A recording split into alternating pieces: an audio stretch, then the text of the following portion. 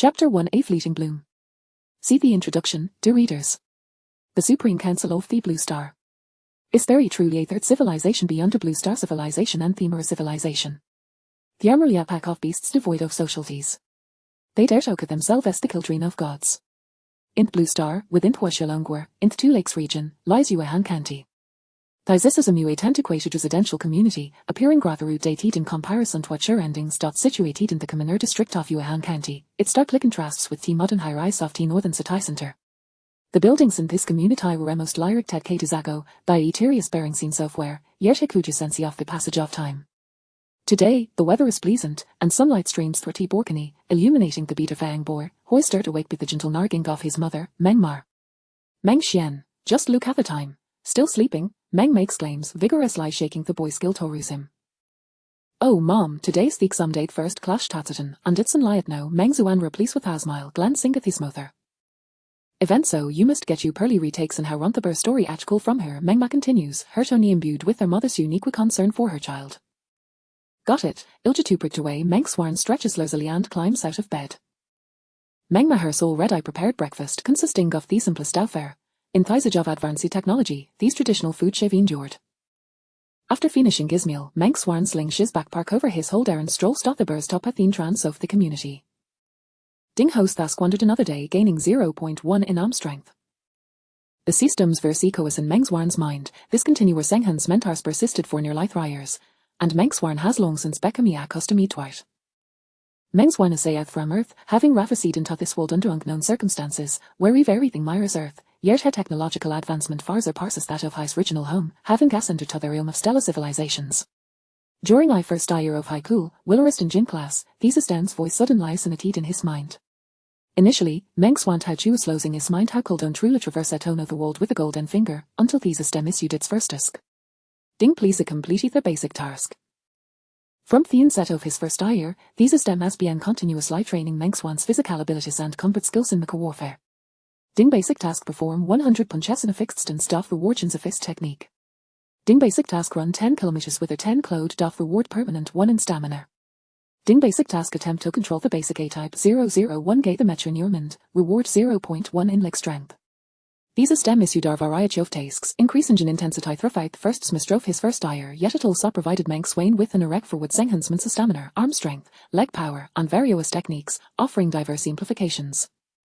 Theme-related tasks involved virtual simulations conducted in Meng Swan's mind. This thesis Dem's extraordinary feature, connecting him to a virtual world without any physical equipment, even engaging him in WE duttles. However, at this moment, Meng Zuan remains unaware, believing thesis Dem as merely arranged for him to practice against NP robots. Ding please Akusha nicknamed this the first step in operating Mecha combat. Without hesitation, Meng Swan Zettelisen a name he had long contemplated in his Pacifianer 13. It is just lucky number, his favorite. Ding defeated number 23, reward 0.1 in strength. Thesis Dem continually asking him new targets, and at this point, Meng Swain is oblivious to the fact that the name 13 is already spread across the land. Yet, this common school has no access to such knowledge here. The curriculum primarily consists of liberal arts and sciences, with mecha course being exceeding rare, typically available in lighted Hoso who gain admission to universities. Ding defeated number 1, reward 1 in mental strength. Basic task completed, rewards 1 in stamina, 1 in mental strength, 1 in arm strength. Having defeated first Agat, it has been exactly ever since the awakening of the system, and Meng Swain is now about into his secondary, transitioning to division of arts and sciences. Ding advanced to Skriliast. Advanced task choose at hearts, and begin to squander. From tad momentum word, the system siasat tar provide Meng Swain with insignificant tasks, simply allowing him to ostess days. And there are not without merit. No matter how advanced technology becomes, culture must evolve alongside it, while the future of SNSS focuses on technological endeavors, future of third sisto and Ricky humanity without its unique culture. Even our group of goon-wielding savages can achieve greatness. Thus, the importance of culture in that is quite a significant as that of technology. And so, Meng Swain embarked in his life of leisure, while the system's enhancements continued unabated. This leads us to the opening scene. Meanwhile, in the affluent district, a storm brews. That 13 is truly terrifying Husity most basic A-type 001 gay the Macron still reached heto poft talader. Indeed, did you catch the Dream God's live stream yesterday? The Dream God, last season's WEWC own champion, wielded the latest Type 003 Demon Sword Mecha, yet the colon to feat 13. Isn't that so? A third-generation Mecha losing to first-generation uncultured Beth at 13 is actually a higher-ranking military official playing under an alias. Wadashins is donasing Zakarnu dated Mecha, with so many new models available in WEW, Kadib some sort of specialist.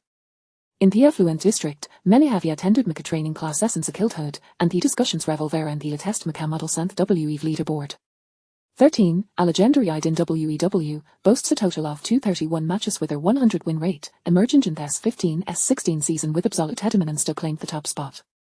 Just when everyone expected to see 13 at the Cheers WEWCO and Professional League, heaven is shed without a trace. From the nan, rumours abandoned some speculated he was merely a champion soul nature count, while yet the shinted a powerful figure from the military, yet no one netralik knew. Footage of battles against 13 is still meticulous analyzed frame by frame by various military districts and clubs. Look closely at this punching technique, head channel shies entire body's strength into a single blow, resonating within the Mecha's interior. Observe 13's footwork. Meanwhile, Manxwarn remains Berzalidasto Heithi Bushasia Toriv. It worth noting Thatchel Dren from the Commoner District Charlie Hervik Sester Mike technology, and the WE combat platform is far beyond the means. Every WE battle requires a trip to the exclusive virtual isles, where EV equipment is prohibitively expensive, and maintenance costs are astronomical. Joining Gaklubor military districts grants success to private WE virtual halls. The cost of each simulated battle is exorbitant for the common folk, who can typically only watch this high-tech Mecha on television. News reports often feature WEWC own champions, interstellar development endeavors, and Mecha-related educational content. Itis and Liu Pon Enterang University Daviscamaniscan access knowledge related to Mecha. Mengxian, however, is entirely unaware of this belief Shai's opponents are merely practicing dummy set with the system. As Shai's opponents grow stronger, Manxwarn benefits immensely from the battles. Yet, just as Shavels in piloting Mecha's in the virtual world, these is unexpected lie instruct Shimtoskanda his time. Manxwarn finds himself powerless against the system's demands if it wants Shimto a time, so bait, as long as the system continues to enhance him. Thus, he accepts his love of leisure, believing that in his youth, he can truly explore the romance of piloting Mecha's Hintus University. Chapter 2 Strong in thoughts, yet capable of understanding measures. Mengzuan sits in Thebes gazing out at the passing scenery while scrolling through the latest news in his phone, which features announcements of new laws and regulations. Our nation has completed its 12th 5-year plan, achieving a level of comprehensive national power to truly place Suez among developed countries, according to the 123 Road Lungo Conference, we're embarking in our nationwide interstellar initiative. Indeed, even after all these years, the people of Blue Star still define national prosperity and comprehensive strength in terms of developing and developed countries, despite an allial nation-shaving move beyond hunger. Manxwarn pays little element to the news until he disembarks from the bus and strolls lays a light of the school and trance, red-eyed to begging another day of leisure. Exams start at 10 Wario Dordling, kid, the gatekeeper calls out, noticing Mengzuan's leisurely approach. The gatekeeper has a deep impression of Mengxian, as the boy Shabbachulas and Essashar to forget, Haisuni Quidimi and Orliev and Gamak. Got it, Uncle, Mengzuan replies routinely, stepping into Theskel. His lack of ambition in third sis no duet or lakufa for this mind is brimming with tea masterpieces of Tang and Song dynasties. As for history, aside from the theories of founding leaders, it most liable vis around the first generation of interstellar spacecraft and Mecha development, which is modern history, and the system has long since elevated Manxwarn's mentality at an extraordinary level. The arts, for him, are your work in the park. This kid seems rather carefree. I was just like him in Myeth, the gatekeeper misses, watching Mengzuan's retreating figure, as Miley creeping onto his faceish bigisto bostofalogerty keeper. Inner of Thetes no wonder he stuck doing this job no the gatki paratorts harply yet the glancers at Mengzuan's back and soft layouts youth ascended wonderful. Typically, Mengzuan's great shove around mediocrity, as never wrecks himself. This language exam is merely armoctist one he hardly caress about, but just then thesis stems voice unexpected liasonates. Ding advanced task side task released. Side task 1 achieve first place in this exam, providing as malshock 2/3 reward on non-dependent and shock a level. Side task 2 continue at a squander, reward 1 in arm strength. After so long goes lacking, thesis dem final I has to give ms a metisk I can just was to my days away, Mengzuan's eyes, contemplating the need toputin some effort. Alright, system, Akusa side task 1, Mengzuan mentally communicates, realizing that of Tertoyas of idleness, it might be time for a change. He's curious about these stems mysterious would sound wonders if they might offer him something valuable. In this technological advancedage, the habit of writing by hand still persists, a fact Mengzuan has often criticized, however, securing first in the entire skill should be essential for him. With a flurry of writing, he quickly completed his exam, finding the questions most trivial, as for say, on the topic of festivals, homesickness, or reflections on people wasn't that a guaranteed scoring topic. While contemplating, he notices our small linnet hair bottom of the Bergian 800-word requirement. Meng Xian, undeterred by Thuoning, pixar fispan and begins, Warta melody, wern will the bright moon appear, erase me glarstovsk's hejeski, unaware of what your righties tonight in this celestial palace. After finishing, had Myers's flawless rendition of Warta melody, thinking, the sutto be impressive ener, and I caney azily fluff thesato meet the word count, trilliastroki of genius. With that, he's its Dan Hispan, spreads theexam paper across the desk and gracefully exits the classroom, leaving Berhinderum full of bewildered expressions. Ding Plisa completed the side task, one supplementary task, watch alive we wetch a bottle. What now, another task? Menk Swain exclaims in exasperation. High sweller wary of WEW, asities known worldwide is the venue for virtual Mecha combat. Since Heffany Shedai's exe merely had aside sto take hillock, honestly, Meng Zuan has never seen her WE battle in person. Hem Ache Shies wait at the school gate, preparing to take Ethesa Tiber stop the central district, where Reed WE combat center is located. Oh, these stem just loves to keep me busy.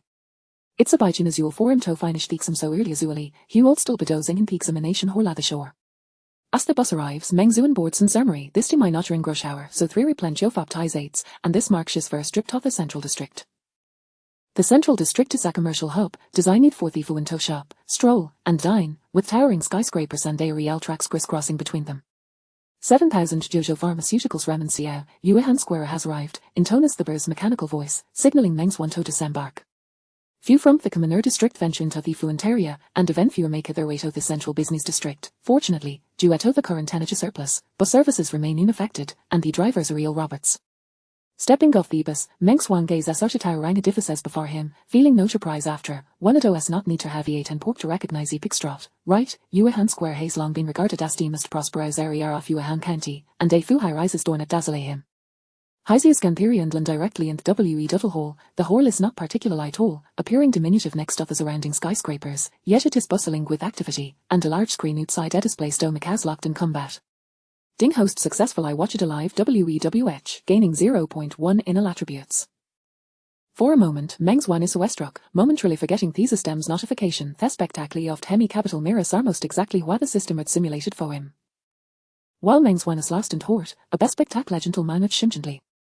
Despite to wearing van expensive clothing, Meng's Warn's striking demeanor gives often their locality, prompting the gentleman to approach him.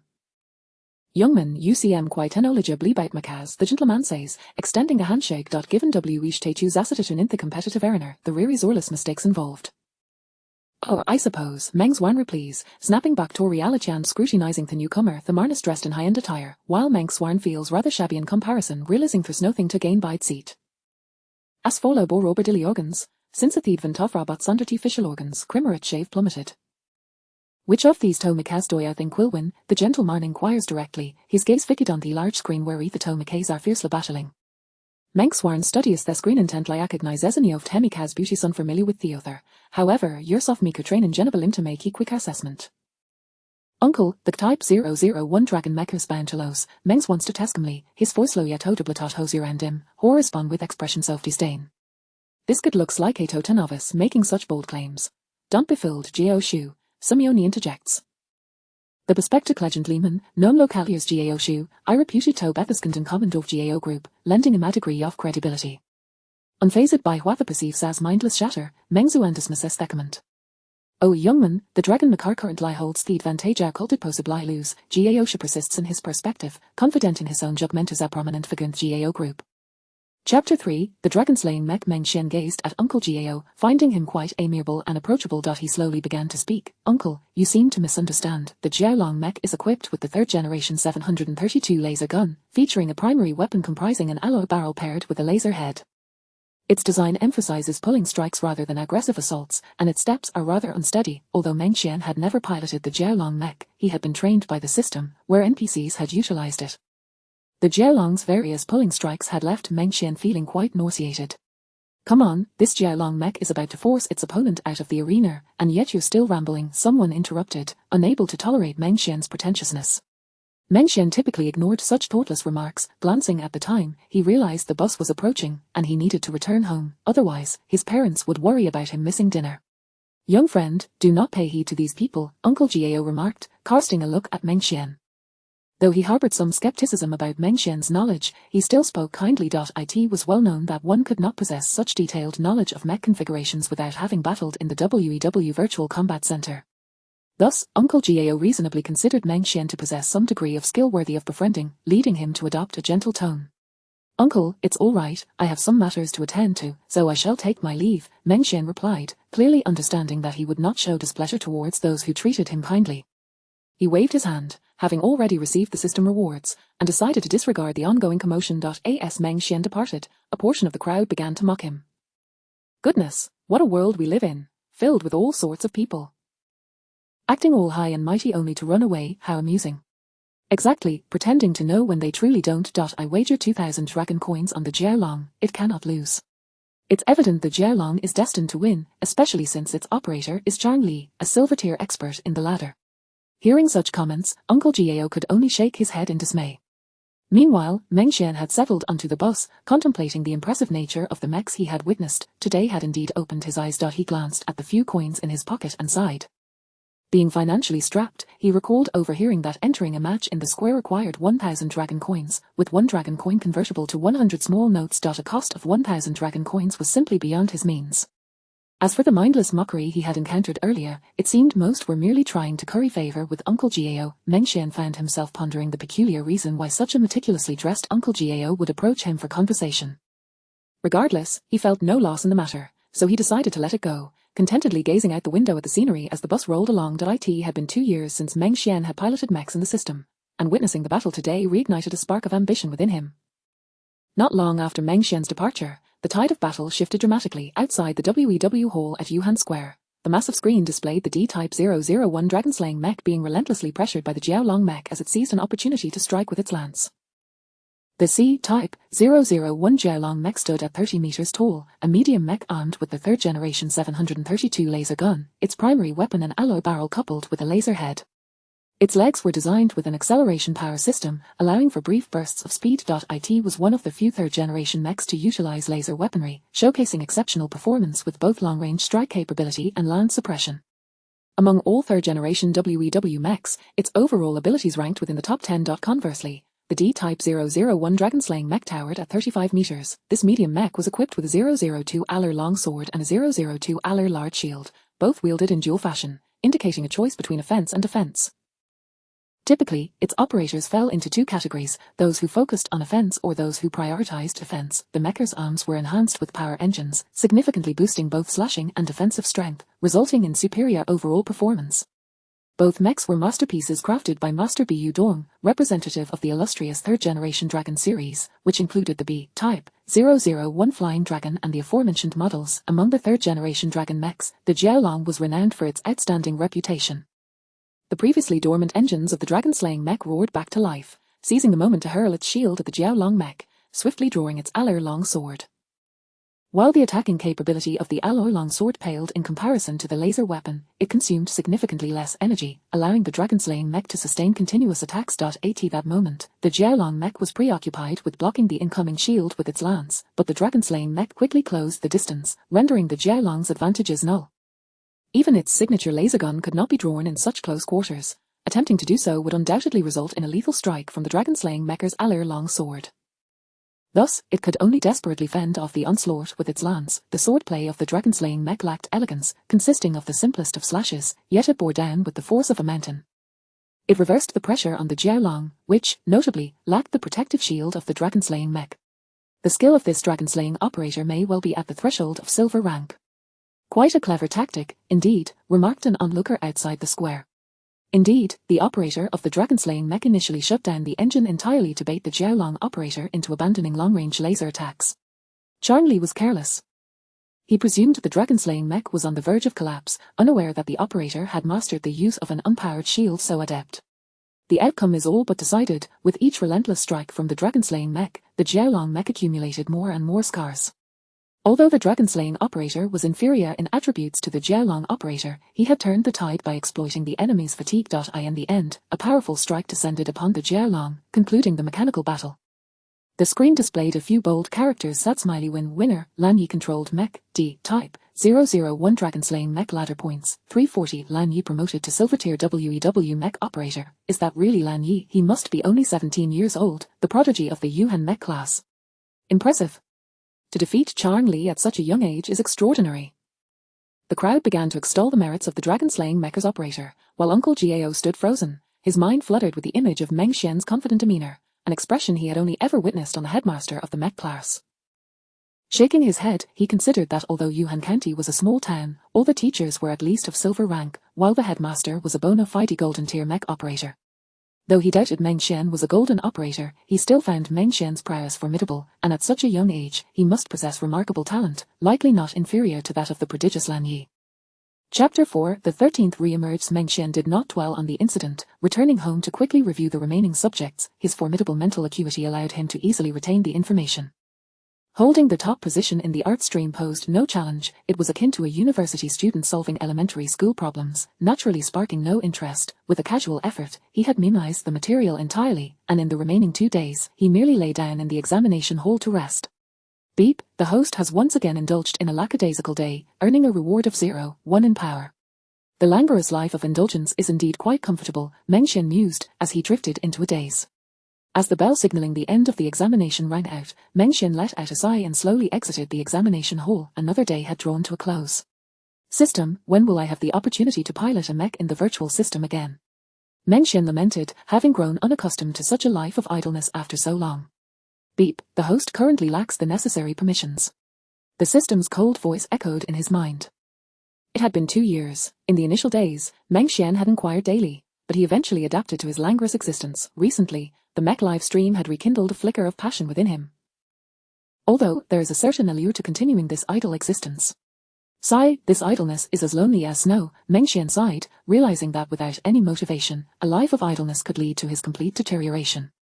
In the subsequent days, Meng Xian returned to his former routine, awaiting his grades. During a mathematics class, the system's voice unexpectedly sounded. Beep, the host has completed a side quest. Provide a minor shock to the masses, earning a weekly qualification for mech virtual training. Beep, side quest exceeded expectations, transitioning automatically to the next stage. Option 1. Continue to indulge, long-term task. Option 2, the path to ascend, long-term task. Upon seeing the system's prompt, Meng Xian instinctively thought that his essay might have caught the attention of some old-timers at the National Academy. Otherwise, given the current grading system, results would not take this long to be released. As for the choice of tasks, why ponder? Naturally, he would select option 2. System, I choose the second option, and Meng Xian silently declared. Beep, task of the path to ascend, a new dawn, task requirement. Over the next 10 weeks, undergo mech training once each week and defeat opponents with overwhelming force. Task reward, each battle concluded grants 1 to all attributes, R. Finally, I can pilot a mech myself.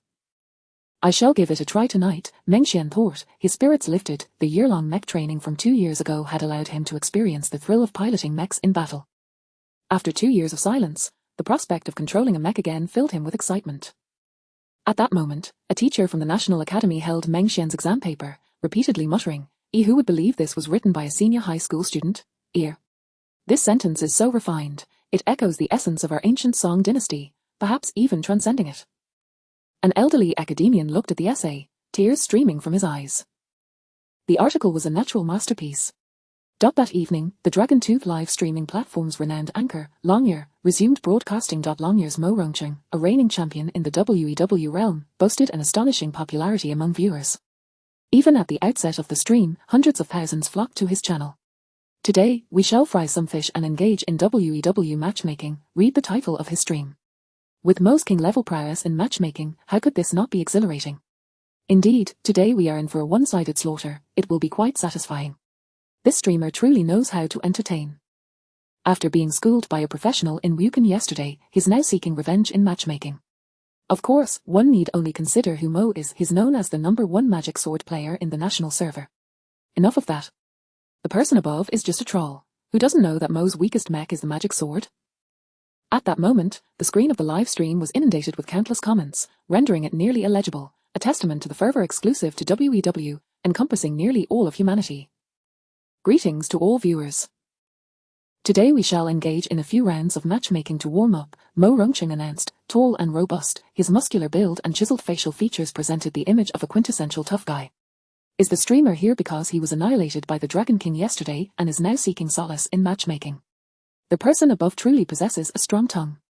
The opponents in king-level matchmaking are not ones you can handle. Mo Rongqing chuckled, feeling remarkably relaxed, thinking to himself that he couldn't possibly lose in a matchmaking round after being unable to defeat a professional player yesterday. With that thought, a smug smile crept onto his face. Connecting to WEW real-time visuals. Matchmaking successful. These words appeared on the screen as Mo Rongqing selected his most proficient mech, the C-Type 003 Magic Sword mech, a veritable pinnacle among third-generation mechs, unparalleled in offense. In matchmaking, one must wait for the opponent to select their mech before entering the battle. This often required Mo Rongqing to wait a few seconds for the opponent's choice before engaging in WEW combat. However, this was merely a fleeting moment, and the battle notification soon appeared. Rongqing vs 13 C-Type 003 Magic Sword Mech vs A-Type 001 Gaither Mech Configuration Comparison Happy Smiley C-Type 003 Magic Sword Mech Type Mech Height 50 meters Tonnage 120 tons, Heavy Mech C-Type 003 Configuration 002 Alir Sword Handle Laser Greatsword 003 Alir Tail Wing 003 Alir Arm Structure Nuclear Fission, TC Level Engine Power Arm, Nuclear Fusion 001 Level Comprehensive Main Engine. A-Type 001 Gaither Mech Type Mech Height 37 meters Tonnage 67 tons, Medium Mech A-Type 001 Configuration 001 Alir Greatsword 001 Alir Shield 001 Alir Arm Structure, Nuclear Fission, Tier Level Comprehensive Main Engine. What era is this opponent's mech from? Is this ancient relic here for comedic effect? Indeed, the Gaither mech, a first-generation mech, who knows how many years it has been since then, the 001 Alloy Sword, that seems to belittle the streamer. The streamer hasn't switched accounts, has he? Why would he use such a thing? The Gaither mech is meant for novices. To put it bluntly, even if the 001 Alir sword were to strike the Magic Sword mech, there's a 2-generation gap. The last time a Gaither mech defeated a Magic Sword mech was, if memory serves, 2 years ago when a champion player was utterly obliterated. Wait a moment, look at that name. Is this a homage? Could it be the real person? 13, is this for real? That name isn't a joke, is it? Even if it is 13, what of it? For seasons have passed, and 13 is now a thing of the past. His techniques have likely been dissected by countless players. The brother above must have only recently started watching WEW. 2 years ago, 13 had a 100 win rate with the Gaither mech, sending many champion players to matchmaking, you know. Regardless, we can't judge the present by the standards of 2 years ago. New techniques are emerging constantly, and mech development has become increasingly refined. Even 13 may not be as formidable now. True, and besides, this 13 probably hasn't played WEW in 2 years. His skills must have diminished, otherwise, why would he be in the matchmaking zone? The comments erupted into a cacophony. Meanwhile, the once smug Mo Rongqing, upon seeing the name 13, felt a wave of anxiety wash over him, beads of sweat forming in his palms. It is well known that the WEW system does not allow duplicate names, hence this 13 was undoubtedly the absolute ruler of the WEW single mech battle ladder from years past. Chapter 5, A Blade returns after 4 seasons to engage in battle. Simulation Environment, Resource Star number 7331. Match begins. On Resource Star number 7331, the atmosphere is thin, and the land is vast, punctuated by a few towering monoliths. This environment offers virtually no cover. Heaven is on my side, Mo Rongqing mused inwardly. 2 years ago, the professional player Dream God was vanquished by Shasan with unparalleled agility while piloting the Demon Sword mech. Now, in this terrain, the capabilities of the Demon Sword mech would easily overpower the Geyser mech, leaving him with no avenue of escape. The 001 Alloy, being the earliest interstellar mech alloy, is undeniably somewhat outdated in the current version. Mo Rongqing commanded the Demon Sword mech to unfurl its mechanical wings, resembling a resurrected demon. Ziziz, the great sword in the Demon Sword mecha's grasp, flashed brilliantly as the laser weapon activated. The radiance of the laser great sword starkly contrasted with the dull, lackluster Alir sword of the Geyser Mo Rongqing maneuvered the Demon Sword, utilizing the agility granted by its outstretched wings to circle around the Geyser. He played this match with remarkable steadiness. This opponent was none other than Shasan, a titan who had dominated an entire season with absolute authority from S15 to S16. Even in his current state of unremarkableness, he could not be underestimated. As Mo Rongcheng circled, he searched for any weakness in the Geyser mech. However, the Geyser mech remained steadfastly rooted in place, maintaining its initial posture as if the pilot were frozen. In truth, this was merely Meng Xian's slight adjustment period upon resuming mech piloting after 2 years. Observing Shizan's immobility, Mo Rongcheng couldn't help but think that this was a blatant invitation to expose a flaw. Was this a form of mockery? At that moment, the live broadcast had fallen silent. All eyes were fixed on the thunderous roar of the 2 steel mech engines, waiting for Mo Rongcheng to unleash his strike. I can't wait any longer, Mo Rongcheng thought. He commanded the demon sword mech to spread its mechanical wings and charge towards Shizan, the slow flapping of the wings sending shockwaves through the air. As his speed increased, the roar of the engines grew deafening. When Shizan entered his attack range, he raised the great sword high, its brilliance becoming even more dazzling. It felt as though the air froze in that instant, time itself grinding to a halt. All gazes were riveted on the great sword, anticipating its descent. This is the signature strike of the demon sword mech, the gift of death sword Chi. The king-level operational skill of the demon sword mech, combining the impact of the laser great sword with its inherent attributes to unleash a powerful attack. Mo Rongcheng understood that should this strike connect, given the Geyser mecha's mass, it could potentially end the battle in one blow.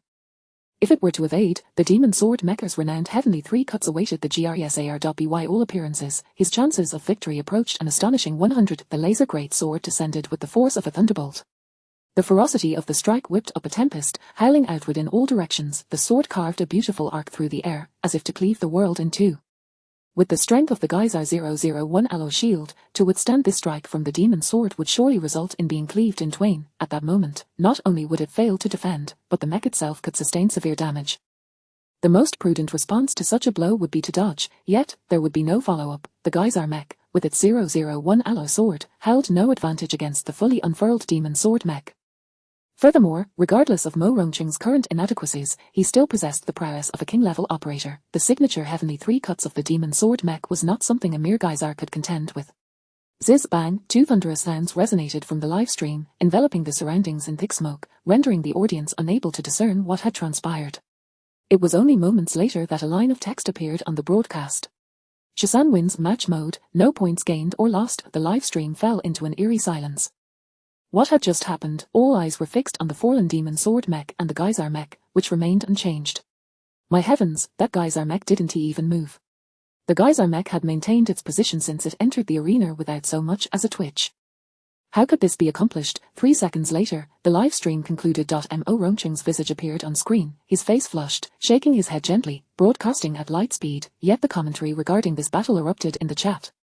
Wow, the mech battle ended with a single strike. Perhaps Mo should refrain from streaming in the future. I could do that too, after all, it was just a one-hit instant kill. If I were up there, it would be no different. Great insight upstairs. Mo 1 sword, me 1 sword, Mo king, I king. If you're bad, practice more. Streamer, stop being a punching bag for others. Shizan is still so formidable, I truly wish to see what he looks like in person. I want to bear his children. Observing the barrage of comments in the chat, Mo Rongcheng could predict that tomorrow's trending topic would undoubtedly be Shizan emerges again, signature Geyser mech beheaded by 1 sword. He had been permanently nailed to the pillar of shame. Yet, how was this achieved? Even he found it hard to believe that the C-type 003 sword demon mech had been instantaneously defeated by a mere Geyser. This was true domination. Mo Rongcheng could vividly sense the moment he was beheaded in 1 strike, falling from the air in an instant. Shizan had only struck once throughout the entire encounter. Replay, I need to check the replay, slow it down for me. Mo Rongcheng exclaimed in frustration, eager to uncover how he had been defeated. His manager, not daring to hesitate, swiftly retrieved the WEW battle replay, slow replay. The demon sword mech circled around the Geyser mech, employing its mechanical wings and multi-core engine for rapid movement, continuously drawing closer, even launching the gift of death sword Chi from behind the Geyser mech. Using the laser great sword to slice through the 001 alloy was utterly overwhelming. The 001 alloy of that era had no defensive laser coating, and encountering a laser weapon was tantamount to certain dismemberment. Thus, the gift of death sword Chi was virtually unsolvable for the Geyser mech under such circumstances. In this scenario, the Geyser mech either faced a grievous wound from the sword or had to evade. With the outstanding performance of the demon sword mech, executing the signature heavenly 3 cuts would likely result in the complete annihilation of the Geyser mech, yet the Geyser mech did not evade. Instead, it spun around in an instant, unleashing a strike towards the demon sword's head at an incomprehensible speed. The tremendous force sent the demon sword mech flying, while the strike aimed at the head also grazed the demon sword's arm, preventing the blow from landing. It was in that moment that the head of the demon sword mech was severed in an instant. Prior to this, Mo Rongqing had been pondering the nature of the technique. Upon witnessing the aftermath, he found himself questioning life itself. What was this? A simple turn and strike? Was this how I was defeated? What manner of being is this Shazan? If Mo Rongqing were not a king-level operator, it would still be somewhat understandable, but to be so thoroughly bested as a king-level player was genuinely terrifying.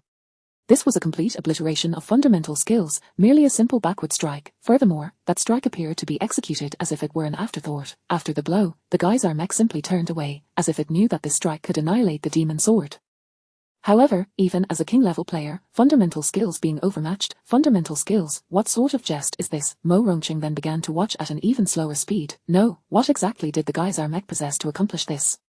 On the other side, Meng Xian's consciousness returned from the system to reality, and the system's voice followed suit. Ding, congratulations, host, for defeating your opponent and gaining 1 to all attributes. The system was always punctual. Meng Xian glanced at his arm. That strike had felt too real, with the lingering force of the impact still resonating through his arm from when it had cut through the demon sword. Only being able to play once a week felt rather unsatisfying. Chapter 6, The Tremor of Culture and Martial Arts. Following that fateful night, the realms of literature and martial arts in the Dragon Kingdom were set ablaze. Several esteemed academicians convened to witness the celebrated Shuejiao Ji Chu, even contemplating a direct visit to Yuhan County to meet the prodigious young talent. However, the venerable scholars were acutely aware of the peril of hastily nurturing talent. To intrude recklessly might irrevocably alter the trajectory of his life. It was feared that even if the boy possessed extraordinary gifts, such an encounter could stifle his ability to compose such magnificent works. Meanwhile, the recorded footage of the duel between Shazan and Mo Rongqing was publicly released by Mo Rongqing himself, titled, "I never expected to encounter the first sword after a 4-season hiatus." This video, bolstered by Mo Rongqing's substantial fanbase and the illustrious name of Shazan, inherently attracted attention. My goodness, has my idol returned? The divine Shazan, still in that familiar gaze mecha. Indeed, I remember the first time witnessing Shazan's thunderous punch, obliterating the captor mecha with a single blow, truly reminiscent of a celestial being. I became an instant fan, but alas, I have not seen him since the S16 season.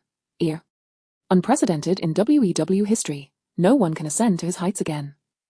Fans inundated the comments section with their fervent remarks, as the return of Shazan became the most sensational topic, sweeping across the entire Dragon Kingdom.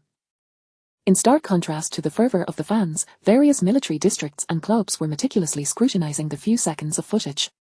Slow it down, even more, commanded a figure adorned with a military cap, bearing the insignia of a marshal, as he pointed towards a large screen displaying the fierce confrontation between Mo Rongqing's demon sword mecha and the gaze mecha. At a speed of 0.1 times, the gazer mech effortlessly turned around, casually wielding its sword to behead the magic sword mech with a single stroke. There was nothing particularly remarkable about it. Every movement of 13 is purposeful, akin to the earlier shock fist. Had we not observed it meticulously for so long, we would now struggle to grasp its intricacies, sighed the marshal, a look of regret etched upon his face. 2 years prior, a professional player from the Wukan Secondary League, controlling a capture tiger mech against 13's Gaither, executed the standard technique of the capture tiger mech, transforming into a steel tiger that charged downwards. This technique epitomized the peak of the capture tiger mecha's development at that time. 13 was already renowned, and everyone assumed he would evade using his agility, block with his shield, or counter with his sword. Yet, 13 did not even draw his weapon. With a mere fist, he shattered the entire capture tiger mech, which began to disintegrate from the point of impact, leaving spectators in awe of that extraordinary punch. No one could fathom how such a punch could obliterate a medium-sized mech, and it became the pivotal moment that catapulted 13 to fame. Countless scholars analyzed this phenomenon, ultimately formulating the foundational theory of the shock technique, leading to the development of the shock fist martial art. One could only conclude that 13 was ahead of his time. However, now, 2 years later, with numerous powerful techniques continuously emerging, might 13 still forge history anew with the gazer mech. Half an hour later, a researcher clad in military attire presented a report to the marshal. Under the marshal's scrutinizing gaze, the researcher felt a twinge of embarrassment over the findings. Report, Marshal. After thorough analysis with specialized instruments, this appears to be a case of basic attribute suppression. The marshal, intrigued, eagerly perused the report. The analytical instrument's calculations could not be erroneous. The complete realization of the shock technique had been derived from this very machine, which had been continually optimized over the past 2 years. Initially, the higher-ups deemed the establishment of a mech combat module analysis as an extravagant waste for the mech project, believing it sufficient to merely enhance the alloys, weaponry, and engine power utilized by the mechs.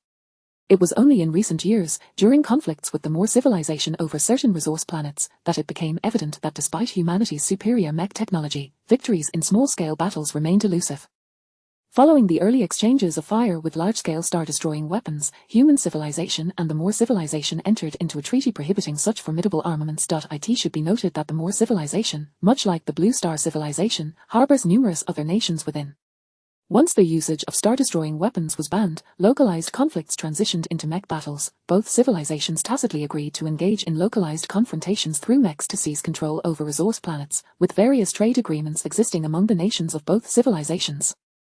Even amidst the intercivilizational relations, each nation operated independently. Trade interactions were inevitable, as the two civilizations had yet to reach a life-and-death conflict stage. The resource planets located along the borders became unofficial training grounds for both civilizations, with mechs occupying their respective resource territories on planets deemed precious to both sides. This unwritten rule evolved due to external circumstances, resulting in the increasing significance of mechs in contemporary warfare, thus giving rise to these mech combat analysis machines. Presently, many of the mech techniques employed by humanity on the Blue Star are derived from these machines. Therefore, the findings regarding this mech could not possibly be misguided. How can this be? Basic attribute suppression. The Marshal furrowed his brow, finding the entire situation exceedingly peculiar. Enhancing basic attributes is an arduous task. The Dragon Kingdom's military department struggles to elevate soldiers' basic attributes in extraterrestrial environments, a feat that even special forces find nearly insurmountable. In contrast, various clubs at the Blue Star headquarters utilize a plethora of simulated environments to train their mechs. Yet, is it truly feasible for an ordinary individual to achieve an A-grade mech beheading a C-grade mech solely based on basic attributes? Moreover, the one being slain is no mere novice but a legitimate WEW elite operator whose foundational attributes are not lacking. Could it be that this 13 is a descendant of those ancient martial arts families in our nation? The Marshal mused aloud, as if a thought had struck him. It is worth noting that with the continuous advancement of human civilization, at some point, those ancient martial arts families hidden within the mountains suddenly emerged into the world, their foundational attributes far surpassing those of ordinary individuals, mastering various ancient techniques. These ancient martial families are unfathomable. No one knows how many prodigies may lie within. It is remembered that the second champion of the Wukan was claimed by the Dragon Kingdom, led by a descendant of an ancient martial arts family, and since then, more individuals from these families have entered the military or joined Wukan clubs. Compared to the various ancient martial arts of the Dragon Kingdom, in recent years, some Western nations have even produced individuals capable of wielding extraordinary abilities. For instance, in the recent Wukan League, the victorious professional team from the Eagle Nation featured a mech operator named Zeus, who commanded the C-002 mech, the rampaging god, and astonishingly unleashed bolts of lightning while wielding a 003 alloy blade. Initially, WEW was perceived as an unfair advantage when the first batch of extraordinary ability users integrated their powers into machines, until it was revealed that WEW's technology closely mirrored reality in a 1-1 simulation, indicating that these extraordinary users could indeed harness their abilities in the real world. This revelation quelled the controversy, and the battles between Eastern martial arts and Western extraordinary abilities significantly heightened the entertainment value of the WEW League. Chapter 7, The Snowy Tiger Capture. After completing all this, Meng Xian felt a twinge of dissatisfaction but harbored no further thoughts. His opponent's strength was adequate, yet nothing beyond that. The sensation of controlling a mech again after 2 years was genuinely different. At that moment, a notification from the class group chat on his phone suddenly chimed in, announcing that, per higher-ups' instructions, they would be taking students from the civilian district to experience WEW combat tomorrow, in response to the call for a nationwide interstellar era. Meng Xian felt no turmoil within. After all, it was merely an experience with mechs, far less exhilarating than engaging in a mech battle. Given the official nature of the event, he surmised they would not provide any actual mechs but would instead discuss topics such as how to operate them with his classmates. However, his fellow classmates were not of the same mind. The group chat erupted with excitement, as the boys cheered, for mechs represent a man's romance. Could it be that significant actions were underway in recent years, prompting the push for nationwide interstellar advancement? Perhaps they aimed to identify mech talents from the lower echelons ahead of time, circumventing the need to wait until entering university. Whatever the upper echelon's motives, it was irrelevant to him. After all, the most sweeping reforms would not affect his cohort. Now, Meng Xian was already in his final year of high school, with merely a month until the college entrance examination. Even if civilians could one day study mechs or interstellar fleet command theory as freely as the wealthy, that would be a matter for the next or even the subsequent generation. The next day, at Yuhan Middle School, during the second class of the morning, Meng Xian was dozing in the last row when he heard the teacher's voice from the podium, prompting gasps of surprise from his classmates. I have 2 pieces of good news. Everyone, please quiet down. The teacher, with a beaming smile, radiated joy, his demeanor exuding happiness. They must be taking us to experience mechs. Yes, indeed, it's the mech we've all dreamed of trying. It looks incredibly imposing on TV and in the news. The students chattered excitedly, unable to contain their enthusiasm. Silence, first, let me announce that our class secured first place in the county-wide liberal arts mock examination. Can anyone guess who it is? The teacher grinned as he approached Meng Xian's desk, gazing at the class.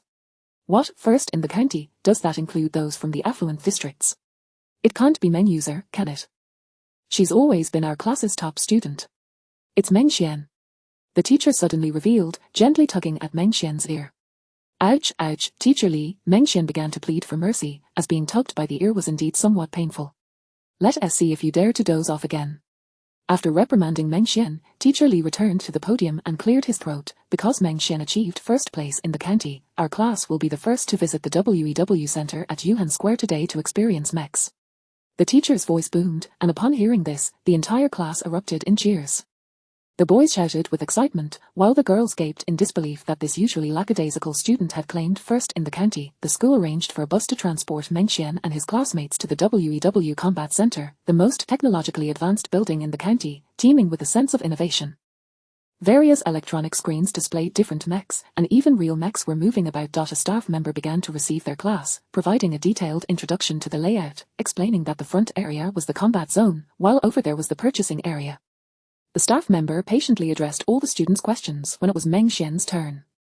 Creating identity card. Please enter your nickname. Happy smiley. Meng Xian hesitated. He realized this operation seemed familiar, akin to the naming system from the simulation he had undergone when he assumed the name 13.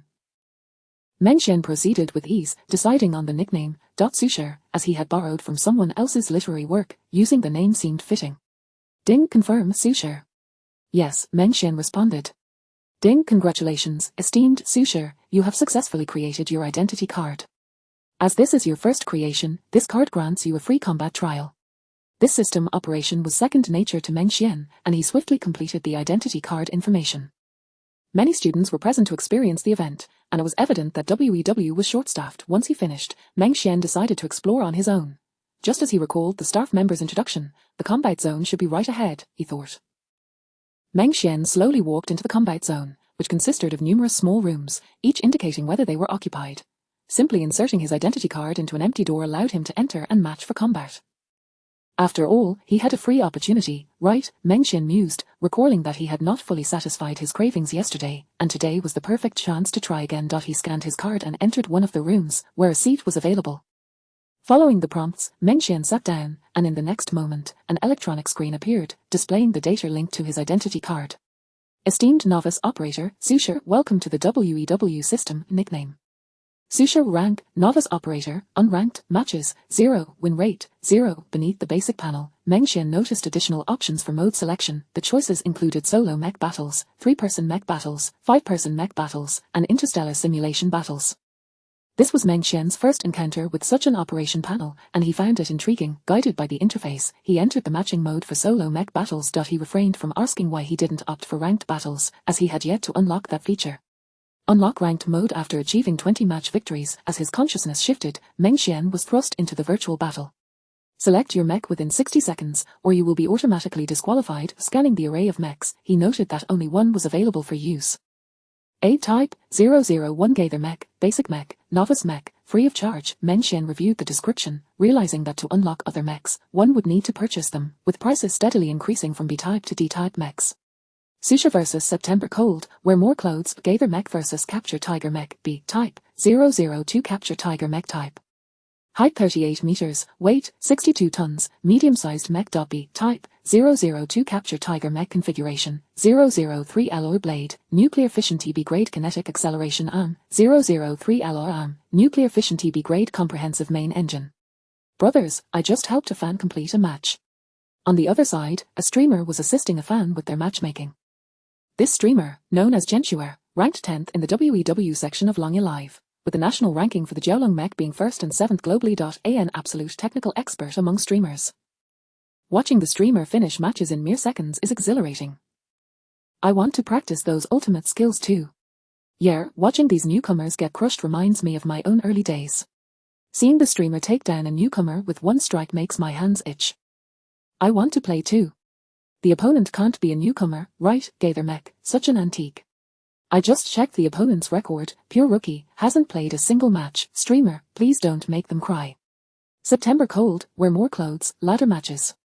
0, matched matches 19, win rate, 100. A national level expert, helping fans with matchmaking, boasting a 19-game winning streak, with each match lasting no more than 10 seconds. Just showcased the Flying Dragon Mecha's aerial strike. Today, I'll demonstrate the Capture Tiger Mecha's ultimate technique, Tiger Transformation.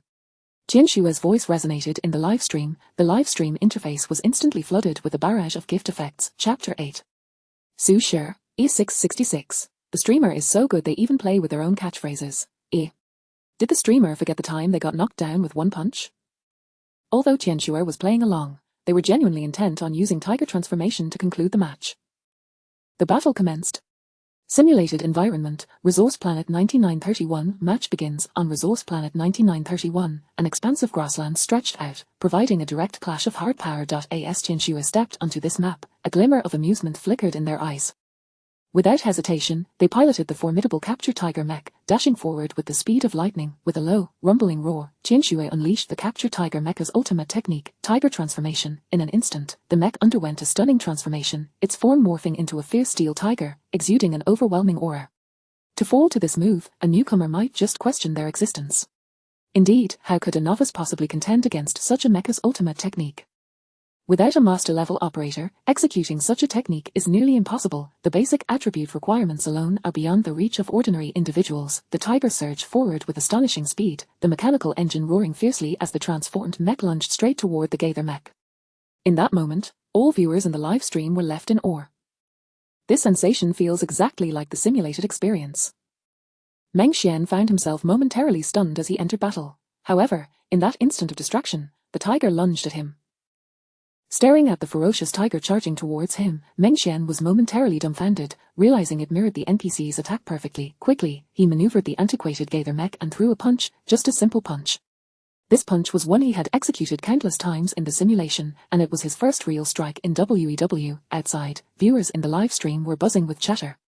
Did that Tiger Transformation scare this newcomer? Tiger Transformation, I'll probably never face an opponent with that move in my life. This newbie is in for a treat, they can brag about it forever. Look at this newcomer, they aren't even using their sword or shield to defend, and they're daring to counter with their fists. Have they lost their mind?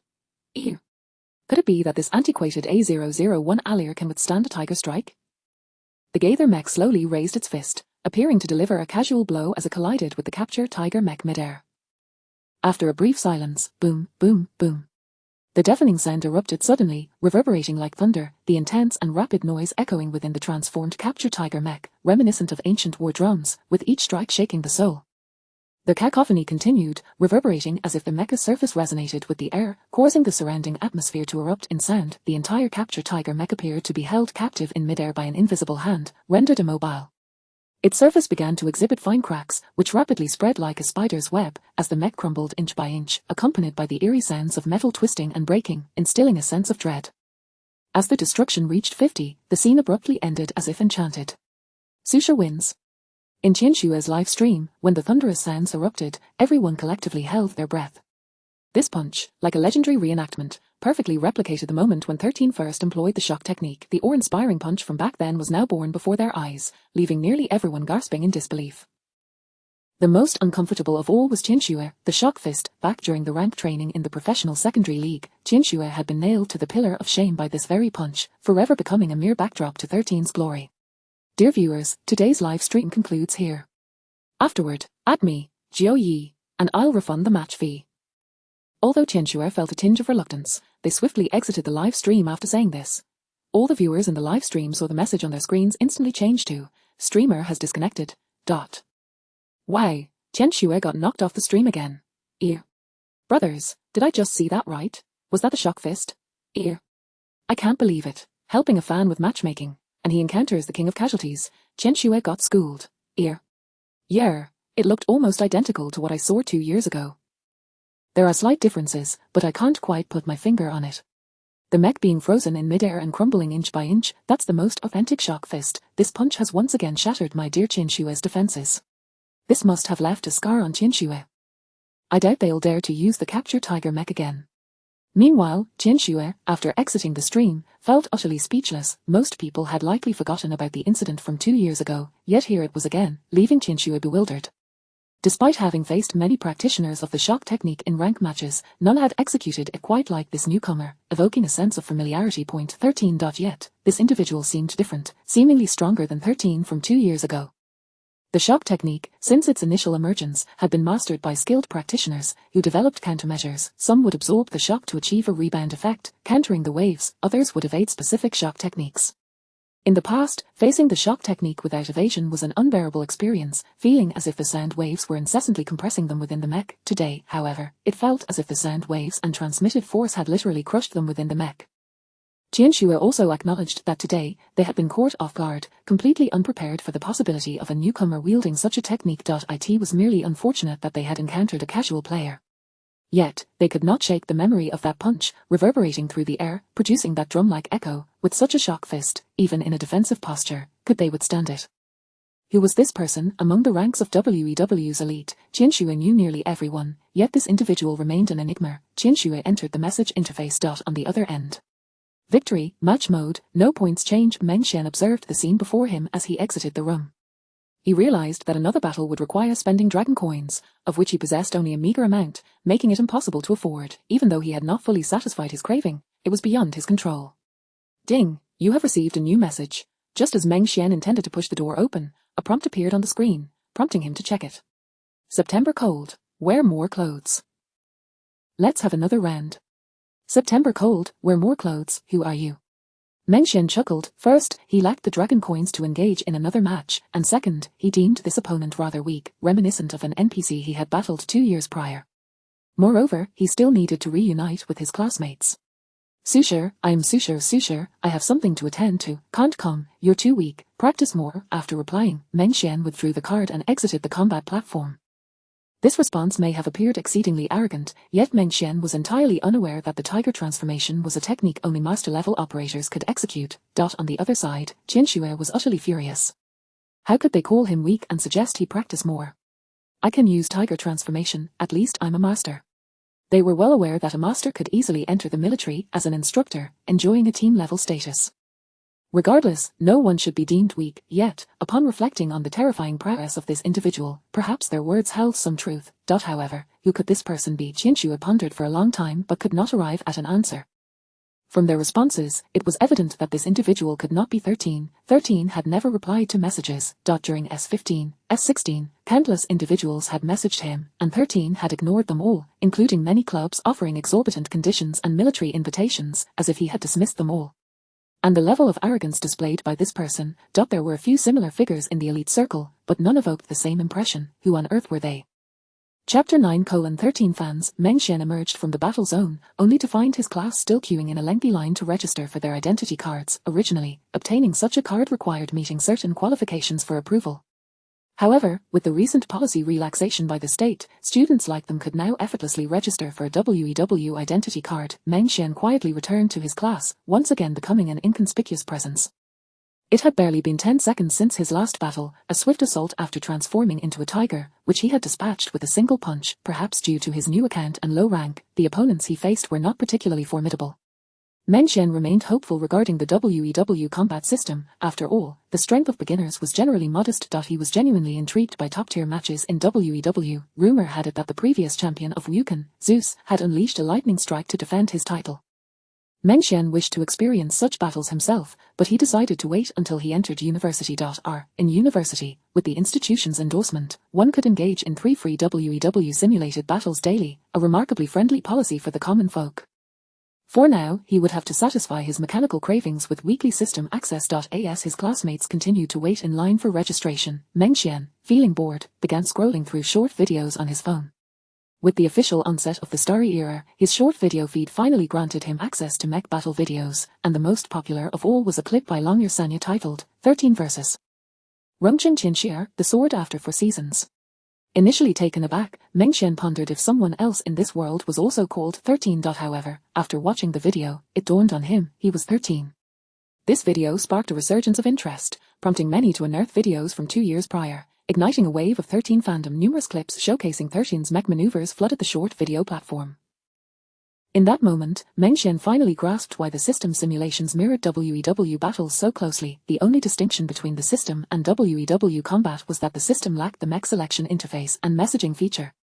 The NPCs he had defeated in WEW were, in fact, top-tier players in reality.so. He had been engaging in WEW battles all along. That year's mech battles had proven challenging for Meng Xian, with the incessant evolution of flashy skills leaving him feeling nauseated.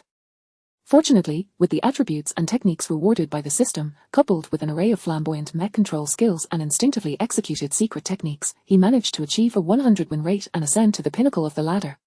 That particular match against the number 1 target had been his most arduous, marking his rise to the top. 13 had left an indelible mark in that season, with the first 2 seasons following largely focused on emulating his techniques. The shock technique, gliding evade, Z-pattern shudder, and the annihilation triple strike. 13's approach was remarkably ahead of its time. Now, 4 seasons later, the strategies of that era had been thoroughly dissected, and countless iconic moments were repeatedly recreated. Meng Xian perused numerous videos, all showcasing his battles against skilled players, which from his perspective, were merely encounters with NPCs. Yet, there was one video he could not seem to locate. On his screen, he searched for 13's Ascendancy Battle. 13's Ascendancy Battle, 13 defeats the former Wukan champion team captain, former Wukan FMVP player, Poseidon, to claim the title. Aside from this information, he found no footage. After some contemplation, Meng Xian shook his head. Perhaps that battle had been too surreal. Indeed, only those within the highest echelons of WEW had witnessed the entire video, bearing witness to Following that battle, nearly all high-ranking players sought to engage in matchmaking, achieving a level of dominance that defined an entire season from the lowest tier. He had carved a path through the WEW solo ladder with 231 victories, silencing any doubts. This was the most prestigious ascent in WEW history.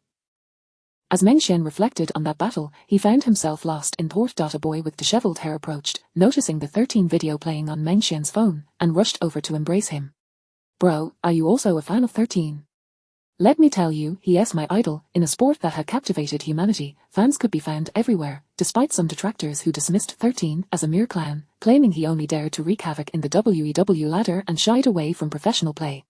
They argued that the pressures of professional competition and ladder play were worlds apart, asserting that 13 lacked genuine strength. All matters have their pros and cons, yet it is undeniable that during that era, or even in the present day, 13's style was undeniably magnetic. The shock technique shattered the once dominant Tiger Transformation's tactics, rendering the nearly invulnerable Tiger Catcher mech obsolete. The Tiger Transformation sacrificed all defensive capabilities for increased offense, and it is noteworthy that the designer's intention for the Tiger Catcher was to create a mech that aligned with the ancient martial arts of the Huaxia Dragon Kingdom. Prior to the S10 season, the first Tiger Catcher was nicknamed the Shock of Chang'an's First Fist. Utilizing the Tiger Catcher mech, it executed various martial arts techniques with such speed that opponents were left utterly defenseless, employing elusive movements to continuously engage them, resulting in the swift downfall of their range pull tactics. In the S13 season, the C-type mech was introduced into the WEW Virtual Combat system, expected to make a name for itself with its exceptional performance and mech advantages. Yet, in the same season, although the first punch of Chang'an had aged, it still grasped the essence of the Tiger Catcher's ultimate technique. Tiger Transformation. As S13 commenced, Tiger Transformation took center stage, even overshadowing the C-type mech's prominence. That year marked the emergence of the mantra, Mech Operators Mech Performance.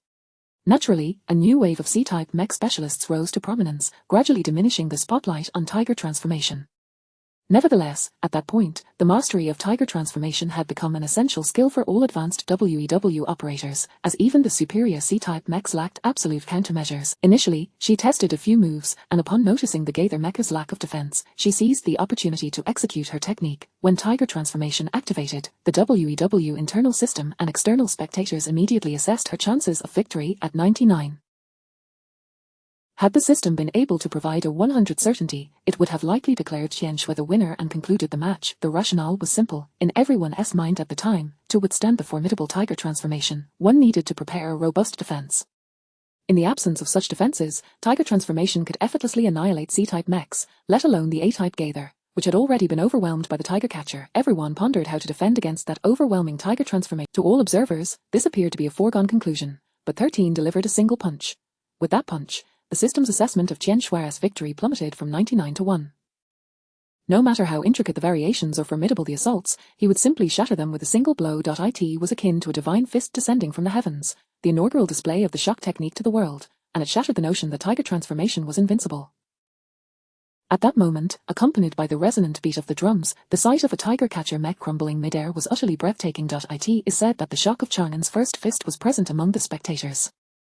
After witnessing that battle, he remained silent, departing with heavy steps, as if aged by decades, perhaps. With the conclusion of that battle, the belief of this martial arts master had been irrevocably shattered. From that day forward, the myth of tiger transformation's invincibility was broken. If one relinquished offense in pursuit of offense, then he would confront them with absolute strength. The loss of fear among adversaries resulted in the diminishment of tiger transformation's potency, and this technique. Of course, there were still tiger catcher specialists continuously refining this technique, ensuring its unique standing in practical applications. This singular punch was later hailed by numerous mech scholars as the inaugural strike that heralded the flourishing of mech techniques.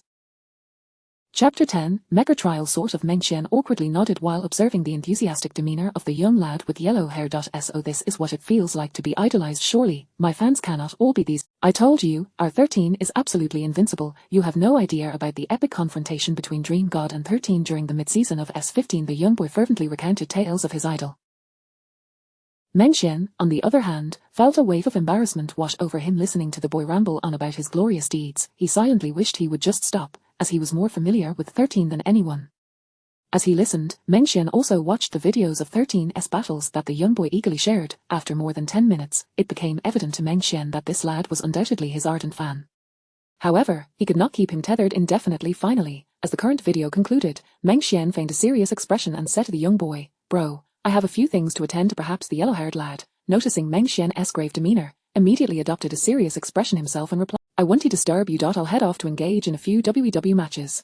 He then made his way into the WEW battle zone hall. This young boy appeared carefree, yet he still exhibited a sense of loyalty regarding certain matters. Just moments ago, while watching the video, he had added Meng Xian as a friend, and though he verbally bid farewell, he was discreetly messaging Meng Xian, offering his assistance in case of trouble in Yuhan County. Was it merely because they were both fans of 13? Meng Xian could not help but chuckle bitterly. After all, this was just a fleeting encounter. Returning to his classmates, Meng Xian became somewhat invisible while immersing himself in the stories of various mechers from the previous seasons of WEW. Interestingly, there were no updates related to 13 during these 2 seasons, but as he delved into the amusing tales of WEW mechers, it felt as if a new door had been opened for him. Among the highlights of the past 2 years was the Zeus player, who had clinched the Wukan Championship for 2 consecutive years. Rumor had it that their team was aiming to make history by securing the first ever three-peat in WEW, establishing their own dynasty for the Eagle Nation. As Meng Xian watched, he realized that his classmates had all completed their registration cards. Please follow me to the next area, where you can try out various mechers in WEW. Currently available is the A-Type 001 Guesser Mecha, the staff announced, jolting Meng Xian back to reality. He moved in tandem with the group. What bad luck, today, these impoverished kids have monopolized the trial area. We can't use it at all. How annoying, these poor kids chose this exact moment to show up. What terrible luck, look at this long line, they all dress so cheaply, what a waste of resources. I came to practice today, only to find this place occupied by these people. As Meng Xian's class made their way to the trial area under the guidance of the staff, they encountered several young men dressed in mecha training suits. Each member of Meng Xian's class bore a displeased expression, yet they felt powerless to retort, unwilling to meet the gazes of these individuals from affluent backgrounds, who spoke nothing but the truth. This represented the disparity between their social classes, revealing an inherent sense of inferiority when facing the wealthy. Had it not been for the government's policy, Meng Xian looked at the young men in mecha training suits with a hint of amusement, complaining, "Won't he help? You can't try it out." "But we can," Meng Xian replied calmly, stepping forward into the mecha trial area. Instantly, a few students in training suits glared at him, but upon noticing that Meng Xian was ignoring them, they followed him into the trial room. Meng Xian had no ulterior motives. He simply believed that the sooner he tried out the mechers, the sooner he could conclude the experience. The trial took place in a small room, where inserting the identity card was all that was required. Such trial rooms charged a nominal fee in dragon coins, allowing students from mecha academies to familiarize themselves with WEW's new mechers prior to making a purchase. It was a crucial way to experience the mechers' various functionalities and primary weapons firsthand. By spending a small amount of money, one could discover the most suitable mecha for training, a necessary step for all newcomers. It was akin to playing a MOBA game, before deciding to purchase or utilize a hero. The same applied to mechers. Different mechers suited different individuals. It was worth noting that the virtual mechers in WEW were quite expensive, and even the children of wealthy families would not purchase them casually. Wait until he comes out, I'll challenge him, a relatively handsome young man in a mecha suit remarked, watching Meng Xian enter the room with a sly smile. Judging by his demeanor, he likely had some skill in using mechas. Otherwise, he wouldn't dare confront others in this domain. But, Brother Lan, it seems like physical altercations aren't allowed in the WEW hall, one of the lackeys chimed in. This Brother Lan was likely the leader of the group of mecha trainees. His real name was Lan Zi, the second son of the Lan family from Yuhan County. His companions hailed from wealthy neighborhoods, and no one dared to provoke. Naturally, they disdained commoners like Meng Xian. While other commoners might sulk in silence, this newcomer was audacious enough to stand out, and he needed to be dealt with. Although Lan Zi might not be older than Meng Xian, he could still consider himself a senior in the realm. Lan Zi, the younger brother of Lan Yi, was a newly promoted silver operator, while his brother was a mid-tier bronze player. The two sons of the Lan family were well known in Yuhan County, regarded as the twin stars of mechas. Often hailed as prodigies, with the prestige of the Lan family backing him, Lan Zi had developed an obsession with mechas. In his eyes, there was only his brother Lan Yi among his peers. He was determined to surpass him.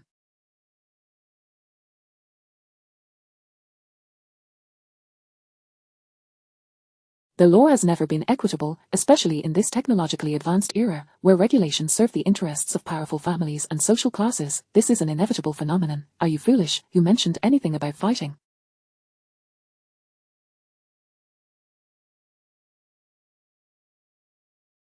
Lan Zi snapped, delivering a light punch to the head of one of his lackeys. These lackeys, accustomed to their privileged status, believed that, according to current laws, even if they bullied a commoner, they would not face significant repercussions, provided they didn't go too far, such as openly fighting in the W. Lan Zi had often reprimanded them, yet his lackeys remained defiant. What do you mean by challenge, then?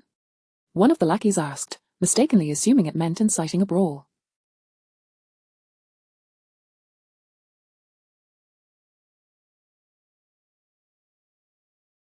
Fight, you lot have wasted your training. Do you prefer to use your fists to bully others? A real man should take the battle to the mechas. At that moment, Lan Zi was entirely consumed by his passion for mechas.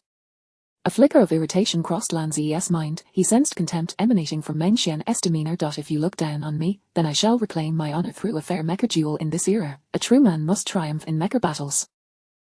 This was how his brother operated. Whenever a dispute arose, he would settle it in the WEW mecha arena. Lan Yi was Lan Zi's role model. Of course, if Meng Xian declined, it would only signify his fear, and Lan Zi's anger would naturally dissipate.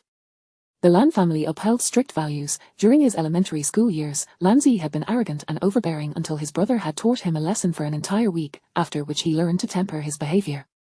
Only then did the Lan family begin to promote the title of second son. Lan Zi was a bronze-level mecha operator, and what about Meng Xian? He was still in the room, reviewing the trial regulations. Dear user Susher, welcome. You have entered the WEW trial device. You currently have 1 trial attempt remaining. Exceeding trial attempts will require 10 dragon coins for additional experiences. Meng Xian gazed at the array of A-type to D-type mechas displayed before him, his eyes widening in awe. Each mecha boasted a unique design, all exuding an aura of power and majesty. While the guesser was offered for trial, the first experience was complimentary, allowing one to choose their mecha according to their capabilities.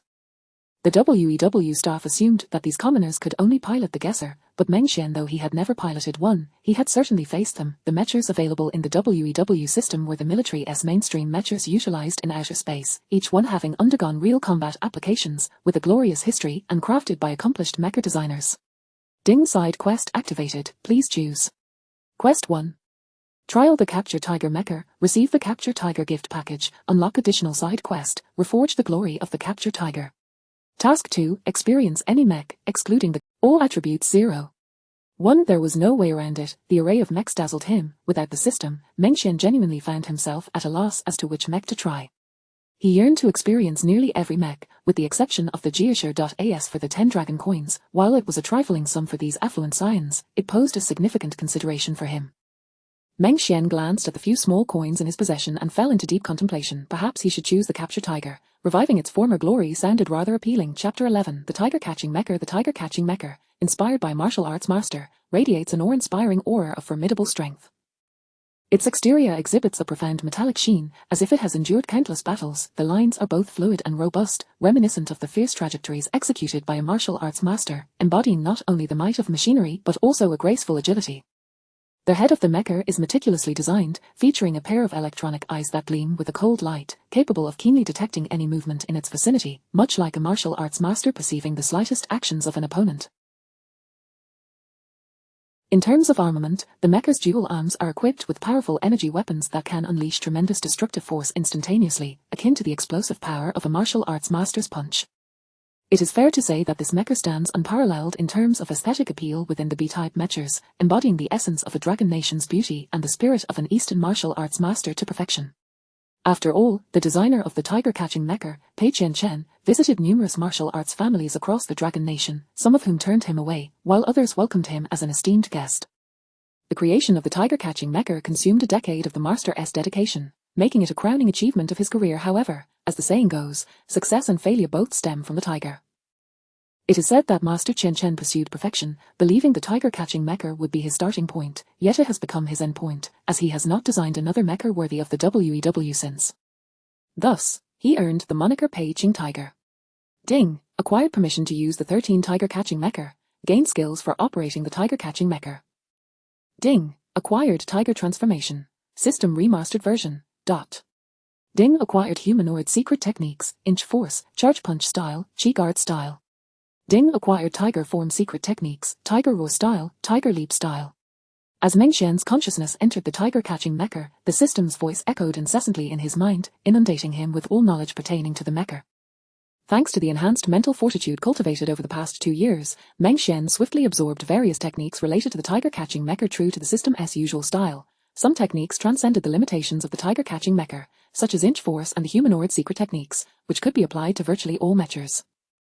Meng Xian began to pilot this martial arts mecha, which was evident in its operation. It was clear that it conformed to B-type mechas, with its control panel far superior to that of A-type mechas.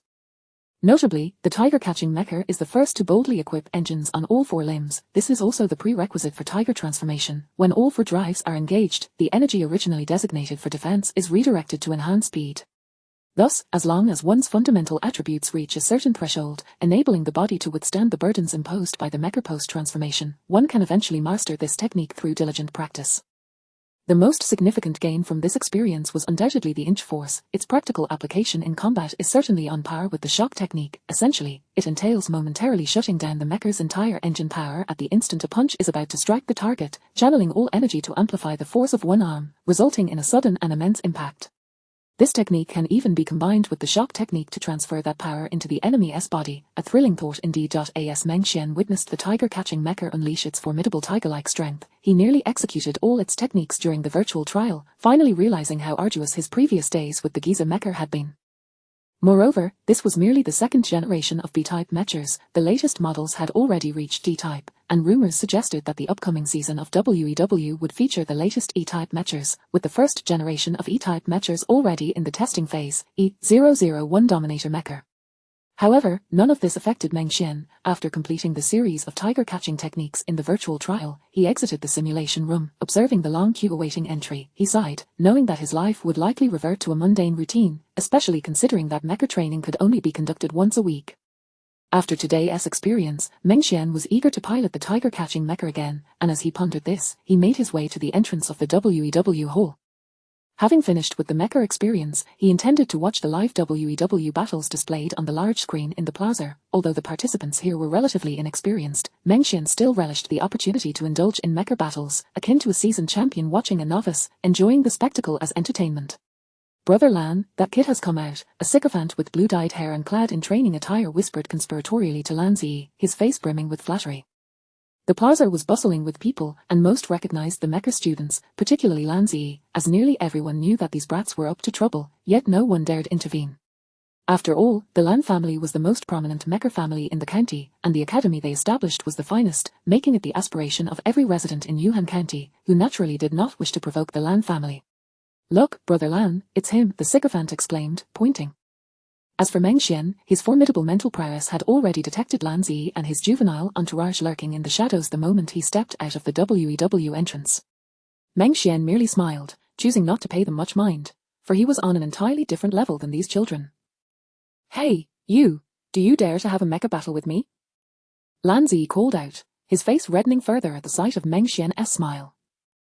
Meng Xian ignored him, dismissing the group of children, wishing instead to find a quiet spot in the plaza to enjoy the live WEW battles. Feeling overlooked, Lan Zi and his companions were incensed.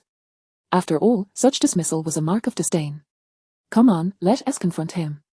Lan Zi shouted, striding towards Meng Xian. He was curious to see why a commoner felt so emboldened. Did he truly believe he could rival him in mecha prowess? His followers trailed closely behind, convinced that Meng Xian's demeanor was a blatant disrespect towards them, particularly with Lan Zi leading the charge. They were first-year high school students, spoiled by their families and brimming with youthful vigor. Meng Xian chuckled, recalling his own first-year self, once filled with dreams of competing in professional WEW tournaments. However, after the system had led him into complacency for 2 years, his mindset had undergone a transformation. Now, knowing that he had already reached the pinnacle of WEW during his first year, his perspective shifted once more. Why are you ignoring me? How about we have a mecha battle? If I lose, I'll apologize. If I win, you'll apologize, and we can make amends. Lan Zi proposed, his irritation evident. As the second son of the Lan family, being disregarded was certainly irksome. Forget it, you little brat, Meng Xian sighed. You're the real brat here. I am a mecha master, Lan Zi retorted, his naivety showing through as his thoughts revolved solely around mechas. If Meng Xian were stronger, ignoring and confronting him would be justified, as it is a privilege of the strong. Let us put an end to this, Sai, Meng Xian said with a wry smile, casually extending his hand, channeling a surge of mental energy outward, directing it towards the group of children. Here's a lesson for you, or perhaps a stroke of fate. This overwhelming mental force seemingly froze time and space, and in an instant, the children glimpsed an experience they would never forget. Yet, the next moment, they abruptly returned to reality, the world resuming its normal operations. In the blink of an eye, the children stood frozen in place. Lan Zi silently unclenched his fist, observing his bewildered companions, already aware of the implications. The externalization of mental energy was a master-level technique that only the most skilled pilots could barely grasp. And yet, Chapter 12, is this the spiritual realm? The external manifestation of the spiritual world requires an immensely powerful mental force to achieve, and what is revealed through this mental projection reflects the very essence of an individual. Why do mecha pilots hold a status slightly superior to that of ordinary starship commanders in the present day? Indeed, mecha pilots enjoy an exceptionally elevated standing in major urban centers, with esteemed families often recruiting master-level mecha operators as advisors. This is primarily because the role of a starship commander is accessible to nearly everyone. As long as one comprehends the fundamental principles of starship command and secures 3 victories in medium-scale battles within the WEW Starship Bureau, one can claim a fleet of starships from the Alliance to expand into space. Naturally, high-ranking starship commanders are a different breed altogether. Like mecha pilots, they possess formidable abilities. One might compare this to the contemporary world we inhabit, where technological advancement is unparalleled. Master-level mecha pilots far surpass ordinary individuals. This represents a transcendence of fundamental attributes and mental prowess. The origins of Western extraordinary powers and the martial arts of the Dragon Kingdom largely stem from this phenomenon. When individuals realized that such attributes could be harnessed in mechas, a king-level mecha pilot could execute special tasks independently, even without piloting a mecha. What astonished Lan Zi most was that within Meng Xian's spiritual world, there appeared a divine sovereign seated upon his throne, gazing at the myriad stars and fixating on him. The overwhelming spiritual might left Lan Zi in awe, as he sensed the vastness of the mental power possessed by this youth, who appeared to be of similar age. This vastness was accompanied by an icy chill, and within the spiritual realm lay a plethora of grand spectacles. It is worth noting that Lan Zi had previously accompanied his father to the ancestral shrine of the Lan family in the Two Lakes province, where a guest elder had briefly unveiled his spiritual world to the younger generation of the Lan family. In that fleeting moment, what he perceived was merely a blade, an inanimate object. The elder had claimed that this singular blade was constructed with all of his spiritual energy, and that witnessing the spiritual world would illuminate the future of the younger generation, for the blade bore the imprints of the elder's lifelong spiritual tempering. Although Lan Zi was reluctant to acknowledge it, the boundless colossal entity and the various magnificent sights were indeed constructs of mental power. That instant could not possibly have been an illusion, it was undoubtedly an entry into his spiritual world. Lan Zi's eyes widened as he beheld Meng Xian seated on a bench. It seemed that Meng Xian noticed Lan Zi's gaze, and their eyes met in the air for a brief moment. All of Lan Zi's doubts evaporated. This immense spiritual world belonged to Meng Xian, yet, unlike the Elder's blade, which encapsulated the Elder's profound insights, what about Meng Xian's? The boundless and magnificent scenes within evolved without a single trace or line, as if born from the very heavens and earth. What manner of formidable being was this? My goodness, I think I just hallucinated. Indeed. I too felt as though a colossal dragon was charging at me. Listening to the remarks of his companions, Lan Zi suddenly made up his mind and moved closer to Meng Xian. May I take you as my master? Lan Zi gazed earnestly at the seemingly proud yet immensely powerful Meng Xian, his tone imbued with sincerity. What's this? Aren't we supposed to compete in mecha battles at WEW? Meng Xian teased, finding the little fellow rather amusing. The brothers around them were momentarily stunned. Wasn't it agreed that they were going to challenge him? How did it suddenly come to this, with Lanzi seemingly ready to kneel and pay respects? No, let us not compete. May I look at how I punch with vigor and kick with strength? I am a prime candidate for mecha training. Lanzi demonstrated a series of punches, exuberantly showcasing his strength and talent. Meng Xian regarded Lanzi's seriousness with a mixture of helplessness and amusement. After a moment's thought, he replied lightly, "You may take me as your master, but first, you must give me all the money you have." At such words, the average person would likely dismiss him as a fraud. Yet, Lanzi showed no hesitation. A joyful expression suddenly lit up his face as he eagerly began to address him as a master. It was essential to recognize that this prominent figure before him was far beyond mere master-level prowess. The surrounding companions scratched their heads, baffled by their elder brother's sudden transformation. Has this guy gone mad, daring to swindle even the second son of the Lan family? The speaker was none other than the individual who had previously mocked Meng Xian for his lack of understanding of mechas. Although Meng Xian had triumphed last time, this man still held disdain for him. The WEW battle platform attracted the most individuals. Aside from those idly wandering about, it was mainly enthusiasts of mechas or those enthralled by mecha gambling. The allure of WEW mecha competitions was difficult to resist. This brash young man belonged to the latter category and resumed his mockery of Meng Xian. I refrained from criticizing you last time, but now that Uncle Gao is absent, you wouldn't be trying to curry favor with him, would you? Meng Xian responded lightly, gesturing towards Lan Zi. Lan Zi's eyes widened in surprise as he pondered the man's words, instinctively asking, "Master, if I truly gave you my money, will that allow me to take you as my master?" He found it hard to believe that merely paying a sum of money could grant him apprenticeship under a master-level expert. Such a notion felt akin to a pie falling from the sky. You're just a naive little brat, how can you teach him? The man, a middle-aged individual, was notorious in the area, rumored to have lost everything in mecha gambling, leading to his family's downfall. Despite his ruin, he had amassed some connections during his time as a company owner, and it was said that he recently secured an investment from the esteemed Gao family, his ticket to redemption. Thus, he sought to ingratiate himself with the Gao family. As for Meng Xian's affair, it seemed merely a source of irritation for him. That's none of your business, Meng Xian retorted, then turned his attention back to Lan Zi. Indeed, it's none of your concern, Lan Zi chimed in, sticking his tongue out playfully, embodying the glee of a child successfully taking a master. Lan Zi indeed possessed some potential, primarily due to his innocent obsession with mechas. Otherwise, Meng Xian would not have sought to engage with him. Most significantly, the system had assigned Meng Xian a task upon his exit from WEW. Side quest, in the name of Sushir, accept 3 disciples, long-term reward, unknown. You needn't worry that I will deceive you. Let us exchange contact information first. Transfer 1,000 dragon coins into my account so I can indulge in a mecha battle. Meng Xian looked at Lan Zi, finding this arrangement rather appealing, having his disciple finance his enjoyment. All right. Lan Zi readily agreed, promptly retrieving his phone to add Meng Xian's contact information. The middle-aged man and the surrounding companions stood frozen in disbelief. Is the Lan family truly this foolish? A few words and they are swindled out of 1,000 dragon coins. This was the thought racing through the man's mind.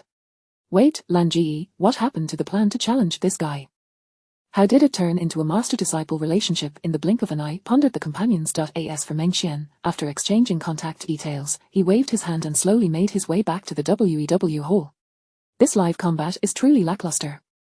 I might as well engage in a few matches myself, Meng Xian mused as he walked toward WEW, while Lan Zi trailed behind him like a shadow. Master, how should I address you? Master, what level of strength do you possess? Master, you. As he followed closely behind, Lan Zi's incessant chatter began to wear on Meng Xian's patience. Upon reaching the battle hall, Meng Xian suddenly scratched his head and asked Lan Zi, "Disciple, have you unlocked the tiger capture skill on your identity card?" Lan Zi paused in surprise. Master, do you wish to play tiger capture? I have all AB-type mechas unlocked on my card, here, take it.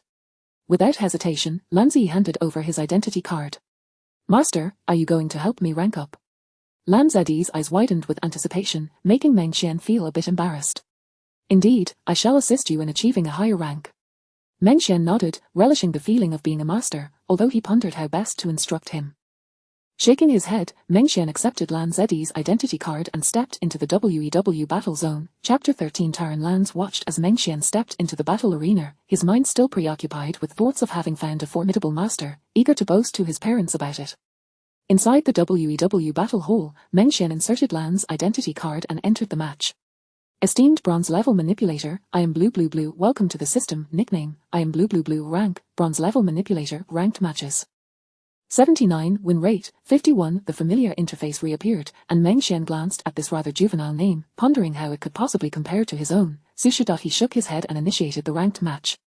The balance on this identity card stood at 10,000 dragon coins, sufficient for 10 mech battles. It was a perfect opportunity to test the intensity of the current S21 season's rankings. Although merely bronze, it was certainly preferable to sitting idly in the plaza. 1 minute passed, and Meng Xian had already piloted the Capture Tiger mech to 4 consecutive victories. Today, if I can elevate this kid to silver, it shall be my first gift to him as his master. With that thought, Meng Xian commenced the 5th match. Outside, Lance was preparing to inform his parents when his brother was the first to send him a message. Lan Yu, who is playing on your account?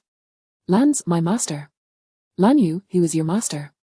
Lance, I don't really know his name, but trust me, he is absolutely incredible. Lance, wait a minute, brother, how did you know it's not me playing on my account? Lan Yu. Video. Lance opened the video to see his brother controlling the Dragon Slayer mech, showcasing his impressive blue family shield technique, only to be utterly crushed by the opposing Capture Tiger mech in a single punch, shield and all. Is it even conceivable for a B-type 2nd generation mech to shatter a D-type 4th generation mecha's alloy shield? Moreover, this was merely the Capture Tiger mecha's ordinary punch, not even in its Tiger transformation state. Even in Tiger form, it should be impossible. The strength of Alloy 004 is far beyond what the Capture Tiger could match. Before Lance could ponder further, Lan Yu sent another message. Lan Yu, can I meet this master of yours? Lance, of course. I am currently in the WEW hall, just step outside, and you'll see me. Lan Yu initially spotted the familiar ID, I am Blue Blue Blue, and he thought about imparting some mech skills to his younger brother. However, upon seeing the opponent select the Capture Tiger mech, he was certain that this player was not his brother. His brother would undoubtedly recognize his ID, and if he had matched up against him, he would certainly have chosen the Dragon Slayer mech, which was not only his forte but also that of Lan's. It could be said that the Dragon Slayer was the strongest mech of the Lan family in Yuhan County, a lineage that had long specialized in shield blade techniques. The latest shield blade mech, the Dragon Slayer, naturally became the preferred choice for the two brothers, its outstanding performance complementing their family's skills. Lance always sought to prove himself before his elder brother, hence the choice of the Capture Tiger made Lan Yu realize that perhaps his brother had lent his account to a classmate. With this thought, Lan Yu couldn't help but smile. Having just reached silver rank, he felt an immense confidence, believing he could easily handle the performance-deficient B-type mech, especially against a group of mere bronze-level players. Yet, what he did not anticipate was that the Capture Tiger mech would instantly accelerate, its speed far surpassing any opponent he had ever encountered. The Capture Tiger raised a fist, its movement seemingly unremarkable.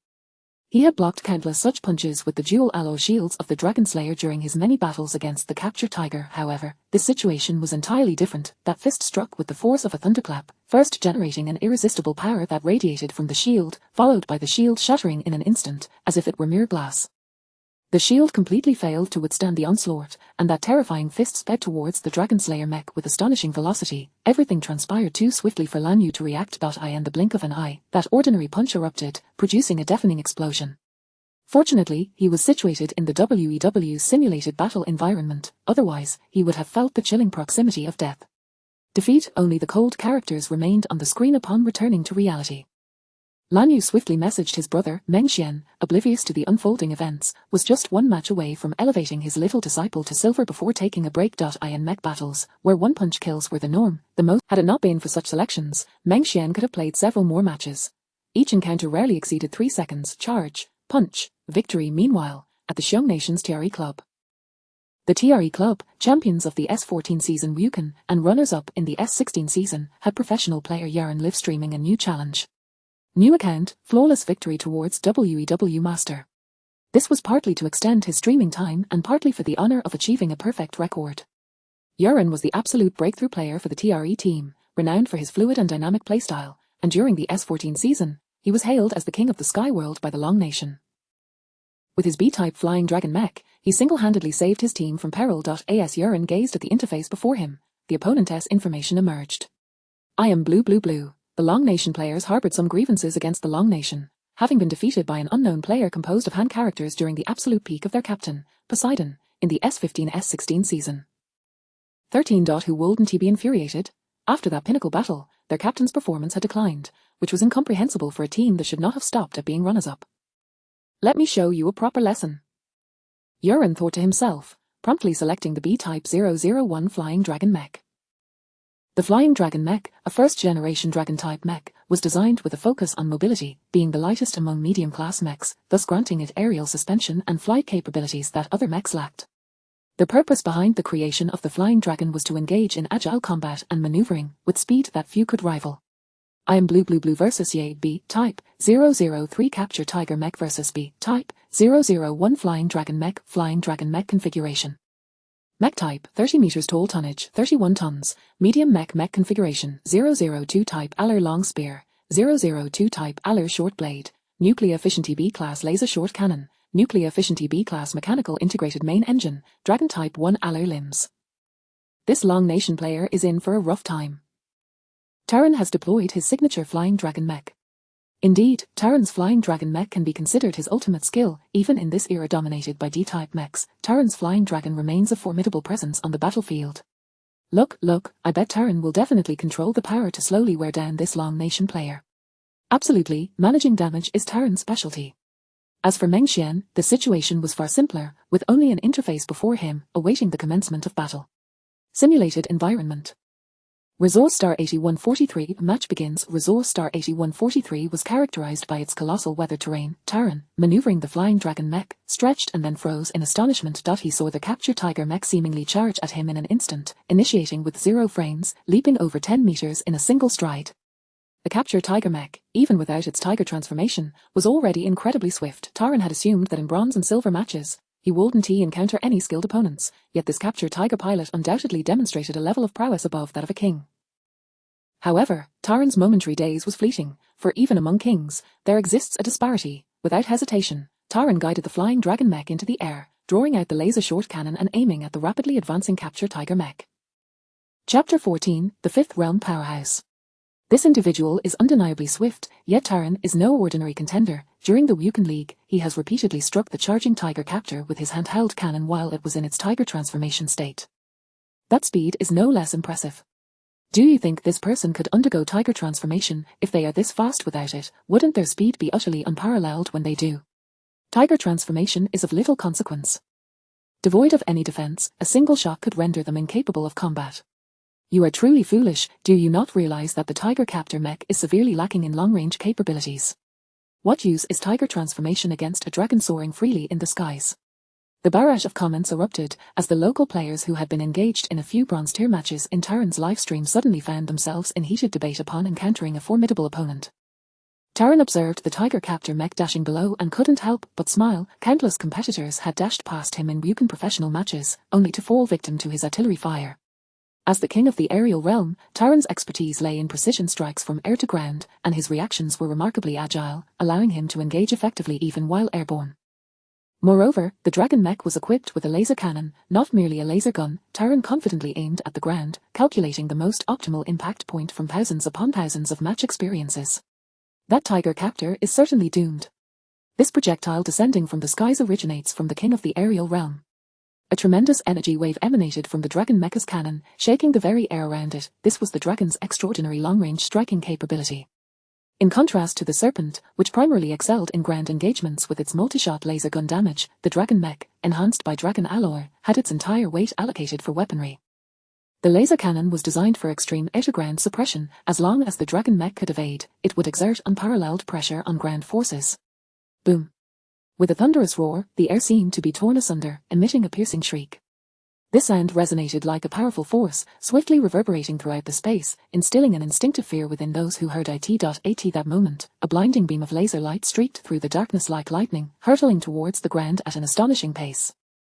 As the laser beam made contact with the earth, time appeared to freeze. Moments later, an immense explosion erupted, enveloping the area in a thick cloud of smoke. This smoke rose like a colossal black mountain, towering over the once calm landscape, imparting an overwhelming sense of oppression. Under the shroud of smoke, everything became indistinct, yet at that instant, Terran's expression shifted. He had missed. This was impossible. Having maneuvered the Dragon mech countless times, Terran could instinctively sense whether the laser cannon had struck its target. Just as Taran was momentarily dazed, a fist-shaped shockwave abruptly emerged from the smoke, hurtling straight towards the dragon mech hovering hundreds of meters above. This shockwave struck the dragon's engine with pinpoint accuracy, and astonishingly, it carried the essence of a shockwave technique. Waves of force bore down upon Taran within the dragon mech, causing it to lose power and plummet from the sky. The overwhelming sound waves disoriented Taran, leaving him clinging to his formidable professional spirit to remain conscious. As the mech descended within approximately 30 meters of free fall, Taran summoned his immense mental fortitude to reignite the engine, striving to ascend once more. He witnessed the nuclear fission engines at the back and beneath the dragon mech glow anew, and a figure suddenly appeared atop the dragon mech. It's that Tiger Captor. Taran realized instantly, but it was too late to rectify the situation. Failure. Taran stared at the cold words on the screen, momentarily frozen in the WEW control room. He stood in stunned silence for a full half-hour, while the livestream chat buzzed incessantly. Taran's face was a mask of disbelief until a tall, slightly darker-skinned man approached, patting Taran on the shoulder before shutting down the stream. In the livestream room, the man's face remained concealed, but the tattoo on the hand that had turned off the camera allowed viewers to readily identify him as the Wukan champion, Poseidon. Taran, your loss to him is not unjust. That individual may have already reached the 5th realm. Captain, did you not say that there are only a handful of 5th realm powerhouses in this world? I merely underestimated him. The Tiger Captor is truly not so. 2 years ago, I believed I stood at the pinnacle of mechs, having touched the elusive 5th realm, only to discover that individual, 13, seemed to have long since settled in that realm. Poseidon's voice carried a weight of melancholy, his gaze devoid of the invincible spirit he once possessed, stripped away by that battle. Since then, the TER team's performance had not been particularly stellar. I watched your match against that Tiger Captor in its entirety. The aura he exuded was not that of a 4th realm individual, and in certain aspects, I cannot discern. Poseidon's words were veiled in ambiguity. The truth was that Taran was somewhat outclassed when facing a 5th realm powerhouse. His recent performance had not revealed the true caliber of that opponent. However, as the elder brother within the team, he could not openly criticize his teammate. Moreover, this year was the most promising for the TER team to reclaim the Wukan League Championship, a fact Poseidon was well aware of, as there was more than one 5th realm powerhouse within the TER team. Captain, who exactly is that Tiger Captor? Taran inquired, looking at Poseidon. 5th realm powerhouses within teams usually knew each other, yet this one was an enigma. I do not know. I have no idea where this 5th realm Tiger Captor has emerged from. Poseidon shook his head, primarily concerned with whether this 5th realm individual was secretly nurtured by another club, just like his own team. First, review the replay. That Tiger Captor's foundational attributes appear to be superior to the typical 5th realm, perhaps a martial arts expert from ancient China. Poseidon remarked indifferently, his tone lacking any trace of joy or sorrow, before making his way to his training room. No one noticed that Poseidon, at that moment, was indeed manipulating a sphere of water, despite the 5th realm martial arts master's strength being slightly inferior to that of a mental power user. It was not to be underestimated. As for the 5th realm powerhouse within his own team, Poseidon cast a glance at the tightly locked training room directly opposite his, the rising star of the TER team, Apollo. His furrowed brow finally relaxed slightly. Meanwhile, Mengxian exited the WEW battle hall and headed towards the rest area. There, Lan Yi and Lan Zi were still engaged in conversation. Upon seeing Mengxian approach, Lan Zi hurried over to introduce this masterful operator to his brother. Are you the master who pilots the Tiger Captor mech? Lan Yi asked directly, skeptical that a youth of his age could be a master pilot. Yes, that's me. What's the matter? Mengxian replied, slightly bewildered, before handing the card to Lan Zi. Who are you? Are you trying to deceive my brother? The Lan family of Yuhan County has no one of your caliber to take anything from us. Lan Yi regarded Mengxian with a serious demeanor, showing no signs of leniency. He was most concerned about his younger brother and feared he might be duped. I merely noticed your brother's exceptional talent. I was just passing through. Mengxian glanced toward the line where their class was queuing, feeling a bit reluctant to explain further. He was not here to fulfill a system task, nor did he have any ties to the Lan family. The system had merely left him with a mess to clean up. However, seeing Lan Yi's earnest expression, he sighed and said, I am so sure. Lan Yi then took his brother back to the Lan family. Despite Lan Zi's numerous protests, he could not defy his elder brother. Mengxian was indifferent to these proceedings. If he had a younger brother, he would still be the strongest mech family in the county. Having an outsider, a mere 18-year-old, as a master would raise questions. Master, don't forget to keep in touch. Lan Zi waved his phone vigorously as his brother pulled him along. Meng Xian shook his head, wondering how he was supposed to teach someone. Chapter 15, Who is Sushar? Meng Xian returned to his class, becoming a mere shadow among his peers. Bored, he mindlessly scrolled through short videos. The throngs of people in the WEW plaza surged around him, yet none bore any resemblance to Meng Xian. In this era, humanity had long since spread throughout the solar system. Although the strength of various nations was sufficient to reach farther realms, the majority chose to remain on Blue Star, with a select few affluent individuals opting to travel to other planets for leisure. Humanity established colonies on the major planets of the solar system and military bases on resource-rich worlds. As for the WEW Corporation, it was allegedly proposed by the International Federation of Blue Star Civilizations, the precursor to the Blue Star United Nations, with technological support from various powerful nations. The true nature of humanity's sole adversary in expansion, the More civilization, remained known only to the upper echelons. Meng Xian could not fathom such distant matters. For him, they were too far removed from his concerns. He simply wished to protect his parents and preserve a fragment of tranquility in Yuhan County, the Two Lakes, Yuhan County. The Blue family. Lan Yi was uncertain whether there existed a master named Sushar within the Mecha community, yet he felt certain that someone within the Blue clan must know him, for every new master was renowned, their names echoing throughout the Mecha sphere. What? Are you saying that someone of your age has actually revealed their spiritual world to you? And that their spiritual world is boundless? The head of the Blue family, upon hearing Lan Zi's description, wore an expression of disbelief. As a member of the provincial branch of the Blue family, safeguarding their interests, he was privy to certain secrets. It was only the lower echelons who categorized WEW by ranks. Upon reaching the master tier, one would encounter an entirely new realm. The concept was first proposed by the various clubs under WUCAN, which classified mecha operators' strengths by levels. Level 1 represented those who had just touched upon the master tier, Level 2 denoted the pinnacle of WEW simulation battles, the king-level operators. Above Level 3, the numbers dwindled significantly, with rumors suggesting that a Level 1 spiritual world could simulate a lifeless entity for observation, embedding their lifelong skills within and growing alongside them. The boundless spiritual world Lan Zi described was utterly unprecedented, far beyond the reach of the Blue family. However, how could such a powerful being appear in Yuhan County? The head of the Blue family, Lan San, concluded that Lan Zi must have been deceived.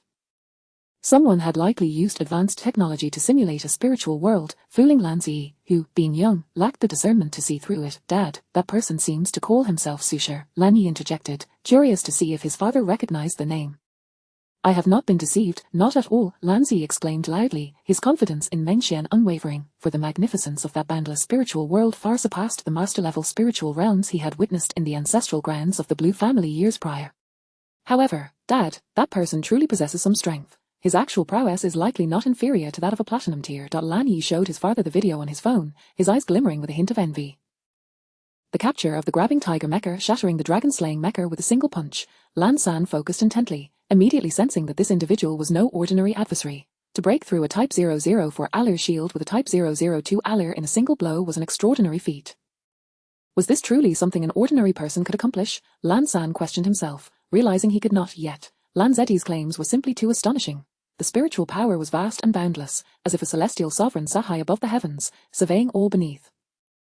How could this be possible? How could one be expected to believe such a tale? Furthermore, learning that this person was merely a commoner from Yuhan County made it even more implausible. This individual was undoubtedly formidable. Yet, what could possibly compel them to deceive a child with a fabricated spiritual world? For a moment, Lan San found himself perplexed. Lan Zi, did that person impose any conditions on accepting you as a disciple? Lan San inquired, his gaze laden with curiosity. Oh, Dad, that person wants the dragon coins I possess. For such an impressive master, surely it's reasonable to give a few dragon coins, right? What about the tuition fee? Lan Zi replied excitedly, his eyes shimmering with anticipation for the future. Is it merely for money? Lan San shook his head, this matter was beyond his control for the time being. That individual was undoubtedly powerful, and if they truly took Lan Zi as a disciple, it might not be a bad thing, but money, would a platinum tier master truly lack for funds? At that moment, Meng Xian was monotonously watching his classmates engage in gameplay when he began to doze off. Meanwhile, clips featuring Sushar had begun circulating online, particularly due to his match against the renowned WEW powerhouse, Qian Shui. Under the title Tiger Transformation vs. Shock Word Technique, Qian Shui was knocked down with a single punch. Who is this Sushar? Various videos swiftly swept across the internet, given the current popularity of WEW. Qian Shui got obliterated in a match while using a Smurf account. I can hardly believe it without watching the footage. This video also reached various foreign teams, causing a stir comparable to the return of the 13 in the initial battle. In a moment, two formidable figures emerged from the Dragon Kingdom, sending shockwaves through foreign circles and clubs alike. The DIP team, led by Zeus, continuously replayed the footage of that punch in slow motion. The impact was so powerful that it sent shockwaves through the air, solidifying the notion that this individual was a master of unparalleled caliber. Although it was impossible to ascertain his exact level from that singular blow, the manner in which it was executed bore an uncanny resemblance to that of the legendary geyser Mecha's casual strike. This scene mirrored the debut of the shock word technique from years past. Since its inception, countless individuals had attempted to imitate it, including Zeus himself, yet none had managed to replicate its initial fluidity. However, this so-called sushir, the execution of this shock word punch was devoid of any dissonance, as if it were a natural extension of his being, and its power far exceeded that of 13's initial strike. Now, with 13 re-emerging, there stood another individual potentially mastering the shock word technique at the pinnacle of the world. Two formidable figures from the Dragon Kingdom. The strength of this sushir remained uncertain, but 13. Zeus furrowed his brow, recalling that 13 had already reached level 5 2 years prior, although the duration of one's tenure in a particular realm did not necessarily correlate with their strength. For instance, the sea god, a seasoned level 5, had still fallen beneath his lightning, yet one could not underestimate any level 5. After all, during 13's prime, he had dominated the WEW landscape with his dazzling techniques and godlike visual prowess. If not for the final battle, the climactic showdown between the sea god and 13, no one would have ever realized 13 was a level 5 powerhouse. At that time, without any tier classification, the sea god believed himself to stand atop the Mecha hierarchy, on the verge of entering a new domain. In those days, the sea god was undeniably a prodigy of the heavens. Since stepping into level 5, he had remained undefeated, and many speculated on who was stronger between the sea god and 13. The sea god even publicly challenged 13, yet received no response. After all, he was 13, a figure shrouded in mystery, who remained unresponsive to inquiries. The sea god was ignored as he fought his way to second place on the WEW ladder, only to face the opponent he had long sought. When the sea god prepared to unleash his power as a level 5, intending to overpower 13 like he had with other high-level WEW players, he discovered that 13's aura was no longer concealed. He too was a level 5.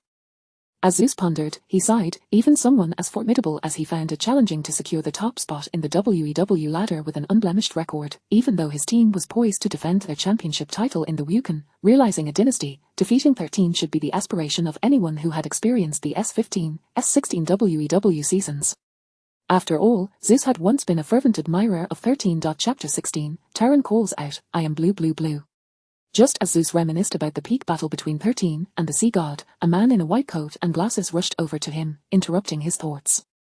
"Captain, you must see Taran's latest update. Oh, that level 4 king, has he ascended to level 5? Zeus's eyes flickered with curiosity. He was well aware of Taran, who commanded the flying dragon Mecha, a pinnacle achievement in the history of Wukan.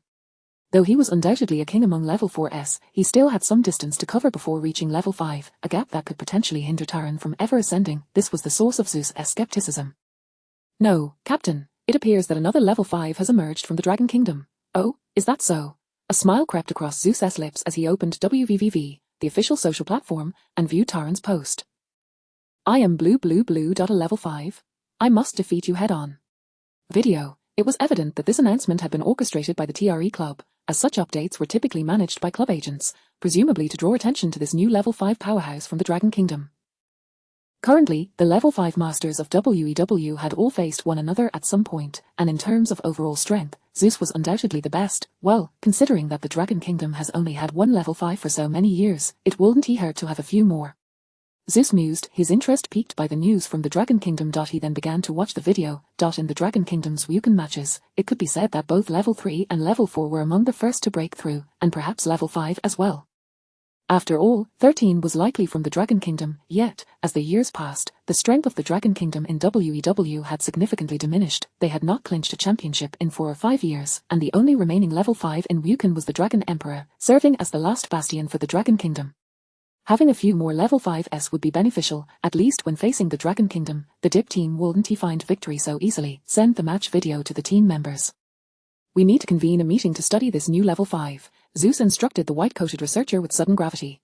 Although his ultimate desire was to engage with 13, as he had never had the opportunity to confront him during his peak, 13's decline and disappearance coincided with Zeus's ascension to the pinnacle of WEW Mecha.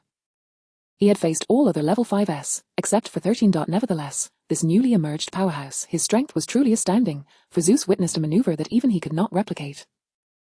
Meanwhile, at the TRE Club, London Wanli Club, Sher NGSHW Shoeing Club, and the combat headquarters of Resource Star 8312. Nearly all clubs were glued to the video released by Taran. 0, 5 times, 0. 1 times. How on earth did he evade that certain strike? Taran, hailed as the sovereign of the Sky Realm, is among the scant few capable of dodging such an attack, even with everyone on guard. Is there truly anyone who could escape such a blow without prior knowledge? Observe his speed, the tiger has yet to transform, yet how can he move so swiftly? As the saying goes, amateurs are drawn to the spectacle, while experts discern the intricacies. Who exactly is this individual? A martial arts master from the Dragon Kingdom who has unlocked the full potential of his body? Zeus gazed intently at the footage, his eyes relentlessly searching for the steps of this enigmatic figure known as the I Am Blue Blue Blue. At this moment, the video playback speed has been reduced to 0.3x. As the laser cannon of the dragon mech fired, Zeus pressed the pause button. There are few mech battle videos in this world that can hold Zeus's attention at such a slow speed. Look at that strike. Do you think you could evade it? Zeus asked gravely, casting a serious glance at his teammates. Among the DIP team, apart from Zeus, there is another pinnacle warrior, while the rest are predominantly kings of the fourth realm. This is the core competitive edge that has enabled the DIP team to secure championship titles for 2 consecutive years. Hades, what is your perspective? Zeus inquired, directing his gaze towards another pinnacle warrior in the team. Hades shook his head. He could not evade that blow. Observing the second-in-command shake his head, the others followed suit, shaking their heads as well. Zeus then surveyed the rest of the DIP team and calmly remarked, I cannot evade that strike either. His unassuming words left everyone in the DIP team momentarily stunned, for this Zeus is indeed a man who stands at the pinnacle of mech combat. In slow motion, the laser cannon has already struck the ground. Mere meters away from the captured Tiger mech, the captured Tiger mech had already taken a step forward, yet it was forcibly retreating. What is this? Defying the laws of physics, the captured Tiger, which was in high-speed motion, is now running backward, with such tremendous inertia. How is it possible for him to control his body to move in reverse? This is not merely extraordinary. The next scene reveals the terrifying prowess of the captured Tiger. It is worth noting that the captured Tiger mech is not equipped with any long-range weaponry, yet amidst the swirling smoke, it surprisingly unleashed a shockwave from its fist. This wave even struck the dragon mech several dozen meters away. Even more astonishing, this shockwave contained the essence of the Iajina technique. What an extraordinary application! The energy within the shockwave, through a unique method, exuded immense force, and the Iajina technique was executed in an instant. Fast forward to the final scene, the captured Tiger mech delivers a punch that pierces through the dragon mech. This punch is far from simple. By this point, Zeus has adjusted the video playback speed to a mere 0.05x. In that fleeting moment, the Tiger capturing mecha's engines were completely shut down, and the right arm erupted with immense engine power. Were it not for the altered speed, it would have been nearly imperceptible. With that very strike, an explosive force was unleashed upon the chest of the flying dragon mech, shattering it in one blow. What kind of novel technique is this? It consolidates the entire power of the operational mech into a single, instantaneous strike, only to revert back to its original state in the blink of an eye. The significance of this punch is akin to the emergence of the who could this individual possibly be? Upon watching the video, the members of DIP fell into a profound silence, including Hades, the god of the underworld, who stared wide-eyed, lost in contemplation, while Zeus had long abandoned his earlier flippancy. Is this what the Dragon Kingdom refers to as a tiger hidden in the mountains and leopards lurking in the shadows, or a Chilean buried in the fields? Indeed, no practitioner of the fifth realm should be underestimated. This tiger capture is a veritable master of martial arts, a worthy opponent for Zeus to contend with. I am, he murmured. This name will undoubtedly send shockwaves throughout the entire Blue Star come morning. Within the boardroom of we must intensify our search for this. Should we locate such a formidable individual, we must secure his membership in our club. Indeed, with already possessing a fifth realm expert, we cannot afford to let this one slip through our fingers. We should even consider renaming ourselves to if it means bringing him on board. By the way, we ought to reach out to that as well. Such a likely indicates he is a four-realm expert. That night, everyone was in pursuit of this. Meanwhile, found himself deprived of his phone, confined at home for observation over the next 2 days, while pondered what messages the so-called might send to his son. This legendary figure. Im. Chapter 17. The Blue Family's Terminal. The news regarding my identity as a Lan, along with Sushur and the Thurton's resurgence, has inundated the internet, with various marketing accounts disseminating the information in an almost mythical manner. Zeus. In the face of the 13, I must confess, I too am at a loss. I am Lan. The future of the Dragon Kingdom rests upon my shoulders. Details of the Blue God's maneuvers that you are unaware of.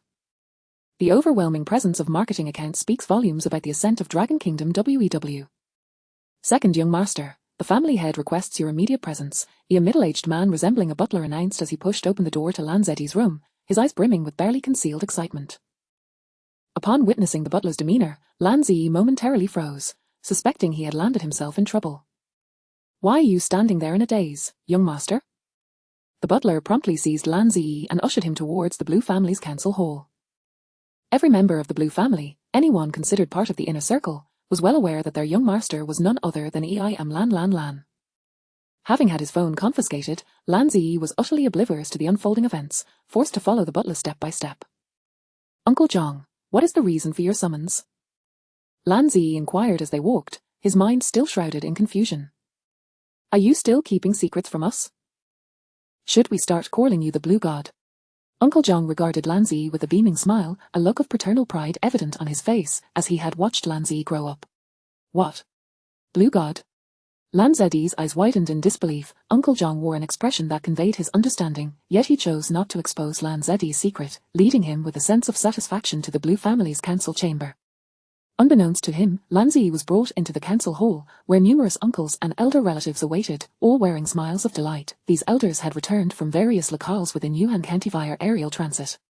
Although the Blue family was involved in various industries throughout Yuhan, their roots lay in mechs, and thus they were keenly interested in WEW. The name, I am Lan, could only refer to their own descendant. Both Lanzetti's father and Lanyi understood that the individual capable of breaking through the defenses of the WEW professional powerhouse Taran was none other than the performer of the earthquake technique, Su Shi. An 18-year-old boy, his identity was anything but simple, a high school senior who had trained under a master of Chinese martial arts for merely 6 months, and yet had mastered the earthquake technique to such a remarkable degree. How could an ordinary person possibly possess such strength? Even before this information surfaced, Lan San had already dispatched individuals to investigate Su Shi's background. What they uncovered was entirely conventional, consistent with that of a high school student from a humble background, save for the inexplicable aspect of mechs. Could he perhaps be the offspring of an ancient martial arts family? Were his parents extraordinary masters as well? Lan San could not be certain. Even if this individual had no background, achieving such prowess at the age of 18 would undoubtedly draw the attention of top-tier clubs or the central government of the Dragon Kingdom. In any scenario, this was not a matter that the Blue family of Yuhan could afford to meddle with. It is crucial to recognize that WEW rankings are linked to military ranks. Once a professional powerhouse from a top WEW club chooses to abandon their career to enlist, they effectively attain the rank of general. Moreover, in this era, the most elite clubs often have military affiliations behind them. A talent like Su Shi, if discovered, could very well become a general. An 18-year-old general, the Wukan prodigy Zeus was still striving to ascend the ranks at that age, was he not? This 18-year-old, who referred to himself as Su Shi, had already reached the 5th realm, his future beyond imagination. He had become someone the Blue family headquarters sought to curry favor with, though the reasons for the state's intense focus on the 5th realm remained a mystery even to them. Furthermore, they had not yet entered the domain of realms, but with Taran's public declaration of Su Shi as a 5th realm powerhouse, some individuals began to delve into its significance. The concept of realms was initially proposed by the A6 team of the Bear Country Club, subsequently spreading among various clubs, becoming a benchmark for evaluating professional strength. It is known that upon entering the 1st realm, one can ascend to the master level in WEW. The 2nd realm corresponds to kingship, and beyond that, descriptions become elusive. If the 1st realm allows one to simulate inanimate objects in the spiritual realm, pouring a lifetime of effort into them, the 2nd realm breathes life into these objects, infusing each move with one's unique power. This is precisely where WEW kings overpower masters. As for what lies beyond, there are no clear records. Globally acknowledged 5th realm powerhouses number fewer than 10. This is an extraordinary feat in this era of humanity. While most humans congregate on Blue Star within the solar system, current technological advancements enable planetary modification and colonization. Some even inhabit planets far from the solar system, suggesting that the total human population of Blue Star civilization is formidable, yet fewer than 10 have attained the 5th realm, underscoring the immense difficulty of such an achievement. However, no scientific communicator has elucidated the true strength of the 5th realm, for they themselves find it unfathomable. Xiao-san, how did your second son suddenly become a 5th realm powerhouse? An elderly man with a white beard leaned on a cane, addressing Lan San with an unmistakable grin. Elders, Lan San began to explain the situation as Lan Zi entered the hall, recounting that his son had taken a legendary master as his teacher, who just so happened to be Su Shi. Though this revelation shocked the elders, for having a 5th realm master as a mentor promised an immeasurable future for the Blue family. As for the identity of this 5th realm practitioner, Lan San chose not to disclose it, having had only a brief exchange with Susha through Lan Zi's phone. From that enigmatic figure, Lan San discerned a desire to remain anonymous. In truth, Meng Xian merely wished to avoid trouble, not wanting his parents exposed to the prying eyes of the media and disrupt their tranquil lives. After all, he never anticipated that the realm he achieved through the system's enhancements 2 years prior was the pinnacle of this world. Fifth realm. Meng Xian shook his head dismissively. The Blue family's assembly transformed into a familial celebration, with Lan San returning Lan Zi's phone, while Lan Yi felt reassured, allowing Lan Zi to converse with Susha, as there was no doubt regarding the latter's fifth realm status confirmed by Taran. Amidst the clinking of glasses at the banquet, Lan San repeatedly urged the need to cultivate a good relationship with Susha, while Lan Zi, still in a state of bewilderment, barely had the chance to catch up on the latest news. Lan Yi observed Lan Zi accepting the phone, a subtle smile gracing his lips. Before long, his naive younger brother would discover that the master he casually approached on the street was none other than the globally renowned fifth realm powerhouse. It is worth noting that Lan Yi had always been deeply concerned about his younger brother, and now that this brother had found a fifth realm mentor, he felt an immense sense of pride.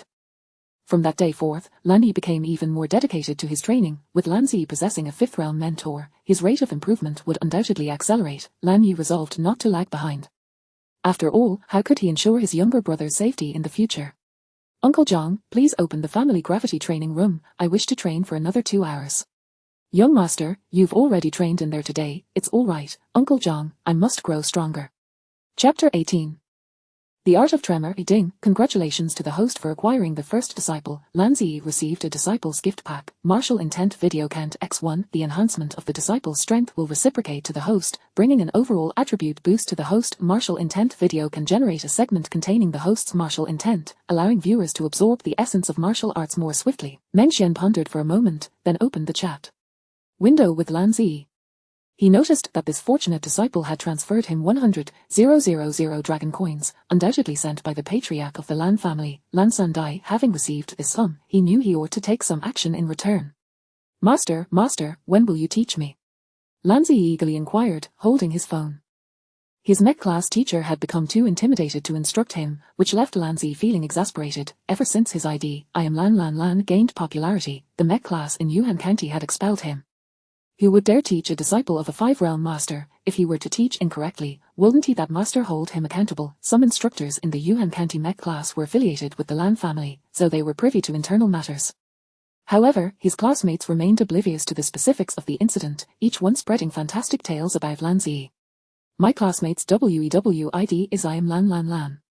Indeed, I'm in the same class as him. Isn't he that impressive? On the other end, Lan Zi continued, Master, I'm dreadfully bored, may I come find you? He eagerly awaited Meng Xian's response. First, watch this video. Meng Xian felt overwhelmed. Having accepted a disciple, he was at a loss as to how to teach him.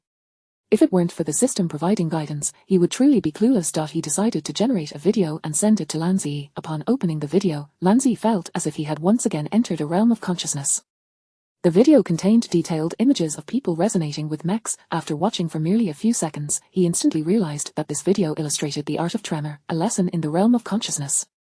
Is this the extent of Master S power? Lan Zi felt as though he was immersed in the video, which played back at his desired pace, featuring various instructions and detailed explanations of different force application techniques. Following the guidance, Lan Zi executed the various martial arts techniques, and the art of tremor, with its resonant air and sound wave vibrations, was vividly presented before him. The unique perspective and the video's insightful explanation seemingly deconstructed this formidable technique into a series of the simplest moves. As the video concluded, Lan Zi found himself back in the expansive courtyard of the Lan family, recalling the myriad experiences within the realm of consciousness. Clenching his fist, he forcefully struck the air before him. The faint buzzing sound, though subtle, resonated clearly in Lan Zi's ears. In the span of a video, the simple punch that once heralded the dawn of the mech era, a technique worthy only of a master-level operator, was revived before Lan Zi. Though his strength was still feeble, he had genuinely executed what was termed as a tremor. Reflecting on this, Lan Zi yearned to watch the video again, only to find that its content bore little distinction from the explanations of the art of tremor available online.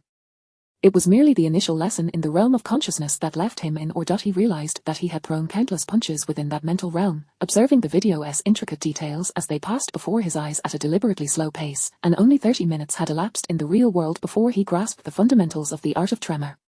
Now, when revisiting the video, the previous clarity of analysis was utterly absent.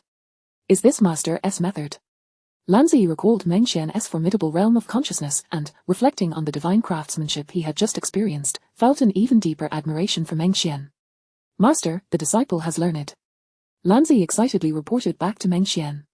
"Oh," Meng Xian replied, his demeanor unchanged. After all, he never doubted the system's offerings. "Do not rush into WEW battles just yet. Practice in the gravity chamber and various simulated environments to enhance your foundational attributes." Meng Xian spoke wisely, having seen enough to understand the necessity of strengthening basic attributes before delving into techniques. Teaching his disciple in this manner could not go awry. "Yes, thank you, Master," Lan Zi responded, and without delay, he hastened to the family training room to commence his training. Previously hailed as the twin star of the Lan family, he had believed himself invincible among his peers, having reached the bronze level at a young age. However, upon confronting Meng Xian's terrifying realm of consciousness, he realized he was but a frog at the bottom of a well. In this moment, armed with the art of tremor, he felt confident he could easily defeat his former self with a single punch. Such esoteric skills typically demanded an exceedingly high mental fortitude for comprehension, yet he had entered this knowledge in his master's realm of consciousness in merely half an hour. What reason did he have not to strive diligently? Moreover, supported by a master of the 5 realms, his progress was bound to be swift. With newfound confidence, Lan Zi commenced his rigorous training. Meng Xian had set the task for Lan Zi to elevate his foundational attributes to the silver level before participating in the WEW ladder battles. Meng Xian accepted the 100,000 dragon coins, and Lan Sandai, the patriarch of the Lan family, even promised Meng Xian 100,000 monthly as tuition for his son.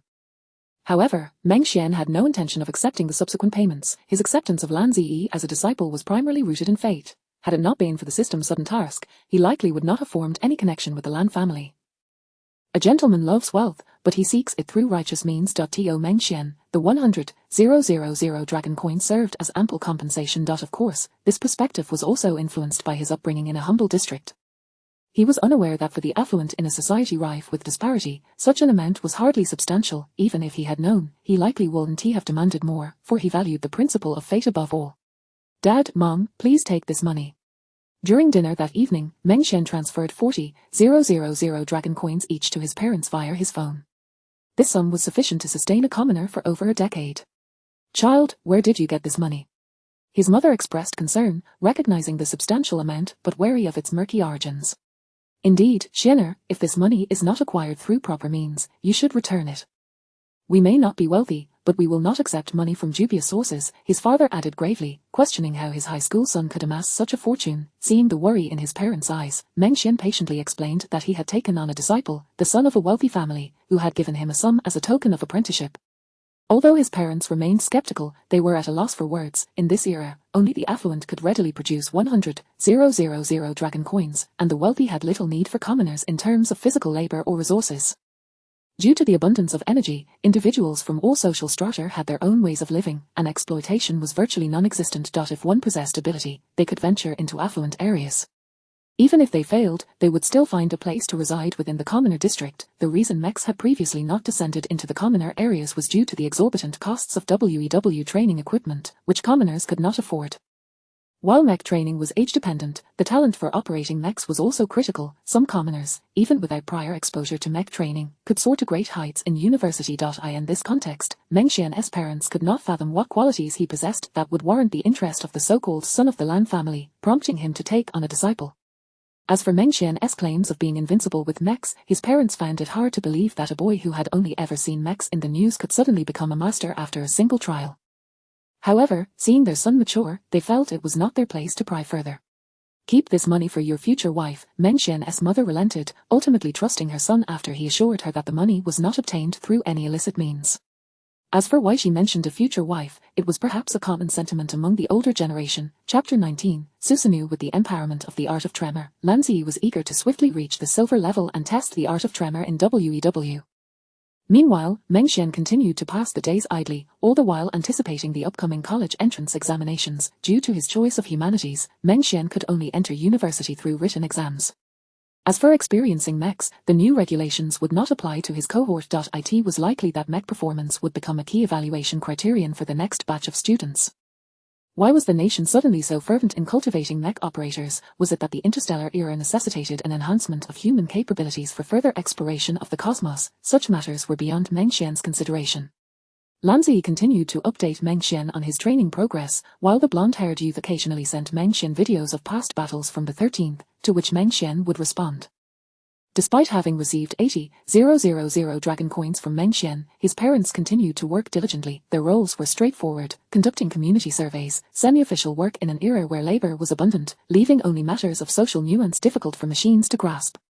The couple hoped for their child to be accepted into a good university, contributing to the nation. In Langua, such patriotism had persisted since ancient times, even as it emerged as a titan of the Pan-Asian Cooperation Center. It had never oppressed others.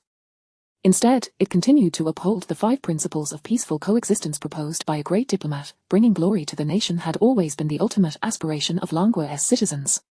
Within a week, various media outlets surged with speculation that the sudden emergence of 3 powerful figures in Langua was merely a smokescreen orchestrated in collusion with foreign entities. For instance, following the 13th's return to battle, countless individuals pondered whether this legendary mech figure would re-emerge, heralding a triumphant return to reclaim the pinnacle of the ladder. Yet, in the days that followed, no further developments occurred, and no one reported encountering the 13th. For Susher, some had encountered him a few times, but only in matched battles. His true prowess remained obscured, as opponents of platinum level faced him and were similarly dispatched with a single punch, failing to create significant buzz. Indeed, Meng Xian had secretly slipped into the county's WEW battle center to compete using Susher's account, primarily to fulfill the system's task. Completion of their Susher match, unlocking the ladder rewards. All attributes 0. 1. However, the opponents matched were so lackluster that Meng Xian found little interest in them, although those ordinary kings were no different in his eyes. To put it humorously, they were all one-hit wonders who could not withstand even a single strike from Meng Xian. Meanwhile, Shizan and I, both formidable beings of the 5th realm, swiftly vanished after just a few matches, leading the outside world to speculate once more what exactly transpired within the upper echelons of Langua, or was it something else entirely? However, such speculation was soon put to rest, for Shizan reappeared. A week passed in the blink of an eye. Meng Xian, to his delight, had entered the mecha training of the system. At this moment, he realized he was indeed Shizan, and the opponents he encountered were, at the very least, those above the king level, or rather, at least 3rd realm strongholds. Such battles would finally yield fruitful gains for Meng Xian. In Sakura Nation, at the JPG Club, a prestigious establishment named by the Emperor of Sakura, JPG was initially not particularly strong. However, it is said that a new 5th realm powerhouse emerged earlier this year, dominating the ladder without rivals. Now ranked 73 road, the Emperor personally bestowed the name Susanoo upon this youthful prodigy. Susanoo, a deity from Sakura's mythos, known for slaying the 8-headed serpent, is the brother of the supreme god Amaterasu, and the name itself reflects the immense hopes placed upon him by Sakura Nation. The news of this newly ascended 5th realm warrior spread across various clubs, yet the common populace remained oblivious, only aware that he was a professional player who, according to tradition and club agreements, was obliged to livestream to meet the necessary streaming hours. These mecha streams served dual purposes: to educate the public on mecha techniques and to generate income for the club, while also igniting public interest in mechas. Susanoo utilized his rank time in WEW to broadcast. He was inherently aloof and preferred not to speak much, yet he trained with extraordinary diligence, which led him to become the first 5th realm powerhouse in Sakura's history. Now, he served as the vice-captain of the JPG team, Susanoo.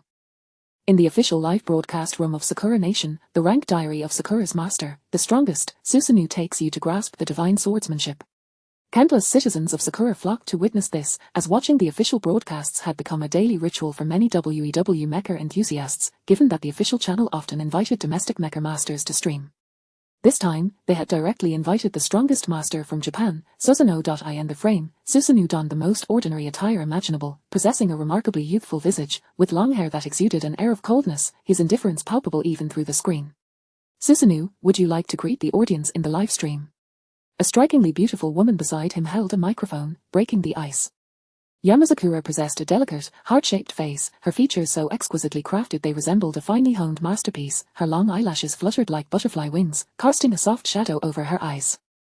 This woman epitomized the beauty that most in Sakura aspired to, causing Susanoo to blush slightly in response. Her allure transcended mere appearance, radiating an elegant charm from within. Every gesture she made conveyed a sense of nobility and composure, as if she were a fairy stepped out from a painting. She was the most popular female host in Sakura, the dream girl of countless citizens.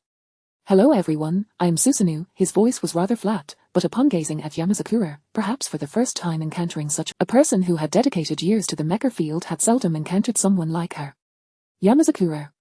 Oh my, the livestream room has actually gathered both of my idols today. What a divine collaboration. One is my beloved, and the other is my male deity.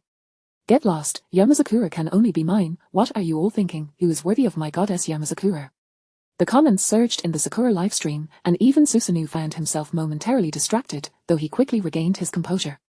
After all, as a fifth realm warrior, it was not so easy to succumb to beauty. It was precisely because Susanoo had devoted himself solely to Mecha that he achieved his current success, yet even he, with such resolve, could not help but be momentarily entranced by her.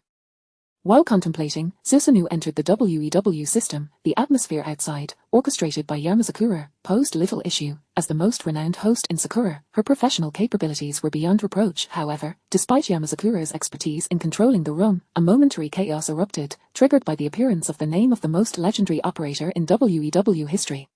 Shisan vs Susanoo, Model A-001 Gaither vs Model C-007 Miyamoto's Great Sword, Chapter 20.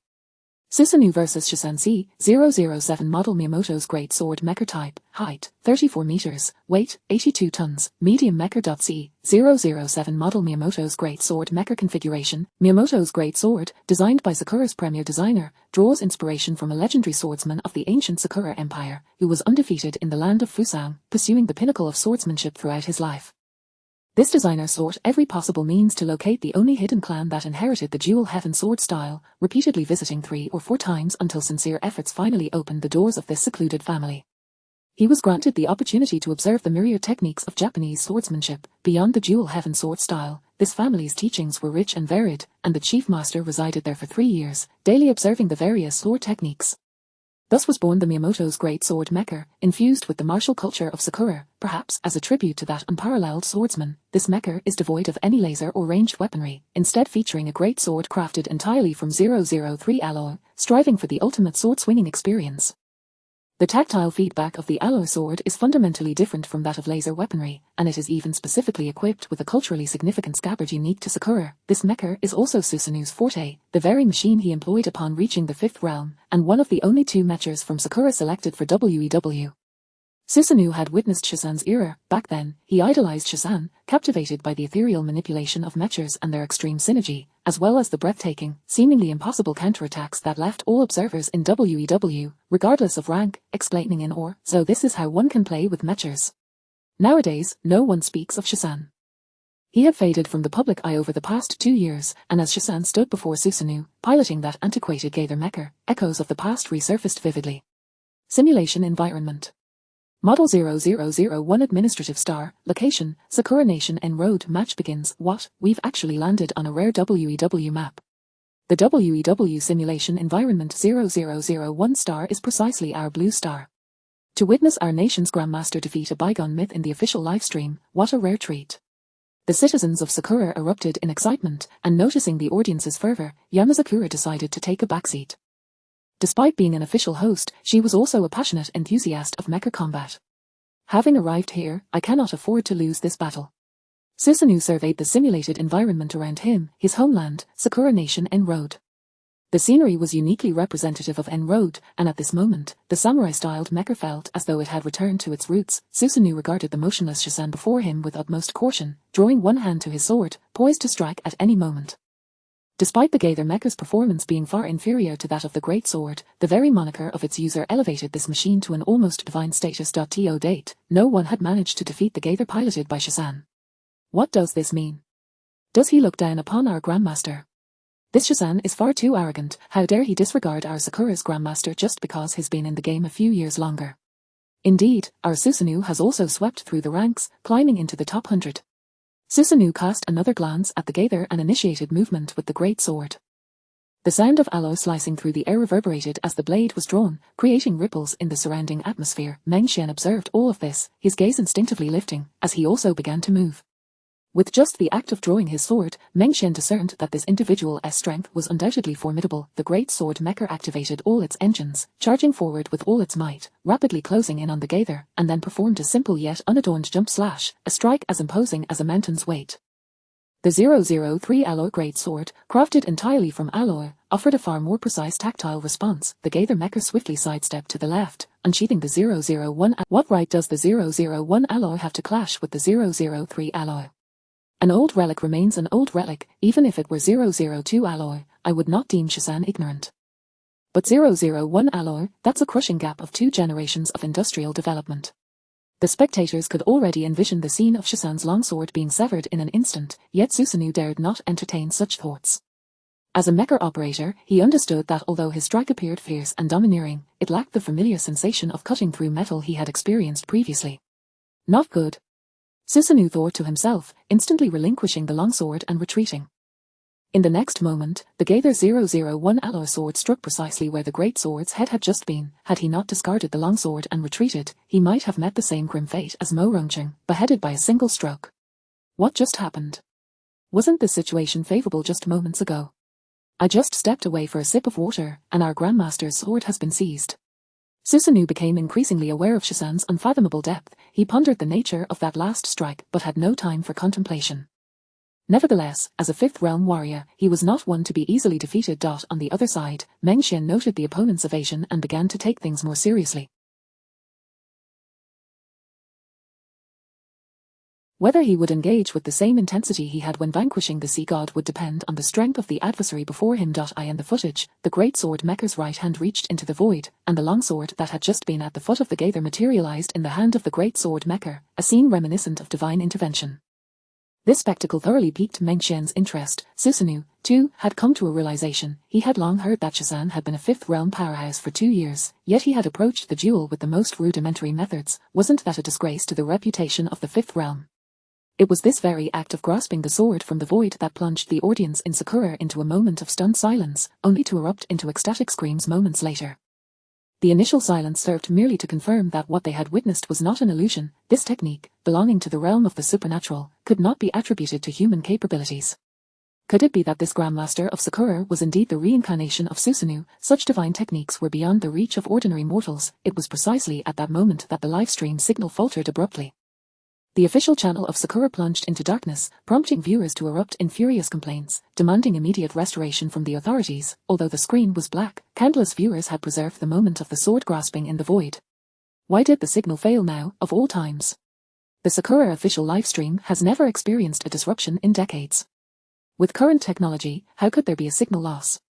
As for the specific circumstances within, no one could say for certain. The WEW regulations regarding the fifth realm had been established by various leaders following the battle between Shasan and the sea god 2 years ago. While the specifics of fifth realm combat had gradually been revealed to the audience over the past 2 years, it remained challenging to explain everything to the public. Thus, the battles viewed by the audience were primarily those beneath the fifth realm. During the first 2 seasons, Zeus had publicly unleashed a thunderous strike, while the sea god had been forced to summon towering waves. At that time, the official explanation had merely deemed it special effects. After all, the actual arena was within WEW, and this explanation had been accepted at the time. Only in recent years had the spiritual realm gained recognition from master-level mecha operators, leading to skepticism regarding the so-called special effects in WEW. In recent months, nations had begun to embark on interstellar universalization, no longer denying the various supernatural elements present in Ryukan competitions, albeit without public acknowledgement, effectively tacitly consenting. At that time, nations agreed to temporarily conceal the true nature of the fifth realm's powers. Thus, at the moment the sword was grasped from the void, WEW detected a surge and automatically severed the service, erasing all current data, leaving only the 2 combatants privy to the outcome of the match. Chapter 21, The Sigh of Susanoo. After a brief delay, the official livestream of Sakura Nation re-established its connection. The camera revealed Susanoo seated in the studio. The outcome of the battle remained shrouded in mystery, as the data had been utterly obliterated by the incursion of the 5 realms.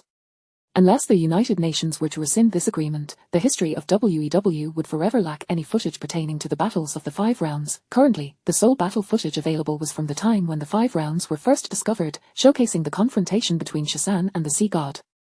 Even in the Ryukan Professional League, the true prowess of the 5 realms had never been fully unveiled. Even the livestream presented only processed data. Susanoo bowed deeply to the camera in the studio, uttering a phrase in impeccable Sakura language, before stepping out of the broadcast area.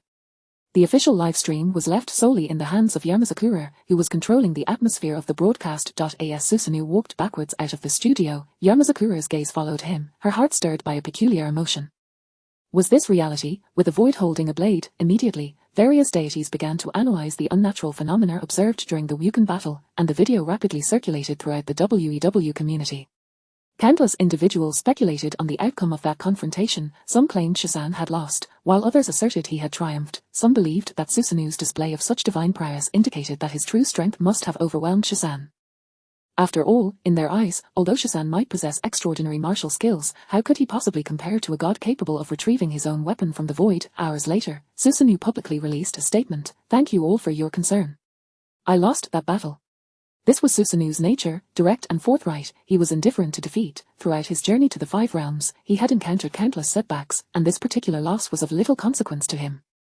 Despite having reached that realm, there remained much room for improvement. His relentless spirit and perseverance, characterized by the principle of endurance, were the very foundations of his ascent to the Five Realms.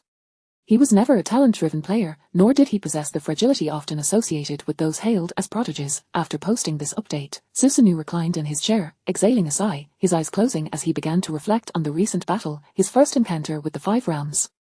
Susanu, what are you sighing about?" A feminine voice suddenly interrupted his thoughts. Opening his eyes, Susanu was taken aback to see Yamazakura standing before him. "Miss Yamazakura, what brings you here?" he asked, suddenly becoming more formal. This woman was extraordinarily beautiful, leaving Susanu, who was remarkably inexperienced with such encounters, at a loss for words. Her beauty was breathtaking, each of her expressions captivating. "Oh, I'm here to interview about how the JPG club conducts their training. This is quite big news," Yamazakura replied, her voice melodious yet tinged with an underlying detachment. "I see," Susanu said, relieved to learn her purpose was professional. As the only representative of the Five Realms in Sakura Nation, he had received many such interviews in the past, and he quickly fell into the rhythm of the conversation. Seeing Susanu adopt this serious demeanor made Yamazakura chuckle, thinking to herself, was it really necessary to take it so seriously? "Susanu, what do you think the media's portrayal of the Five Realms is like?" Yamazakura asked, her spirits high upon witnessing Susanu's demeanor, which contrasted sharply with his usual reputation as a grandmaster. He now resembled a child. After all, Susanu was only 23 years old. "That, I cannot say for certain, Miss Yamazakura, perhaps I could show you." Susanu stumbled over his words, clearly uncomfortable in this situation, his tone hesitant as he feared misstepping. "Oh. We can actually go see it." Yamazakura feigned curiosity, her playful demeanor surprising Susanu. For a moment, he forgot the mental exhaustion from the recent battle. With a grand wave of his hand, Susanu conjured a powerful mental projection that enveloped Yamazakura. In an instant, it felt as though the very heavens shifted, and the fabric of space and time transformed. Surrounding Yamazakura was a vast expanse of flower-filled meadows, vibrant with colors and fluttering butterflies. She gazed in awe, yet merely turned to smile at Susanu, rendering him momentarily entranced. "Is this what the Five Realms is like? How extraordinary!" Yamazakura exclaimed playfully, plucking a white bellflower and attempting to place it in her hair. "Indeed," Susanu remarked, his lips curling into a slight smile as he beheld Yamazakura. "What's the matter?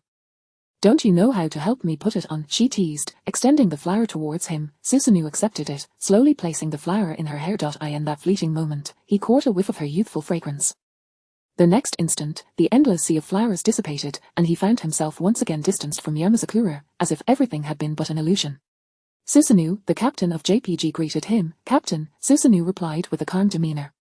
Aside from his encounter with Yamazakura, his expression remained unchanged, as was his nature. The captain then noticed Yamazakura, his surprise evident. Susanu remained unaware of her identity, but the captain, being the leader of JPG, recognized her as a genuine princess of Sakura Nation, possessing imperial lineage. "Yamazakura, you're here as well," the captain greeted her. "Yes, Captain. I'm here to interview about JPG's daily training. This is quite significant news," she replied, her cheeks slightly flushed. Even the most skilled hosts could blush when caught in a fib. The captain, a middle-aged man, paid little mind to the youthful exchange, knowing that if anyone in Sakura Nation were deserving of the princess, it would be Susanu. "Oh, I see. JPG welcomes you, Miss Yamazakura," the captain said smoothly, exhibiting an astute observational ability befitting a Four Realms expert. Although he noted the subtle exchange between Susanu and the princess in the realm of spirits, he deemed it irrelevant.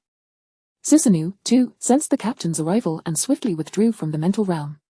"Very well, Captain. I shall interview the other team members." Yamazakura inferred from the captain's expression that he was aware. The captain cast a knowing glance at Susanu, a smile of experience gracing his features. Before engaging him in conversation about the day's battle, Susanu found himself perplexed. Why was it that he felt such emotional fluctuations in her presence, even though he had faced far more daunting situations against Shazan?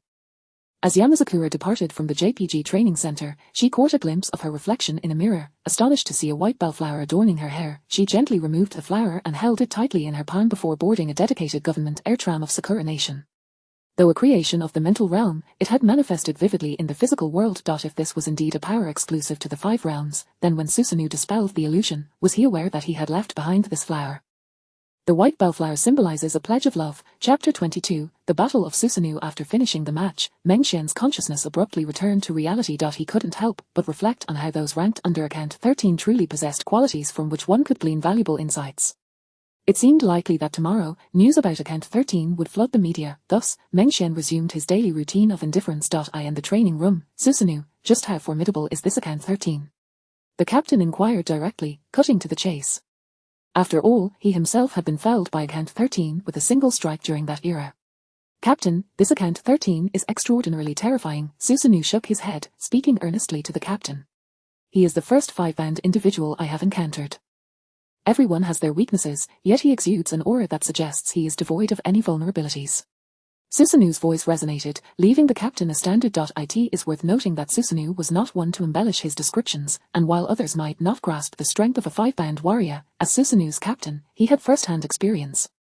For Susanoo to describe someone as seemingly lacking weaknesses signified his acknowledgement of Account 13's might. Remarkably, this was merely a player who hadn't engaged in any WEW training for 2 years, and during the peak chaos of S15, Account 13 had hardly revealed any 5-band techniques. He had solely relied on exquisite skills to vanquish his foes. As WEW continued to evolve, 5-band warriors began to emerge from various nations, and the mysteries surrounding their powers were gradually unveiled. It is noteworthy that although Meng Xian had reached the 5-band level at that time, he was far from possessing the foundational attributes he now held 2 years later. In truth, the current strength of Account 13 remains an enigma. During the confrontation between Susanoo and Account 13, the power of the void emanated from Susanoo's very being, transforming the surrounding landscape into a realm of nothingness, an environment where Susanoo thrived. Each strike was infused with unparalleled spatial suppression, a force beyond the capabilities of mere mechs. With every swing, the evasive range of the Gesser mech diminished, although Susanoo did not unleash his full power in this battle. Yet, the Gesser mech exhibited no signs of 5-band anomalies. Susanoo's void energy continued to spread forth, and each of the Gesser mecha's strikes ultimately manifested as colossal waves of void energy, cracking the space around them, yet the Gesser mech exhibited no fear.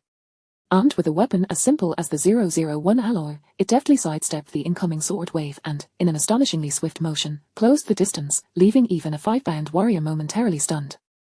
When did a 5th-generation mech find itself pursued by a Gesser mech? As one of the earliest models, the Gesser mech lacked extravagant embellishments, having been designed purely for practicality. Although some revisions had been made in the Gesser 3, it did little to alter the mecha's outdated reality. The Gesser mech executed a straightforward leap strike, appearing unremarkable at first glance, yet, as it approached, it suddenly suppressed the void energy that had been unleashed. It is known that void energy, when unleashed, renders ordinary alloys incapable of approaching without being extinguished. But this ordinary strike from the Gesser inexplicably repelled all the void energy back into itself, as if the vast void feared the 001 alloy sword, rapidly retreating into Susanoo's body, resembling a peculiar state, silence. After a brief moment of shock, Susanoo struck again, this time aiming directly at the metallic head of the Gesser mech. The sheer force of the blow caused even Susanoo to stir, for such a seemingly simple strike sent ripples through the air, beheading. Each of Account 13's strikes appeared aimed at decapitation. This further underscored Account 13's remarkably powerful foundational attributes, even surpassing those of Susanoo, who was a 5-band warrior. Generally, each 5-band individual possesses their own strengths and weaknesses. For instance, Susanoo specialized in void energy, wielding immense power. However, Account 13 was exceedingly enigmatic. The evasion of the void sword wave was reminiscent of the Z-pattern glide that Account 13 had once employed. During their clash, Susanoo found himself unable to provoke Account 13's 5-band abilities. Was it possible that his strength stemmed solely from his formidable foundational attributes? This was a question that Susanoo could not answer. Did you just get beheaded by that strike? The captain's voice interrupted Susanoo's thoughts. Impossible. No matter what, I am still a 5-band warrior. How could I be defeated so swiftly? Susanoo shook his head and continued, while I wasn't obliterated by that strike, it undeniably struck the Gesser mech. The sheer might of that blow was palpable to me. However, it was not enough to annihilate a 5-band warrior. Although this strike revealed Account 13's strength, how could Susanoo concede inferiority? Standing atop the pinnacle of this world, as one of humanity's mightiest, and the first from the Sakura nation to reach the 5-band level, he harbored a degree of pride.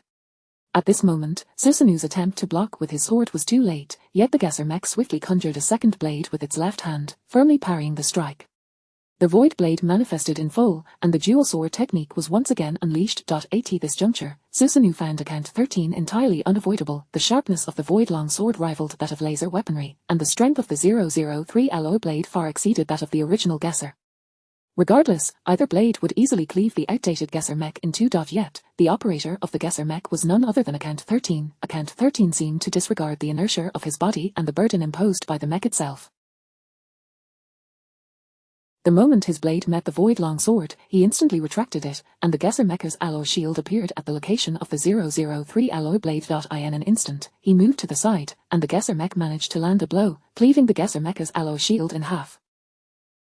However, the operator, should anyone witness the Gesser mecha's maneuvers, they would surely be astonished, for it nearly defied the laws of physics. While the laws of physics are often shattered by five-band warriors, at this moment, Susanu had yet to witness a hint of five-band power from the Gesser.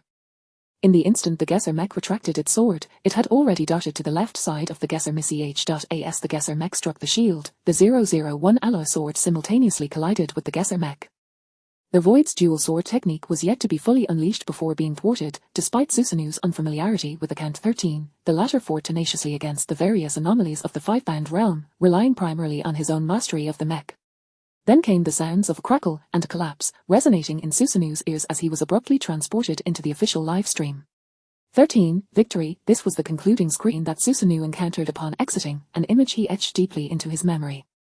Reflecting upon it now, he realized how much he had gained from the experience. Susanu, it's all right, perhaps he simply lacks any extraordinary abilities, the captain consoled, patting Susanu on the shoulder. It is improbable for one to be so universally competent. Perhaps he has no special abilities at all, merely foundational attributes that far exceed those of the four-band. Let us hope so. If that is the case, then my Susanu avatar still possesses the strength to contend, Susanu replied, his gaze shining brighter than usual. Chapter 23, The Five Realms. The following day, news regarding the 13 swept across the media once again. This time, the scene where Susanu effortlessly grasped the alloy blade from the ground was captured and disseminated by the press. 2 years prior, such phenomena would have never passed the scrutiny of the authorities. Meng Xian found himself intrigued by the various interpretations presented by the media. Who exactly is the 13? Who is the adversary of the 13? Is it a deity among us? How can one explain this? Such occurrences are truly perplexing. As a professional in Photoshop, I can assure you, this video bears no signs of manipulation. Major clubs, many insiders from various clubs began to speculate whether the approval of this video signified that the authorities intended to publicly unveil the miraculous abilities associated with the five realms. It is essential to note that within elite clubs, there is invariably at least one individual embodying the five realms, and as a member of such a club, one is among those who are closest to the formidable power these realms. Some of the five realms could even be described as divine. There were whispers suggesting that the ancient myths passed down by early humans might indeed refer to these formidable beings of the five realms. After all, the strength exhibited by the masters of the five realms is incomparable to that of the four realms. They are genuinely capable of transforming the unfathomable force of mental energy into a tangible influence upon the material world. The rarity of these masters is due to the extreme difficulty of taking that critical step. Moreover, some more clandestine information is known only to those at the upper echelons. It appears we are to face yet another opponent. Judging by this video, their mastery over the realms of space and void is remarkably profound, mused Hades from Dip as he observed the footage. As a master of the five realms himself, he was no stranger to such techniques. Even the petty Sakura nation can produce a master of the five realms, and the long-established powerhouse, 13, has returned. The Dragon Kingdom continues to see the emergence of five realms, and now our nation has a newly ascended master. Poseidon pondered. Since Zeus unleashed his lightning in the finals, the number of masters in various nations has proliferated, signaling what may well be a golden age of the five realms. Furthermore, the policies of nations are increasingly gravitating toward the domain of mech operators. What exactly is transpiring at the upper echelons? Although the official narrative suggests that localized conflicts involving mechs are determining almost every major club was enveloped in contemplation. For the first time, the upper echelons had remarkably refrained from obscuring this antinatural scientific phenomenon. Could this be a signal? Of course, none of this pertained to Meng Xian at the moment. His foremost concern was preparing for the upcoming college entrance examination in the Dragon Kingdom, set to take place in a month. Return to the pinnacle, entering Longjing University through the liberal arts in the college entrance examination. Reward, all attributes 1 divine power, void. 2 years prior, Throughout numerous missions, Meng Xian had obtained his first divine power, aptly named Justice. During the subsequent 2 years of languishing, he had acquired 3 additional divine powers. Should he accomplish this task, he would attain his 5th divine power, which, according to the official definitions, signifies mastery of the divine powers, and thus the 5 realms. It could be said that, apart from the various foundational attributes and the transmission of diverse martial techniques, the enhancement provided by divine power was the quickest means for Meng Xian to augment his strength. The vastness of divine power seemed to symbolize a certain authority. With these thoughts, Meng Xian couldn't help but marvel at those individuals who achieved self-realization. They were truly prodigies, while he merely benefited from the assistance of the system.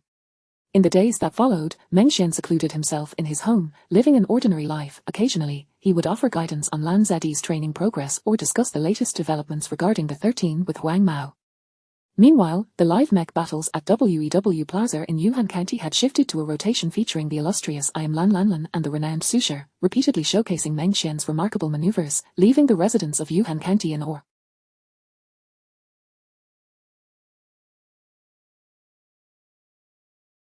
When had Yuhan County produced a master of such caliber as Su Shi, who wielded the shocking word technique with such finesse? As for I Am Lan Lanlan, after their initial matches in Yuhan County, they had not been seen again, leading people to speculate that perhaps a master of the 5 realms, feeling bored, had merely purchased an identity card to play a few matches under a different alias. Days later, within the gravity chamber of the Lan family in Yuhan County, Master, my physical prowess has reached the silver tier. Lan Zi messaged Meng Xian, motivated by the prospect of taking on a master of the 5 realms. Excellent. Head to WEW in Yuhan County and play a couple of matches. Once you're done, send me the footage, Meng Xian replied, feeling quite satisfied with his apprentice. Although Lan Zi's innate talent was not particularly exceptional, his willingness to endure hardships and his remarkable intuition were commendable. Understood. Lan Zi excitedly sent the message and hurried to the WEW battle hall, eager to begin his matches. In the WEW hall, many recognized the second son of the Lan family. It was rumored that his elder brother was also present in the hall that day, and Lan Zi planned to wait for him to emerge before greeting him. The 2 sons of the Lan family had previously been regulars at WEW, but after nearly half a month of absence, Lan Zi's sudden reappearance suggested he had made considerable progress. Today, I aim to reach Silver Tier 2. This was the goal Meng Xian had set for Lan Zi. Shortly after arriving, Lan Zi spotted his brother exiting. The WEW battle hall was infused with a futuristic ambience, the myriad of light waves bestowing an almost ethereal quality that masked Lan Yi's dejection as he emerged. Lan Yi didn't even notice his brother standing beside him, instead staring intently at his hands. Is this the threshold? He pondered. He was brought back to reality by his brother's voice. Lan Zi cheerfully approached Lan Yi and called out, Yi Ji. Lan Zi, unable to decipher his brother's expression, strutted over, eager to show off. Yi Ji, come watch me battle once. Hee, let me show you my progress. Lan Zi's voice brimmed with playfulness as he entered the WEW battle arena. In the spectator area, the familiar Dragon Slayer mech was piloted by none other than his younger brother. I Am Lan Lanlan vs Changli Dragon Slayer vs second generation Jialong. This match happened to feature Changli. At this moment, Lan Yi became serious, eager to observe how his brother would fare against Changli. Should Lan Zi falter, Lan Yi contemplated stepping in to challenge Changli once more. His current strength was no longer on par with the self he was 2 weeks prior. Thanks to Lan Zi, Lan Yi had experienced substantial growth in the past fortnight, successfully transitioning from the brink of Silver Tier to actually achieving it. Lan Zi began executing the standard tactics of the Lan family, maneuvering to observe his opponent. The Jiaolong mech excelled in mobility, and to secure victory, the Dragon Slayer would need to close the distance. However, the Dragon Slayer was not equipped with long-range laser weapons for cover, and Lan Yi was keen to see how Lan Zi would navigate this challenge. Chapter 24, Is the Blue God Merely Silver? At this moment, Changli found himself drenched in sweat. Could a formidable warrior of the 5th realm actually eliminate him in an instant? He pondered whether it might be wiser to surrender outright, sending himself, a mere silver, to confront a media-hyped 5th realm powerhouse. Madness! Changli gazed apprehensively at the Dragon Slayer mech cautiously advancing towards him, contemplating why this 5th realm deity would exhibit such caution against a silver. As an avid fan of WEW, Changli had watched countless videos about it. He had lost count of how many times he had seen the battles between the illustrious Blue God and the professional player Taran, absorbing the analysis of various commentators and experts. The breathtaking display of disregard for inertia, the sudden retreat, and the devastating force of Taran's precision laser cannons exemplified an unparalleled audacity, leaving one to wonder if the magnificent figure in those videos was truly the same person as the Dragon Slayer mech before him, who was so painstakingly cautious. It is well known that names cannot be duplicated in the WEW hall. However, Lan Zi was unconcerned with such trivialities. He advanced slowly, wielding a massive shield in his hands, prepared to draw it to block the Dragon Slayer mecha's laser fire.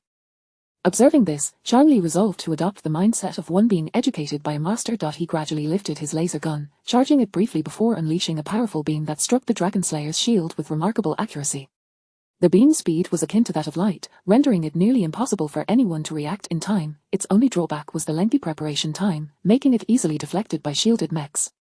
In truth, if it weren't for the Blue God, the phrase regarding the laser's lethality could be entirely omitted, for there was but one individual who had ever evaded such a deadly strike head-on. It was precisely due to the Blue God that the statement remained as a nearly impossible. The distinction between a nearly and absolutely may seem trivial, 100 versus 99, yet the former offers a glimmer of hope, while the latter breeds despair. As Charlie observed the Dragon Slayer endure the laser's impact, being forced back several meters, doubt began to creep into his mind. This individual could not possibly be the same Blue God from the videos. Charlie mused that this person's true skill level was likely merely at the edge of silver. No matter how strong, they could not be much higher, for Charlie had encountered golden ranked players while piloting the Dragon Mech in numerous WEW matches. If his laser gun barely caused the opposing mech to stagger back half a step, it was consistent with golden level prowess, while a 5th realm warrior would likely not budge at all. Years ago, during the S4 season, the 3rd ranked player Xie Yang had remarked that for players like them, mechs served as enhancements, but for true masters, mechs became a hindrance. Initially, Xie Yang faced ridicule from many, who could not fathom how a human could compare to a Missy H. It was not until the WEW's foundational technologies advanced over the 5 years leading up to the S14 season that this perspective gained widespread acceptance. It could even be said that a significant portion of players finally reached a level where Xie Yang's words resonated. Understanding the limitations of mechs today equates to attaining master rank. Once one steps into the master realm, one can grasp the constraints of mechs, but for true masters, mechs are merely tools. This notion was validated when the 13 great masters ascended to the pinnacle with the initial version of the Geyser mech in the S15 season. There are no weak mechs, despite varied performance and materials. Every mech selected for WEW embodies the craftsmanship of masters, each achieving perfection in their own way. The true weakness lies with the operator. The mech is merely an excuse for the incapable. Determined, Charlie began to frequently activate his laser gun, unleashing a relentless barrage upon the Dragon Slayer mech. Powerful beams of light erupted from the Dragon Mecha's gun, and although the Dragon Slayer was superior in rank, it found itself countered by the Dragon Mech, unable to close the distance. The optimal strategy against the Dragon Mech is to either engage in close combat or execute a long-range decisive strike. Ankh, a veteran mech researcher from their country, had once declared that the Dragon Mech epitomized his idea of a perfect mech. The Dragon Mech is neither strictly a melee nor a ranged mech, it adept combines both styles. In close combat, it does not merely engage but employs unique alloy guns and laser tips to subdue adversaries. The Dragon Mech operates best at mid-range, where it can effectively disrupt the opponent's mindset with its speed and maneuverability, making it hard to defeat. The laser beams continued to hammer against the Dragon Slayer's alloy shield, which had now completely powered down its engine, a technique known as the zero-gravity shield, an ancestral skill of the Lan family. Previously, Lan Yi had employed this tactic to feign weakness, luring Changli into a false sense of security. Yet, as a silver-level mech operator, he understood the wisdom of learning from past mistakes. Having experienced a similar scenario before, Changli was not about to fall for the same trick again. Utilizing the mobility of the Dragon Mech, he constantly altered his position, firing at the Dragon Slayer mech. The Dragon Slayer mech appeared almost foolish, skillfully wielding its massive shield yet still allowing several laser beams to pierce through, striking its body. Lan Zi gritted his teeth, realizing he had no effective counter against this situation, unless. Meanwhile, Lan Yi, observing from the sidelines, marveled at Lan Zi's progress over the past 2 weeks while scrutinizing Changli, vowing to defeat him one day for daring to bully his younger brother and reclaim the Lan family's honor. In just 2 weeks, Lan Zi had advanced from bronze to silver, a remarkable feat. Though he had merely dipped a toe into silver rank, his improvement was substantial. Lan Yi had only reached such a level in his senior year, near the time of the college entrance examination.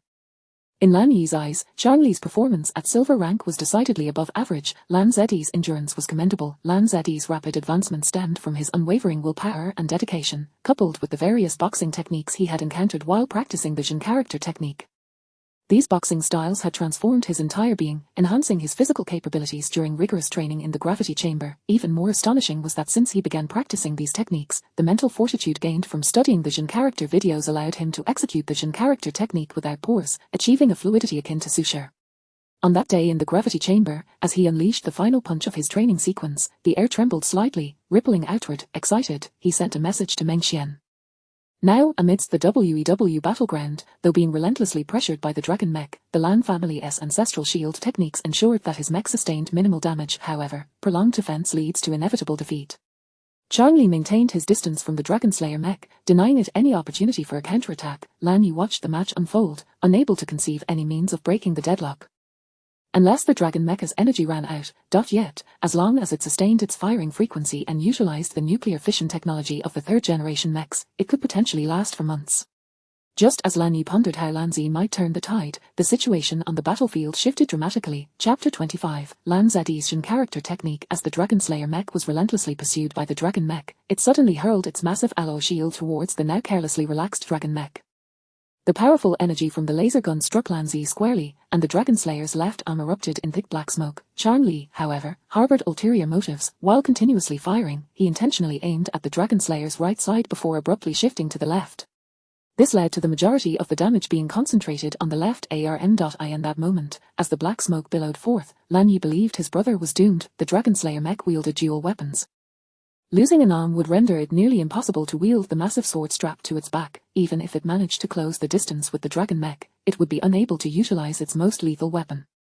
Throwing away the shield only hastened its defeat, yet, in the next instant, Lan Zi's actions astonished him further. Faced with the incoming alloy shield, the Dragon Mech ceased firing and drew its alloy spear, deftly deflecting the Dragon Slayer's shield.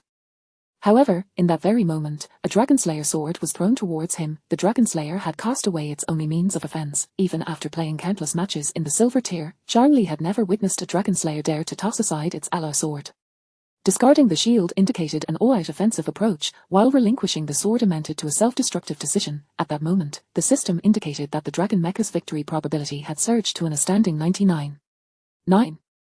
The Dragon Mech skillfully angled its alloy sword, deflecting it, and then suddenly spotted the advancing Dragon Slayer mech. A smile crept across Zhongli's face. Having discarded its shield, and now its weapon, was it coming to deliver itself?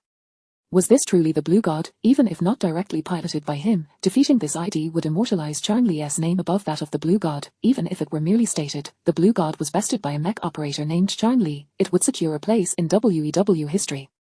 After all, the so-called Blue God stood at the pinnacle of humanity, a fifth realm master. With this thought, Zhongli's excitement surged as he channeled all the power of his mech into the alloy spear's tip. The output of the laser spear surged dramatically, illuminating several times brighter as it hurtled towards the Dragon Slayer mech. A Dragon Slayer without its sword resembled a toothless tiger. Outside the arena, Lan Yi fixed his gaze intently on the screen, convinced that his brother was no fool. However, the maneuver was one even a novice mech operator would avoid. The Dragon Slayer's lethality relied entirely on that long sword. Why, then, was this happening? The brilliant laser spear surged towards the Dragon Slayer mech, and Zhongli was certain this strike would annihilate it. Notably, the Dragon Mecha's spear could reach far beyond the length of the Dragon Slayer's sword, especially now that the latter bore no weapon. In Zhongli's eyes, the Dragon Slayer mech was merely a target waiting to be hit. Bang! The sound erupted as the laser spear reached its limit, creating a sonic boom that mingled with the sound of the spear slicing through the air. Yet, in the next moment, from a considerable distance, the Dragon Slayer mech abruptly halted and swung its fist, aiming directly at the incoming spear. What is this? Using a fist to strike the spear? Even Zhongli was momentarily at a loss, for at that moment, he could not comprehend the action. Lan Yi, too, was bewildered. If discarding the shield and sword was an error a novice might commit, then using a fist to strike the spear was an act only a fool would undertake. The mecha's power does not manifest instantaneously. To achieve speed, one must allow for acceleration, the so-called acceleration phase. The Dragon Mech surged forward, while the Dragon Slayer came to an abrupt stop. This meant that the Dragon Slayer had to withstand the momentum of the Dragon Mech's strike without any chance to evade. Should that fist connect, the Dragon Slayer would be forced back, leaving it vulnerable to another laser barrage, with no opportunity for resistance. Conversely, should it miss, the spear would pierce through. In Lan Yi's estimation, the previous charge was the Dragon Slayer's sole opportunity. Though it risked being slain by a single strike, it at least afforded a chance to land a hit. Any outcome would be preferable to the current approach of striking the spear with a fist. Yet what was the reality? Zhongli's confusion vanished in an instant. The spear was struck by the Dragon Slayer mech, a scenario that had been meticulously planned by Lan Zi. How could there be any oversight? Lan Zi's target had always been the spear. But why? Because that punch was imbued with the essence of the character technique. The powerful force travelled directly from the spear into the Dragon Mech, where countless waves of energy and sound pressure relentlessly hammered against the operator inside. Though Lan Zi's strength was insufficient, The punch's inherent power from the Jun character technique was something players of their tier could not counter. The sound waves surged within, rendering the operator momentarily incapable of retaliation and even struggling to control the mech. The massive dragon mech came to a standstill, and Lan Zi seized the opportunity, taking a small leap directly in front of Chang Li, delivering another punch. Boom. The immense force of the punch reverberated through the mech, penetrating the dragon mecha's interior. There were no scenes of the mech shattering or air exploding. To an outsider, it appeared simply as an unadorned punch. The most unpretentious Jin character punch, lacking overwhelming base attributes, was still capable of transmitting force through the mech into the opponent's mech. The sound waves echoed once more within the dragon mech, and 3 seconds later, I'm Lan. Victory appeared on the screen. This scene left Lan Yi stunned and Chang Li shocked. Lan Yi stood frozen in the WEW observation room, unable to comprehend the punch's anomaly, oblivious to how it had seemingly induced a stun effect within the game, nor could he fathom how the second punch had resulted in victory without any visible damage to the mech. It wasn't until Lan Zi arrived in the observation hall to seek out his brother that the truth of his two Jin character punches turning the tide became evident. The Jin character technique had always been the most difficult to counter, and even now, there were few means to fully negate it. It should be noted that this technique had originated from the 13 2 years prior, and among the 13, there were undoubtedly many more techniques akin to the Jin character technique. Without exception, only those above the master rank could wield such techniques. Chang Li could not comprehend how someone appearing to possess merely silver-level strength could execute the Jin character technique.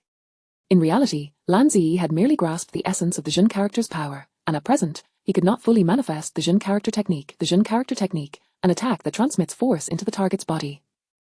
As long as there exists a void within the target, the continuous waves of sound and force will incessantly vibrate until they collapse. A single punch can generate overlapping sound waves, compounding until the target meets its demise.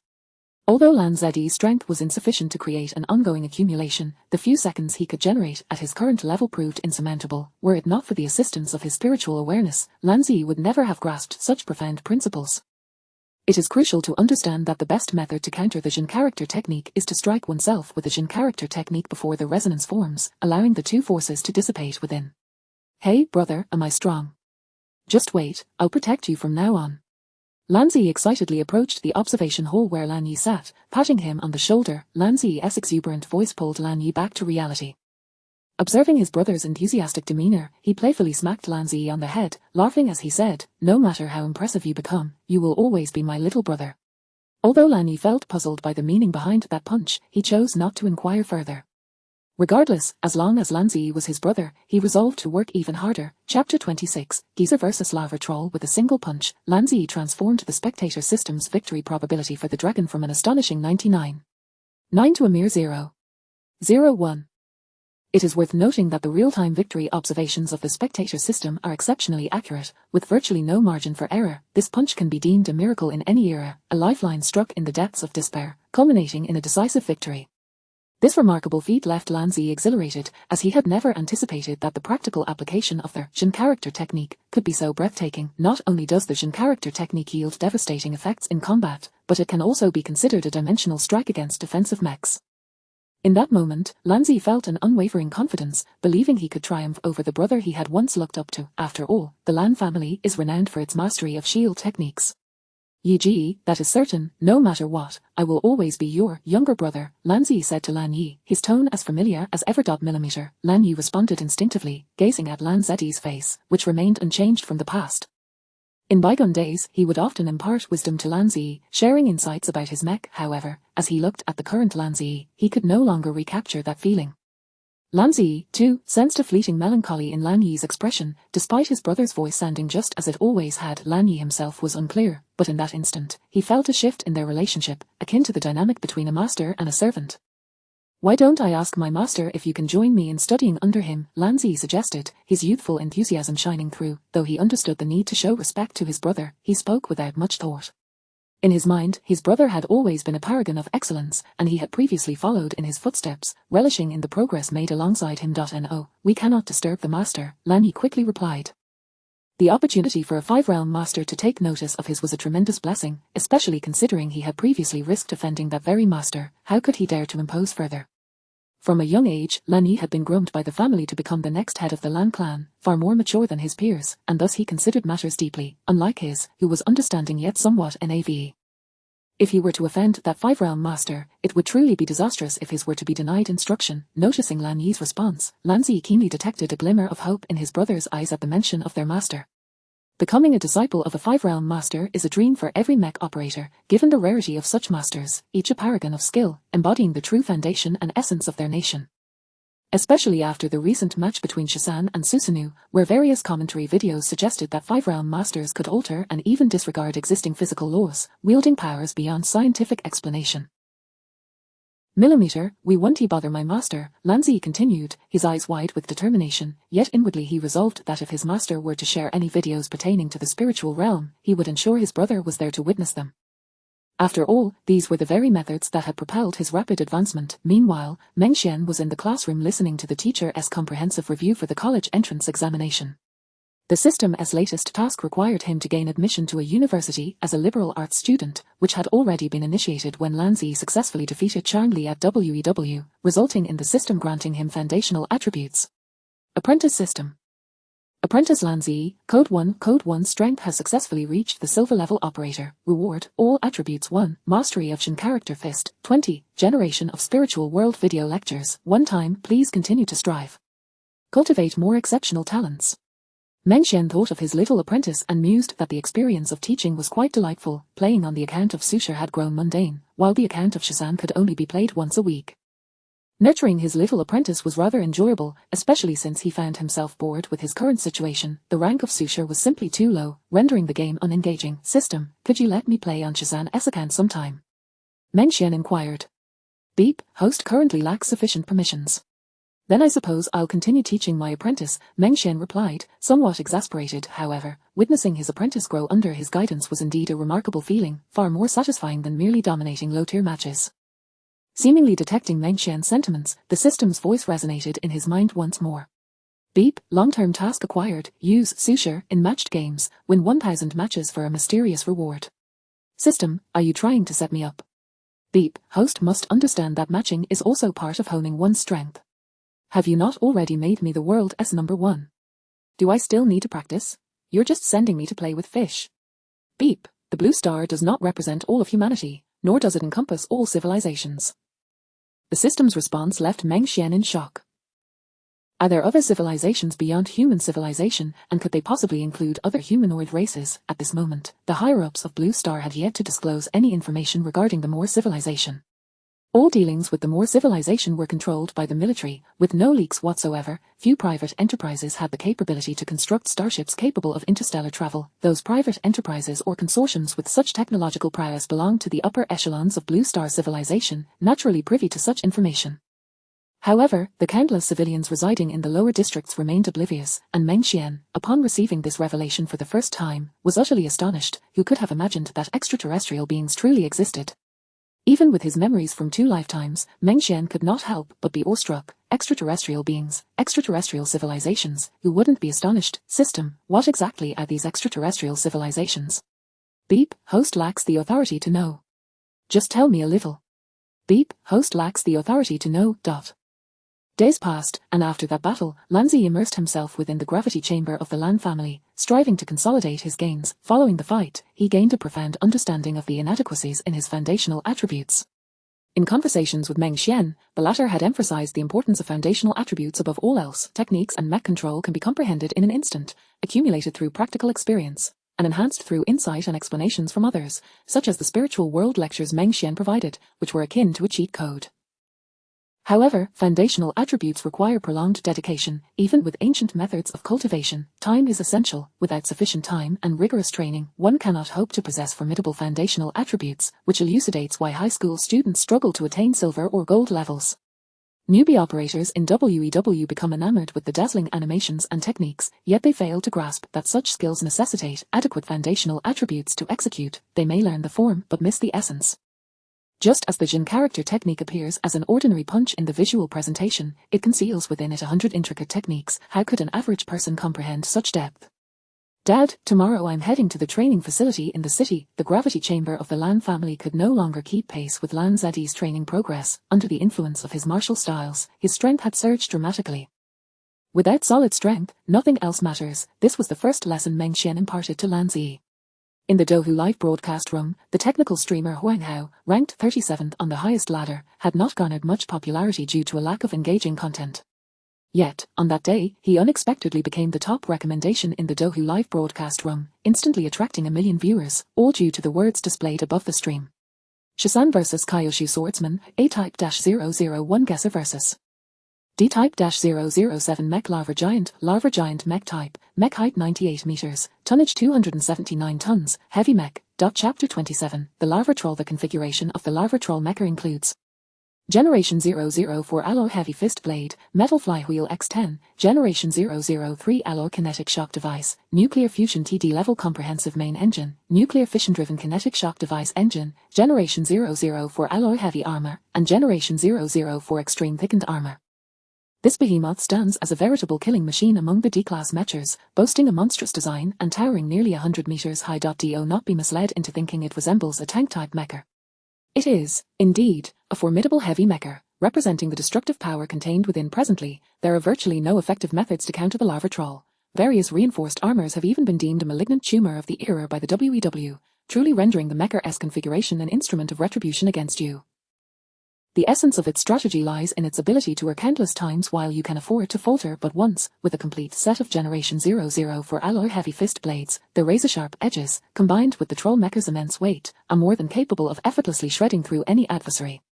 The only viable tactics against it are long-range bombardment or close-quarters strangulation. However, when employing light mechers for strangulation, should they fail to evade its fist blades, defeat is instantaneous. Conversely, should one resort to long-range bombardment, its kinetic shock devices can effectively disrupt targeting. Even more astonishing is that this heavy mecha, while lacking the conventional heavy mecha's laser artillery, is equipped with 10 flywheels in tandem with its kinetic shock devices. The actual lethality of these flywheels is terrifically formidable. Coupled with the kinetic shock devices, they can achieve a locking effect. The absence of laser cannons is intentional, allowing this mecha to remain agile during long-distance assaults. Its exceptional kinetic system ensures that this colossal creature possesses a surprisingly high speed, and the flywheels are laden with a special substance sourced from Resource Star 0019. Upon impact, they unleash a torrent of liquid metal sludge, designed to impede the speed of opposing mechers. Nowadays, mechers are equipped with outstanding protective coatings. Often, only the most unembellished physical effects can influence the enemy's mecha. Battle location: Resource Star 9377. Adjacent to Resource Star 9377 lies a solitary star, with the celestial body itself being a miserly plain, riddled with depressions, yet overall devoid of any terrain detrimental to mecha combat. This terrain is ideally suited for close-quarters brawling, a contest of raw strength. Battle commences. A nearly 100-meter-tall mecha stands opposed to an early-generation mecha, Gesser. This juxtaposition starkly illustrates the advancements in human technology in recent years. The contrast between progress and stagnation is vividly manifested at this moment. Were it not for the extraordinary circumstances, Gesser would be the subject of ridicule, a representation of audacity and ignorance. Remarkably, this mecha, which ought to have been relegated to obsolescence, finds itself once again among the pinnacle of the ladder in a crucial match for Huang Hao's ascent into the top 75. The radiance of the star fortuitously illuminates the two mechers, birthing a scene reminiscent of a masterpiece. Gesser and the troll are mechers of fundamentally disparate tiers, and the outcome of this battle appears unequivocal until an ID alters the narrative. 13. The top contender of the S15, S16 season ladder, undefeated throughout the season, has claimed the title with an overwhelming display, becoming an idol to countless admirers. 13. Once again, we witness 13 on the ladder. Truly, the memories of 2 years ago flood back. Indeed, during the WEW training camp, everyone's idol was 13. 13 does not stream, yet all of 13's fans flock to Huang Hao's channel. Initially, some fans doubted the authenticity, but as videos proliferated, their conviction in the return of the invincible 13 solidified. For even the mightiest, like Poseidon, Zeus, lacks the effortless grace embodied by 13, who seems to approach each encounter as a mere exercise, unperturbed by victory or defeat, gazing down upon all mecha pilots. I acknowledge that 13 was a peak in the past, yet now our human champions emerge in droves. Is 13 not afraid of being toppled by such arrogance? Still playing Gesser, is that not a tad dismissive of our current mecha pilots? Why indulge in nostalgia? Our Huang Hao is no slouch. Top 30 on the ladder. What is there for 13 to flaunt? Back then, wasn't he just Poseidon who possessed invincible prowess? Now, myriad talents abound. Those knowledgeable about mechers understand that Gesser would struggle to breach the troll's defenses even after 100 strikes. A single hit from the troll would render Gesser scrap metal. The barrage of comments continues unabated. Wherever one goes, detractors are present, and 13 is no exception. Huang Hao maneuvers the troll with palpable tension. He, too, hails from the era dominated by 13, having idolized him during the WEW training camp. Facing his idol in battle, how can Huang Hao not feel anxious? Despite piloting the most advanced mecha, he stands at the pinnacle of the WEW, a formidable force at the peak of the fourth boundary, with clubs already extending invitations to him for the upcoming Ryukan Dragon Nation. This marks his first confrontation against a fifth boundary pilot. It is rumored that those below the fifth boundary are akin to ants, and only those of the fifth can vanquish their own kind. While rare, victories of the third boundary over the fourth exist, none have achieved the reverse. Though speculation abounds regarding the scarcity of fifth boundary pilots, Huang Hao believes he has reached the zenith among the fourth boundary, especially with his mecha providing an advantage. Within the community, it is said that fifth boundary pilots possess the ability to reshape reality, as evidenced in the battle between Sakura Nation Susanoo and 13, where a blade seemingly drawn by spatial attraction appeared instantaneously in Susanoo's grasp. Should a fifth boundary pilot merely wield such tricks, Huang Hao remains unfazed, but if any fifth boundary can unleash thunderous strikes akin to Zeus, he too harbors confidence for battle. This is the self-assurance that comes from standing at the apex of the fourth boundary. Though the fifth boundary is formidable, the fourth is not to be underestimated. As these thoughts ignite his fervor, Huang Hao guides the lava beast closer to the Gesser Mecha, each stride resonating with tremors of the earth, creating an almost synchronized vibration with the ground. This is an alternative application of the tremor technique. He activated the kinetic shock device the moment he entered the game. Speaker, Dragon Emperor. A golden comment appears, showcasing the Dragon Emperor's commentary, authenticated by the Dohu live stream, prominently displayed at the top of the chat. Goodness, this battle has even drawn the Dragon Emperor's attention. No wonder. I sensed the Earth's tremors were extraordinary. Thankfully, the Dragon Emperor elucidates, or I would have been utterly lost. The Dragon Emperor, the sole existing fifth boundary powerhouse in the Dragon Nation, has been bestowed with the general's rank and is a historical figure in the annals of the Dragon Nation. His strength is recognized throughout the realm. As the ground begins to quake, the vibrations escalate, causing the very earth to tremor. Skillfully employing the tremor technique, he channels power into the ground with each step, accumulating energy beneath the feet of the Gesser Mecha via the kinetic shock device. It is known that the longer the tremor technique is in effect, the greater its potency. This was 13's original creation, a technique that continues to thrive in the high-tier matches of the WEW ladder, an essential skill for every formidable warrior. Now, the amassed power of the tremor technique surges forth, aimed squarely at 13. The Dragon Emperor scrutinizes the Gesser Mecha intently. This force has been accumulating since the beginning, and he does not believe 13 has overlooked the lava beast's subtle maneuver. To this day, no perfect countermeasure for the tremor technique has been devised, and based on the Dragon Emperor's extensive knowledge, 13 has always disdained utilizing fifth boundary power in matches, implying that 13's counter techniques hold significant relevance for mecha pilots. So, 13, how do you intend to receive this strike? Chapter 28, The Artificial Engine. From the very outset, the practitioner employed the seismic technique, channeling power deep into the earth, utilizing the dynamic tremor system to direct a continuous surge of energy towards the Gesser Mecha. The sound waves generated by the seismic technique ricocheted chaotically underground. If left unchecked, they could potentially manifest as a minor earthquake. However, under the deliberate control of Huang Hao and the dynamic tremor system, this formidable energy would be expelled from a single focal point, precisely where the Gesser Mecha stood. Huang Hao had previously employed this tactic against other elite mecha operators, all of whom, without exception, would flee the moment they sensed the impending danger or attempt to intercept him while he infused energy into the lava giant. The power of this maneuver was utterly terrifying. Observing Shazan remaining steadfast in his position, Huang Hao's expression shifted to one of astonishment. The potency of the seismic technique escalated with resonance, and as its originator, Huang Hao could not be oblivious to its dreadfulness. This strike was akin to a volcanic eruption. Though astounded, Huang Hao had yet to witness anyone daring enough to stand at the epicenter and await the impending strike, who would remain at the mouth of a volcano. The average person would surely retreat at breakneck speed, even fleeing from the volcano itself. Yet, this was Shazan. His presence in the WEW battle footage always exuded an air of unflappable calmness, as if the tides of fate held no sway over him. The oppressive atmosphere emanating from this seismic volcano was already terrifying, with the very air vibrating, heralding the impending devastation, especially with Shazan still grounded. Was this a testament to his strength? Or merely a facade to uphold his undefeated image, to ensure that the strike would hit its mark with absolute certainty? Huang Hao once more commanded the lava beast to hurl a total of 8 flying wheels towards Shazan's location. This was the lava beast's signature technique. The 8 Gates Golden Lock. This is Huang Hao's original skill. 8 flying wheels seem to possess a life of their own. They dance through the air. Can this truly be the clumsy lava beast in my hands? Why can't my lava beast only throw 1 wheel at a time? The audience erupted in discussion, ignited by this extraordinary technique. This was the prowess of the nation's #1 lava giant. This was Huang Hao's signature move. Amidst the tremors of the earth, he had concealed the flying wheels within the thick blades of his fists. As the wheels had to be extracted one by one from the rugged shell of the lava giant, the tremors served as a diversion, momentarily stunning even the Dragon Emperor. So that's how it is. I had been focused on the seismic technique, however. Even the formidable Dragon Emperor quickly grasped the situation. The 8 gates golden lock was challenging primarily because it required concealing 8 flying wheels in one's hand before the enemy could react and then launching them effectively. The second challenge lay in the unpredictable trajectory of these 8 flying wheels, which followed an erratic pattern of movement. This was the brilliance of Huang Hao, as even he could not expertly control the force behind each wheel. It could be said that Huang Hao himself could not predict how each wheel would fly, but he was certain that they would ultimately strike their intended target with precision. The 8 flying wheels traversed the air, the sound of their passage breaking the sound barrier. The wheel's velocity exceeded that of sound itself, resulting in the phenomenon of seeing the wheels before hearing their sonic boom, while the lava giant remained still, awaiting the outcome. It was not that he refrained from pursuing. Being too close would also expose him to the seismic technique's eruption.as for how the 8 gates golden lock could immobilize the opposing mecha. It was all due to the special material of the metal wheels. Upon striking the enemy, the gaps created would allow the wheel's unique material to infiltrate. This substance possessed an extraordinarily high density, capable of instantly increasing the mecha's weight, specifically in localized areas, thereby disrupting the mecha's equilibrium.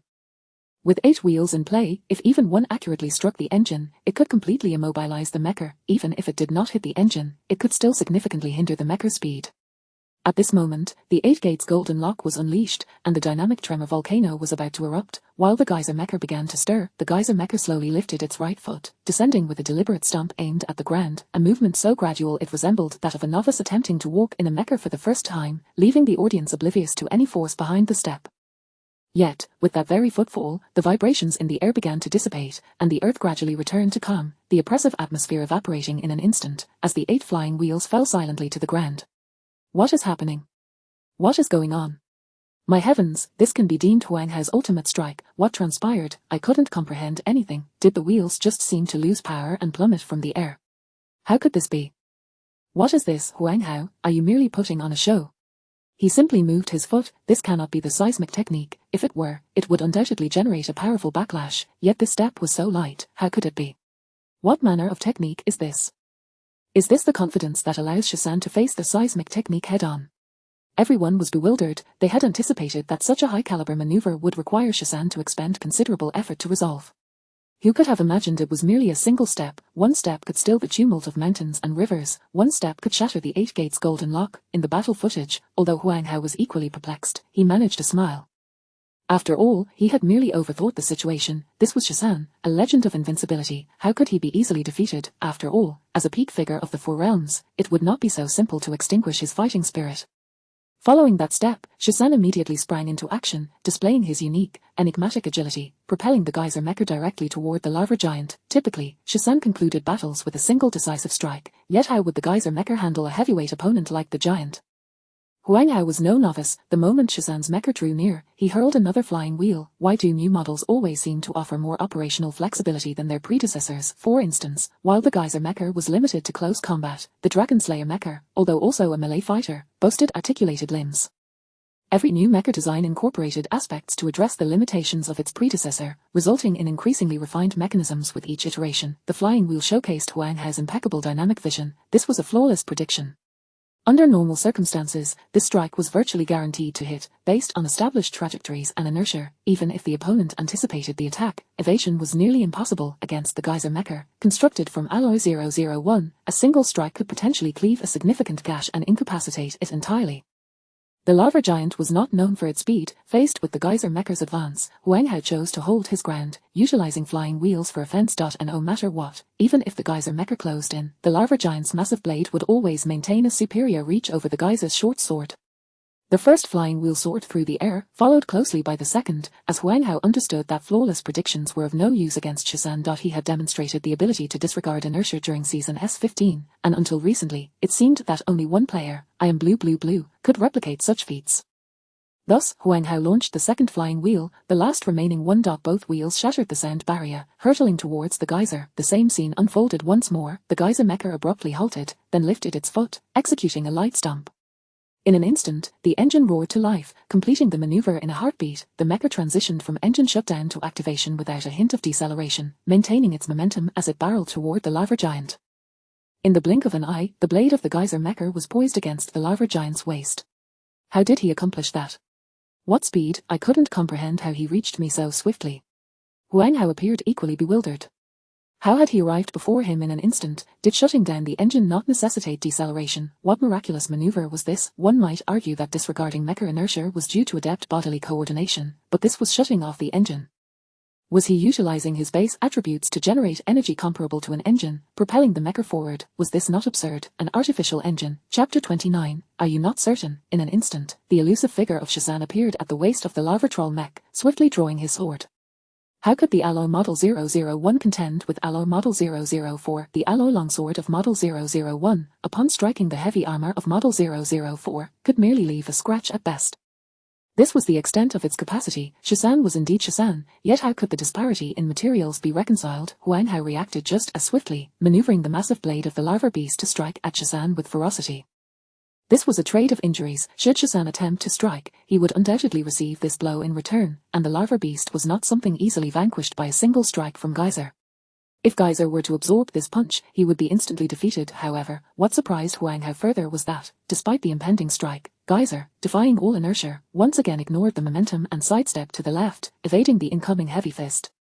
This was the fundamental sidestep maneuver taught in mech basics, the most elementary of techniques, yet in Shazan's hands, it bore an undeniable elegance. Shazan's movements are absolutely the most standard and refined. This is the first time I found a sidestep so stylish. I am filled with nostalgia. Shazan's movements are perpetually fluid and seamless, not a hint of hesitation. After the sidestep, the second fist of the lava beast came crashing down once more against a contender like Shazan. Any attempt at prediction was futile. One could only strike directly to have any hope of landing a hit. This was Huang Hao's current train of thought. After all, how could one predict the actions of a being that disregarded inertia?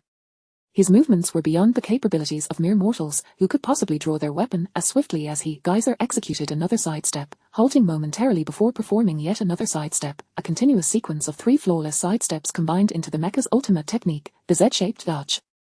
Z-shaped evasions contrasted starkly with the formulaic Z-pattern dodges of other players. Shazan's Z-shaped evasions were not bound to a singular form. Wherever he wished to evade, he would do so. One must understand that the essence of the Z-shaped dodge lies in utilizing the opposing inertia from the sidestep to achieve 3 consecutive sidesteps. Otherwise, the mech would require time to stabilize its position after the first sidestep. A mech is not a human. One cannot simply sidestep at will. The mecha's engine provides momentum primarily in one direction, fueling the mecha's required energy. All operations of the mech necessitate a dual alignment of fundamental attributes and mental acuity. Thus, while a single sidestep is achievable by any ordinary individual, to perform 3 consecutive ones in a flawless Z-shape to effectively evade an attack is a daunting task. Yet, before us, Shazan had already executed 4 consecutive sidesteps, which could even be termed an M-shaped dodge. Geyser darted beneath the legs of the lava beast, swiftly reaching its rear, raising the aged alloy Model 001 sword to strike at the lava beast. Is Shazan insane? How can Model 001 contend with Model 004? The audience was bewildered. Logically, Shazan ought to deliver a decisive blow from behind to the lava beast's head to secure victory. Why, having evaded the attack and reached behind, did he not utilize a jumping strike to cleave at the beast's head? However, the ordinary audience may not grasp this, but Huang Hao, as one at the pinnacle of the 4 realms, certainly did. He was fully aware that Huang Hao's mental energy was concentrated on defending his head.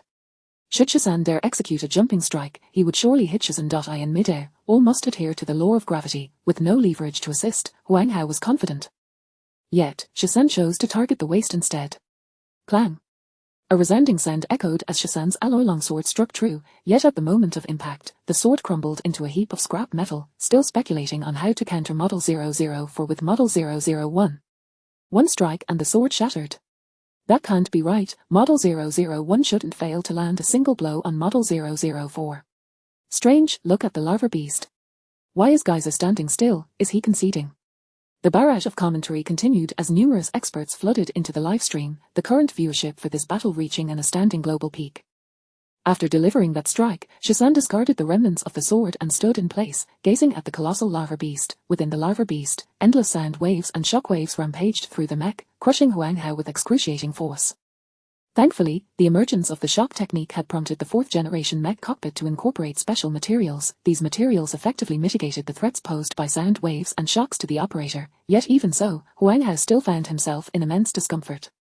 The consciousness of the pinnacle of the Four Realms expanded, and Huang Hao, enduring the agony, swung that massive blade towards his chest with ferocity. During this interval, Shizan simply watched in silence. This is the shock technique. Just now, Huang Hao utilized the countershock method to dissipate that terrifying energy, striking 4 times in succession. Indeed, while pondering how to defeat Model 004 with Model 001, the shock technique is the optimal means of destruction. Look, the larva beast's mech is already showing numerous fine cracks. If it continues for a few more seconds, the shock technique may very well cause the entire beast to collapse. Shizan, discarding my weapon and remaining still is not an admission of defeat. It is an act of letting you go. Their weapon is not being overwhelmed by Model 004, rather, the sheer force of that strike, under the influence of the shock technique, impacted Geyser's sword. What? So he essentially shattered his own sword. The commentary continued to buzz, yet on the screen, Huang Hao had already succumbed to fatigue. This was truly an elder playing with a child. After the battle concluded, aside from the application of various skills and that mysterious stomping technique, there was also Shizan's overwhelming foundational attributes that left one breathless. This so-called Shizan, if not a master of the 5th realm in terms of psychic abilities, would undoubtedly be the ultimate master of physical prowess. Perhaps he was a grandmaster hidden deep within the mountains, gracing WEW with his presence. After all, the enhancement of foundational attributes for high-level mech operators is the most arduous of tasks. At the moment the shockwave ceased, Geyser Mech gently stomped its foot, unleashing a terrifying force that surged from the larva beast's feet into its core. This was entirely different from the distancing effect of the shock technique. In fact, it was at the moment Huang Hao had no time to ponder that an uncontrollable surge of powerful, unrestrained energy flooded in, and then Huang Hao's vision went dark, awakening in the WEW battle chamber. In the livestream, the previously cracked larva troll mech inexplicably exploded from within, scattering into fragments. The screen displayed 3 bold characters. Shizan wins a mech battle that lasted no more than 10 minutes. Left Huang Hao drenched in sweat. What that stomp truly was, none could ascertain. Yet all knew that this battle, like the debut of the shock technique, would surely be inscribed in the annals of history, potentially representing an unparalleled countermeasure against the shock technique. Chapter 30, The Art of the Dance. DDIP Club. Hades hastily pushed open the door to Zeus's room. Zeus, the prowess of that man is truly unfathomable. Oh Hades, you, as a 5th realm expert, would say such a thing. Which man are you referring to? Quickly, take a look at this. Hades urgently projected Huang Hao's recent live broadcast onto the large screen in the tactical discussion room. Zeus had spent the entire night immersed in the simulated environment of his room, and just as he emerged from a refreshing shower, Hades burst in with palpable urgency. Hades was typically composed. For him to act in such a frantic manner indicated that this was no trivial matter. Recognizing this, Zeus adopted a serious demeanor. As the captain of the DIP team's WEW division, Zeus's room was equipped with a specialized tactical training facility. The footage began to play, revealing the WEW loading screen once more. According to Hades, this battle demonstrated a perfect counter to the shock art, a technique that had not seen a flawless counter in years. For 2 years, the WEW had lacked a perfect countermeasure against the shock art, and now, suddenly claiming to have one was hard to believe. The shock art had become an essential skill for high-level players, spawning various adaptations. For instance, the current footage showed Huang Hao channeling energy underground, showcasing a clever application of the shock art. As the video continued, Zeus recalled Huang Hao, the mech user of the larva beast, a prodigious young talent from Dragon Country. At merely 24 years of age, he had already reached the pinnacle of the 4th realm, previously defeating Lunan, a teammate of Zeus, in the ladder rankings. An impressive feat, however. The footage now shifted to reveal the opponent was that an old guesser mech. Zeus's seriousness intensified. If anyone were to claim they had a perfect counter to the shock art, he would be incredulous. Yet, if that person were Shizan, it was a different story. The only individual capable of selecting a guesser mech in high-stakes ladder matches was Shizan. In an era of constant mech advancements, even 2 equally matched players would find one side at a disadvantage if they piloted a superior model. This was the essence of technological progress. Today, 4th-generation mechs were becoming commonplace, with discussions within WEW even suggesting the discontinuation of the A-type mech, deemed outdated and out of touch with current standards. Regardless, the mere sight of a guesser mech in such a match could only point to Shizan. At this moment, Zeus held his breath, fully focused on observing the movements of the guesser mech. If anyone could captivate him to this extent, it was undoubtedly Shizan. As he witnessed the guesser mech stomp its foot, silencing the shock volcano and the 8 golden locks, even Zeus began to harbor doubts. The footage continued, the sequence featuring a sudden engine cut-off, an abrupt series of strikes, and a second stomp that knocked 2 flying wheels from the air confirmed that this was no mere coincidence. The humanoid engine's movements, including the subsequent M-shaped quakes, unfolded before Zeus's eyes, culminating in a strike that unleashed the shock art, followed by the final third stomp. The video abruptly ceased. What technique is this? Zeus's face was a mask of bewilderment. This move appeared to completely counter the shock art while simultaneously unleashing an even more bewildering power within it. This simple stomp left Zeus dumbfounded. As the video concluded, Zeus remained lost in contemplation. Observing his captain in this state, Hades wisely stepped out to gather the rest of the team to watch the video, knowing that Zeus's mental simulations as a fifth realm expert would undoubtedly surpass the capabilities of the most advanced machines. Clubs across the board were analysing this segment of video, what had transpired in Shasan's seemingly casual stomp, what secret technique was at play. In a small town in Yuhan County, Lanzi came across this video circulating online and promptly forwarded it to his master, Susher. Shasan strikes again, seemingly countering the shock art. Shasan.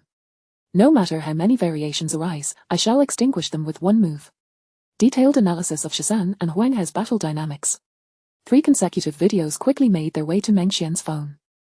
At that moment, Meng Xian was still asleep, only to be stirred by the sounds of a ding-ding-ding, which heralded over 20 unread messages. Among them, several were from his young disciple Lan Ziyi, alongside a few from the blonde-haired individual he had encountered in the WEW hall. Even Meng Xian was taken aback. Just the previous night, he had recorded a video for the system, and now it was trending across various platforms, having spread like wildfire throughout the WEW combat community. In the era preceding the universal fascination with StarCraft, children like Meng Xian, who grew up in the civilian district, would not have had the opportunity to view mech videos. Yet, with the dawn of a new era, the name of Shasan once again reverberated across Blue Star, even more resounding than 2 years prior. 2 years ago, someone had remarked, once you have watched Shasan's WEW battle videos, all other WEW matches will seem utterly mundane.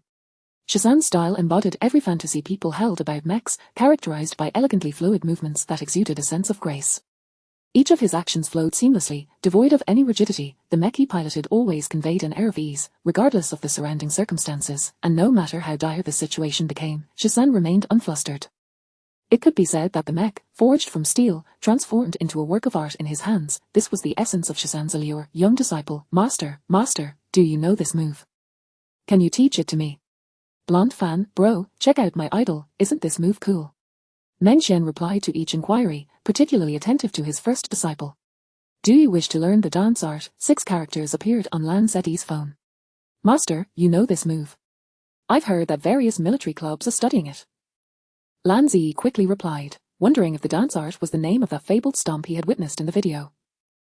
Su Shi, his master, of course, you should consider that your master is a 5th realm expert. How could I possibly be unaware of such things? Lan Ziyi, I want to learn. I want to learn. Lan Ziyi. Cute emoji, master, no, you may not be ready for this yet. Let me give you something new to study. Lan Ziyi, what is it? Master, a video. Lan Ziyi, master, can I show this video to my brother? Master.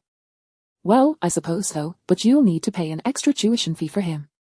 Lan Ziyi gazed at the new video sent by Meng Xian, reflecting on the progress made during his recent mental training and the disappointment his brother had felt after their last match. Determined, he resolved that this time, he would share the experience with his brother, allowing him to glimpse the wonders of the mental realm. In Lan Ziyi's eyes, his brother had always been the epitome of excellence.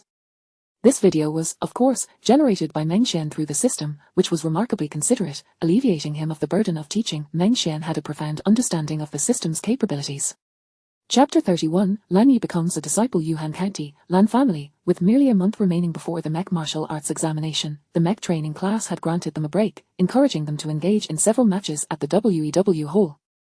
Meanwhile, Lan Yi returned to the family's gravity chamber for rigorous training. He had now emerged as the unequivocal champion among his peers in Yuhan County, with the exception of Su Shi. If Su Shi were not to participate in this year's martial arts examination, Lan Yi would undoubtedly secure the title of top scorer from Yuhan County. Yet, despite his commendable achievements, Lan Yi found little joy in them. His current accomplishments would easily qualify him for several prestigious universities, but the distance to his ideal institution, Longjing Martial University, remained considerable. A month's time was no trivial matter. Just as Lan Yi exited the gravity chamber, preparing to take a shower and rest, he was suddenly greeted by the voice of his younger brother. Hadn't his brother gone to the city? How could he still hear him? In that instant, Lan Yi wondered if he was imagining things, but when he turned, he saw Lan Zi sprinting toward him. Brother, come quickly. I have something amazing to show you, Lan Zi exclaimed, waving his phone fervently, his eyes brimming with anticipation. He too wished to see his brother atop the mech pinnacle. What's the matter? Aren't you supposed to be practicing hard in the city? When you go to those universities I can't attend, you must keep me updated. Lan Yi approached, patting Lan Zi on the shoulder, speaking earnestly. He hoped his brother would gain admission to Longjing University, where, with the support of the university and a master of the 5 realms, he could undoubtedly reach the apex of mech prowess. What weighed most heavily on Lan Yi's heart was not the Lan family name, but his younger brother. Brother, come on, I have something incredible to show you. Lan Zi's voice was infused with excitement and a hint of mystery, reminiscent of his childhood when he secretly prepared a birthday gift for Lan Yi, eager to witness his brother's delight. Brother, come to my room quickly, Lan Zi urged, glancing back to ensure his brother was following him as he hurried toward his room. Lan Yi watched Lan Zi's retreating figure, smiling as he shook his head, a look of helplessness crossing his face as he slowly trailed behind. To Lan Yi, Lan Zi would always embody the essence of childhood, regardless of the time. In the somewhat lavish room, Lan Zi waited for Lan Yi to enter before mysteriously closing the door. Then, looking at his brother, he excitedly pulled out his phone, urging him to come over quickly. Lan Zi was uncertain if the spiritual realm could accommodate multiple onlookers, but it was worth a shot rather than doing nothing. A video on your phone? What is so special about that? The internet is overflowing with flashy martial arts content, Lan Yi remarked, eyeing the video Lan Zi was eager to show him, concerned that his brother might have fallen victim to a scam. No, brother, this is my master's unique secret, Lan Zi replied, tapping the screen to play the video that was passed down to you by a master. Lan Yi's sentence was cut short as an extraordinary and enigmatic spiritual realm enveloped them. The vast spiritual energy washed over them, and soon, a complete realm constructed of spirit materialized. Lan Zi was instantly immersed in the spiritual world, while Lan Yi marveled at the grandeur of the moment. This realm seemed to exist outside the confines of time and space, with mountains, rivers, and the sun and moon in constant motion, vividly depicting flowers, grass, and trees. Just as Lan Yi was in awe, an elderly man in a white robe materialized before him. Do you wish to take Susher as your master? The old man's aged voice resonated in Lan Yi's mind, echoing within. Me, Lan Yi faltered, feeling uncertain. A master of the 5 realms, such an opportunity had unexpectedly come to him. I, the disciple, am willing, Lan Yi declared, immediately kneeling and performing 3 respectful bows to signify his acceptance. Well said, the white-robed elder uttered those words before vanishing into particles, dissipating within the space. At the moment the phrase echoed in Lan Yi's mind, countless swordsmen began demonstrating their techniques before him. This was the breaking void sword technique. In that instant, the immense and boundless spiritual realm transformed into a small domain, wherein only Lan Yi resided. Countless sword techniques were being performed, each strike accompanied by the sound of air bursting. The breaking void sword technique had emerged in the WEW's S15 mid-season, unleashed by the 13, who wielded swords and blades. The alloy sword of the Geist mech had been severed by an opponent's strike, leaving only a slanted fragment. In that moment, the breaking void sword surged forth, myriad remnants of sword light flickering. It appeared as though the sword light would rend the very fabric of space itself. Just as the final strike was executed, an ethereal blade shadow emerged from the remaining fragment, half real and half illusory. People speculated that the immensely powerful sword light had shattered the spatial structure at that time, and as the fragmented space gradually solidified into a blade under that technique, it ultimately delivered a devastating blow, resulting in the opponent's demise. At this moment, the highly intricate movements of the breaking void sword technique had been distilled into thousands of fundamental motions, with each detail from holding the sword to executing a strike showcased flawlessly. Most importantly, hundreds of foundational sword techniques flowed alongside the breaking void sword, each capable of enhancing one's physical prowess. Such a method could significantly augment one's physical capabilities, and as the spiritual world continued to flow, a blade forged from the void suddenly appeared in Lan Yi's grasp. While practicing the sword techniques in this spiritual realm, it felt as if the entire domain was at his command. After a considerable time, both Lan Yi and Lan Zi opened their eyes simultaneously in the room. Upon entering the spiritual world, Lan Zi had been isolated within, practicing his sword techniques, completely unaware of the scene where the white-robed elder accepted his brother as a disciple. How was it, brother? Isn't it marvelous? Lan Yi assumed his brother had also received guidance. Brimming with excitement, they had practiced diligently in the spiritual world for what felt like an eternity, yet in the real world, only the duration of a video had elapsed. Such was the intensity of instruction in the spiritual realm, a feat only achievable by the system. Indeed, from now on, we shall be fellow disciples. Oh, and do show me the video of the Shinzi technique, Lan Yi said, attempting to maintain his composure in front of his younger brother despite his inner excitement. As he executed the final strike in the spiritual realm, the Elder's voice echoed once more, instructing him to view his brother Shinzi technique video. Hope brother, you too have entered the Master's fold. However, the Shinzi technique isn't very useful. Watching that video a second time yields no benefits, Lanzi responded enthusiastically, yet he retrieved his phone to share it with his brother. However, as Lan Yi reopened the video, the familiar spiritual realm unfurled once more. In truth, there was no white-haired elder, it was merely Meng Xian, who observed Lan Yi's commendable talent and decent character, and since he was the brother of his disciple, he decided to accept him. The moment Lan Yi entered the spiritual realm, Meng Xian had already discerned the situation. He could have expelled him instantly but entertained other thoughts. Firstly, the system required him to take on disciples, and his current count was lacking. Secondly, Lan Yi's disposition was commendable, and having him as a fellow disciple to his own apprentice would undoubtedly yield mutual benefits in the future. Thus, he conjured an image of a white-robed elder in the spiritual realm to accept him as a disciple, while the subsequent teachings within the spiritual time and space were the system's contribution. As Meng Xian's disciple, Lan Yi naturally possessed the privilege to study within the spiritual world. Chapter 32, the continuation of their dancing word technique regarding the extraordinary prowess of the individual known as 13, who effortlessly dispatched four realms, strong practitioners with merely 3 kicks that displayed no discernible 5 rounds, techniques. There remains an insurmountable challenge for even the most advanced equipment to analyze the essence of this technique. The president of the Dragon Kingdom Martial Arts Association remarked, "This 13 is undoubtedly a genius among geniuses. Perhaps after 2 years, he will usher in a second peak of martial arts." The first peak was ignited by the tiger transformation and the shocking word technique. 2 years later, the emergence of Western 5 practitioners, namely the Thunder God and the Sea God, became the objects of admiration within the circle, as these 5 strong practitioners took turns occupying the apex of the heavenly ladder, leading to a gradual decline of martial arts.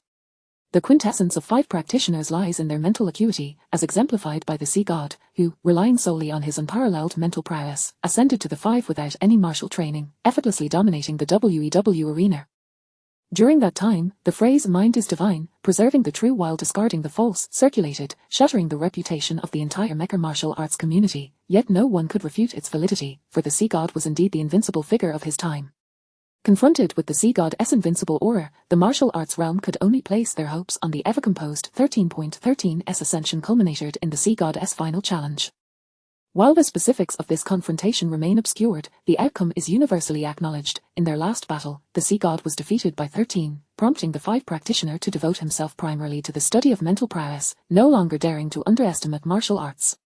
Now, 2 years hence, reminiscent of the debut of the shocking word technique, 13 has unveiled yet another incomprehensible martial art. The victim, Huang Hao, remarked, "This 13 is undoubtedly an ancient enigma, his foundational attributes astonishing. Even as I stand at the pinnacle of 4, I cannot discern his limits." Momentarily, the global martial arts community erupted in fervor, with everyone scrambling to research this novel technique. The shocking word technique remains prevalent to this day, its application ubiquitous, and even the formidable 5 practitioners cannot afford to disregard its significance. The emergence of this new technique is simply irresistible for scholarly inquiry. "We must master this technique," declared the Supreme Commander of the Dragon Kingdom, watching the video replay with fervor, pounding the table, causing the assembled martial arts masters to tense with anticipation. "By the way, have the results from the motion capture machine come in?" The commander continued, unaware of how deeply the video of the 3 kicks had been dissected by the machine's high-speed computations. "Report, Commander, the machine indicates it is merely an ordinary kick," came the response from a graduate researcher. Across various military departments, the primary task became the dissection of this technique, which, akin to the debut of the shocking word technique, had already garnered sufficient merit to secure a place among the top 10 martial arts techniques. In the rankings of martial arts, 5 of the top 10 techniques were executed by 13, with the shocking word technique reigning supreme. Now, with a brand new martial art emerging, its potency seemingly rivaling that of the shocking word technique, it also possesses the ability to perfectly counter it. Regardless of the circumstances, 13's new technique securing a spot in the top 10 is as certain as daybreak. In the DIP club, the door to the WEW captain's room, which had been tightly shut for 2 days, finally creaked open. The members of DIP greeted Zeus as he emerged, calling out, "Captain." Zeus had spent considerable time within the mental realm, and at last, one afternoon, he sensed a faint echo within the fabric of space, a discovery that led him to uncover this remarkable technique. However, how was this achieved? 13's stomping action appeared to make no contact with the air, yet somehow triggered reverberations in the atmosphere. The power of the shocking word technique, after prolonged accumulation, proved challenging for even Zeus to contend with, should he not resort to 5 powers or evade its influence. After all, the shocking word technique grows stronger with time, evolving from its initial stage to a volcanic force that is truly formidable. 13 stomps seem to manipulate energy, instantly manifesting at the seismic source underground, effortlessly extinguishing it, while simultaneously directing a small surge of energy to obliterate the 8 doors golden lock. It was as if 13 could command energy to any desired location. This conundrum perplexed Zeus. What means did 13 employ to manipulate that energy? Nevertheless, he did perceive an anomaly. At least he grasped the principle behind 13 stomp. For the known phenomena, Zeus held no particular fear, yet the origin of that energy remained elusive. The machines, too, were baffled, as their readings suggested that the stomp was merely an ordinary kick, with no discernible force capable of repelling the 8 doors golden lock. This sensation was akin to shooting an arrow, only to be met with a sudden gust of wind, one clearly not wielded by an adversary to deflect one's shot. Yet the reality stood. It was as though fate itself conspired to aid the opponent. The machines could not analyze the underground dynamics either, but the Dragon Emperor hinted at a crucial lead. The machine's interpretations had dwindled to microseconds, yet the analysis echoed previous findings, as if the heavens themselves favored 13, leading to the cessation of the earthquake and the descent of the flying wheels. At this juncture, even the president of the Dragon Kingdom Martial Arts Association fell into silence. Could it be that this was not merely a martial technique, but rather 13's 5 power? However, should 5 powers be at play, the WEW system would undoubtedly detect it. Given that a 5 design master from the AERL nation had augmented the system, their perception of 5 powers is exceedingly precise, with no room for error. After all, there has never been a miscalculation in all these years. Over the past 2 years, as 5 practitioners challenged each other in the WEW, not once had there been an oversight. Each instance of 5 power manifested was invariably beyond spectator awareness. Just as the Dragon Kingdom military found themselves at an impasse, a sudden message arrived from the Dragon Emperor. Brother Yu, I watched the entire Battle of 13. After 2 days of contemplation and countless simulations, I discovered that in 13's very first stomp, an energy shot directly into the seismic source of the shocking word technique. You can utilize the machines to observe this, and do remember to pay attention to the subtle reverberations in the air, analyzing the external forces deeply. Being of equal rank to the commander, the Dragon Emperor's message could be sent directly to him, and their long-standing friendship lent weight to his words. The Emperor's correspondence illuminated the commander's understanding. The key lay not in 13's actions, but in the target of those actions. Everyone, shift the focus of the machine's analysis away from 13's movements. Concentrate on the 8 flying wheels of the 8 doors golden lock.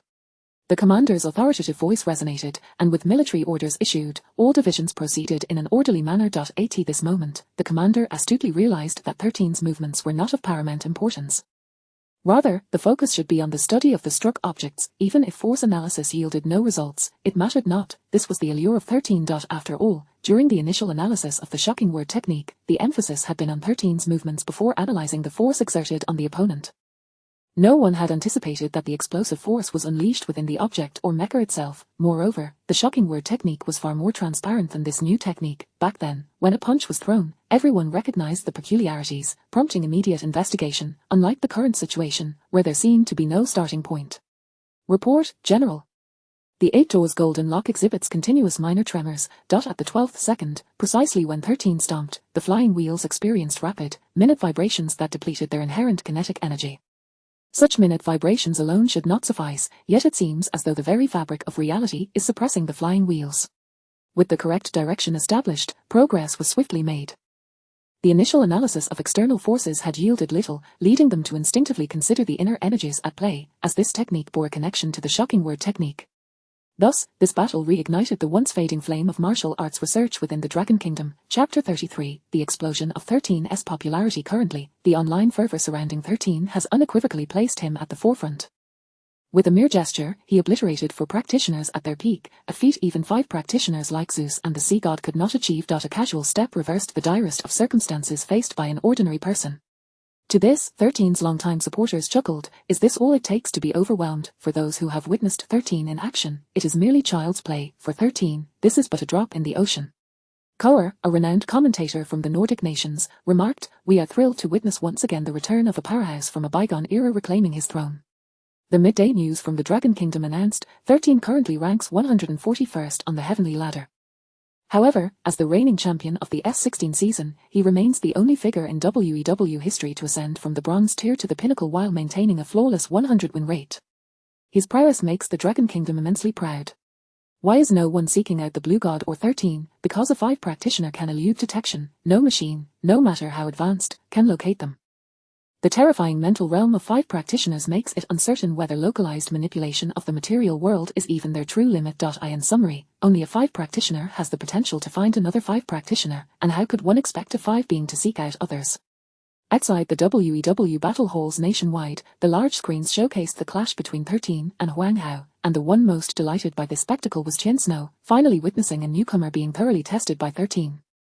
A surge of 13's fans emerged across the nation, and even videos from 2 years prior were resurrected, proving that, after 2 years, 13's Mecha battle footage remains as breathtaking as ever. For the Blue family brothers, Lan Yi aims to enroll in Longjing Martial University, subsequently participating in the Blue family's 5-year competition, while ensuring the well-being of his younger brother. The Blue family competition serves as a mechanism for allocating resources among the Blue family's various branches, with the ancestral estate occupying 50 of the cultivation resources, while the remaining half is contested among the external branches, determining the distribution of cultivation resources. The Blue family, a lineage of ancient martial artists transitioning into the Mecha realm, sees Lan Yi's branch, the Yuan Blue family, consistently rank low in competitions, hence they have been granted a foundational manual on the Blue family's shield technique. Although basic, this technique, leveraged by the Blue family name, has become a unique skill in Yuan County, a small locale devoid of any traces of ancient martial arts, establishing the Blue family as the foremost Mecha family there. At this moment, Lan Yi diligently practices his swordplay within his chamber, striving to resonate with the alloy blades wielded by the practitioners, until he finally sheathes his blade. Why teach the skyrending sword technique alongside the shocking word technique?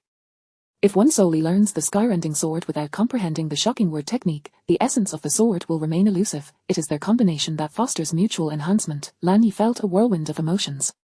He is confident that within a month, he will reach the golden level, securing a position for entry into Longjing University. He seeks only to solidify his foundation. The skyrending sword flickers continuously, infused with the principles of the shocking word technique, which is the crux of its essence. As for Meng Xian, he remains ensconced in his carefree existence, indifferent to the uproar outside. In the Yuan County WEW battle hall, he yawned, "After this match, I'll head back to sleep."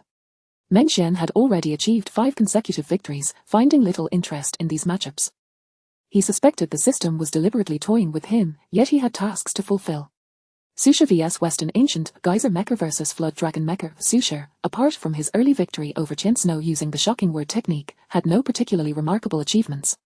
Although he had garnered some fans online, he was regarded merely as an ordinary 4 practitioner. Despite the rarity of 4 practitioners, they are not irreplaceable. Consequently, Susha received little attention, especially since he had not participated in WEW matches since a few bouts, remaining solely in matchups without the fervor of youth chasing the leaderboard. Speculation arose that he was a master of martial arts from the Dragon Kingdom, dedicating his life to the study of the shocking word technique. However, with the presumed return of 13, the progenitor of the shocking word technique, to the WEW battlefield, Susha inevitably fell into obscurity. Western Ancient, a prodigious talent from the North Island, reached master rank upon coming of age, eclipsing all his peers. It is noteworthy that reaching platinum rank by the age of 18 is already considered exceptional. Lan Yi, at 18, managed to gain admission to Longjing University. Thus, Western Ancient is undoubtedly a genius, the national treasure of the North Island, currently in his 2nd year at North Island National University, having matured over 2 years and solidly entering the 4. Are you not going to watch Weston's match? Indeed, hurry. This is Weston's match. His strength now surpasses that of our mentor. At his 2nd year, his prowess is on par with the Zeus of the Eagle Nation. News of this spread swiftly within the National University, and the match began. The entire campus buzzed with excitement as the students of North Island rallied around Weston, and even those from outside sought to enter the campus to witness his bout. After all, Weston is currently among the top 5 in strength across the entire North Island, firmly securing a spot in the Premier Club there, ready to contend in this year's Wukan League.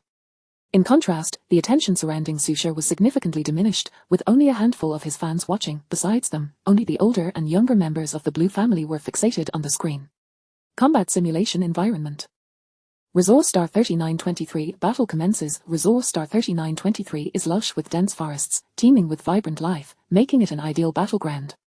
Resource Star 3923 is one of the few planets designated by the Blue Star civilization for biological resources, prohibiting human settlement and destruction. This terrain is perfectly suited for the Flood Dragon Mecha. Our Weston holds an absolute advantage. But what if he doesn't? Our Weston is a 4 practitioner. Do you understand what that implies? Har har har, he is merely here to fish. Weston is here to have fun and regain his rhythm. Don't underestimate that Dragon Kingdom individual. He is also said to be a 4 practitioner, and is hailed as the supreme master of the shocking word technique. Weston Ancient was unfamiliar with Susher, being in the North Island. Reports about the Dragon Kingdom were scarce, particularly about someone who only had a fleeting moment of brilliance like Susher. Weston was wholly focused on his own advancement. As for why he engaged in matchups, it was simply to experiment with a new technique he had conceived in his mind during the previous match. As he initiated the match, a laser gun withdrew from the Flood Dragon's grasp, its muzzle aimed at the Geyser mecha stationed at the starting point. The laser gun briefly charged before unleashing a beam toward Geyser. Chapter 34, The Ultimate Micro-Movement Step. A laser beam shot forth in an instant. For such an unremarkable opponent, Shi's demeanor was exceedingly casual. Engaging in matches was merely a means to toy with lesser foes and experiment with new tactics. The Dragon Serpent Mecha had always been Shi's signature technique, and honing new skills in the matchmaking arena was part of his daily routine, as the lower intensity of these matches provided an excellent opportunity for practicing new strategies.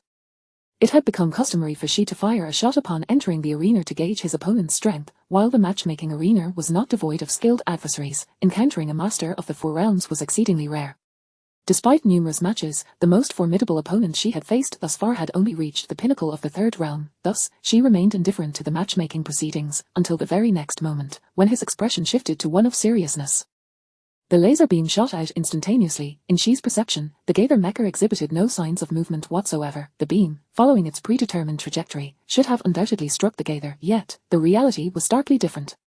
The laser beam zipped past the side of the Gaither Mecha, appearing to the spectators as a mere casual shot from Shi, slightly misaligned, however. As a master of the Fourth Realm, how could a seemingly careless shot possibly miss? If the opponent's Gaither Mecha had evaded the beam, it would have at least suggested some modicum of control on Shi's part, yet, this individual remained utterly still, emanating an air of peculiarity. The unknown is often the most perilous, is it not? Although Shi felt a twinge of strangeness, his status as a Fourth Realm powerhouse afforded him a degree of confidence, and thus he harbored no fear. He deftly maneuvered the Dragon Serpent Mecha, rapidly pulling the trigger to unleash a series of laser beams toward the Gaither, before plunging headlong into the surrounding dense forest. This extremely enigmatic Gaither Mecha warranted Shi's utmost effort. Several beams of laser shot through the gaps of the Gaither Mecha at bizarre angles, and to everyone present, including Shi's own perception, the Gaither Mecha had not moved an inch. This Gaither Mecha is peculiar. It employs the micro-movement step. The micro-movement step of 13. Is Susha paying homage to 13, the same Gaither, the same shock technique, and now the same micro-movement? This individual's micro-movement step is even stronger than that of 13 2 years ago. As for Shi, he was certainly aware of the micro-movement step. However, at that moment, he could not fathom that the seemingly motionless gait he perceived was indeed the micro-movement step. Rather, it was the spectators who reacted first. The observer is often perplexed. Amidst the awe of the crowd, the Gaither Mecha nonchalantly discarded its shield, an act symbolizing the abandonment of its sole means of defense. Although the micro-movement step had already demonstrated Susha's might, Shi, as a Fourth Realm powerhouse, was in a position of absolute advantage due to the terrain. To forsake the shield seemed excessively arrogant. One must remember that within the dense thicket, Shi could at any moment command the Dragon Serpent Mecha to unleash a barrage of laser fire upon the Gaither Mecha. Even if the Gaither Mecha adept maneuvered using the micro-movement step, a momentary lapse in concentration could render it vulnerable to Shi's laser fire. While the laser gun's beams lacked the destructive power of a laser cannon, they served a disruptive purpose in mecha combat. However, against the Gaither Mecha, clad only in 001 alloy armor, the beams could prove fatal. The uncoated 001 alloy struggled to withstand the onslaught of laser fire. Had the Gaither retained its laser shield, it might have thwarted a misfire or two. Those who had mastered the micro-movement step, especially at the pinnacle of their prowess, understood the necessity of maintaining a heightened state of mental focus. The benefits of micro-movements paled in comparison to the ease of large-scale evasions. Thus, when faced with the certainty of dodging laser trajectories, employing the micro-movement step was almost unthinkable unless absolutely necessary. Most would opt for a strategy that conserved mental energy. In the midst of the spectators' astonishment, the sound of a metal sword being drawn echoed, as the Gaither Mecha finally sprang into action, executing a small leap into the dense foliage. The environment of this resource-rich planet resembled a primeval forest, which was not particularly conducive to the Dragon Serpent Mecha's metal spear but provided ample opportunity for the utilization of its laser gun. The Dragon Serpent Mecha excelled in evasive maneuvers. From a divine perspective, compared to the erratic, irregular trajectory of the Dragon Serpent Mecha weaving through the forest, the Gaither Mecha's movement was straightforward, a direct line. Its objective was to reach the open space within the forest, making it abundantly clear to Shi that it required no cover within the dense underbrush, thereby maximizing the Dragon Serpent Mecha's advantages. Is Susha truly so arrogant as to look down upon our Shi? What era are we in, wielding a mere relic while posturing? She discerned the Gaither Mecha's linear trajectory and directed the Dragon Serpent Mecha to intercept, aiming to strike during its advance. This was not an unfair advantage. When facing an opponent of equal caliber, Shi always approached with 100% of his strength, leaving no stone unturned in his pursuit of victory. Due to the inertia and various other factors involved in high-speed movement, evading incoming projectiles becomes exceedingly difficult, especially when fired by a master of the fourth realm, whose shots inherently possess a predictive nature. Furthermore, within the confines of the forest, absolute straight lines were non-existent. The Gaither Mecha had certain unavoidable paths, indicating that if it sought to reach its designated open space, it would inevitably endure a hit from a laser beam. A single beam striking a critical point could instantly secure victory, and such unavoidable locations were plentiful. One could hardly blame others. After all, Susha's arrogance had laid bare his trajectory for all to see, making him vulnerable to ambush. The Dragon Serpent Mecha relentlessly squeezed the trigger of its laser gun, beams shooting forth in rapid succession. Although the Dragon Serpent was also moving while firing, its accuracy remained impeccable. As a user of the Dragon Serpent Mecha, the first lesson learned was to shoot while in motion, not to mention being a fourth realm powerhouse. However, the Gaither Mecha's actions left everyone dumbfounded. It did not adhere to the anticipated trajectory envisioned by Shi and the others, instead gliding through the trees like a phantom, as if the multitude of trunks and branches posed no obstacle to it whatsoever. How could Susha's movements be so enigmatic? Had he grown up amidst this very jungle? Why did this thicket seem to offer no hindrance to Susha's actions? This puzzled Shi as well. Yet, in an instant, his predictive shooting transformed into a barrage, firing indiscriminately around the Gaither Mecha rather than adhering to a specific trajectory. It is essential to note that without predictive shooting, one could not anticipate the opponent's movements, rendering success reliant solely on luck. Moreover, the speed of the lasers was astonishing. Even without aiming, it was rare for anyone to evade them. Furthermore, a vital point to consider, for those who could easily aim amidst a barrage, luck held little sway. Faced with a mecha operator beneath the fourth realm, a fourth realm operator specializing in long-range attacks rendered evasion nearly inevitable. Susha began to unveil yet another miraculous display. How could he advance as if the sudden onslaught of laser beams were inconsequential? These lasers, fired by a fourth realm powerhouse, exerted a pressure far greater than a hail of bullets. Evading laser fire from a rival of the same realm while in high-speed motion made being struck merely a matter of time. Chapter 35, The Extraordinary Ancient Lance. The lasers unleashed by the Dragon Mecha posed no impediment whatsoever to the Gaither Mecha under the deft control of Susha. All beams shot forth from the west traversed the Mecha's scant openings in an uncanny manner. While the lasers marred the inherent beauty of the surrounding jungle, the Gaither maintained its elegance and unique aesthetic amidst the chaos. It was a spectacle that would leave any WEW mecha pilot in awe, as the Gaither charged forward with unerring grace, evading the onslaught of laser fire from the Dragon Mecha without so much as a flinch or an attempt to dodge. Everything seemed perfectly orchestrated. The Gaither surged ahead, the laser beams weaving seamlessly through its path, as if they were deliberately avoiding the Mecha. Beads of perspiration formed on the brow of Shi, who had risen to prominence as a prodigy, entering the ranks of masters at the tender age of 18 and ascending to the pinnacle of the third realm in just a year and a half. This year, he had even ventured into the fourth realm, basking in the glory of his achievements. Yet now, amidst relentless shooting and the Gaither's evasive maneuvers, she understood that the pilot of the Gaither was undoubtedly an old monster steeped in experience within the fourth realm, exhibiting an agility that was nothing short of masterful. Although she was not renowned for his marksmanship, he could not help but feel a sense of helplessness in the face of such evasion. Setting aside the predetermined plan, she was engulfed by a wave of powerlessness in the current circumstances. His finger incessantly pressed the trigger, the frequency of the laser fire escalating, while the Gaither charged unyieldingly toward the open space at the heart of the map. This expanse was the only clearing enveloped by the forest in this simulated environment. Should the Gaither enter it, the Dragon Mecha could unleash a barrage from the surrounding foliage. Although this would confer a significant advantage to the Dragon Mecha, it was also a profound underestimation of its capabilities. Furthermore, if the lasers could not find their mark at such high speeds, how could they possibly succeed when the situation stabilized? Was he truly so arrogant as to attempt to refine his evasion skills against a fourth realm opponent? How dare this Susha underestimate our esteemed Lord Shi? A mere Gaither Mecha. Lord Shi simply chooses not to conclude this battle hastily. Can you not see that the laser beams he fires are merely outlining techniques, aimed to coax the Gaither into the center? This explanation, however, resonated with the minds of the less discerning, who could not perceive a sliver of opportunity for the Gaither to retaliate. Under Shi's deliberate control, the distance between the Dragon Mecha and the Gaither remained steadfast at 100 meters, a notion firmly rooted in their minds. As seconds ticked away, the Gaither Mecha finally halted, standing resolutely in the very center of the clearing. With sword in hand, it pointed towards a specific location in the jungle. Viewed from a divine perspective, the point indicated by the sword extended 200 meters ahead, precisely where the Dragon Mecha was positioned. Naturally, Shi also perceived that the direction indicated by the sword corresponded to his own location. The dense foliage could never obscure the perception of a fourth realm powerhouse. This held true for Shi, as it did for Susha. The dragon mecha emerged slowly from the thicket, stepping onto the clearing where the true battle between the two would commence. Is she foolish? He could easily remain concealed, launching surprise attacks from the shadows. Do not fret. This individual possesses an extraordinary mastery of subtle movements, while she is not primarily known for his long-range shooting.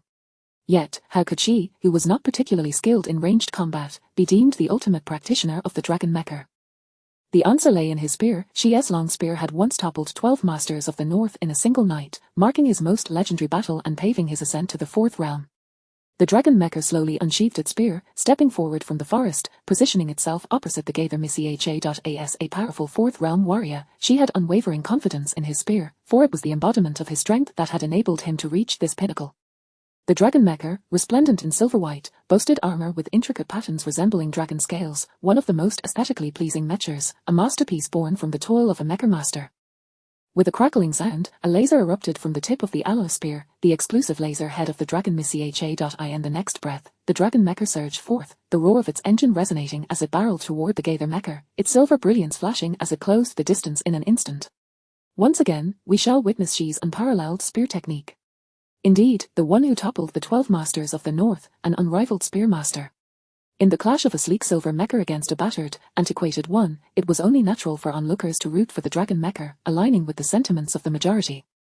The Gaither mecha remained steadfast, as the dragon mecha raced toward it. In a flash, the dragon mecha leapt, executing a nimble maneuver, its spear lunging toward the head of the Gaither mecha.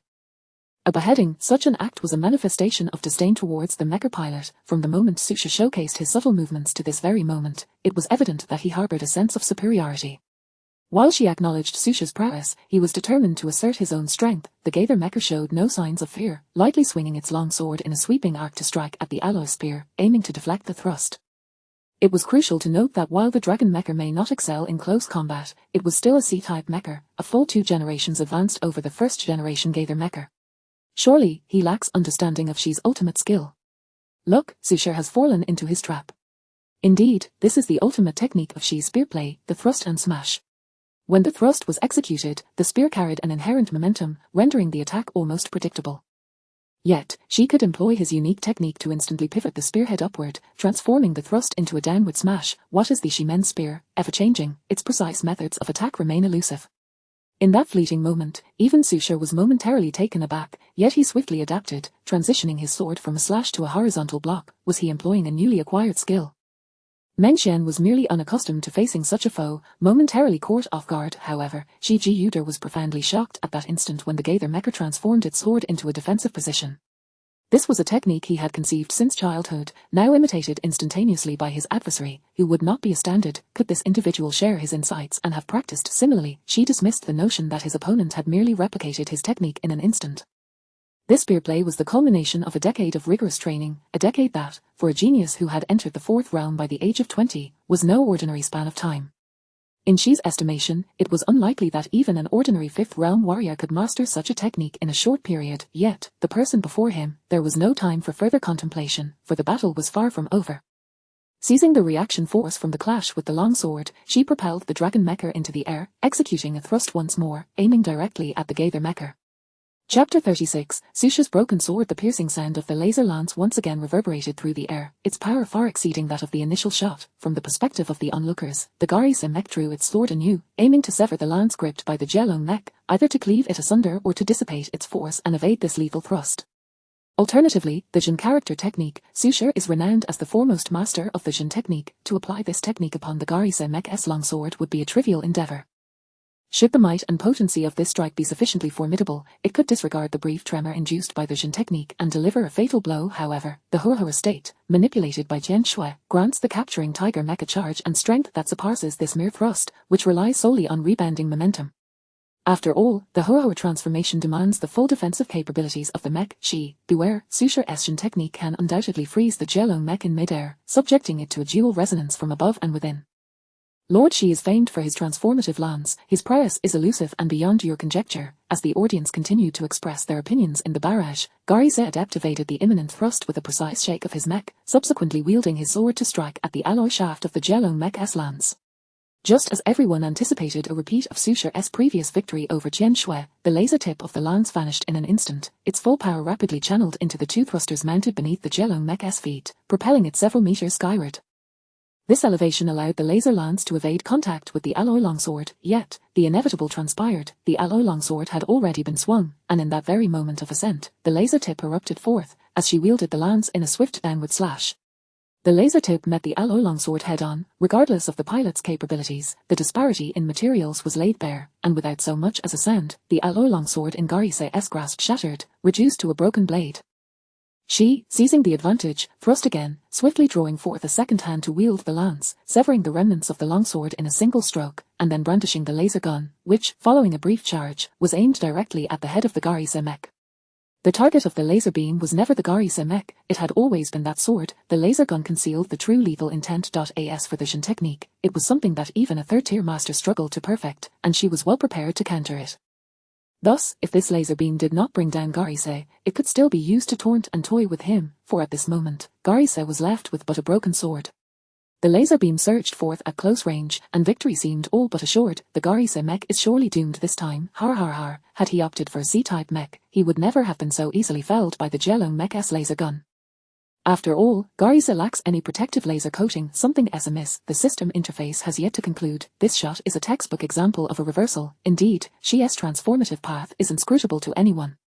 A thick plume of smoke enveloped the area where the Garise mech stood, the system's failure to issue a conclusion signifying that the Jielong had not yet achieved complete victory, while the emergence of smoke indicated that the Garise mech had sustained a hit. In truth, following this shot, Mengxian had numerous means of evasion at his disposal. The simplest would have been to make a minuscule adjustment of his head, or to utilize the power of authority to freeze and disperse the laser beam. Yet Mengxian had taken the brunt of the blow, though he did not absorb it with his head, but rather with his arm. As the smoke cleared, the Garise mech was left with only its right hand and the broken sword it held. How could he withstand such a devastating strike from such a short distance? Impossible. This is laser, a strike at the speed of light. She too was momentarily taken aback. The lance was raised once more, aimed at Garise. With a broken sword in hand, a mech of inferior specifications, and but one arm, how could he turn the tide? It is well known that a mech's structure is designed for specific purposes, with each component serving an indispensable role. Just as in human anatomy, losing an arm makes returning to normalcy exceedingly difficult. A mech deprived of one arm loses a fundamental function.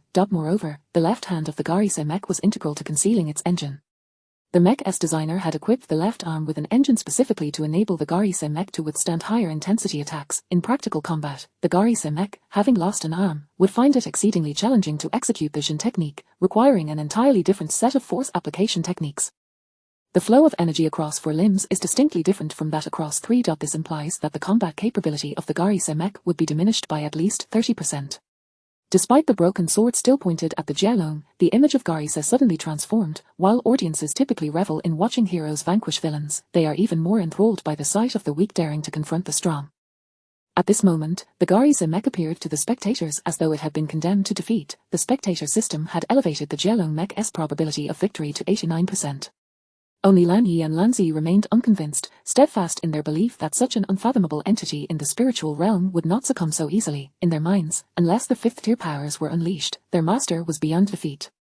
The Garise mech suddenly began to swing its sword in midair. Even with but a broken sword, it danced with fervor. What is the Garise mech attempting to do? What is it doing, indeed? How much range can an attack with a broken sword possess? This wild flailing only serves to waste the mech's energy. No, could it be that the Garise mech is?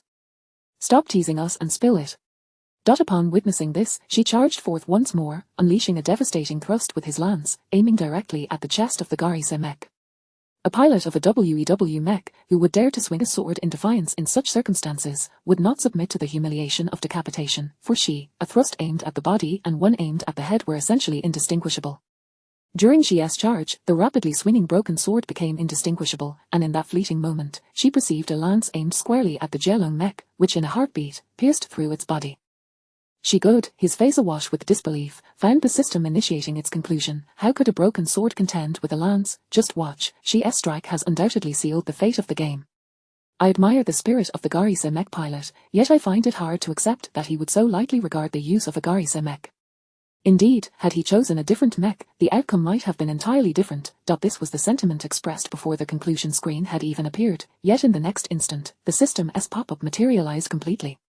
Susha wins match mode, does not affect ladder points. Chapter 37, Deliberate. What is the situation? Did not Lord Shi pierce that dilapidated geyser Mecha with a single thrust of his spear? How did he win? Is there anyone knowledgeable who can elucidate? That brother who said the geyser Mecha wouldn't be, come forth and explain. Honestly, I am not quite sure either. However, the moment he swung his blade bore a striking resemblance to the rift blade executed by the 13 swordbreakers in the past. Rift blade? The barrage of arguments continued unabated as Shigud silently exited the WEW combat hall within the National University and returned to the solitary villa room arranged for him by the school.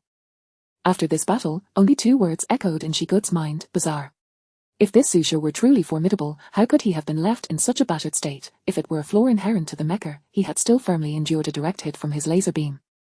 If this Susha was indeed comparable to himself, then throughout the battle, he had never observed even a hint of panic from the geyser Mecha, not even when it was half destroyed. It was as if he had deliberately crafted this scenario to demonstrate a particular esoteric skill. But what was the true purpose behind this display? She activated the combat review projector within his room, beginning to scrutinize frame by frame, slowing it down, then slowing it down again, and again. This match contained numerous aspects worthy of his study, far surpassing the knowledge gained from 10 ranked matches. To enhance one's skills, the best approach is to review past performances, identify one's shortcomings, and learn from the strengths of others. In fact, as the geyser Mecha, despite its half-destroyed state, wielded that broken sword to manipulate space, the Blue Brothers had already surmised their master's intentions behind such theatrics. The purpose was to perform a rift blade, and even at the final strike, the space formed was not a blade but a spear, as if space had become a plaything for their master, truly earth-shattering. Even the act of conjuring a blade from the void through the rift blade is exceedingly challenging. All their training in swordsmanship was directed toward the slashing power that follows the formation of a void blade, which can only be achieved in dire circumstances. Historically, the minimum requirement to condense a void blade form was to attain the foundational attributes of a senior king, transcending the sacred, the pinnacle of the second realm. The ingenious applications of the rift blade at lower tiers typically serve to amplify the power of slashing strikes and create fleeting ruptures in space. The rift blade first disrupts the surrounding spatial structure, bending it to one's will, an achievement only possible at their master's level. As for himself, Lan Yi clenched his fists. Soon, the college entrance examination would arrive. Would the rift blade manifest in the examination hall? Could he exact revenge? Would his master's name resonate throughout the Dragon Kingdom? In the eyes of Lan Yi and Lan Ziyi, Susha's strength was no less than that of the illustrious 13, perhaps even surpassing it. While 13 garnered fame, his master Susha remained shrouded in obscurity, a disparity that felt inherently unjust. As Lan Yi contemplated this, he glanced at his younger brother Lan Ziyi, whose face bore an innocent expression, and he couldn't help but chuckle. He had taken a master who was a 5th realm powerhouse, a fact known only to Lan Ziyi, including his parents, as Lan Yi had instructed Lan Ziyi to keep it a secret. It could be said that Lan Ziyi's future was boundless. However, all Lan Ziyi saw was his elder brother, entirely oblivious to the concept of the blue family. Now that Lan Yi was rapidly evolving, his brother could remain blissfully ignorant. In his heart, Lan Yi had woven a beautiful life for Lan Ziyi. On the WEW forum, the headline read, 13's new esoteric skill following the tremor technique. The second headline stated, Susha's ultimate micro-movement footwork. The third, is this the rift blade, a technique unseen for many years. The WEW forum had become Mengxian's personal showcase. While 13 had leveraged the momentum of a 2-year unbeaten streak to ascend to the pinnacle of success, Susha had forcefully carved out his own prominence through an invincible performance. Although many WEW players perceived Susha as lost in the realm of matchmaking, it did not alter the fact that he was a 4th realm powerhouse, and his diverse combat styles epitomized exquisite precision. The top marketing account proclaimed, 13, I see my former self in Susha. To this, Mengxian merely smiled. Despite the mundanity of most matchmaking matches, he occasionally encountered a few masters for practice. Moreover, having just demonstrated the rift blade in a real battle, if his 2 young disciples were to witness it, they would undoubtedly benefit immensely. For Mengxian, teaching his disciples through matchmaking was also a commendable choice. The president of the Northern National Academy, a pinnacle 4th realm powerhouse, Principal Duran, was currently observing the matchup between Susha and his academy's strongest student. Although the initial shooting of the Jelone Mecha was not flawless, it was still the shooting of a 4th realm powerhouse. No matter how careless it might appear, it was not something easily evaded. In contrast, the micro-movement footwork of the geyser Mecha seemed utterly natural, a feat that was exceedingly extraordinary. Throughout the history of WEW, only 13 had managed to execute such fluid movements, and now another contender had emerged. That night, not just the principal but many others replayed the micro-movement footwork of Susha's geyser Mecha. Everyone understood that only 13 could perform such a footwork globally, yet all were convinced that Suture was not. 13.13's matches were never marked by restraint or frivolous gestures aimed at teasing opponents. Indeed, had 13 taken the field, it would have been impossible for she to navigate that jungle. 13's approach was always the most efficient, stemming from Meng Xian's past experiences in mecha battles, where he believed the system had arranged for characters devoid of any emotional attachment to their combat. As for the alias 13, Meng Xian intentionally kept it concealed. It is said that a 5th realm expert can evade detection effortlessly, but should his identity as 13 be revealed, the entire Yuhan County would fall into chaos. Consequently, he had advised both Lan Zi and Lan Yi to refrain from divulging this information to outsiders, and even the head of the Blue family had issued a gag order, resulting in no one intentionally publicizing news about Suture. Furthermore, the media dared not probe too deeply into the identity of a genuine 5th realm expert. After all, the status of a 5th realm powerhouse was akin to that of a national treasure. As the video continued, showcasing the geyser mecha deftly evading a hail of gunfire, it now stood poised to engage the Jelong. She's marksmanship elicited surprise even from the old principal, with his ever-evolving techniques keeping spectators guessing as to what kind of maneuvers the Jelong mecha spear would execute. Suddenly, the old principal detected something amiss. The Jelong mecha's short-charged laser beam aimed at the geyser mecha's head. Why did this geyser mecha's movement appear so peculiar? At an extreme slow motion, the geyser mecha's body had nearly entirely dodged the laser shot, yet it abruptly halted, remaining stationary. Just as the geyser mecha steadied itself, the laser beam arrived as anticipated. What does this mean? Not only the old principal but anyone with even a slight elevation in realm could discern that this was decidedly unusual. Those at lower tiers were oblivious, as that moment was merely a fleeting instant for them, yet for a 4th realm powerhouse, it spanned far beyond a mere heartbeat. Is he intentionally enduring this strike? Chapter 38. The Rift Blade Incident. But why would he do it deliberately, pondered the old principal. Xia also noticed the peculiar pores of the geyser mecha, which, despite the opportunity to evade the blow, chose to endure it intentionally. This led to the most iconic moment of this encounter. The geyser mecha wielded its broken sword, as if shattering the very air itself. Although this technique is relatively obscure, it is not entirely unknown. This is the Rift Blade. The Rift Blade, executed after the 13's broken sword technique, is notoriously demanding, requiring the practitioner to possess a certain spatial sensitivity to master it, thus rendering it one of 13's rarest techniques. In slow motion, the broken sword of 13 danced gracefully, with fragments of space adhering to it, forming a transparent blade. Then, the spatial fragments coalesced into the shape of a blade, yet it did not cease until it clashed with the lance of the dragon mecha, at which point the spatial fragments had transformed from the guise of a sword into that of a lance. What does this signify? The Rift Blade, the ability to transmute space into a weapon, was once considered a divine skill. The reason for its capability to forge weapons from the void lies in its mastery over space. The most it could typically create is a longsword. The principle of the Rift Blade is to mold one's weapon into an empty mold, while the spatial fragments act like molten iron, continually flowing in. However, depending on the user's habitual style, those adept with swords are often limited to shaping only a long sword. The fact that Suture could shape a lance signifies that this geyser mecha possesses profound mastery over spear techniques. After all, one who can forge a spear from the void must have a deep understanding of the weapon, otherwise, it would be utterly impossible. Even Xia himself could not condense a lance form. This esoteric art of the Rift Blade, 13 utilized it merely twice throughout the S15, S16 season, yet its flamboyance, one might even say its ostentation, was on par with the tremor technique, albeit it has been gradually overshadowed due to its difficulty of mastery. Nonetheless, 13's array of techniques is now being studied by the realms of the 3 and 4. Xia, of course, was aware of the Rift Blade. Yet, at this moment, its reappearance should not signify the Rift Lance. A whirlwind of emotion stirred within Xia. This indicated that Suture had been holding back throughout, and his most proficient weapon should be the lance. If the opponent wielded the same dragon mecha, he would likely meet a swifter defeat.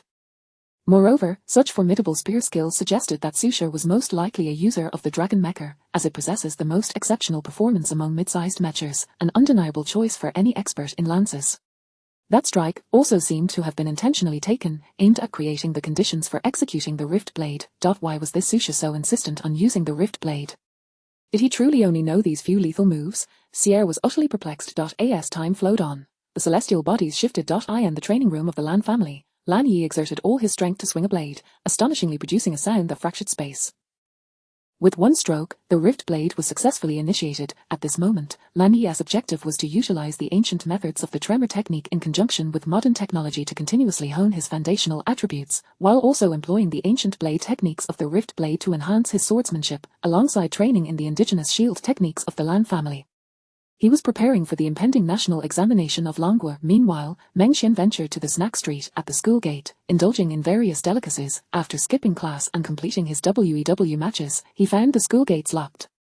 Consequently, he chose to enjoy the local snacks while awaiting the school bell, which would signal his return home without raising his parents' suspicions. No one would suspect that this 18-year-old senior, stirring the winds of change in the WEW world, was none other than 13. The information circulating online was explosive, as numerous professionals from the Four Realms began commenting on this battle. Now that the era of universal interstellar exploration has fully commenced, the fervor for WEW mecha battles has surpassed that of the previous 2 years, reaching unprecedented heights.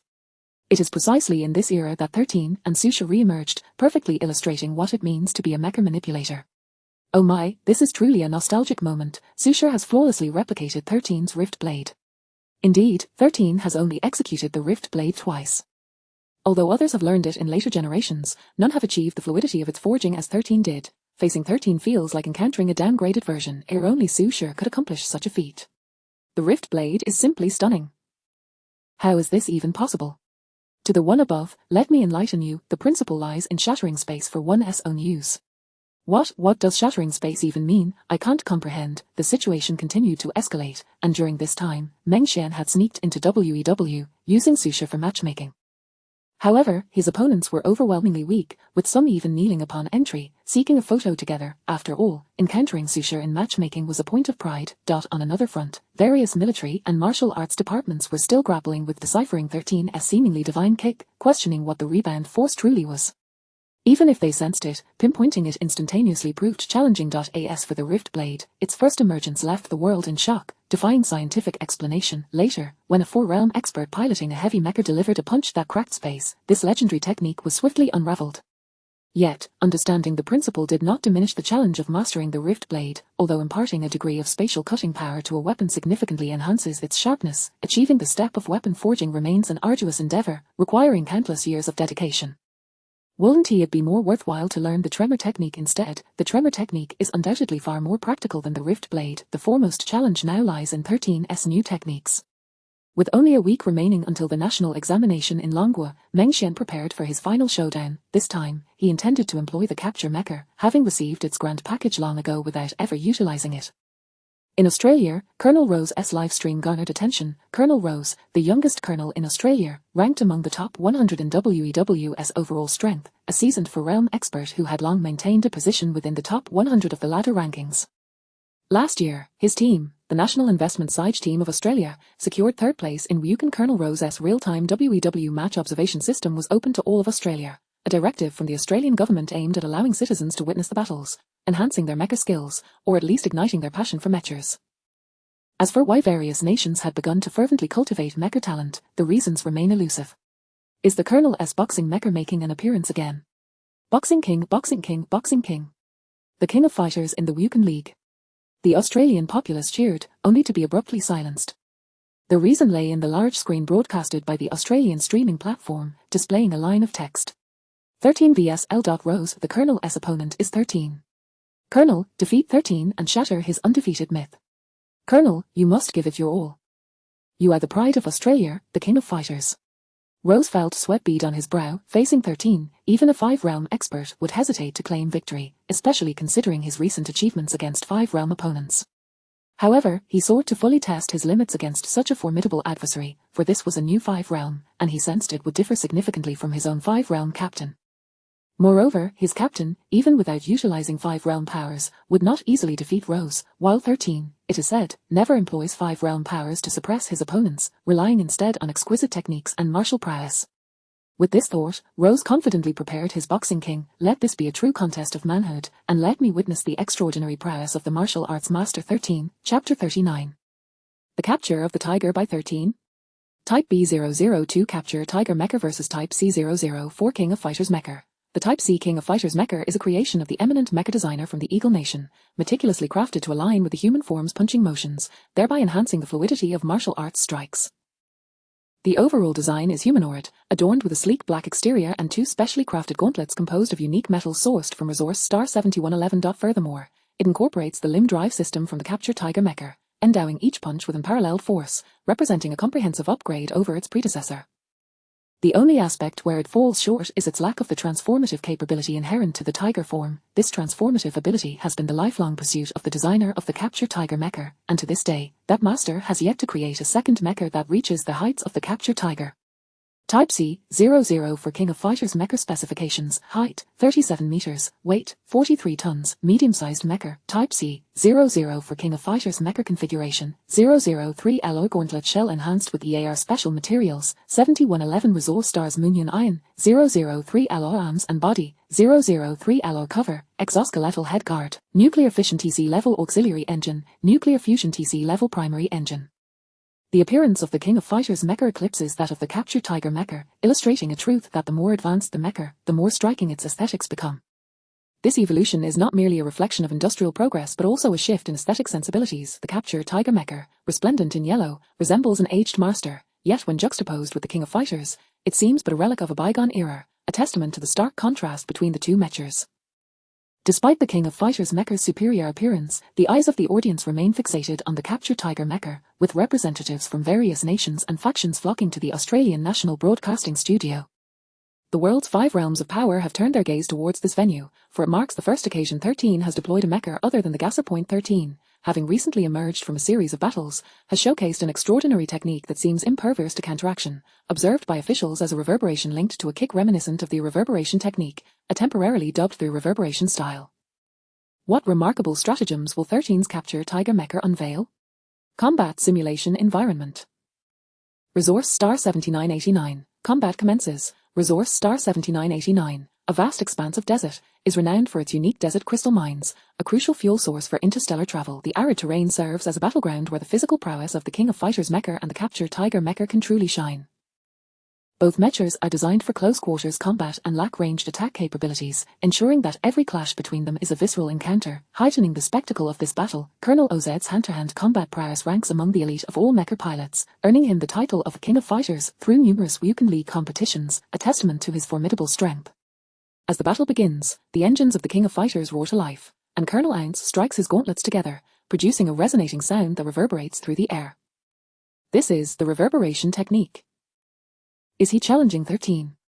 Indeed, who doesn't know that the reverberation technique counters the Capture Tiger, and its originator is none other than 13. What does that imply? Everyone knows the reverberation technique expands from point to area, while the Tiger transformation necessitates sacrificing all defense. This is a blatant counter. How can 13 be compared to an ordinary Capture Tiger mecha? The King of Fighters continues to strike its fists together, delivering 3 consecutive blows that amplify the sound waves, making it one of the most suitable mechas for employing the reverberation technique. The sound waves proliferate, filling the space and gradually reaching the location of the Capture Tiger Mecha.as. The sound waves surge and rage, they form shockwaves that spread outward. OZ's mecha demonstrates remarkable mastery of the reverberation technique. To produce such power with just 3 strikes against the air, this is the true strength of a 4 realms powerhouse. The Capture Tiger mecha remains motionless, yet as the shockwaves and sound waves approach within 3 meters, they suddenly dissipate into a gentle breeze. Colonel Ounce seems to have anticipated that such sound waves pose no threat to 13, and thus maneuvers the King of Fighters to close the distance under the cover of the sound and shockwaves. However, 13 is known for defying conventions. The Capture Tiger mecha lunges forward with a punch, unleashing a punch wave that travels at incredible speed. In the midst of his rapid advance, Colonel Ounce attempts to employ the micro-movement technique, but how could he possibly evade a punch wave launched by 13? The King of Fighters is struck, unable to dodge in time. What is this? Wasn't it said that the Capture Tiger mecha lacks any ranged capabilities? Previously, Sushir utilized the Capture Tiger mecha to unleash a punch wave. How much more so for the martial arts god 13? I recall that Susha's punch was infused with the power of the reverberation technique. Could this punch wave? Before the murmurs of the audience could conclude, the King of Fighters mecha raises its massive fist and begins to pound its chest violently. The shockwaves generated by the King of Fighters surge into its body, and after 3 strikes, they finally dissipate the punch wave from the Capture Tiger mecha. This compels Colonel Ounce to take the situation seriously. The earlier application of the reverberation technique had left him reeling, but he managed to counteract it in time, preventing more severe consequences. The punch wave exemplifies the punching power of the Capture Tiger mecha. While the King of Fighters can replicate this, the force generated by its punch wave is insufficient to inflict significant damage. Even if it applies the reverberation technique, it would merely graze the surface, as the power of the punch wave diminishes during flight. Yet, the punch from the captured Tiger Mecha, despite traveling such a distance, still carries an overwhelming force, which is why the King of Fighters required 3 counter-strikes to neutralize it. To toy with the reverberation technique in front of 13 is akin to flaunting one's skills before an expert. Indeed, and the so-called King of Fighters has been humbled by a single punch. Everyone has their critics, except for 13, as his perfection leaves no room for detractors. In the moment of Colonel OZ's astonishment, the captured Tiger Mecha, under 13's command, suddenly undergoes a transformation into a fearsome tiger. The roar of the Mecha's engines crescendos, and 13's transformation evokes an eerie sensation in Colonel Ans. Even all the seasoned Mecha pilots observing the battle perceive an unsettling aura. 13's transformation into a tiger is decidedly peculiar. What has altered in this transformation? In a room within the Dragon Nation Martial Arts Hall, a middle-aged man with a long beard feels his eyes moisten involuntarily as he watches 13's battle unfold on the screen. He is the one who once delivered their first punch that shocked Charngan, having witnessed 13's triumph over the legacy of the captured tiger. Naturally, he must observe as his lifelong rival employs the captured Tiger Mecha. However, upon witnessing 13's tiger transformation, he can no longer contain his emotions. Initially, he believed his own tiger transformation to be invincible, a force unmatched on the WEW battlefield, until 13's reverberation technique shattered that pride entirely.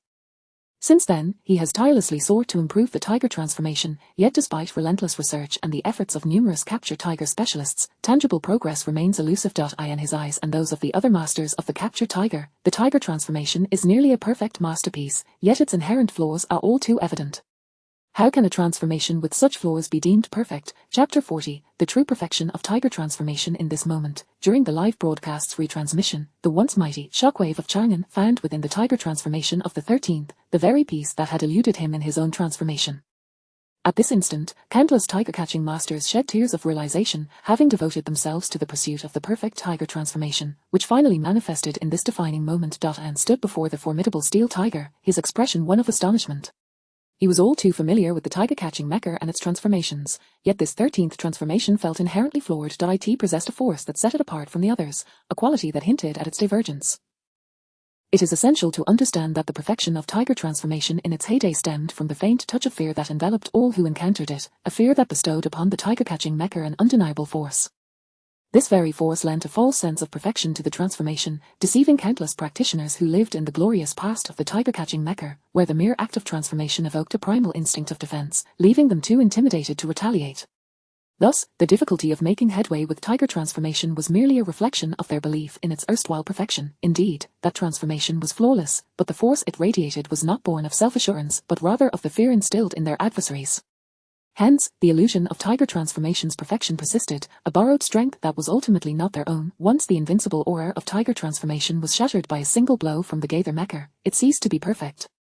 This explains the fundamental reason why their shockwave of Charngan, a grandmaster who dedicated his life to the study of the tiger-catching Mecha, found it so challenging to make any progress. Only the practitioners of that bygone era understood that tiger transformation represented invincibility, that it epitomized perfection. The decline of tiger transformation transpired within a mere 2 years. How could one expect a newcomer to delve into a martial art that had already been countered and deemed obsolete? Apart from the older generation of tiger-catching practitioners, who would willingly explore a retrogressive B-class Mecha, the 13th transformation, at the moment of its display, coalesced an aura of invincibility. A tiger that had lost its fighting spirit and the dominance of the king of beasts could hardly unleash a fierce and swift offensive. A white mist enveloped the tiger-catching figure post-transformation, striking war into the heart of the boxing champion. The tiger-catching Mecha sprang to life. It charged forth like a wild beast, moving with an astonishing speed that seemed to defy comprehension. Its movements were both agile and ferocious, each step imbued with boundless power and determination, so swift that its form blurred into indistinct echoes in the air. This spectacle was not merely dazzling. It emanated an overwhelming force that felt insurmountable. Time appeared to freeze, leaving only the image of the tiger-catching Mecha racing like the wind. The surrounding air was set into motion, forming swirling eddies that danced around the Mecha, bestowing upon it an aura of mystery. Yet, the roar of the engines was conspicuously absent, as if the Mecha's speed had left it far behind. By the time observers grasped this reality, the tiger-catching Mecha had materialized before them like a bolt of lightning. This was a velocity that transcended the sound barrier, an ultimate expression of speed. At such a velocity, all technique seemed superfluous, for the speed itself was the most formidable weapon. The boxing champion stood dumbfounded. The resistance faced by such a colossal Mecha was already significant, yet achieving this speed under such conditions was nothing short of miraculous. However, he did not relent. Drawing forth his massive iron fist, he concentrated his strength and delivered a punch into the air. The dynamic tracking ability of the formidable warriors was acute. Colonel Ants had already anticipated the attack trajectory of the transformed mecha. Even though the 13th could momentarily disregard inertia, the inertia of the rapid charge post-transformation would not be so easily overlooked. For Tiger Transformation to strike him head-on, it would have to endure this punch, the renowned Shockwave Punch, an absolute counter to Tiger Transformation. All observers in the vicinity were on high alert, their senses heightened from their vantage point, despite the incredible speed of the Tiger Transformation, making it difficult to capture. The punch delivered by the boxing champion was, precisely, a direct hit.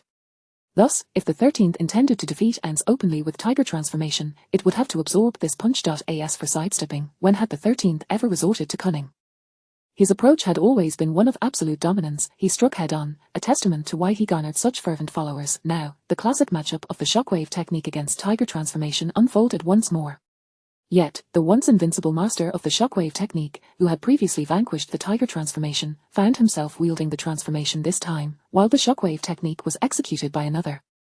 The Shockwave technique thrived on such unguarded encounters, favoring those with substantial defenses, embodying its extreme nature. Tiger Transformation, by contrast, was a technique that relinquished all defense to maximize offense. Crash! The sensation of impact surged through OZ's hand, only for the scene to abruptly plunge into darkness. 13th victory, the caption appeared before all those watching the live stream or its retransmission. What on earth just happened? Why did the 13th win? I saw nothing. I witnessed both strike each other, yet logically, the boxing champion should have emerged victorious. Is there anyone who can explain this? Not only did the audience in the live chat fail to comprehend, but even Ants, the very participant, was bewildered. The first thing he did was replay the footage to scrutinize the battle. What had transpired, he yearned to know, as did the entire Australian national Wukan team. Meanwhile, a middle-aged man from the Dragon Nation Martial Arts Academy burst from his room like a man possessed. After years of research in his small dwelling, he had been troubled by the improvements to Tiger Transformation. Now, witnessing the lifelong nemesis of the tiger-catching mecha, his emotional upheaval was palpable. This was a clear-cut lesson in technique, the master contemplated, realizing that the moment the Shockwave technique was unleashed, the 13th had discerned the enhancement method and perfected the technique of Tiger Transformation, yet had refrained from disclosing it. After all, such an invincible aura might have been something the 13th had always harbored. This is the epitome of Tiger Transformation, har har har. The middle-aged man threw his head back and roared, his voice echoing through the precious real estate of Longjing City. As someone who had devoted his life to studying tiger catching and Tiger Transformation, he fully grasped the intricacies of the recent battle. Tiger Transformation inherently meant sacrificing defense for the sake of offense and speed. If the speed was sufficiently rapid, who could keep pace? If the attack was lethal enough, who could withstand it? The 13th's Tiger Transformation disabled the connecting systems necessary for the mecha's normal operation, channeling all energy into offense.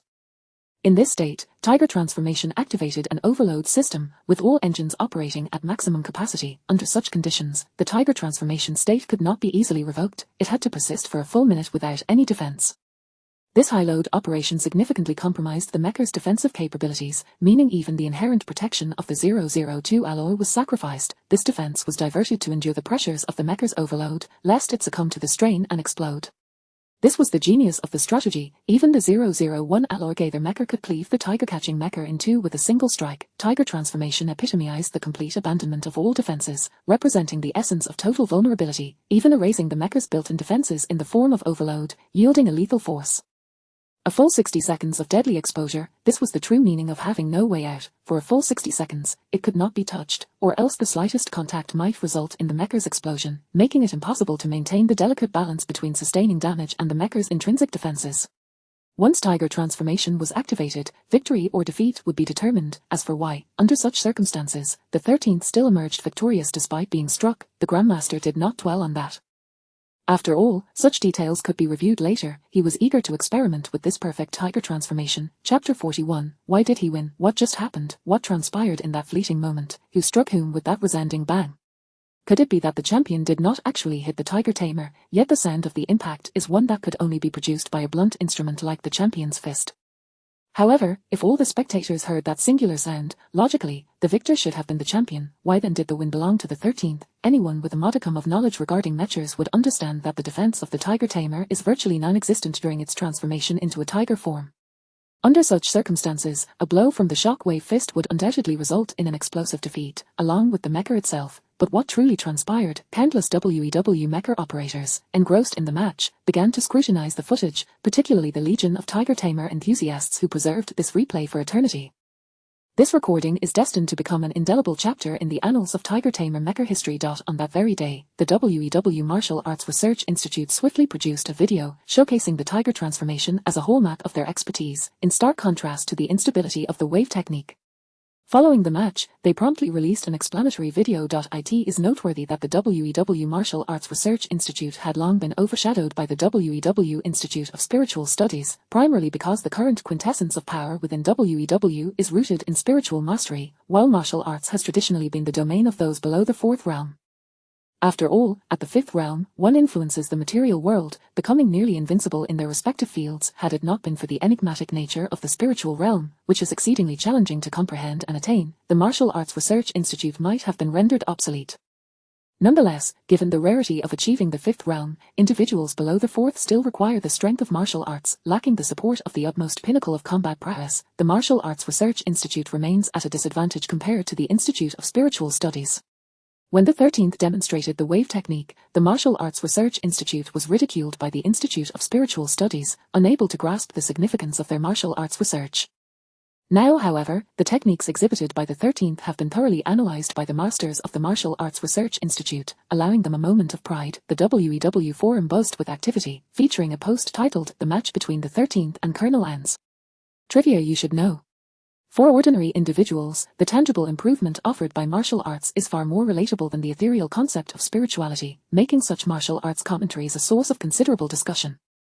Meanwhile, posts from the WEW Institute of Spiritual Studies remained fixated on analyses of the previous Wukan League's peak battle between Zeus and Poseidon, albeit with vague visuals that rendered meaningful analysis difficult. The 13th's Tiger transformation is the most flawless execution among all Tiger Tamer operators, leaving no room for error, thus naturally imparting an overwhelming sense of pressure. Not only does the 13th's Tiger transformation nullify all defensive capabilities of the mecha, but it also eliminates any inherent margin for error within the mecha itself. The method employed involves overloading the mecha's mechanisms, pushing it to the brink of explosion and collapse to achieve maximum enhancement. This truly represents the pinnacle of development for the Tiger Tamer mecha.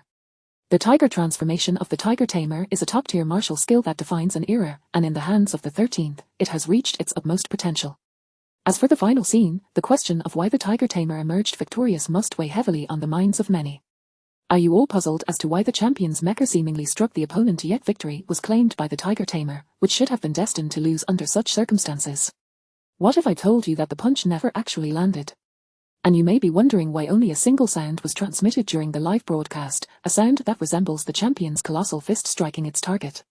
If you wish to unravel these mysteries, please visit the WEW Martial Arts Research Institute's official website for the first video that provides clarity. Following the release of this promotional clip, the WEW Martial Arts Research Institute's website was inundated with traffic, even drawing in many fourth realm practitioners, including Colonel Ans. Attaining the fourth realm does not necessarily equate to a deeper understanding of martial arts than those who are martial arts masters. After all, one who has studied the evolution and theoretical development of martial arts throughout history possesses a broader comprehension. Many fourth realm practitioners specialize in one or two martial arts techniques that serve their purposes or even create their own unique techniques, as each individual who reaches the fourth realm can be regarded as a martial arts master. Consequently, some fourth realm practitioners may not fully grasp the underlying principles. Meng Xian had just exited the system and, after watching some videos, stumbled upon the Martial Arts Research Institute's footage. Intrigued by their explanation, he ventured into their official website. The Tiger Tamer mecha, in its tiger form, exudes an aura of kinetic energy. This is the protective stance Meng Xian employs, and how could he possibly expose himself completely without any defense? Since this principle had never been revealed before, it is unlikely anyone would be aware of it. The commentary describing the abandonment of all defensive measures is somewhat fitting, as the protective stance played no role in this match. It merely appeared as a wave of energy generated by high-speed movement. The commentators believed this interpretation to be acceptable. It was suggested that this ultimate act of desperation granted the 13th an edge, to which he simply smiled in silence. For the average person, such a strategy is indeed necessary to generate momentum, whereas Meng Xian inherently possesses that very momentum. However, during the Tiger transformation, he was undeniably exposed, and the overloading was entirely due to the mecha's outdated technology. Moreover, it was Meng Xian's first time manipulating the Tiger Tamer mecha under the 13th's account, and he felt a surge of excitement to see how the complete form of the Tiger Tamer would operate under his control. Yet, even with a preliminary run, he pushed the Mecha to its limits, striving to mitigate the operational burdens on its defenses. In the eyes of the commentators, this approach seemed appropriate, as it indeed allowed the Tiger Tamer Mecha to exhibit a certain momentum, and to some extent, he learned the essence of the Tiger transformation perfectly. Then came the pivotal moment of answering the lingering questions, and this time, the commentary did not err. In truth, the principle is quite simple. It is an advanced technique that the 13th had previously demonstrated, albeit one that remains relatively obscure. This technique is known as the void-cutting blade. As the video reached this point, the barrage of comments transitioned from uniform declarations of, "Master, I have comprehended." "Whoa, so this is the ultimate Tiger transformation. The 13th truly remains the 13th. The preceding Shockwave Fist toppled the Tiger transformation, and now the Tiger transformation obliterates the Shockwave Fist. 13th, a tutorial on both sides, merely basic skills. To a chorus of, "Forward." Is the Martial Arts Official Research Institute starting to deceive us? Whoa, I even opened a VIP account to watch this video ad-free. Refund, this Martial Arts Institute is starting to swindle since they can't produce anything worthwhile. Meng Xian was left speechless. While the commentary was indeed flawed in many respects, they were correct about the void-cutting blade. How could the current batch of netizens trust the false yet dismiss the truth? Chapter 42, The Rending Void Blade. It should rightly be called the Rending Void Tiger. The video explanation continues. As is widely known, the principle behind the Rending Void Blade lies in the forging of unstable spatial fragments into the shape of a blade, utilizing these fragments to execute sword techniques and manipulate space. In this instance, you will gain a deeper understanding of this extraordinary skill, which is one of the profound martial arts exhibited by 13. It could even overshadow the remarkable Jin technique, including the yet-to-be-revealed Dan technique, elevating it to the pinnacle of martial arts. In the coming years, the Rending Void Blade, this extraordinary technique, is destined to become an essential skill for all martial artists, a requisite for those in the 4th and even 5th realms. Did you not hear the sound of the fist making contact? That is the sound of the Boxing King striking the tiger form created by 13 using the Rending Void Blade. It can no longer be referred to as the Rending Void Blade. It is the Rending Void Tiger, conjured to withstand the Boxing King's punch.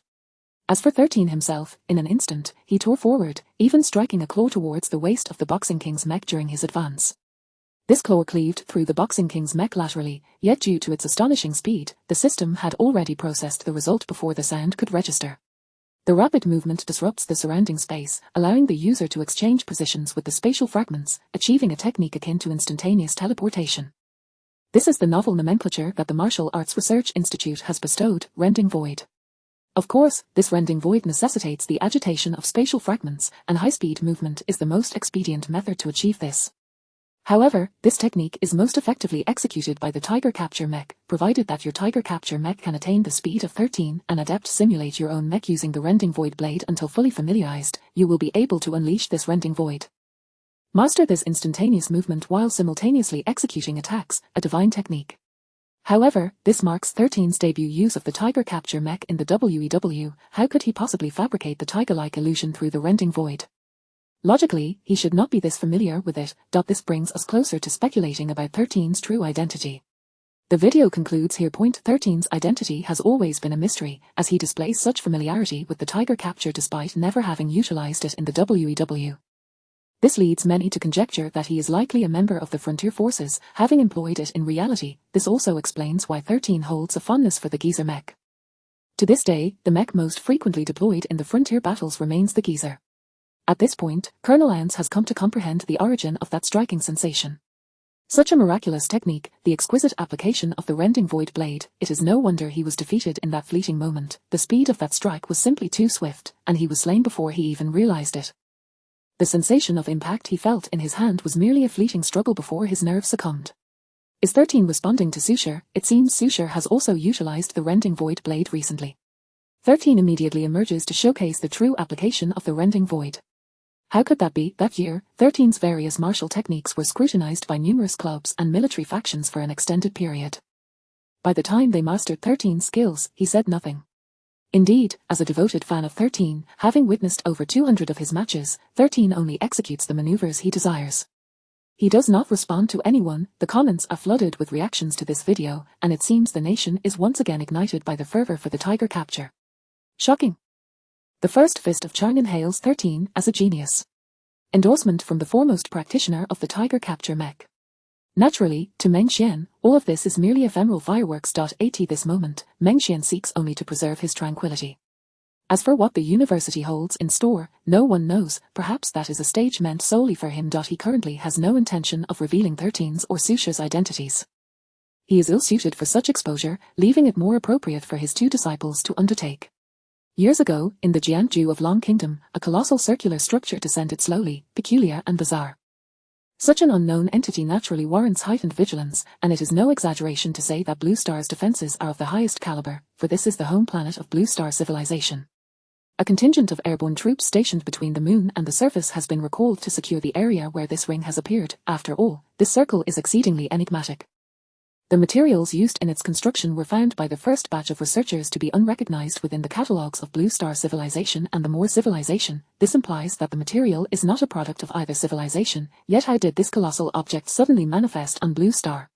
All surrounding satellites and resource planets failed to detect the emergence of this entity. What force could have deposited this object upon Blue Star? Is it the suspected civilization of that deity, or the Moor civilization's ultimate scheme targeting Blue Star?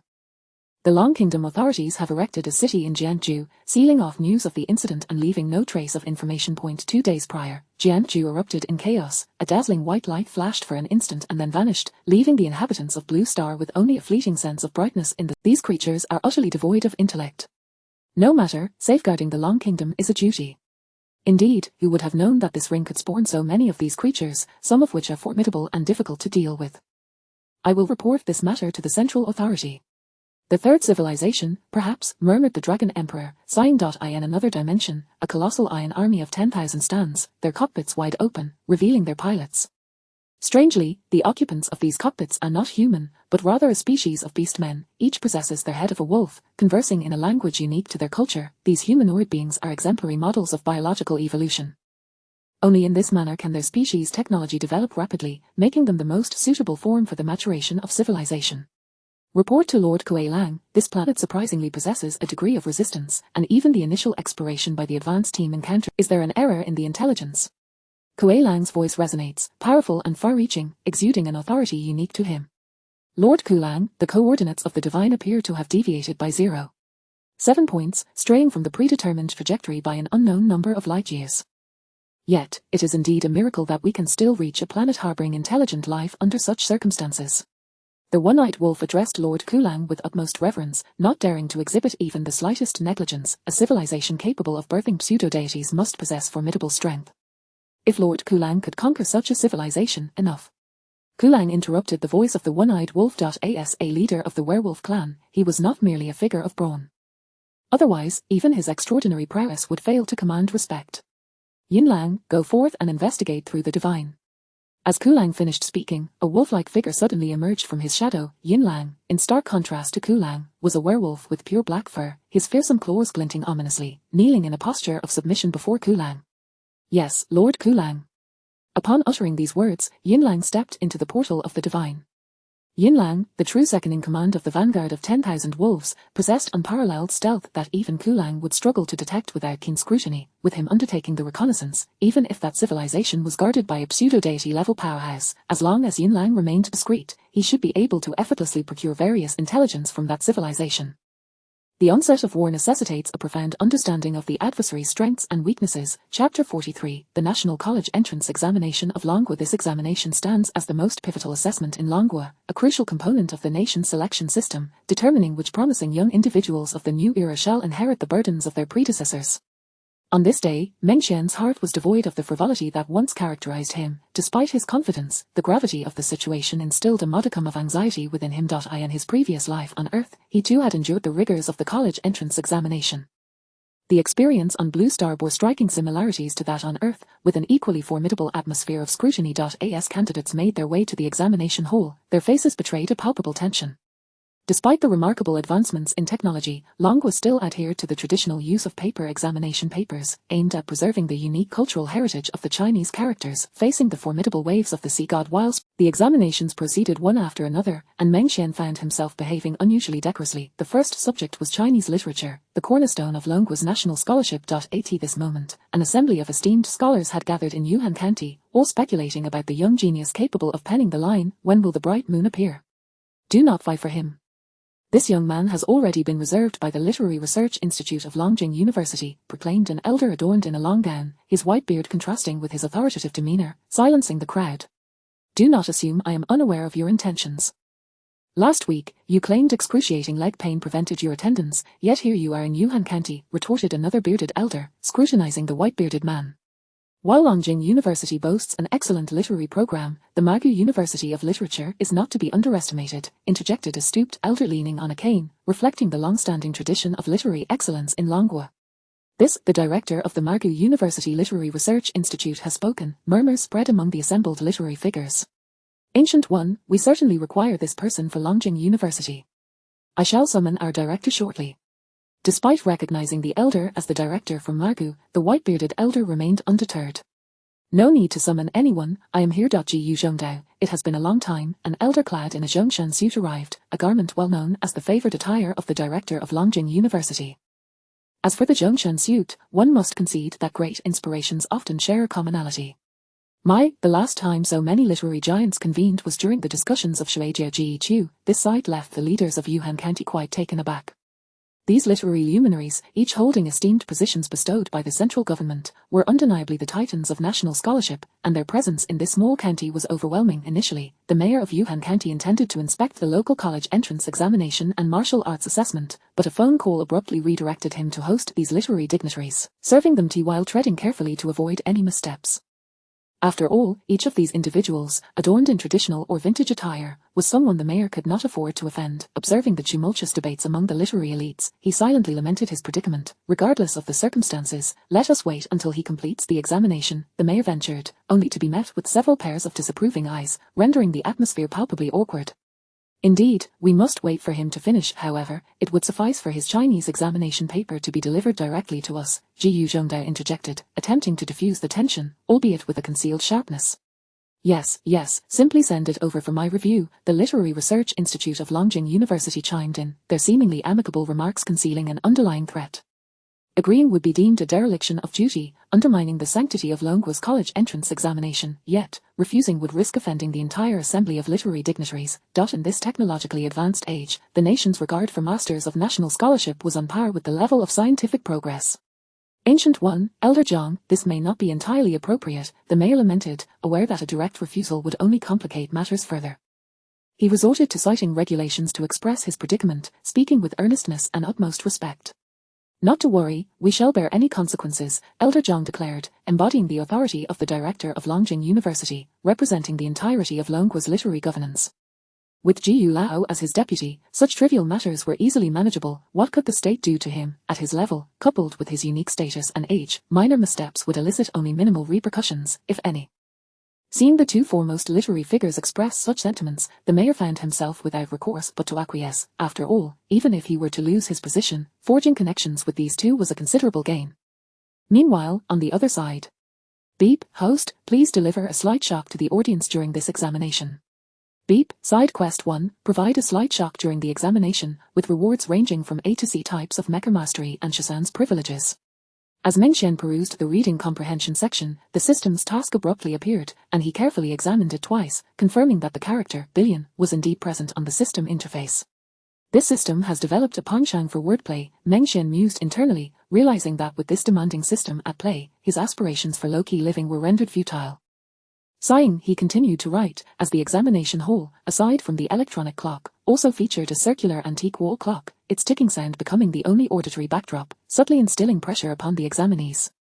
Time slipped away, and as Mengxian turned his paper for the last time, he encountered the essay prompt, write about the journey of a human life. Everything unfolded as expected, save for one addition beneath the essay prompt. The allowance to compose in poetic form, a last-minute addition from the literary community. They sought to discern the young man who penned When Will the Bright Moon Appear, and the sources of his insights on life.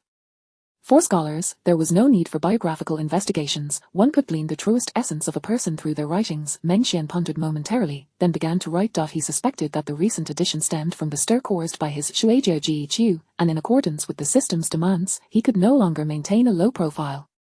He hoped this would deliver a modicum of astonishment, for poetry had always been his cherished pursuit in his past life. Defining wind and waves, do not heed the sounds of wind through the trees, why not sing and stroll leisurely? With a bamboo staff and straw sandals, lighter than a horse, who is afraid? A raincoat of mist and rain, I embrace my life. With the final stroke of his pen, Mengxian rose and slowly exited the examination hall. In his previous life, the college entrance examination on Earth remained an unfulfilled regret. Now, in Blue Star, Mengxian was determined not to leave any regrets behind. Once more, for clarification, in the Blue Star Longua, candidates may submit their papers at any time. Chapter 44, the initial examination of Lan Yi. Mengxian stepped out of the examination hall. With ample time before the next test, he made his way to the WEW combat arena in Yuhan County. In stark contrast to the rigorous academic assessments, the martial examinations were considerably more relaxed. After all, the prowess of one's martial skills could not be faked. The site for the Dragon Kingdom's martial exams was established at the WEW combat arena, where real-time progress updates of all candidates were displayed on the arena screens, complemented by live broadcasts from directors. In the Dragon Kingdom, each participant in the martial examination was assigned a unique identity card, which was to be inserted into the WEW hole. Candidates would then select their mechas to engage in various combat scenarios akin to dungeons. The initial trials would be scored by the system based on the progress made in these scenarios, with the top 500,000 scores nationwide advancing to the second round of trials, followed by another series of challenges, culminating in the top 50,000 candidates qualifying for the final round. The third round would feature the long-awaited National Genius Battle, showcasing the competition among the most gifted individuals. Moreover, all recorded footage of candidates' dungeon encounters was publicly accessible, contributing to the transparency of the martial examinations. At this moment, the second round of testing was underway, and Lan Yi was tantalizingly close to breaking into the top 50,000, potentially setting a record for Yuhan County over the last decade. The second dungeon had yet to conclude, leaving Lan Yi with a glimmer of hope. Martial Examination Second Dungeon, Lava Demon, Dungeon Source, Resource Star Number 89, renowned for its abundant lava crystals, a superb alternative fuel for interstellar travel, as its X-class lava furnaces produce energy far surpassing that of nuclear fusion. However, due to its immense size, it is not particularly practical, yet it remains one of the most accessible and useful rare resources available. Lava demons reside within, devoid of intelligence, seemingly derivatives of lava crystals. They attack anything within sight. Overall level, WEW Silver Tier Manipulator. From Mengxian's understanding of Lan Yi, the myriad monsters appearing before Lan Yi at this moment could be effortlessly vanquished by him, given his current abilities. However, with the sheer number of candidates participating in the Dragon Kingdom's martial examinations each year, merely defeating these common lava demons would not suffice to stand out among the top 50,000 nationwide. Thus, Lan Yi's target was undoubtedly the elite lava demons, or even the commanding ones. In the footage, Lan Yi's Dragon Slayer mech had ascended a hill, beneath which lay an elite lava demon, its size nearly double that of the surrounding lava demons. The lava demon, with a body seemingly engulfed in endless flames, cast a scorching glow across the valley. Its entire form radiated flames, which danced with a life of their own, resembling frenzied fire sprites, flickering with an eerie and dazzling light, tinting the valley in crimson. Furthermore, the lava embedded within its body possessed unique properties, capable of withstanding the mecha's assaults. Mengxian speculated that defeating such a creature would not pose a significant challenge for Lan Yi, provided he did not neglect his training in the two advanced techniques entrusted to him. After all, the first live combat performance Mengxian had observed was Lan Yi's Dragon Slayer. He was quite familiar with Lan Yi. Among the two advanced techniques was the ancient body refining method that Mengxian intended to incorporate into the system. With diligent practice and innate talent, even slaying a commanding lava demon was within the realm of possibility. Though Mengxian had never encountered such peculiar creatures, he could discern that this elite lava demon possessed merely a moderate silver-level strength, while even a commanding one would only be at the pinnacle of silver. However, unbeknownst to Mengxian, Lan Yi's dedication surpassed mere diligence. He was practically pushing himself to the limit. After all, the burden he carried was something only he understood. Mengxian was not his spiritual mentor.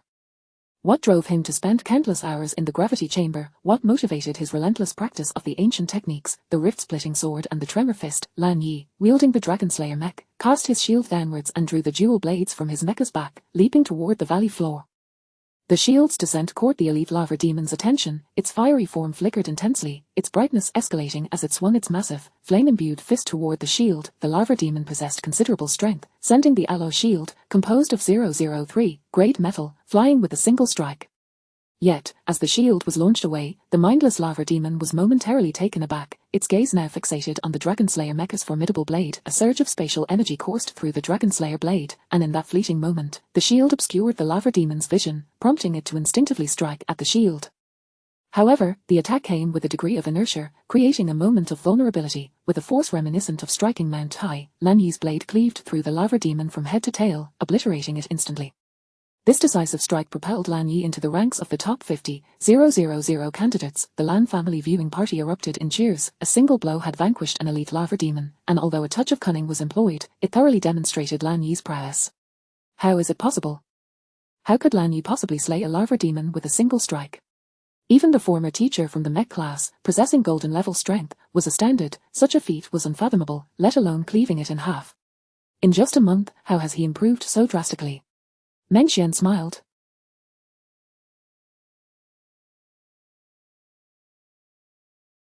It seemed Lan Yi had indeed taken his training seriously. This strike utilized the techniques of the rift-splitting sword, enhancing the blade's sharpness by transforming spatial energy into a cutting force. This single blow was enough to secure the title of the top candidate at the Yuhan County WEW. In the footage, Lan Yi retrieved his shield, activated the system's holographic map, and began searching for his next lava demon target. Point 1 Elite lava demon equated to the worth of 100 ordinary ones, a measure designed to prevent candidates from simply accumulating points by slaying weaker monsters. If one lacked the strength to defeat them, their efforts would pale in comparison to a single decisive blow from a competitor. Moreover, slaying a commanding lava demon was tantamount to defeating 100 elite lava demons. After a brief pause, Lan Yi commenced a new hunt. Meng Xian's gaze drifted to his young apprentice, Lan Ziyi, who clenched his fists, fixated on his brother, fervently cheering him on. The martial examination trials were one of the few instances in WEW that employed a realistic mode, where all inflicted pain was mirrored back to the physical body at a 1:1 ratio. This was the first piece of advice the Dragon Kingdom offered its candidates: never underestimate the fear of death. In WEW, the combatants were unfazed by mortality, yet this very lack of fear often rendered them most vulnerable, as they failed to grasp the gravity of death, mistaking serious battles for mere games. Thus, the martial examinations within WEW adopted a fully realistic mode, where all pain and damage experienced prior to death would be returned to the operator. In the footage, Lan Yi's next target was a commanding lava demon.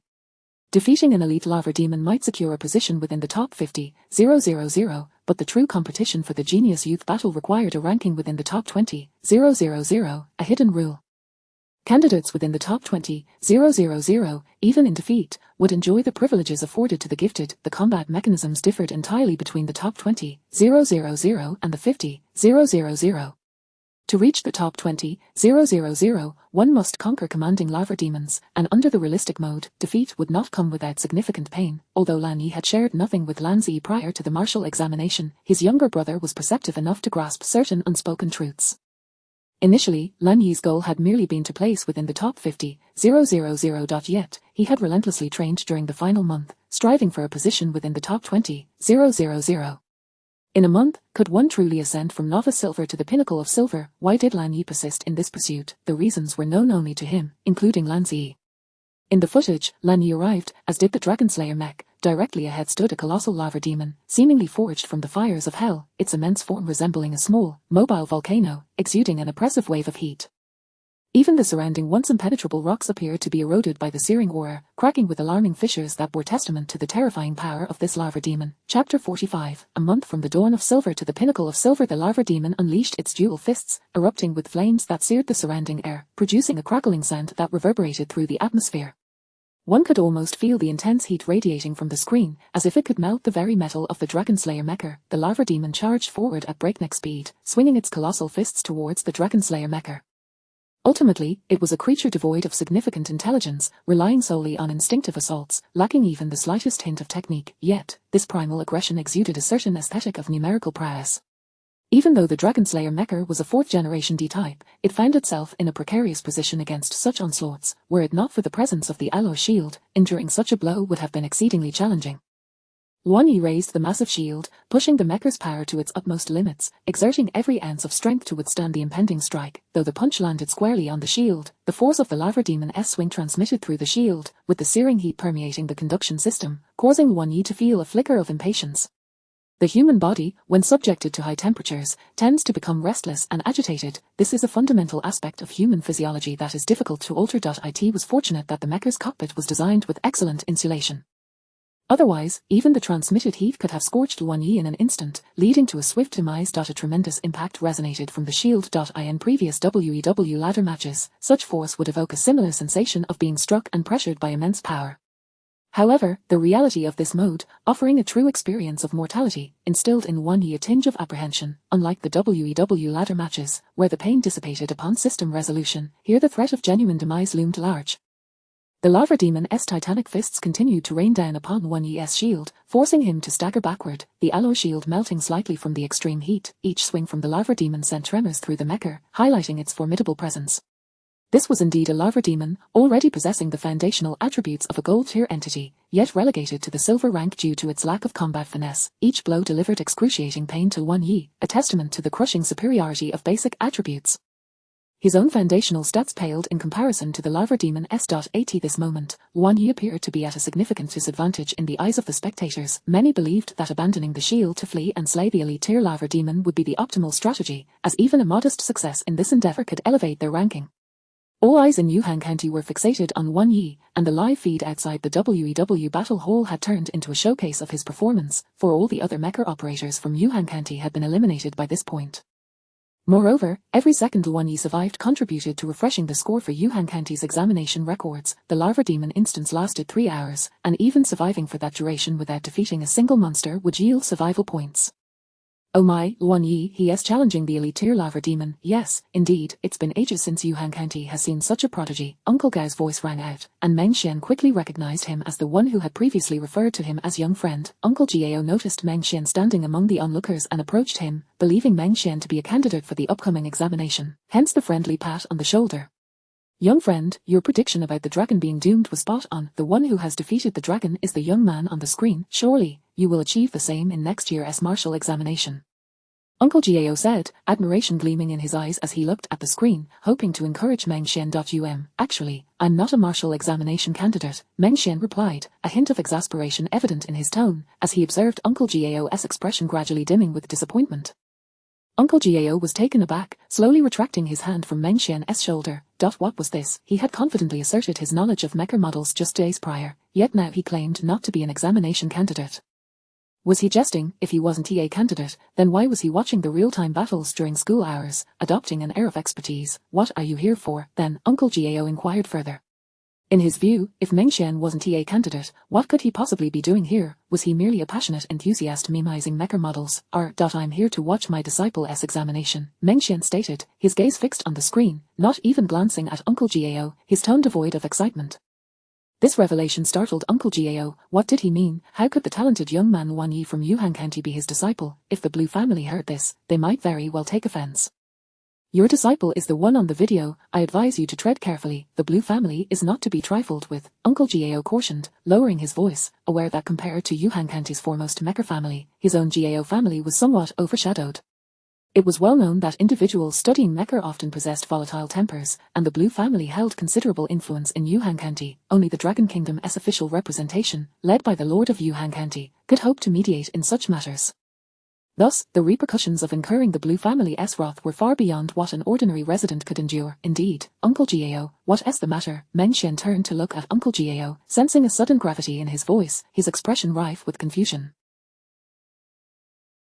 Our young friend, you may not be aware, but these mecha pilots are quite particular about their affiliations. Speaking so freely could offend the Blue family, Uncle Gao replied amiably, assuming that Meng Xian was simply a naive youth unaware of the implications of his words.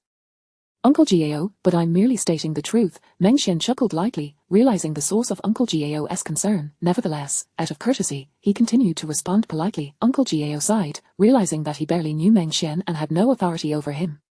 He could only shake his head and step aside to observe Yuhan County's sole young candidate in the martial examination. Meng Xian, seeing this, also shook his head and chose to ignore the matter, refocusing his attention on Wan Yi's test. On the screen, the elite-tier Lava Demon was delivering blow after blow, creating a significant dent in the alloy shield of the Dragon Slayer, while the surrounding flames had completely melted the outermost layer of the shield. If this continued, Wan Yi would not be able to endure much longer. The shield would soon be rendered inoperative due to severe damage, leaving the renowned defensive techniques of the Blue family useless, and at that point, even if Wan Yi wished to flee, escape would be impossible. The spectators failed to appreciate the subtleties behind the decisive strike against the elite-tier Lava Demon. They assumed that the Blue family's shield techniques were Wan Yi's ultimate trump card, as he had not shared the news of his mentorship under Susha with anyone apart from Wan Zi. At this moment, those from the Blue family believed the best course of action was to abandon the shield and pursue the elite tier Lava Demon to solidify their rankings. Indeed, Wan Yi was contemplating discarding the shield, but not to flee. Rather, he prepared to draw the longsword from his back. The skyrending sword technique was set in motion, yet due to his foundational strength being at the silver tier, it was nearly imperceptible to the naked eye. Nevertheless, the power of the blade had already surpassed all prior limits. Chapter 46, the charged strike. The void slash was unleashed with a similar cunning, using a shield to divert the attention of the lava demon before striking. As the blade swung towards the demon's head, Meng Xian perceived the subtle flow of space, leaving him momentarily astonished. A collective sigh emerged from the spectators, particularly from the Lan family and the various onlookers from Yuan County, followed by an instant silence. The sigh likely stemmed from their belief that Lan Yi's decision was ill-advised. Choosing to engage in a blade duel meant either a fight to the death or success, and given the lava demon's incredible speed, escape seemed utterly impossible for Lan Yi. As for a fight to the death, with his most potent shield technique already exhausted, how could he possibly contend? Yet the silence that followed was due to the fact that the strike was indeed heading toward the lava demon's head and was about to connect. Although they all understood that this blow could not possibly slay a general-level lava demon, what if a miracle occurred? Despite being a casually accepted apprentice, Lan Yi's affinity for space astonished Meng Xian, akin to discovering an antique among discarded refuse. Meng Xian pondered that he should impart more spatial techniques to Lan Yi, for having taken him as a disciple, he would not shirk his responsibilities. However, could an elite-level warrior truly contend with a general-level lava demon? The demon's speed and attributes far surpassed those of an elite. Just as the blade was about to strike, the lava demon reacted with lightning speed, raising an arm to block the attack. As the onlookers shook their heads in disbelief, a miracle indeed transpired. The strike severed half of the lava demon's hand, continuing unabated toward its head. However, due to the demon's defensive maneuver and its swift retreat, the blade narrowly missed the critical neck area, a missed opportunity. How could this strike be so incredibly sharp? Not even a golden tier warrior could achieve such a blow. This strike is extraordinary. Could it be that Lan Yi's fundamental attributes have reached the golden tier? It cannot possibly be. What on earth has transpired? Meng Xian immediately recognized that this blow utilized a technique from the void slash teachings, a charged strike that began from the moment he had slain the elite-level lava demon and culminated just then. The power of the strike approached that of a mid-golden tier, enhanced further by the void slash technique. However, the strike had veered off course. What was even more dire was that the lava demon seemed to realize this, rapidly closing in on the Dragon Slayer Mecha, launching a barrage of fiery punches aimed directly at it. Lan Yi's basic attributes were utterly overwhelmed by the lava demon. There was no means for him to escape its onslaught, and at that moment, the Dragon Slayer Mecha had lost its sole defensive shield, leaving Lan Yi with only a metal long sword to defend himself. To withstand the lava demon's powerful punches, he could only rely on his long sword. Though the demon had lost half an arm, its ability to attack remained unimpeded, as the lava demon was an elemental creature formed from rare minerals, relying on brute force for its assaults. While ranged laser-type mechas held a natural advantage against these lava demons, capable of striking from afar, such low-intelligence beings would often retreat into their native mineral habitats when faced with ranged attacks. This resource-rich planet was abundant with such rare minerals, and while long-range strikes could eliminate these lava demons, shooting at them while they were concealed within the minerals would damage those resources, resulting in a deduction of points rather than an increase. Moreover, the threat posed by ranged laser weapons to these elemental beings was minimal. Even heavy mechas' laser cannons could barely defeat the lowest-tier lava demons, and the broad strike range of such weaponry carried the risk of resource destruction. The optimal strategy against these lava demons was to sever their heads or bisect them with alloy blades, as destroying their energy core would suffice to annihilate them. Thus, this challenge predominantly favored mid-range melee mechas and agile light-type assassins. As the lava demon continued its relentless assault with powerful punches, Lan Yi could do nothing but defend with his long sword. If he attempted to withstand the blows with the Dragon Slayer Mecha's body, he would surely be rendered unconscious by the demon's overwhelming strength. Although the Dragon Slayer's sole offensive weapon was the longsword now gradually melting under the intense heat, the previously charged lethal strike had failed to connect, leaving him with no recourse. To slay a lava demon with his silver-tier strength, there was but one method: to accumulate power. Crash zing! With the lava demon's punch landing, the Dragon Slayer's hands, holding the large blade, shattered into two. The temperature released by the general-level lava demon exceeded that of the melting point of the 003 alloy, compounded by the relentless force of its blows, which had long since overwhelmed the mecha's integrity.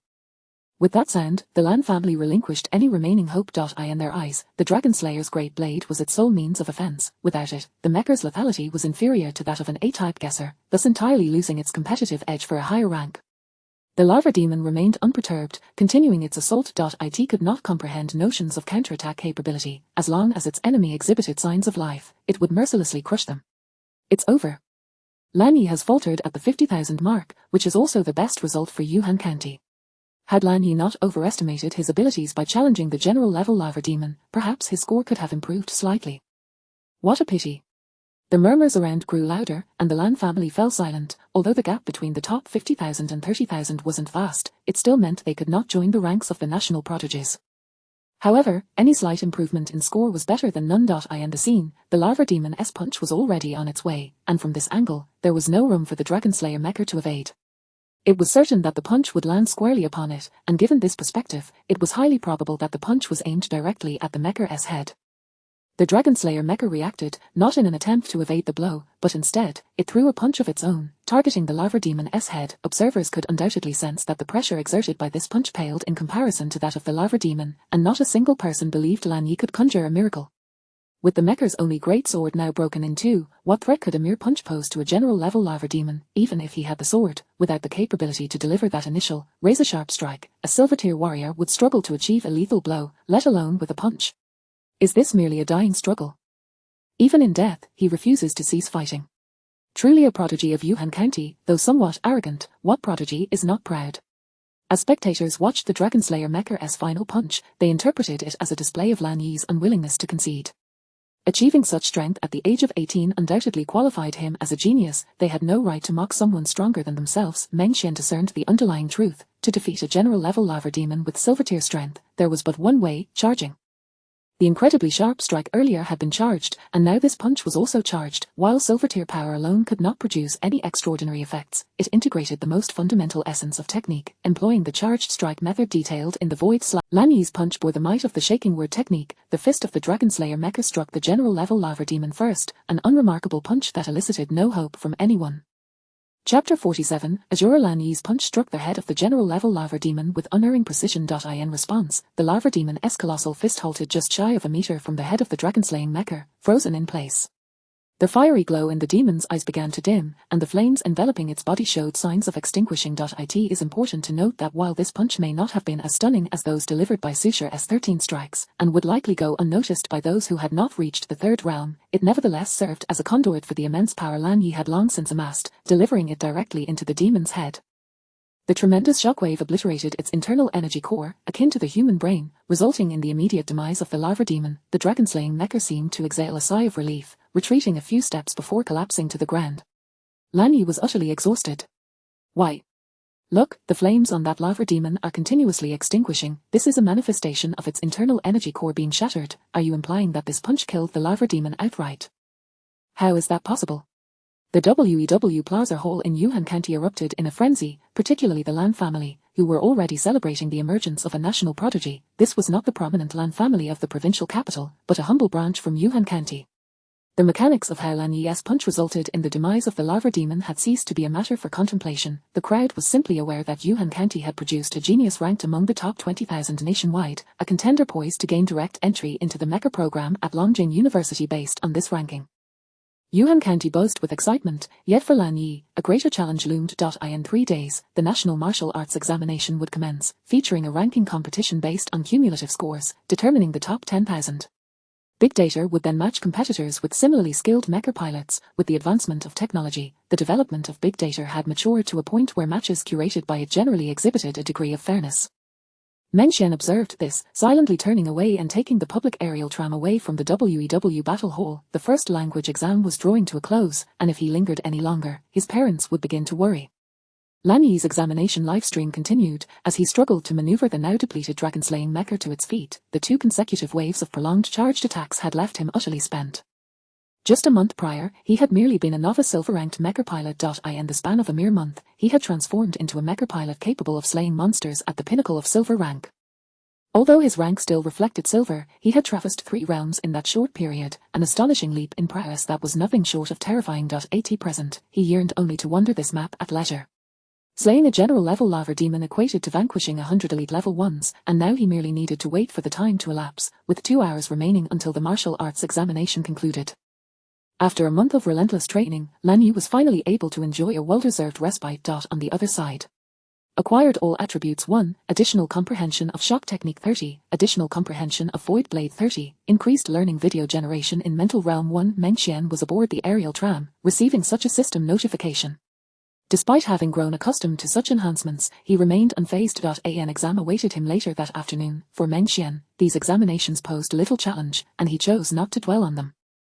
However, he was indeed somewhat taken aback by the rapid growth of his newly accepted disciple, whether in the rudimentary application of the void blade or the various aspects of the shock technique. His eldest disciple, Lan Yi, had mastered them to perfection in just a month, proving himself to be a prodigious talent. Time flew by, and the afternoon examination swiftly passed. After completing his paper, Meng Xian returned home, leaving a throng of classical scholars in heated debate over his work, exclaiming how could such prose be penned by a mere high school student. How could a mere 18-year-old draft lines such as "A raincoat in the mist, I live my life as it comes"? This poem, while initially overshadowed by a water melody, revealed its unique charm upon closer inspection. It seemed as though this youthful boy had traversed more of life's roads than they had. Why else would he conjure phrases like "a bamboo staff and straw sandals, lighter than a horse"? "This is undoubtedly another classic," sighed Elder Zhang, tears welling in his eyes. This verse resonated with his own life, echoing the universal human experience, how many are born into a life of ease.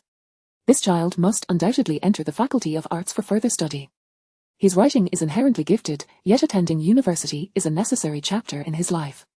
Elder Jiyu sighed as well. Let this child determine his own path, aligning with the trajectory of his life is the rightful course. Elder Zhang lamented. If he truly wished to seize a talent, why wait until the college entrance examination? With his stature, even a fool could be welcomed into Longjing University. His purpose here, much like that of Elder Jiyu, was simply to witness the talents capable of composing such masterpieces as Water Melody, and to see what surprises this boy would bring to the college entrance examination. Elder Jiyu, supported by a young student with a cane, ambled toward the door, still reciting, "Do not heed the sounds of the forest leaves." With two of the most esteemed figures in the literary world having spoken, the remaining scholars felt disinclined to contest Meng Xian's fate, even hesitant to approach him, lest they disturb the natural course of his life as outlined by those two. As for Meng Xian, he had not given these matters a second thought. For him, it was simply an ordinary weekend. After sharing dinner with his mother, he picked up his phone and sent a few messages to his disciple, Lan Yi, before commencing this week's Mecha simulation battles. Even with the impending college entrance examination, he could not afford to neglect this week's Mecha simulations. Azura vs 13. Azura, the clandestine weapon of the TER team, a dark horse in this year's Ryukan League, finally faced off against 13. The observation channel for TER Azura remained open, and a significant number of fans flocked to witness the match. Upon discovering that the opposing contender was 13, the news spread rapidly, with portions of it even being shared across Europe, America, and the Eagle Nation. Azura enjoyed considerable popularity in the West, often speculated to be a fifth-level pilot, though only his teammates knew the truth of his abilities. This battle against 13 would serve as a definitive test of whether he had truly reached that echelon. Thus, the anticipation for this match soared, fueled by both Azura's mystique and the inherent appeal of 13, who was the most acclaimed figure in WEW, boasting the highest fanbase across Blue Star. Currently, nearly all media outlets were aware that 13 only participated in one match per week, making any match against him a hot topic for the following week. Thus far, aside from the Dragon Country, where interest was subdued by the college entrance examination, the most buzzed about topic elsewhere remained the Martial Arts Research Institute's analysis of 13's inch void slash. In the span of a week, countless individuals had begun to learn this obscure technique. Although its mastery required a high degree of spatial awareness, anyone who reached the third realm was no ordinary individual, given the immense power of spatial displacement. And now, Azura of the TER Club smiled. It was said that as long as he refrained from employing fifth-level techniques, 13 would do the same. He had long awaited this confrontation. As the second person in the TER Club to ascend to the fifth level, his pride was unparalleled, and he eagerly anticipated this battle. B-Type 002 Capture Mecha vs. C-Type 010 Great E Mecha Chapter 48 Daisy Type 010 Mecha Type Mecha Height 41 meters Weight 84 tons Medium Mecha Configuration of C-Type 010 Dei Mecha 003 Allo Short Dagger 003 Allo Boam 81 Resource Star Hunting Cloud Rare Bowstring Z3 Laser Apparatus TC Level Nuclear Fission Limb Drive Engine 003 Allo Ram Body TC Level Nuclear Fusion Comprehensive Main Engine. The Dei Mecha is adorned in a lustrous golden hue, a creation by the chief designer of the Dragon Kingdom Martial Arts Research Institute, inspired by the ancient myths of the Dragon Kingdom.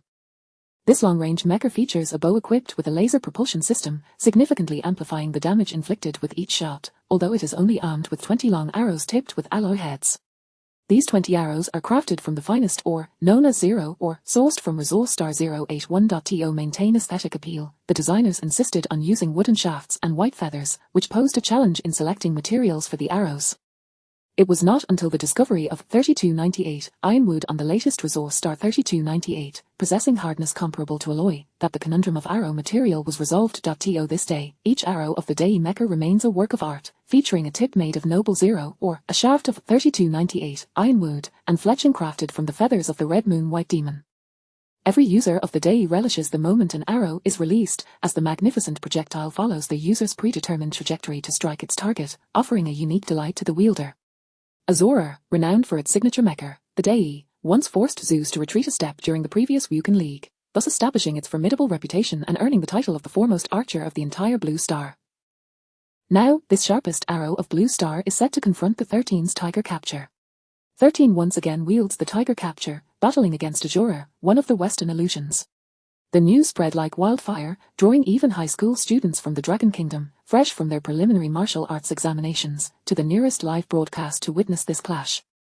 Simultaneously, countless users of the Tiger Capture and many skilled combatants from around the world flocked in. Only 13 could amass such viewership, and only he could be deemed an undefeated legend, with unparalleled tactics, flamboyant maneuvers, and overwhelming techniques, delivering the most visceral experience of mecha combat. Simulated environment. X-Zone, uncharted desert region. Battle commences. This arid desert region lacks cover, a characteristic shared by most planets. The two mechas stand opposed, and this terrain presents both advantages and disadvantages for both parties. The absence of shelter means the Dei Mecha must remain vigilant against close-range incursions, otherwise, once engaged in close combat, it would be forced to draw its short dagger, thereby forfeiting a significant advantage. Consequently, the Tiger Capture Mecha has no cover to evade the arrows shot by the Dei Mecha, relying solely on prediction and movement. Of course, the C-Type 010 Dei Mecha is known for its superior long-range capabilities among all mechas. In contrast to the rigidity of laser weaponry, archery offers greater variability, and its power is not inferior to that of conventional laser weapons. After all, Zero Ore is regarded as the king of ores.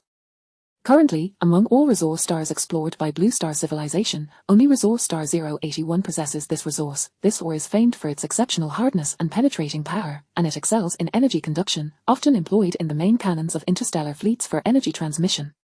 Thus, arrows tipped with zero ore possess immense might. Moreover, it is rumored that Azura has extensively researched the Dei Mecha and is recognized as the foremost archer on Blue Star. The battle officially begins. No one dares to underestimate 13's Tiger Capture, even though it is only the second instance of its use. Azura swiftly nocks an arrow, drawing it with remarkable speed, and releases it in an instant. The arrow flies forth so rapidly that it is barely perceptible, hurtling towards 13. The Tiger Capture Mecha reacts swiftly, executing a simple step, causing the long arrow to quiver in midair for a moment before it falls to the ground. In that fleeting second of tremor, all witnesses perceive an invisible force that instantaneously knocks it down. Did you see that? Azura's shot of the Heavenly Wolf. Indeed, the Dei Mecha's shot of the Heavenly Wolf, a swift draw and a lethal strike, has defeated countless warriors of the third and fourth realms in an instant. 13's Ding character technique is truly impressive. A gentle step and he effortlessly brings down that arrow of tremendous momentum. The previous comment is quite exaggerated. It was not an instant, it clearly took a second. A second? How is he so fast? What will happen next? Wherever there is a live broadcast, there are always discussions in the comments, with people sharing their perspectives on this battle. Meng Xian also notices that this individual is not of the fourth realm.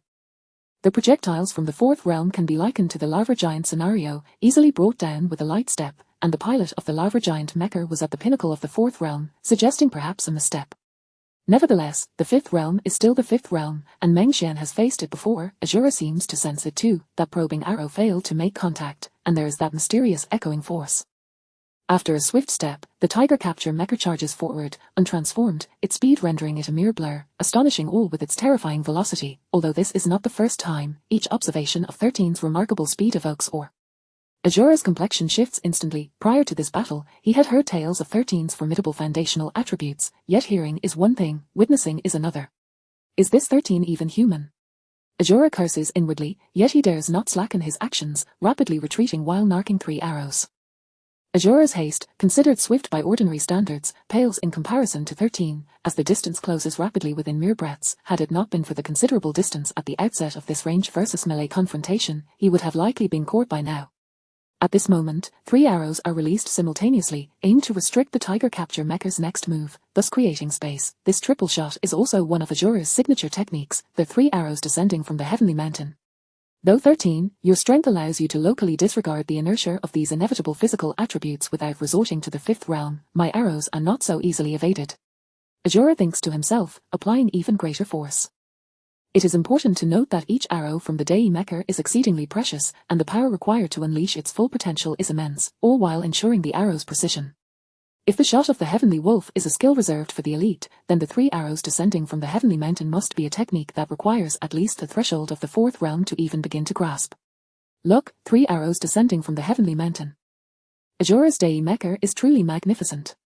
Knocking 3 arrows, the Golden Dei, Azura. Following the release of the 3 arrows, Azura immediately looses another shot of the Heavenly Wolf, and unbeknownst to most spectators, the bowstring of this shot was actually twisted. 4 arrows are aimed at the Tiger Capture Mecha, each with increasingly unconventional angles. The Dei Mecha is indeed regarded as a master-level mecha, and should they strike true, the power of its arrows would easily pierce through the Tiger Capture Mecha. 13, undeterred by the 4 arrows, maintains his original pace, seemingly indifferent to their presence, and indeed, the trajectories of the 4 arrows are crystal clear to Meng Xian, allowing him to evade with simple, slight adjustments in his movement. For 13, there are countless ways to counter your techniques, should he choose to. This was the sentiment expressed by Captain Poseidon of the TER team to Azura, and now he truly understands the depth of 13's adaptability. 3 arrows are deftly evaded, and even when the 4th arrow suddenly veers, it is swiftly brought down by 13's D'ing character technique executed in tandem with his footwork. This only causes 13 to pause for a second, not due to the impediment of the arrow, but perhaps simply in contemplation of the novelty of the arrow's deviation. Furthermore, Azura suddenly realizes that the Tiger Capture Mecha has yet to unleash a crucial technique. Tiger Transformation, Chapter 49, A Rain of 10 Arrows. Goodness, this is the Azura's ultimate technique, the spiraling arrow. Indeed, the trajectory of each arrow is nearly impossible to trace. Even the most exquisite spiraling arrow can make a sharp 90-degree turn. It defies the very laws of physics. This is the terrifying aspect of Azura Daigai. You can never anticipate when his arrows will change direction. But no matter how they turn, such ranged projectiles are merely a feast for the dancing technique of 13. Absolutely, 13's subtle movements are truly formidable. It is no wonder he is regarded as the progenitor of the micro-movement steps. Azura's display was breathtaking, yet it paled in comparison to 13's prowess. Observing 13's Tiger Capture advancing relentlessly, Azura once again commanded the Daigai Mech to unleash 5 arrows in rapid succession. This was Azura's limit, and arguably, the limit of the Daigai Mech itself. 1 arrow aimed at the Heavenly Wolf, 3 arrows aimed at the Heavenly Mountain, and 5 arrows to stabilize the universe. 5 arrows shot forth simultaneously, each imbued with a mysterious rotational force, rendering them immune to 13's micro-movement techniques, as the predetermined parts of the arrows were utterly indiscernible. However, what if 13 employed the dancing technique? Then Azura would be utterly helpless. 13's terrifying close combat capabilities were abundantly clear, and without revealing his 5 realms methods, Azura had no means to counter him. The 5 arrows, infused with an overwhelming power, surged forward. 5 arrows to stabilize the universe. They struck from all directions, front, back, left, right, and above, completely sealing off every potential escape route. Azura was confident that he could obliterate any 4 realms mech operator with this onslaught. After all, even for one of the 5 realms, executing such a strike was no trivial feat. He merely hoped that 13 would refrain from employing that damned dancing technique. Indeed, 13 did not resort to the dancing technique. Instead, he activated the Chi Guard technique. A seemingly weightless stream of air enveloped the Tiger Capture, reminiscent of the aura surrounding him during the extreme Tiger transformation last time, a feature intrinsically linked to the Tiger Capture's Chi Guard. Manipulating the intangible currents to form a solid shield, this battle would undoubtedly herald the emergence of a new ultimate technique. In the scene, the Tiger Capture Mech stood still, surrounded by the swirling air, as Azura continued to unleash arrows, executing his final technique. The rain of arrows point one by one, the arrows flew like a string of pearls in a straight line, relentlessly striking the same target, epitomizing the Daigai Mecha's pinnacle of single-target explosive power. Why has 13 stopped pursuing?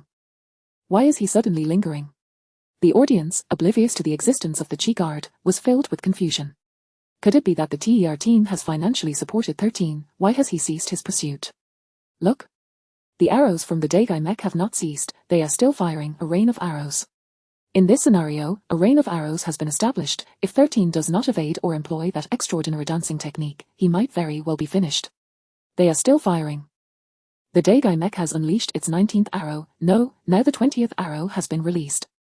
It is important to note that the Daigai mech can carry a maximum of 20 arrows. Now that all have been fired, if this strike fails to defeat the Tiger capture, wouldn't that mean surrendering? The 5 arrows intended to stabilize the universe had all been unleashed, suddenly curving mid-flight and attacking the Tiger capture mech from all directions. Front, back, left, right, and above, the sound of the arrows slicing through the air was enough to instill fear, yet they were met with the protective barrier of the surrounding air. The previously ethereal currents transformed into an impenetrable shield upon encountering the terrifying arrows. The powerful arrows emitted a hissing sound, and then a horrifying scene unfolded. The arrowheads of the Daigai arrows spiraled forward within the air currents, as if encountering an extremely dense metal. Upon collision, the tremendous force shattered the high-density ironwood shaft into dust, leaving only the arrowheads. The robust ironwood could not withstand the recoil from the arrowheads' propulsion, a testament to the immense power behind these arrows, yet they were effortlessly blocked by the air currents encircling the Tiger capture mech. As the shafts of the 5 arrows disintegrated into powder, the arrowhead seemed to become embedded within the swirling air, moving erratically without any propulsion. The audience fell into a hushed silence. Such a confrontation exceeded the comprehension of many. Each arrow possessed the craftsmanship of a fine work of art, and their strength was undeniable. The essence of craftsmanship lies in practicality. Although crafted from wood, the unique properties of this ironwood rivaled those of the 002 alloy. When this wood was first discovered, it was proposed for use in mech construction, but ultimately rejected due to its poor energy conductivity. However, its strength was nonetheless evident, and now, this ironwood had turned to powder. The strength of that thin layer of air was unimaginable. Everyone was filled with doubt but dared not voice it, for closely following was a barrage of 10 arrows in a rain, compelling Azura to execute this technique, with only 5 individuals across the Blue Star capable of such mastery. The last time he employed this technique was against Hades in the Wukan League, where he unleashed 9 arrows, directly severing a limb from the mech controlled by Hades, aiding TER in achieving the necessary points to advance into the winner's bracket. And now, it was 10 arrows in a rain, 10 arrows, brimming with boundless power, aimed at the same spot. Their might was incalculable. Would 13's peculiar display of this air-like protective technique be able to withstand it? After all, the previous 5 arrows aimed to stabilize the universe had been so easily thwarted by that layer of air. Now, with 10 arrows in a rain, their power was beyond the capacity of ordinary individuals to compare. Would this air barrier endure? The first arrow, encountering the air currents as before, met with an impact akin to striking steel. The arrowhead spun rapidly, and fissures appeared along the ironwood shaft. Before the first arrow had completely disintegrated, the second arrow arrived, targeting the same position. The first arrow's head had not advanced a fraction of an inch before the third, fourth, and fifth arrows followed suit. Each arrow bore the momentum of a meteor, with sparks flashing along the shafts of the middle arrows in the barrage point one by one. The arrows shot forth like a string of pearls, inching the first arrow ever closer to its target. All spectators held their breath. Even some powerful individuals of the third and fourth realms present were captivated, eager to witness the limits of the air currents surrounding 13's Tiger capture and whether they could withstand this rain of 10 arrows. The 9th arrow was mere inches from the stationary Tiger capture mech. The 10th arrow seemed to suddenly break free from all constraints, with no obstacles remaining before it, hurtling directly towards the Tiger capture. As Azura retreated, he turned to observe. After releasing the arrows, he maneuvered the Daigai mech to swiftly withdraw. Just then, the sound of the arrow slicing through the air resonated, a sound distinct from the previous 9 arrows, compelling Azura to look back. This arrow successfully breached the protective barrier of the surrounding air currents and surged forward. Given the short distance, how could 13 evade it? A resounding bang echoed, signaling the arrow's impact upon the Tiger capture. Yet Azura, with his keen senses, discerned something amiss in the sound. It was the sound of space rending. 13 had only recently displayed this ultimate technique. Was it not said to require the disturbance of space for its execution? How could he wield it so freely? Could it be that the air currents surrounding him were fragments of space that 13 had unraveled? Azura himself practiced the space-rending blade and had his own insights, yet he could not comprehend 13's execution. Chapter 50, the 21st arrow. In an instant, the 13 capture Tiger mecha materialized 10 meters away from the area where it had just been struck. This time, he vividly demonstrated the technique of tearing through the void for pseudo-space transfer, inevitably elevating everyone's confidence in the statements made in the Martial Arts Research Institute's video. Although 13 had just slapped the face of the institute, the swirling air currents enveloping the capture Tiger mecha were far from the ordinary flows described in the video. 13's Tiger transformation was not to be taken lightly. Those surrounding air currents represented 13's utmost tolerance. However, it was indeed true that 13's form of Tiger transformation was the epitome of perfection. Once one mastered 13's extraordinary technique of protective airflow, every capture Tiger could unleash their Tiger transformation without restraint. Upon witnessing this, Azura began to retreat once more, as the distance had now widened, allowing the Daigai mecha to unleash its attacks from afar upon the capture Tiger mecha. Now that Ashura has completely distanced himself, even with the punch waves, the Capture Tiger Mecha cannot strike from such a range. Indeed, the Dei Mecha can now freely output its power. Those protective air currents and the down technique cannot be executed indefinitely. While the protective air currents and the down technique cannot be used endlessly, have you considered that the arrows of the Dei Mecha are already exhausted? Yes, all the arrows on the Dei Mecha have been depleted, so even with the distance, it is of no use. Ashura had reached an elevated position and came to a halt. At this moment, the distance between the two had surpassed 3 to 4 kilometers. Even if the Capture Tiger Mecha, under 13's control, could achieve supersonic speeds, it could not cover that distance in a short time. Moreover, Ashura observed carefully, and the air currents surrounding the Capture Tiger Mecha had completely dissipated. This indicated that the protective airflow around 13 was not infinite, but who could ascertain whether 13 could unleash this extraordinary skill once more? After all, 13's depth of skill was inscrutable, akin to an abyss of tolerance. The Capture Tiger Mecha, under 13's command, began its tiger transformation, and the colossal steel tiger reappeared. As the only transforming mecha among all WEW units, the reputation of the tiger transformation had long instilled fear across generations, especially 13's transformation, recognized as the foremost martial artist in WEW, combined with the most exceptional foundational attributes, elevated this extraordinary technique to its theoretical zenith. The speed of breaking the sound barrier emerged once more, and under the holographic livestream, external spectators could even perceive the fleeting shadows of the steel tigers, a testament to its remarkable velocity. Besides 13's Capture Tiger, it was truly difficult to imagine who else in this world could surpass such speed. Watching the tiger-transformed Capture Tiger traverse a kilometer in the blink of an eye, Ashura had to concede that at this juncture, no one could contend with 13 before the emergence of the fifth realm's power. Even 13's Gaze Mecha was more than capable of overwhelming all opponents of the fourth realm, and its true strength had yet to be revealed. Perhaps the fifth realm cannot contend with him. This thought flickered in Ashura's mind, only to be swiftly dismissed. The disparity between the fourth and fifth realms was simply too vast. Captain Poseidon of the TER team had repeatedly cautioned against showcasing fifth realm abilities in rank battles. Otherwise, facing an opponent like 13, Ashura genuinely wished to unleash his full prowess. However, as a hidden ace of the TER team, sacrificing the reveal of his fifth realm strength was indeed necessary, akin to deploying a smokescreen. Nonetheless, this battle had to be fought splendidly. Ashura once again knocked an arrow and aimed at the charging Capture Tiger, preparing to shoot. Spectators could only see the Dei Mecha drawing the bowstring taut and then releasing it, followed by a repeated sequence of drawing and shooting. Is Ashura foolish? What is he pulling if he has no arrows left? Indeed, he has exhausted all 10 arrows in rapid succession. What can he possibly stir up now? Just as they were discussing, the sound of arrows slicing through the air suddenly resonated. Despite the absence of any visible arrows in the scene, the sound of piercing air echoed. Had an arrow been shot? Wait, where did this arrow come from? Hadn't the Dei Mecha's arrows been fully expended?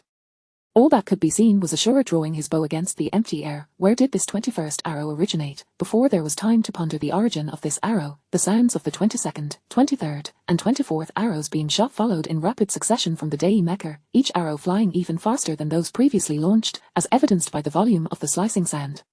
Bang! Bang! Bang! The sounds of arrows striking their targets rang out, and only then did the spectators discern the nature of the sudden arrows. They were transparent projectiles, but from whence had they come? The void. The void of Ashura's Dei Mecha. 13 could forge blades from the void, Sushur could forge guns from the void, and Ashura could forge arrows from the void. Moreover, these arrows were composed of fragments of space, nearly indistinguishable in color, detectable only by subtle spatial fluctuations. When not striking a target, they were almost entirely invisible. Furthermore, due to their origin from the void, aside from the sound of the arrows being shot, when they stabilized and perfectly integrated into space, they emitted no sound whatsoever. Had it not been for the sounds of arrows hitting their marks, nearly all spectators would have remained oblivious to where the arrows had gone. This bow and arrow technique, combined with the void, revealed such remarkable utility. It was no wonder that 2 years prior, 13 seldom employed this technique, allowing its prominence to dwindle, coupled with the difficulty in comprehending spatial fluctuations, leading many mecha operators to overlook it, dismissing the void as merely a last resort after weapon fragmentation. However, in this battle, the void would decisively secure the title of the foremost martial artist in WEW. From where had the sounds of impact originated? Could 13 be struck? At this moment, the tiger-transformed Capture Tiger was entirely devoid of surrounding air currents. A glance revealed that this transformation represented true zero tolerance, and facing the elusive void arrows, being struck by even one could lead to instant defeat. Yet, the operator of this Capture Tiger Mecha was none other than 13, the only legend in WEW to ascend to the pinnacle of the ladder with a flawless victory rate. Each void arrow precisely struck the spatial remnants of the captured tiger, which, while racing at high speed, could still employ the invincible method of the void to evade, rendering every ranged shooter helpless. Observing the captured tiger closing in without any hindrance, Ashura shook his head. At this point, without revealing his fifth realm abilities, victory seemed almost impossible. And no one knew how many hidden cards 13 still possessed. Losing to 13 would not be a disgrace. Ashura halted the arrow he had drawn on the Dei Mecha, and in the next breath, a spatial phantom of the captured tiger mecha appeared before Ashura. In an instant, the system announced the results. 13 wins. Ashura was left utterly perplexed. Why would a master of the fifth realm delve into techniques meant for the fourth realm? For instance, while the void arrow was of some assistance to him, its utility in battles of the fifth realm was exceedingly limited. Chapter 51, The Power of Space. The audience could only witness the moment when the transformed tiger struck with astonishing speed, its right claw extending forth with unparalleled force and velocity, rendering it razor-sharp, imbued with the flow of space. That extraordinarily sharp claw, amidst the fleeting shadows of space, shot out like lightning, seemingly infused with boundless power. With an incredible swiftness, akin to a meteor chasing the moon, it fiercely aimed at the colossal and resplendent golden Dei Mecha. Moreover, due to the claw's staggering speed, which surpassed ordinary imagination, the Dei Mecha was torn asunder into two halves even before the system could register the outcome. This battle was a flawless performance delivered by two pilots standing at the pinnacle of WEW. Whether it was the void arrow crafting or the ineffably perfect micro-movements and spatial teleportation, it all showcased the zenith of martial arts. At that moment, in a WEW plaza, a mecha enthusiast found himself dumbfounded while observing the match. What on earth is that swirling air current? WEW Martial Arts Research Institute. Our tiger capture mecha requires that air current protective technique. WEW Martial Arts Research Institute, please expedite. WEW Martial Arts Research Institute, hurry, release the video commentary for this match just like the last one. You should focus solely on making commentary videos for 13 from now on. Have you noticed that 13 seems to fight every week around this time, and after this battle, 13's ranking has once again appeared among the top 50. Meng Xian exited the mecha training system, finding this match rather intriguing. He felt a sense of satisfaction knowing that someone in this world could master the Void Blade as he had. After all, it was Meng Xian who had brought the Void Blade to Blue Star. Furthermore, the operation of the Dei Mecha was indeed impressive, with every minute detail executed flawlessly. Of course, this was also related to Meng Xian's desire to test the limits of the air defense technique. Otherwise, he could have easily dispatched it at the outset using Tiger Transformation. Ding, his phone rang, pulling Meng Xian back to reality. It was a message from Lan Yi. 18 minutes ago, Susha had written, "The exam went well today. Let us celebrate and then contact me." Just moments ago, Lan Yi responded, "Master, were you watching my exam too?" "I've just finished handling matters with the family," he continued. "Master, is there anything you need me to do?" Susha replied, "Nothing much. I see you're improving rapidly, you and your brother should take a look at this." Susha added, "Video." Lan Yi responded, "All thanks to Master's guidance." "Great."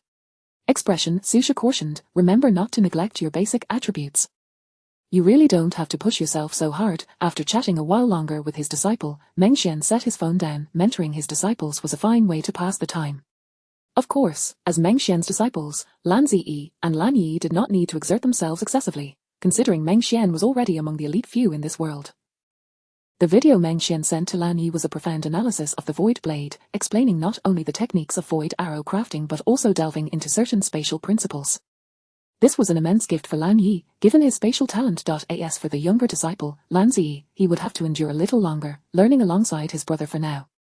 After all, it appeared that Lan Ziyi had yet to showcase any significant advantages aside from his comprehension skills. Nevertheless, even if Lan Ziyi struggled with spatial perception, he would be able to grasp some fundamental knowledge of space quickly, aided by the spiritual world, which was essential for Meng Xian's disciples to at least dabble in. In the future, once Lan Ziyi's talent was discovered, Meng Xian could plan to create learning videos for him, especially since the system only provided one opportunity for video production. Since Lan Yi had already shown promise in this area, it would be prudent to explore it further. In the Blue family of Yuhan County, a grand banquet was being held, inviting all the prominent families in the county. Lan Yi, having just finished attending to the guests, noticed the message from Meng Xian and prepared to call Lan Ziyi to join him in a room. The Blue family remained vibrant and bustling. Even the county magistrate had come to visit, as entering the top 20,000 in the talent rankings ensured a place in Longjing University. The national policy was consistently steering people towards mecha studies, overall encouraging the advancement of mecha technology. In a vast nation, where would one find the talent to cultivate the new generation?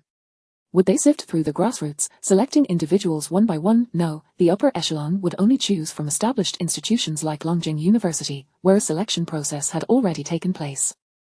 Thus, maintaining a good relationship with the Blue family held no drawbacks for the county magistrate. Moreover, with Lan Yi's outstanding achievements, the responsibilities of the Blue family would likely fall upon him. After returning from university, he would assume control of family affairs and might even reclaim the ancestral lands of the Yuan Blue family. Lan Yi brought Lan Zi into a small room, where they watched the video Meng Xian had sent. The quiet of the room contrasted sharply with the raucous festivities outside, creating a dichotomy between two worlds. The wondrous and expansive spiritual realm unfolded once again, and the two brothers became enamored with this mystical world.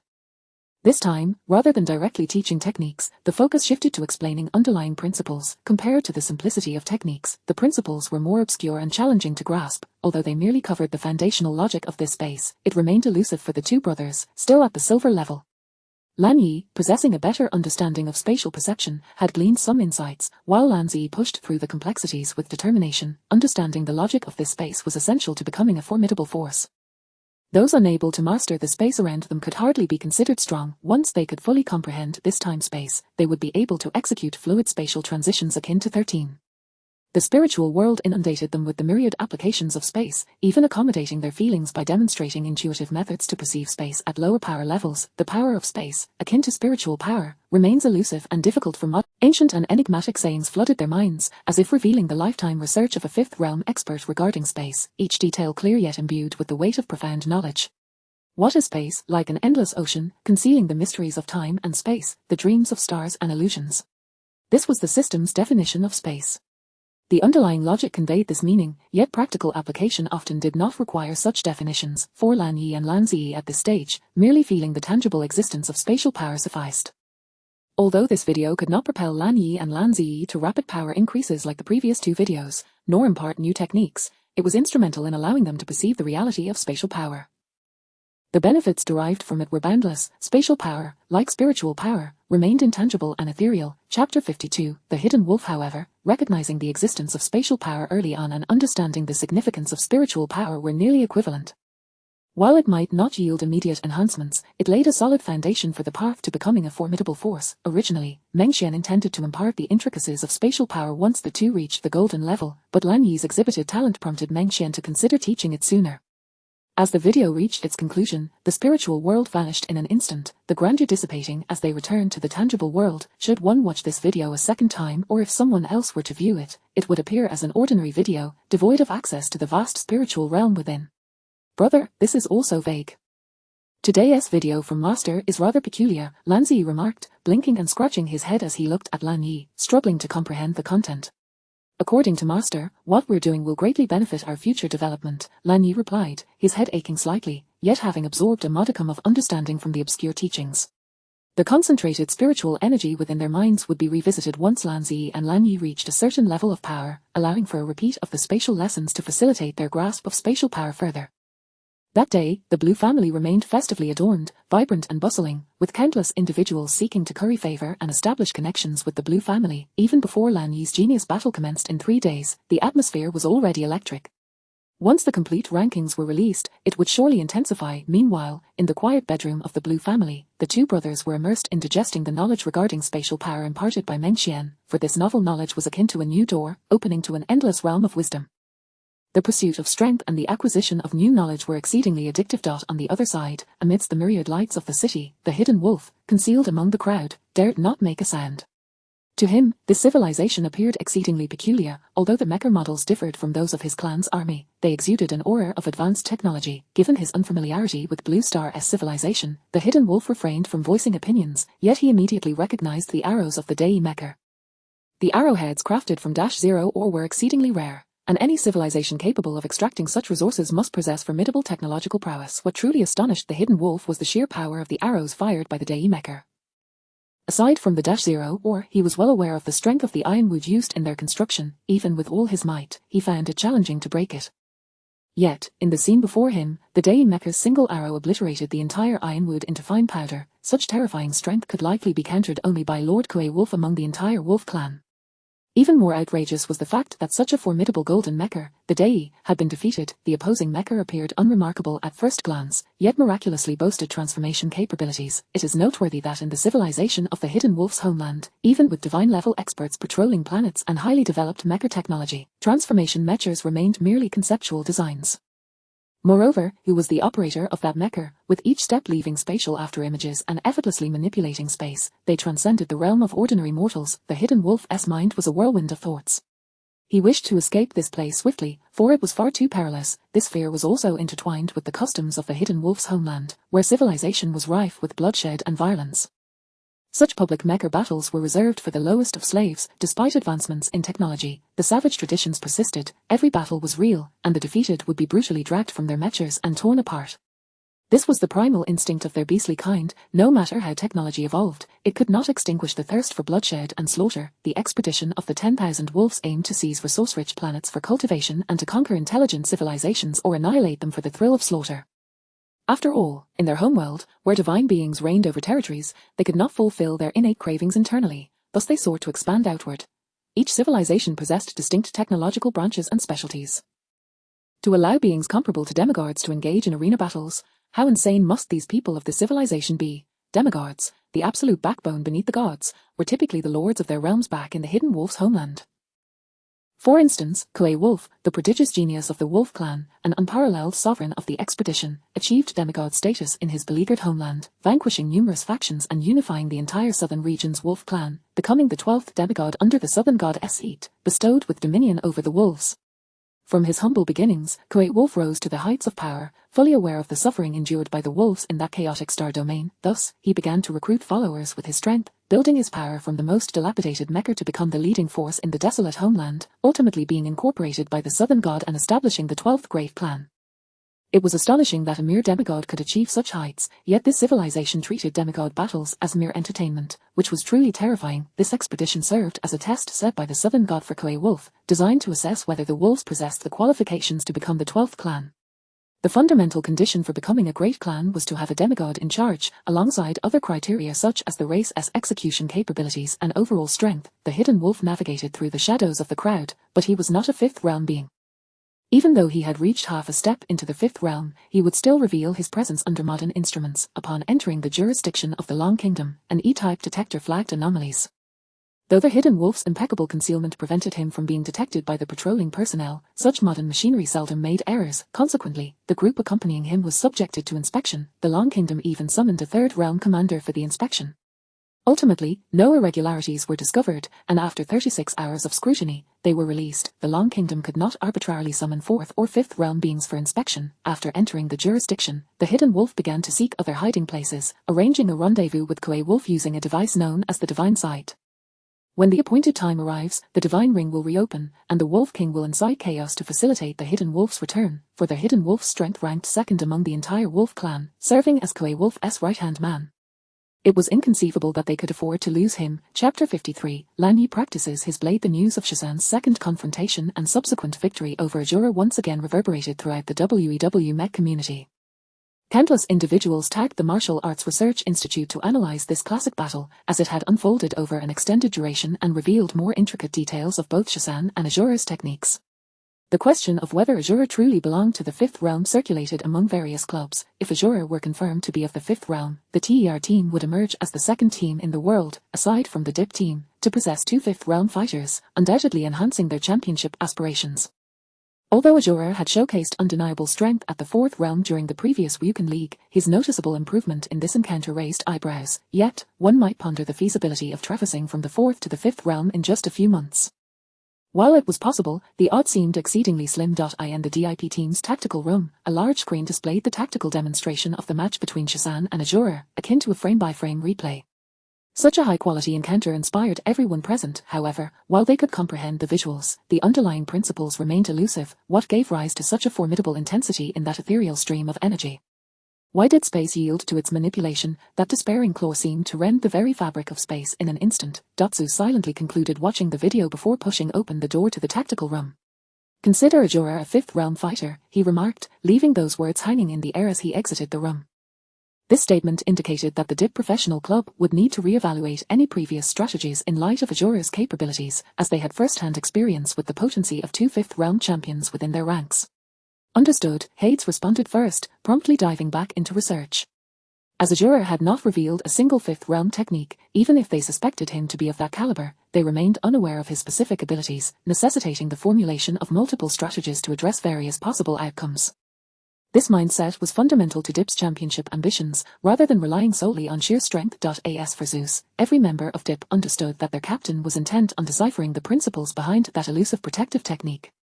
At the Martial Arts Research Institute, discussions echoed, that Shasan, after a T-year hiatus, re-emerged with an abundance of new revelations.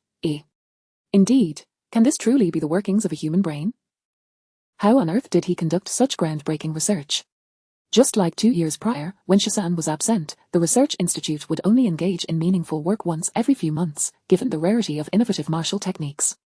Shasan had undeniably pioneered a renaissance in martial arts, yet the researchers found themselves exhausted by the sheer volume of his advancements. It seemed Shasan had evolved, the techniques he now exhibited were impervious to easy analysis by machines.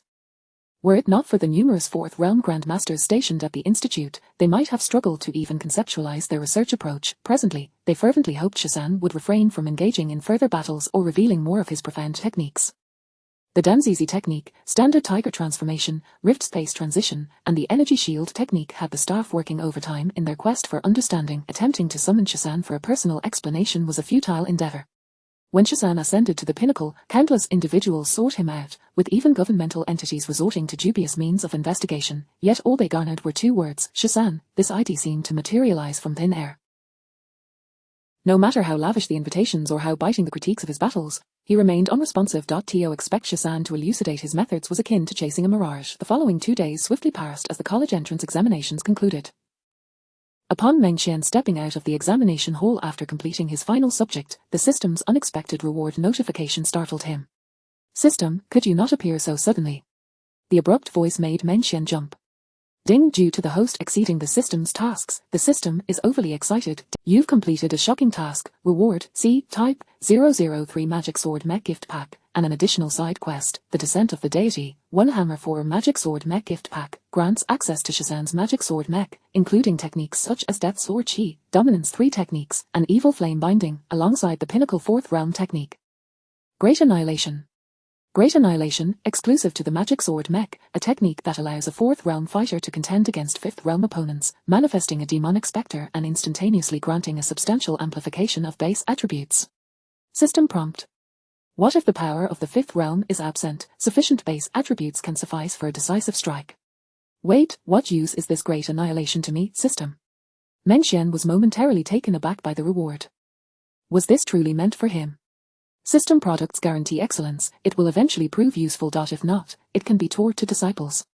Meng Xian decided not to dwell on the system's oddities, recognizing that for Shasan's account, simply having a new mech was already a significant improvement compared to the antiquated geyser mech he had once cherished.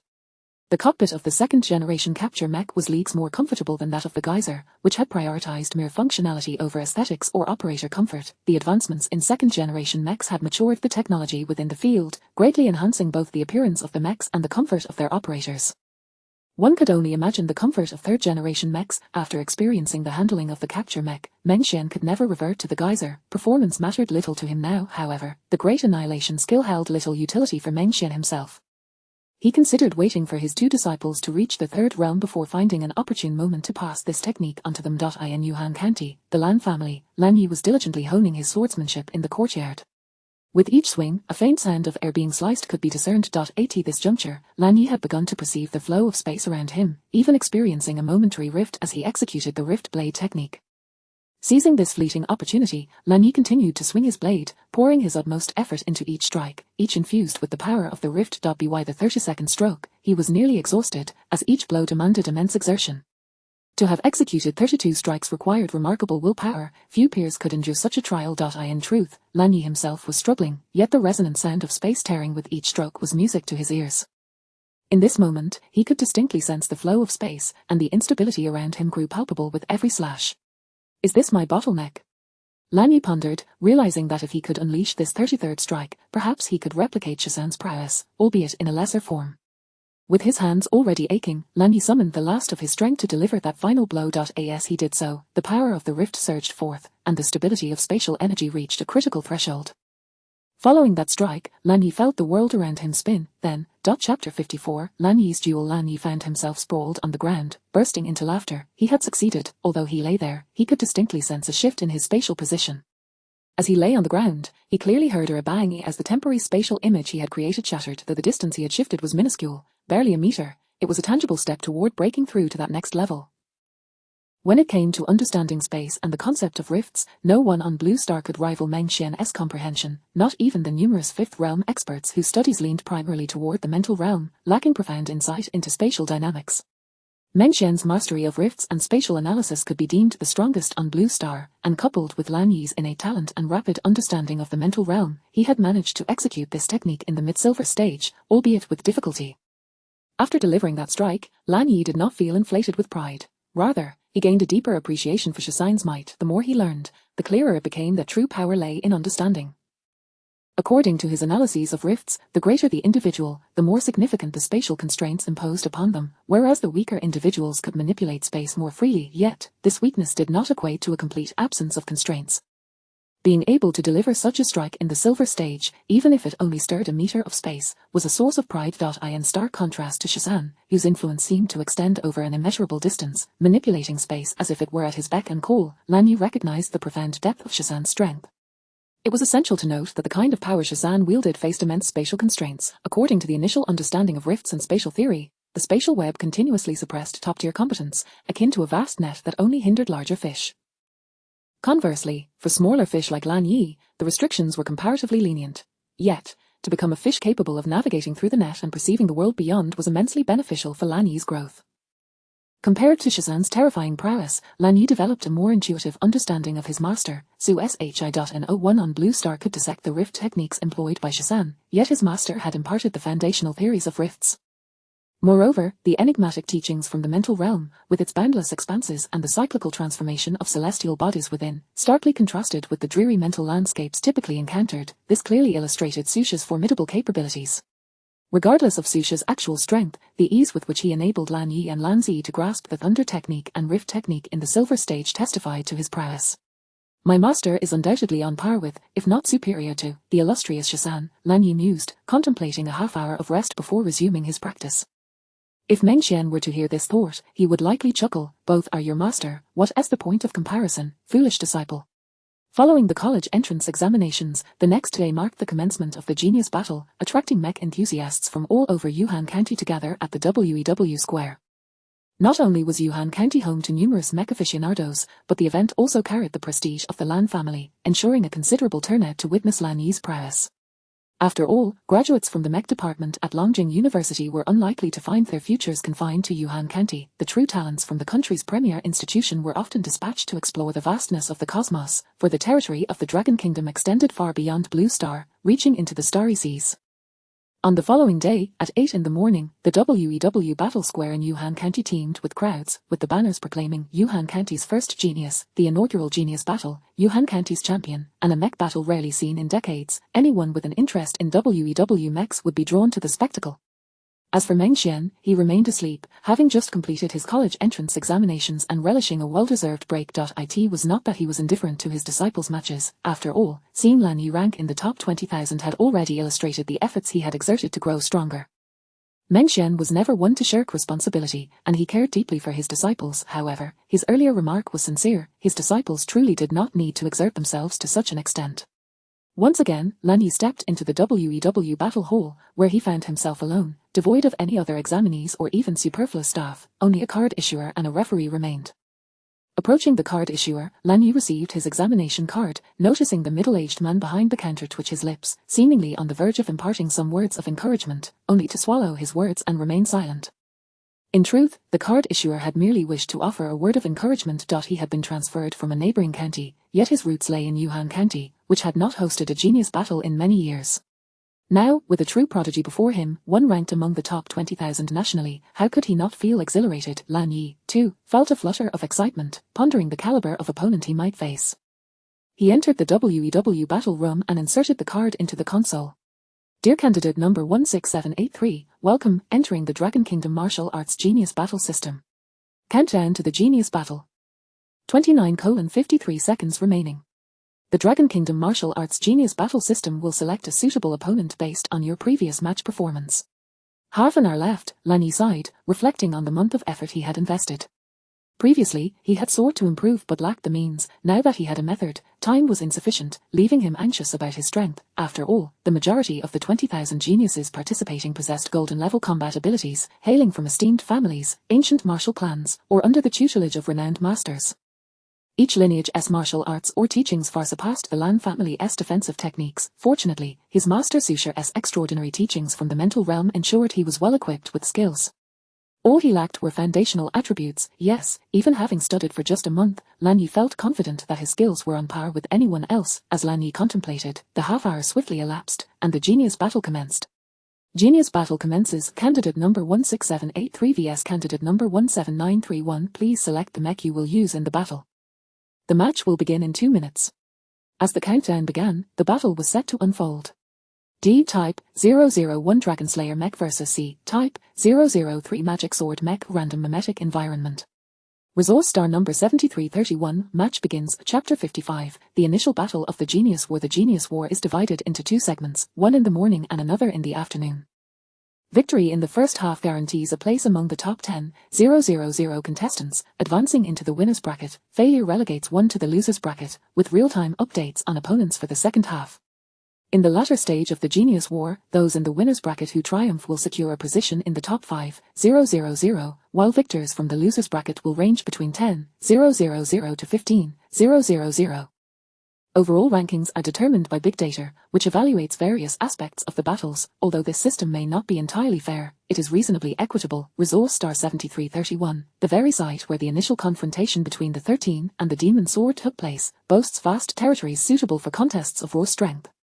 The Dragon Slayer Mecha and the Demon Sword Mecha are exclusively equipped for close combat, and during the silver tier battles, the focus often returns to the intrinsic capabilities and fundamental functions of the mechas.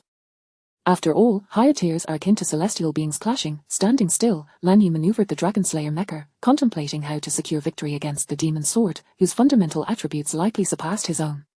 In the first half of the Genius War, a hidden card was played. Neither combatant was privy to the other's trump card, necessitating a cautious approach. The Dragon Slayer and the Demon Sword mechas maintained a deliberate distance, as this opportunity to advance directly into the top 10,000 was singular. After a brief pause, the Demon Sword Mecha, unable to contain its impatience, deployed its rear stabilizers, revealing its combat stance. The roar of its engines reverberated instantly, followed by a sudden burst of sound as the laser sword, previously sheathed, emitted a blinding light. The stabilizers activated, propelling the Demon Sword Mecha forward in a straightforward acceleration, devoid of any finesse, merely intended to test the opponent's strength with a slash. With the enhanced speed from the stabilizers, the Demon Sword Mecha closed the distance in mere moments. Lanyi, wielding his shield, braced himself to absorb the impending strike, as he required a comprehensive assessment of his opponent's capabilities. As the Dragon Slayer Mecha stepped into the attack range of the Demon Sword, the latter surged upward, soaring 10 meters above ground, wielding its laser greatsword poised for a downward strike. The blow sent Lanyi staggering back several meters, leaving a distinct gash on his alloy shield. Had he not been fully focused on defense with the Dragon Slayer Mecha, that strike could have easily sent him flying. Such a fluid leap slash, this individual possesses attributes far superior to Lanyi. I hope he doesn't falter. Lanyi has performed admirably to reach this rank. A win would be splendid, but a loss wouldn't tarnish his reputation as the top genius from Yuhan County. With the first strike, the Demon Sword Mecha gained a rough understanding of the Dragon Slayer Mecha's capabilities and immediately pursued. Thanks to the stabilizers, its pursuit was terrifyingly effective. The Dragon Slayer Mecha had barely regained its footing when another horizontal slash was unleashed. This time, the blow sent the Dragon Slayer Mecha reeling backward. After executing the slash, the operator of the Demon Sword Mecha was momentarily stunned. Was this truly a battle meant for a mecha ranked 50,000, facing one that was merely 2,000? Its fundamental attributes were vastly inferior to that of the Lava Demon at the general level. However, being weaker might work in his favor, facilitating an easy advancement. The Demon Sword Mecha leapt high, fully activating its stabilizers, soaring several dozen meters into the air, positioning itself above the Dragon Slayer Mecha before delivering a powerful vertical strike with its laser greatsword. At that moment, the Dragon Slayer had just regained its stance, lacking the time to raise its shield in defense. This is the Dominator's 3 styles. No, this is not the authentic Dominator's 3 styles. It is merely a low-tier imitation, lacking the true essence. Yet the form of the Dominator's 3 styles is sufficient to wreak havoc in the silver and gold tiers. The audience from Yuhan County collectively held their breath for Lan Yi. Should this strike land, the Dragon Slayer Mecha would undoubtedly face immediate defeat. This move was renowned as the most formidable technique within the Dominator's 3 styles. Although it lacked the essence, its power in the silver and gold divisions was not to be underestimated. The only way to counter this was to discard the shield and evade the blow with all his might. Lan Yi complied, throwing the large shield upwards and swiftly retreating. As the great sword descended, it kicked up a cloud of dust, producing a thunderous sound, the noise of the laser sword striking the alloy shield, yet something felt amiss. The operator of the demon sword, sensing the impact, realized that the strike had merely grazed the Dragon Slayer Mecha's shield, and it was an empty shield. Abandoning the shield, the Dragon Slayer Mecha was left with only its alloy greatsword to contend with the demon sword. With successive strikes, the demon sword operator gained a complete understanding of the Dragon Slayer's abilities. Confident without the protection of the alloy shield, the demon sword Mecha believed a single horizontal sweep would decisively conclude the match. As the dust settled, all eyes beheld the demon sword Mecha hovering above, gazing down at the Dragon Slayer, now armed with only a long blade. One resembled a celestial deity, while the other appeared disheveled after merely 3 strikes. The disparity in strength was stark. As the spectators pondered, the engines of the demon sword Mecha roared back to life, charging towards the Dragon Slayer Mecha for another strike. A swift downward cut, the Dragon Slayer Mecha responded, swinging its sword upward, slicing alongside the edge of the laser greatsword. The alloy blade glided upward, deftly maneuvering to the side of the demon sword Mecha. At this moment, the forceful downward strike of the laser greatsword could not be retracted in time, leaving only the opportunity for Lan Yi's long blade to ascend towards the head of the demon sword Mecha. A decapitation, this was an affront to the Mecha operator. Lan Yi dared to attempt a beheading of the demon sword. The Dragon Slayer Mecha sidestepped, the alloy longsword following the trajectory of the laser sword, fully neutralizing the attack, and its blade now aimed directly at the head of the demon sword Mecha. In a hurry, the demon sword Mecha withdrew one hand from the laser greatsword to block the incoming alloy blade. Clang! A resounding impact echoed as the Dragon Slayer Mecha's strike landed squarely on the arm of the demon sword Mecha, sending shockwaves through its arm, overwhelming the operator within. For a moment, the demon sword Mecha stood frozen. This was Lan Yi's shock technique. Although his strength may have been insufficient to be lethal, this strike was enough to disorient the operator of the demon sword Mecha. Seizing the opportunity, Lan Yi did not hesitate. The Dragon Slayer's greatsword was swiftly retracted before another strike was unleashed. The sound of the blade slicing through the air echoed, a technique imbued with spatial power, the Void Slash. The blade descended towards the chest of the demon sword Mecha, embedding itself into its central engine, then pulling down in a seamless motion, a fluid combination of actions. This was a technique gifted by the spirit world of the Void Slash, a method far superior to anything Lan Yi had learned from the Blue family's shield arts, rivaling even the ancient martial arts techniques. In an instant, Lan Yi executed a combination of 4 distinct actions: the power release slash, the sidestep, the shock technique, and the void slash. Zing boom. 2 consecutive sounds rang out, followed by an enormous explosion as the system began to tally the results. Chapter 56, Young AYA Candidate Number 16783 triumphs, successfully advancing to the Dragon Kingdom's talented warriors group, matching you with the next opponent. Estimated time, 10 minutes. Lan Yi could not leave until he was informed of his next opponent. Unlike the covert trials of the first half, the second half was akin to an open contest where both parties were aware of each other's identities and could seek out recordings from their examinations and the Talented Warriors competition. After all, the recordings of the National Martial Arts examinations had always been publicly accessible, a system that benefited the prominent families and clans, as rules invariably serve those who establish them.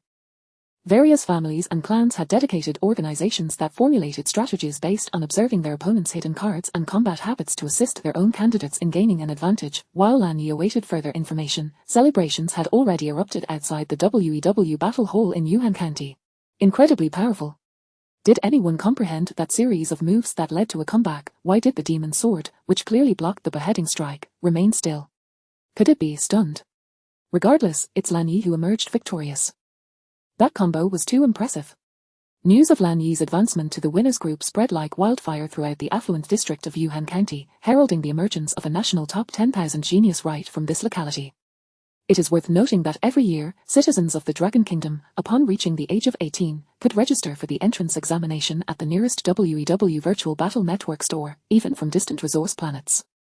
This top 10,000 is not merely from Blue Star but represents the elite of the entire Dragon Kingdom. Historically, achieving this level required one to be at the mid-golden stage, and reaching that at 18 is a testament to rapid growth.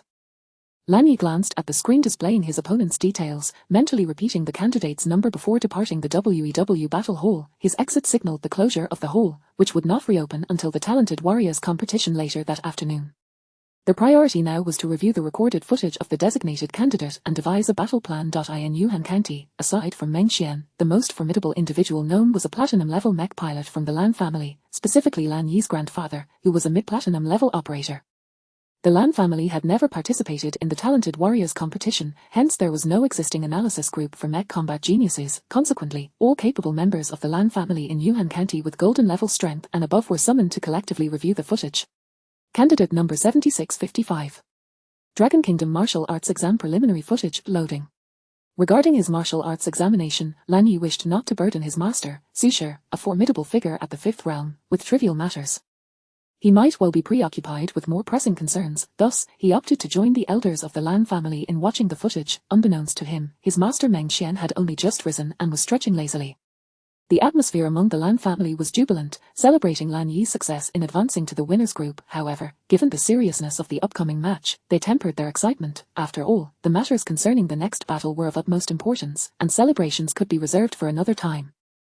The footage displayed candidate number 7655 battling against the rank-level Lava Demon. This candidate, eschewing challenges against elite-level opponents, boldly targeted a rank-level foe, demonstrating remarkable confidence. He piloted a lightweight mech, the C-Type 002 Dust Leopard, a rather obscure model. It is essential to note that among mech operators, the majority utilize medium-sized mechs due to their balanced nature, offering sufficient energy for extended operation, and combining agility with defensive capabilities. In contrast, lightweight mechs, while advantageous for their agility and precision in pinpoint strikes, possess significant drawbacks. Their smaller frame limits the types of weapons they can carry, and their energy consumption is inferior to that of medium-sized mechs. Most critically, lightweight mechs have exceedingly low tolerance for error, exemplifying high attack power but low durability and sustainability. Only 3 scenarios would lead one to employ a lightweight mech in examinations. Either the individual is an exceptional powerhouse, utilizing a lightweight mech to hone their skills by imposing a higher standard on themselves, they are a specialist in lightweight mechs, or they are simply lacking in strength yet attempting to appear formidable. However, the mere fact that this candidate reached the National Talented Warriors competition suggests the first 2 possibilities, both of which do not bode well for Lan Yi. The first implies immense strength, while the second indicates unparalleled mastery of lightweight mechs, a stark contrast to Lan Yi's frequent encounters with medium-sized mechs, leaving him devoid of combat experience against such rare models. This represented a significant information gap. In the footage, the Dust Leopard mech wielded dual short daggers as it charged towards the Lava Demon, its engines roaring beneath it. A series of fluid combos caught the Lava Demon off guard, and within a mere 5 minutes, the Dust Leopard executed a soaring cross slash, shattering the Lava Demon's head. The battle concluded with the Lava Demon failing to land a single blow on the lightweight mech. Perhaps only its intrinsic heat and light had mildly warmed the Dust Leopard. Witnessing this, the entire Lan family fell into a contemplative silence. The lightweight mecha's ability to so decisively defeat a rank-level Lava Demon, despite the latter's lower intelligence and slower attacks, was remarkable, especially considering the Lava Demon possessed golden-level attributes. How slow could it truly be? This singular battle indicated that the opponent's true strength had indeed reached the mid-golden stage. The Lan family found themselves deep in thought. Meanwhile, in Longjing, within a traditional courtyard, a young girl was coaxing her grandfather to watch her battle footage. "Grandpa, please help me review it one more time. I don't want those family members analyzing it, none of them can match your expertise." A gentle voice, laced with youthful playfulness, chimed in. All right, my dear granddaughter, I'll help you take a look," the elderly man replied, reluctantly rising from his comfortable massage chair where he had been basking in the morning sun. Who could resist the pleas of their grandchild? "Now, let us see how candidate number 16783 performed," he continued, still reclined in his chair, one hand grasped by his granddaughter while the other gestured to activate the projection device. From Lan Yi's swift elimination of elite-level opponents to his decisive victory over the rank-level Lava Demon, the old man became thoroughly engrossed in the footage. "Grandpa, he doesn't seem that impressive, does he? Look how he struggles to defeat a rank-level Lava Demon. I could easily place in the top 5,000, the girl commented, observing the projection and failing to understand why her grandfather was so captivated by the seemingly clumsy dragon slayer. After all, he had never scrutinized her own battle footage with such diligence. Chapter 57, The Four Great Families. Little Iyer, this person possesses considerable strength, although he is only at the mid-silver level. The individual who imparted him with skills and his own insight are indeed remarkable. The grandfather gently patted his granddaughter's head, responding with warmth. "Grandpa, are you mistaken? He is merely at the Silver 1 stage, how could he possibly advance? The girl's playful voice rang out again, eliciting laughter from the grandfather. It is worth noting that in the entirety of Longjing, there are no more than a handful of individuals who would dare speak to this elderly man reclining in his massage chair in such a manner. Little Ayer, while he is indeed a silver, he possesses some strength. Do not underestimate him, listen to your grandfather and return to the family to seek assistance in formulating a strategy. The grandfather spoke with the same gentle tone, demonstrating his affection for his granddaughter. Oh, I will come back to see you after I finish the second half. Wait for me, Grandpa. The girl feigned a hint of displeasure as she bid her grandfather farewell. Of course, the grandfather responded kindly. After little Ayer left, he meticulously replayed the video several times, ensuring he had not misjudged. This was undeniably the tremor technique and the void slash. How could someone of silver level prowess possibly master these techniques? Despite his age, being a strong practitioner of the four realms, he was certain of his observations. This was indeed the tremor technique and the void slash. He had practiced these two arts in his youth and could not have erred. The old man waved his hand, and a person dressed in traditional butler attire emerged from the adjacent room, respectfully approaching him. Go, relay this information to Little Ayer's team. Yes, sir. Even with these two extraordinary skills, the candidate's foundational attributes still fell short. If his performance in the video were all there was to it, he could not possibly defeat Little Ayer. Once the butler departed, he shared the footage in the elder group of the four great families. These are the four most prominent families in Longjing, Long Kingdom, the Zhao, Qian, Sun, and Li clans. The relationships among the four families are amicable, each dominating a specific domain. The Zhao family, with its military forces, guards the major star regions of the Long Kingdom, holding the title of military overlords. The Qian family engages in trade for the nation, with dealings not only in the Blue Star civilization but also possessing several covert trade routes within the Moa civilization. The Sun family manages intelligence, with rumors suggesting that the entire information hub of the Long Kingdom is located within the Sun clan, serving as the kingdom's ears. The Li family oversees politics, orchestrating the welfare, laws, and maintaining order across various regions. The four great families are the largest in the Long Kingdom, yet they serve the kingdom itself, akin to state-owned families. Zhao family head, everyone, you must see this candidate, I cannot be mistaken. Zhao family head, video. Sun family head, what is the situation with this person? He is at the silver stage, yet he comprehends the essence of the void slash and the tremor technique. Li family head, you are outmatched by a junior. Li family head, I simply have not delved into spatial studies, I am currently focusing on mental strength.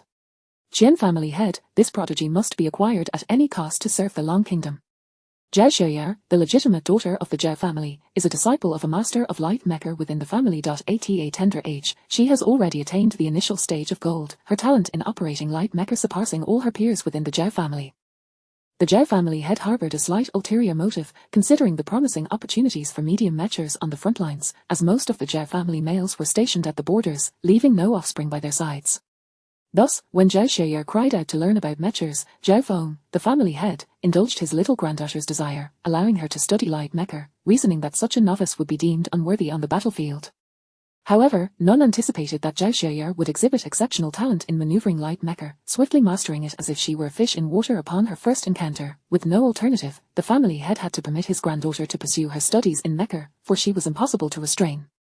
Currently, Zhao Xiaoyar was in the Zhao family's dedicated tactical design room, surrounded by a group of researchers, martial arts masters, and several practitioners of the third realm, devising optimal strategies.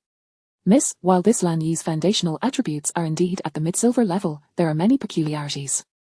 In stark contrast to the Zhao family's formidable assembly, Lan Yi appeared inconspicuous, only observing Zhao Xiaoyar's dust leopard mecha seemingly dancing in the air, defying gravity, while he struggled to defeat the lava demon at the mecha's feet, rendering it akin to a mere plaything. The lava demon could not even land a single blow on the light Mecha. At that moment, Lan Yi comprehended the terror of light mecha. Its boundless aerial leaps resembled a performance of waltz in the air, showcasing extraordinarily graceful movements. When stealthy, it resembled a leopard, silent and elusive, while in motion, it exhibited incredible speed, leaving Lan Yi at a loss for how to counter this light mecha, Unless he could consistently execute that perfect void slash, he might resolve the situation when the light mecha operator let their guard down or grew complacent, for the defensive capabilities of light mecha are notoriously low. Even if the strength of the third-generation light mecha has improved compared to its predecessors, its defense remains its Achilles heel. The tremor technique, when unleashed by Lan Yi in his current mid-silver gold matchup, could be deemed exceedingly overpowered. During his previous battle against the Demon Sword Mecha, its sudden halt would undoubtedly alert his opponent, prompting them to take precautions. Currently, Lan Yi's only trump card was that somewhat unrefined Void Slash and his relatively low foundational attributes, which he could leverage against his opponent's underestimation. Meanwhile, by the way, this candidate is astutely calculating and adept at exploiting others' underestimations. He caught the Demon Sword off guard in the previous Genius battle. Additionally, regarding that punch in the examination, according to your grandfather, it is suspected to be tremor technique. The analysts presented their insights, ultimately designing 7 combat strategies for Zhao Xiaoyar. Upon hearing the last statement, Zhao Xiaoyar paused in surprise. Tremor technique, what is that? You mean to tell me a match between gold and silver is producing the tremor technique? What does that even mean? This was akin to playing a game of Do Di Ju, where, in a standard match, having already played 2 bombs and preparing to claim victory, the opponent unexpectedly throws down 5 threes. What nonsense is this? Moreover, he also seems to have grasped some essence of the Void Slash. Observing their lady's bewilderment, the analysts, despite their reluctance to continue, felt compelled to relay the elder's instructions. Wait, the Void Slash and the tremor technique. Techniques that can only be mastered by grandmasters. Zhao Xiaoyar pondered. Then why is it taking so long to take down a lava demon? As long as I avoid his attacks, I should be fine. Zhao Xiaoyar was indeed curious about facing this Dragon Slayer Mecha, a mid-silver level contender who had secured a place among the top 20,000 in the National Genius battle. What kind of individual was he? And even if Lan Yi was astute, at this moment, he possessed only one card that Zhao Xiaoyar remained unaware of, for the ages of these individuals surpassed his by a significant margin, and their expertise lay in analysis, which was inherently their strong suit. Chapter 58, Lan Yi vs Zhao Xiaoyar. The second half of the Genius battle has officially commenced. It can be concluded that Zhao Xiaoyar has thoroughly studied Lan Yi, while the latter remains utterly oblivious to her strategies. The only certainty Lan Yi possesses is that this enigmatic candidate, designated as number 7655, is an adept pilot of a lightweight mech, as evidenced by her choice of the C-Type 002 Dust Leopard mech in the first round of the Genius battle. It is widely acknowledged that the initial rounds of mech battles are played with hidden cards. No one is aware of their opponent's true capabilities or identity. In such circumstances, the best chance of advancing lies in employing one's most proficient mech. Beyond this, the only information available pertains to this candidate's foundational attributes, which fall between the early to mid-golden stage. Aside from that, there is nothing more to glean. The WEW Battle Square in Yuhan County is once again teeming with spectators, even surpassing the attendance of the previous Genius battle, as this event showcases the top 20,000 champions of the WEW Dragon Kingdom Martial Examination.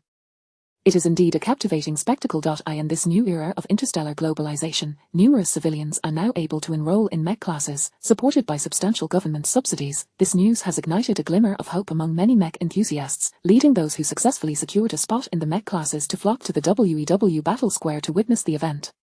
After all, Lan Yi has become a role model or idol to them. Once again, Lan Yi enters the WEW Mech Battle Hall alone under the gaze of the crowd. As in the morning, the entire vast WEW Battle Center in Yuhan County is dedicated solely to serving Lan Yi today.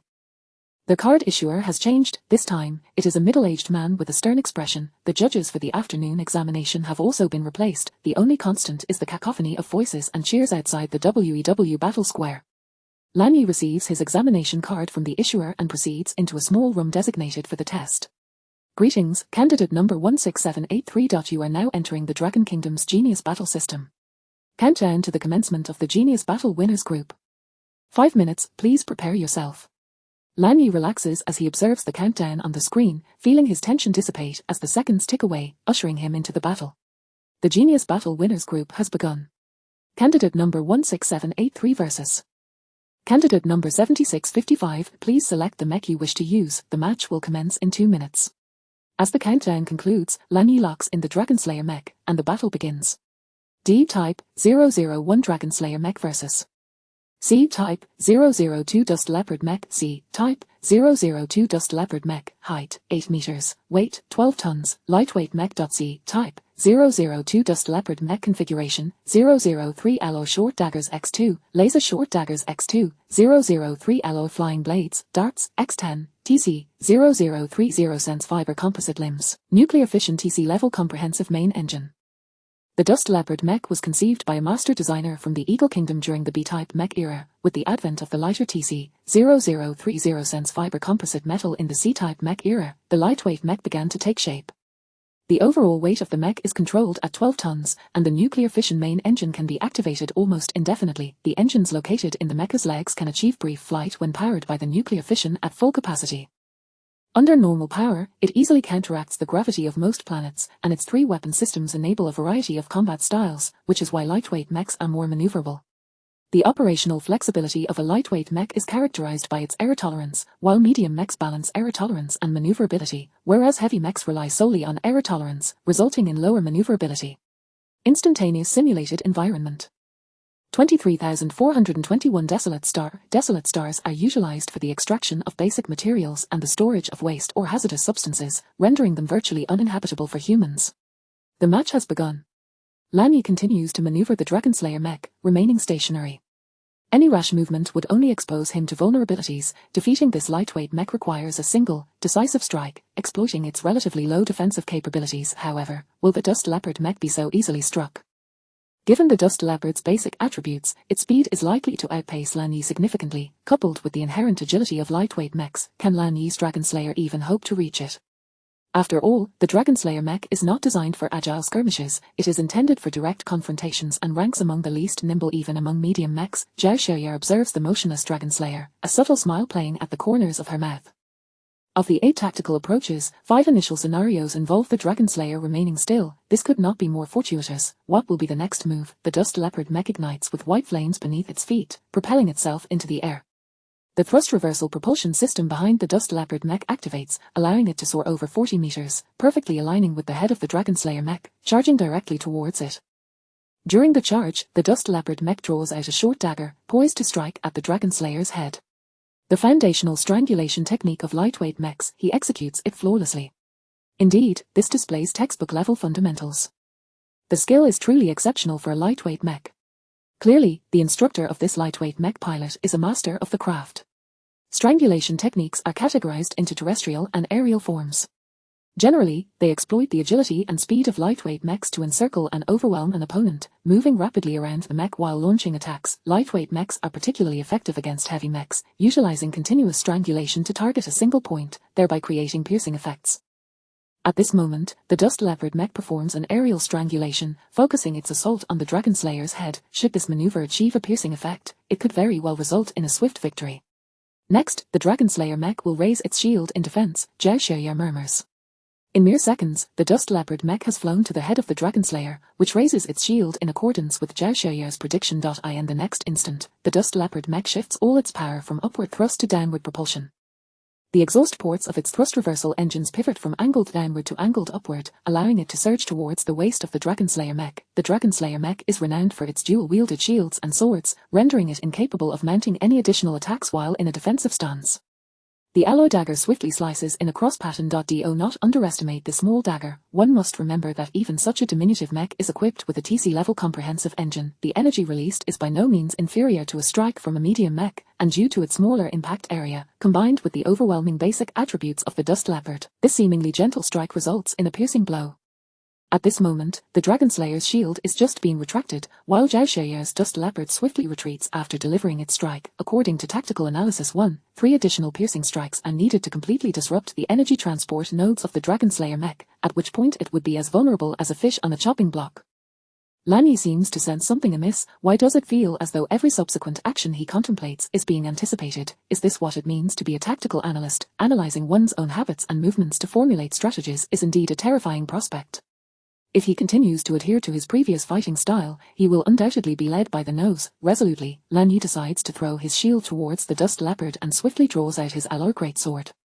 If he is to win, it hinges solely on delivering that one decisive strike. Otherwise, with his current attributes and speed, he would simply be toyed with by the Dust Leopard. Chapter 59, Fractured Strike. Lan Yi is determined. In the current situation, only an offensive maneuver offers a glimmer of hope. Defending with such a large shield is exceedingly cumbersome, rendering him incapable of countering the onslaught of the Dust Leopard mech. Moreover, the level of the Lan family's shield technique is rather lacking. Even if Lan Yi were to defend with a sword, it would likely yield superior defensive capabilities. However, Lan Yi has previously researched various tutorials on the Dust Leopard mech.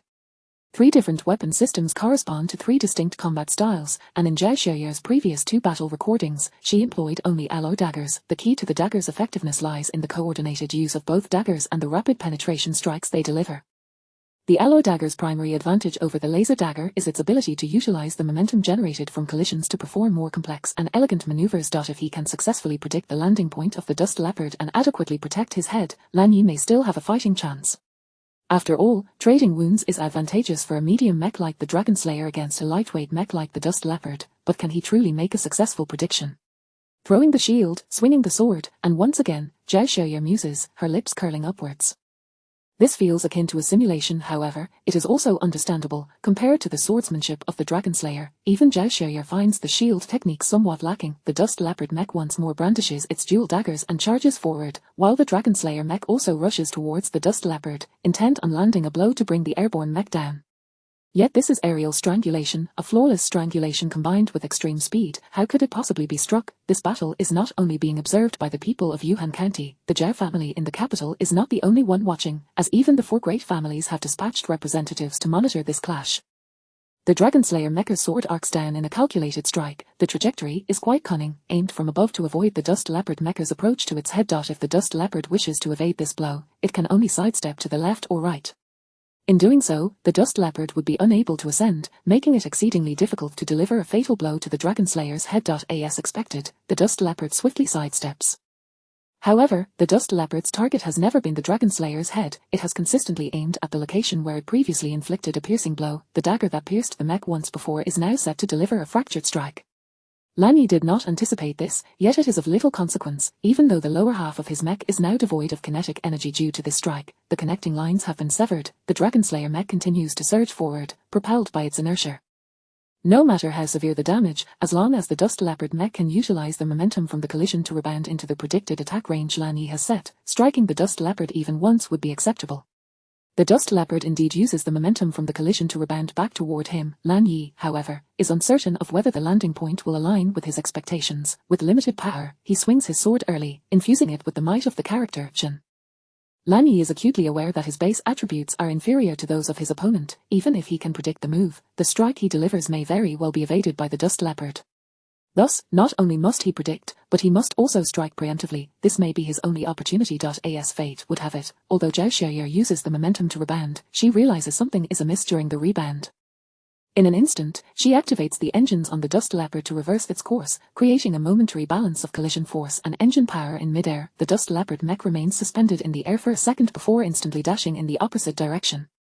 Fortunately, I instinctively glanced back while airborne. This Dragon Slayer mech is truly cunning, Zhao Xiaoye thinks, as the dust leopard positions itself behind the Dragon Slayer mech, poised to strike. Despite all her tactical plans, nothing can compare to the adaptability of improvisation. The Dragon Slayer mecha's maneuver is indeed beyond the scope of her 8 major tactical plans, but Zhao Xiaoye is not one to be overly rigid. At this moment, the lower half of the Dragon Slayer mech has lost all kinetic energy. For a person of silver rank, movement is virtually impossible, unless they attempt to crawl using their hands. However, as a mech pilot, such an action, is it even feasible? Zhao Xiaoye ponders this, only to witness the Dragon Slayer mech actually crouch down, using its hands to crawl around and slowly rise to its feet. Though this process is brief, it affords Zhao Xiaoye ample opportunity to launch 10 or more attacks.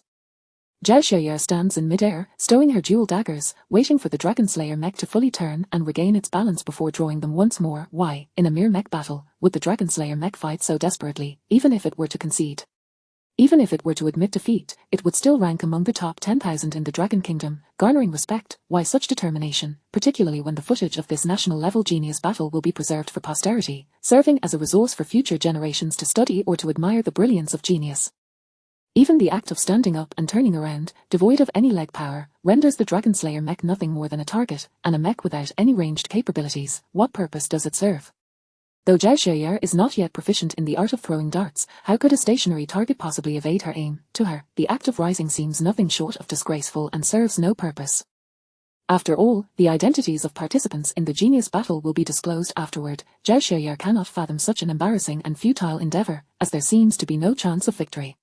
This individual's thirst for victory is terrifying. What could possibly motivate such persistence? What use is perseverance? Ultimately, it's all in vain, yet this has demonstrated his innate talent and determination to become a formidable fighter. For a mech pilot, this is far from shameful. Within the group chat of the 4 great families, many are intently observing this match, as these candidates have been identified as prodigies, well versed in the fundamentals of the Jin character and the principles of spatial manipulation. The atmosphere in the WEW Observation Center in Yuhan County is somber. Everyone wears expressions of helplessness, even silence. Among the crowd is Meng Xian, who has been pushed to the outermost fringe due to the overwhelming attendance at the Genius Battle. In contrast to the broadcast by the Yuhan County television station, people prefer to be present at the WEW Battle Square, welcoming the return of their champions. What good does this accomplish? It is an exercise in futility, Zhao Xiaoye reflects, as she prepares to unleash the Dust Leopard's flying blades for a ranged assault on the immobile melee mech, the most efficient combat strategy. Moreover, Zhao Xiaoye intends to grant her opponent a dignified demise, employing her most proficient technique, the laser dagger, to execute her strongest martial art, Sky Dance, delivering the final blow to conclude the battle. Though such a display may be deemed shameful for Zhao Xiaoye, born into the Zhao family, she genuinely admires the spirit of one who sacrifices everything for the sake of victory, as she herself cannot achieve such feats. After all, being born into the Zhao family has afforded her an advantage over many, rendering competition unnecessary. The flying blades are launched from the Dust Leopard's hands. Despite Zhao Xiaoye's lack of extensive practice, the fundamental skills of a Dust Leopard pilot remain intact. Though the blades may not be particularly intricate, their devastating impact is magnified by the superior basic attributes of the Dust Leopard. Chapter 60, Instantaneous Spatial Shift. The Dust Leopard mech hurls only 2 flying blades, while the Dragon Slayer mech continues to swing its sword aimlessly, as if in a state of confusion, mindlessly raging and flailing about. Yet Lan Yi understands that the seemingly chaotic flailing is a deliberate attempt to intercept the incoming blades. By taking advantage of his opponent's underestimation, he hopes for one final opportunity, perhaps his last chance. Has it begun to rage? What on earth is the Dragon Slayer doing? If you wish to win, you cannot simply swing your sword without thought, you must anticipate. Regardless of the chaos, flailing does have some merit. At least he managed to knock down 2 flying blades.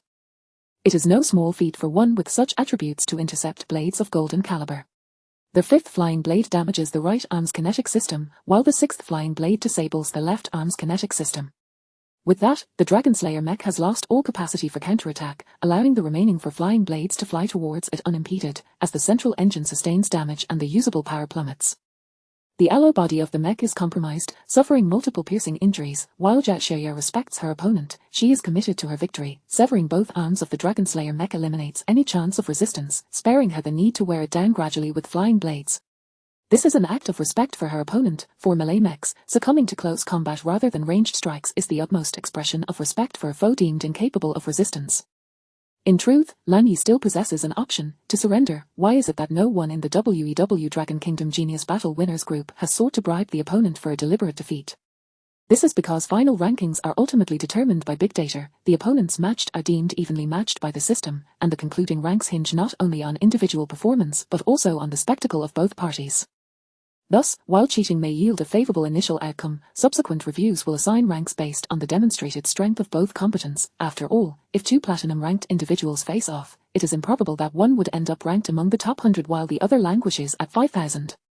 Consequently, engaging in deceitful tactics may even lead to a lower ranking. Moreover, these are all prodigies, who wouldn't yearn for a genuine contest, and which champion would desire a victory obtained through dishonesty.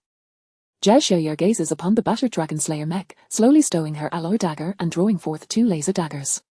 Rumor has it that the most formidable weapon of the Zhao family's young lady is the laser dagger. The previous alloy dagger was merely a hidden card. Exhibiting the laser daggers now may also be a strategic move for big data rankings, showcasing her utmost prowess. The Dragon Slayer is truly a tough contender, refusing to surrender even after losing all capacity for counterattack. Could there still be hidden cards? Give me a break, what hidden cards could possibly remain? Just wait to be killed. Succumbing to close combat is the highest form of respect for a melee mech that can no longer defend itself. After all, the Zhao family has long held influence in the military, and such respect for mech pilots is customary. In stark contrast to the conversations among the 4 great families, the atmosphere in Yuhan County is tense.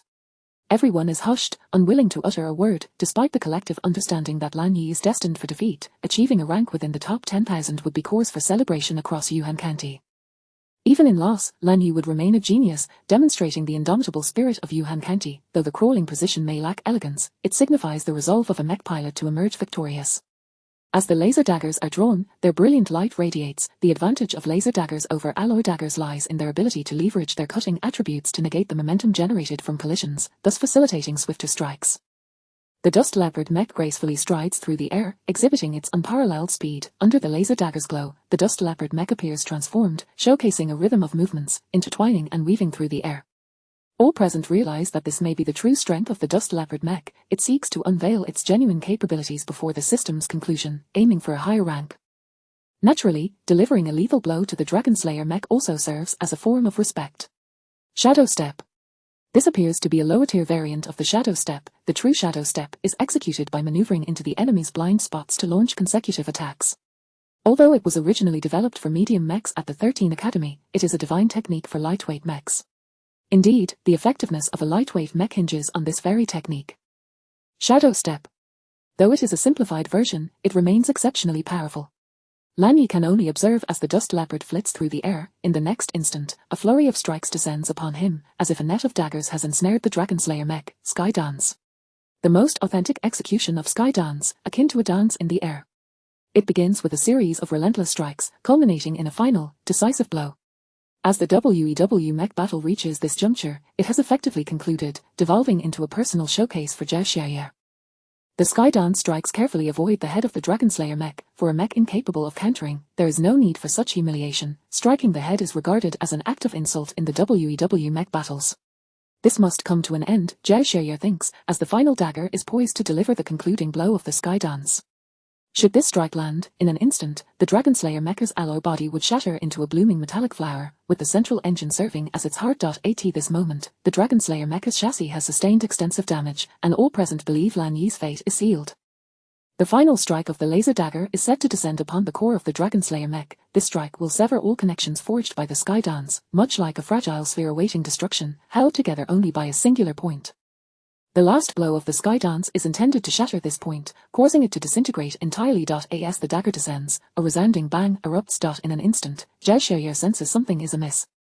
This is not the explosive sound she anticipated from the Sky Dance. In the next moment, the head of the Dragon Slayer appears from the side, colliding with the Dust Leopard. The force of the collision causes the Dragon Slayer mech to explode, and at that moment, the system begins its calculations. However, during the head-on collision, an immense force surges into the Dust Leopard's frame. The 18-year-old girl experiences the terrifying power of the Jin character for the first time, feeling an overwhelming wave of sound reverberate within her. Yet, it halts abruptly as the system concludes. Candidate number 7655 is victorious. In the group chat of the 4 great families, chaos ensues. What just happened? If I am not mistaken, that was the Jin character, a complete execution of the Jin character's most powerful technique, the instantaneous spatial shift. How is this possible? How could a silver rank individual manipulate space? This matter must be reported to the family head. It is utterly outrageous. The WEW Center in Yuhan County erupts in astonishment. What is this? A miracle. I have seen it before. It was the Jin character's technique utilized by the 13 Academy. Though defeated, he remains dignified. Outside the Yuhan County WEW square, the crowd begins to chant Lan Yi's name, celebrating this prodigy from Yuhan County. This battle may not be the strongest, but it will undoubtedly be the most remarkable of this genius battle. The people of Yuhan County may possess relatively lower foundational strength, yet they are aware of the formidable nature of the instantaneous spatial shift, for it is a technique that defies explanation. The more challenging a technique is to elucidate, the more sophisticated it is perceived to be, much like the so-called factors of temporal and spatial delay. Though Zhao Xiaoye has concluded the match, she remains lost in thought. Had the Dragon Slayer mech waited a few more seconds before the system's conclusion, or had it possessed the strength for a second strike, perhaps the outcome of this battle would have been a draw. Alas, the past holds no what ifs. Chapter 61, The Realm of Civilization. Was it truly the case that the final strike of the empty dance struck the spatial illusion created by the dragon-slaying mecha using the void split? Yet, was it not said that the manifestation of this void split necessitates an unstable space? What is the truth behind this? Moreover, how could an individual of silver-tier strength possibly execute such a master-level technique? In the aftermath, Zhao Xiaoye continuously reviewed the video of this battle. At the WEW Combat Center in Yuhan County, Lan Yi was engulfed in a torrent of emotions, inexplicably clenching his fists tightly before gradually releasing them, letting out a sigh. Victory had been so tantalizingly close. The spectators from Yuhan County gathered in the plaza outside the combat center, eagerly awaiting their hero. Little Lan Yi, Meng Xian, spotting his disciple emerging from the WEW mecha battle, felt a sense of relief upon seeing the favorable expression on his face, and prepared to return to his slumber. Meng Xian's approach to teaching was entirely laissez-faire. Firstly, he lacked the ability to properly instruct his disciple, and secondly, there were system-generated videos available, alleviating his need for excessive concern. However, it was indeed commendable that his disciple could master the void split instantaneous shift. The basic tasks were progressing well, yielding satisfactory results. A mecha battle each week was quite enjoyable. As Lan Yi emerged, he was greeted by the flowers and applause of the people of Yuhan County. The results of the martial examination were released swiftly, yet the academic results adhered to their customary pace, requiring over 20 days for publication. In Longjing, many influential figures had already taken note of Lan Yi, particularly given his astonishing performance in the Genius Battle, where he was the first, aside from Shazan, to unleash such a remarkable technique as the Void Split.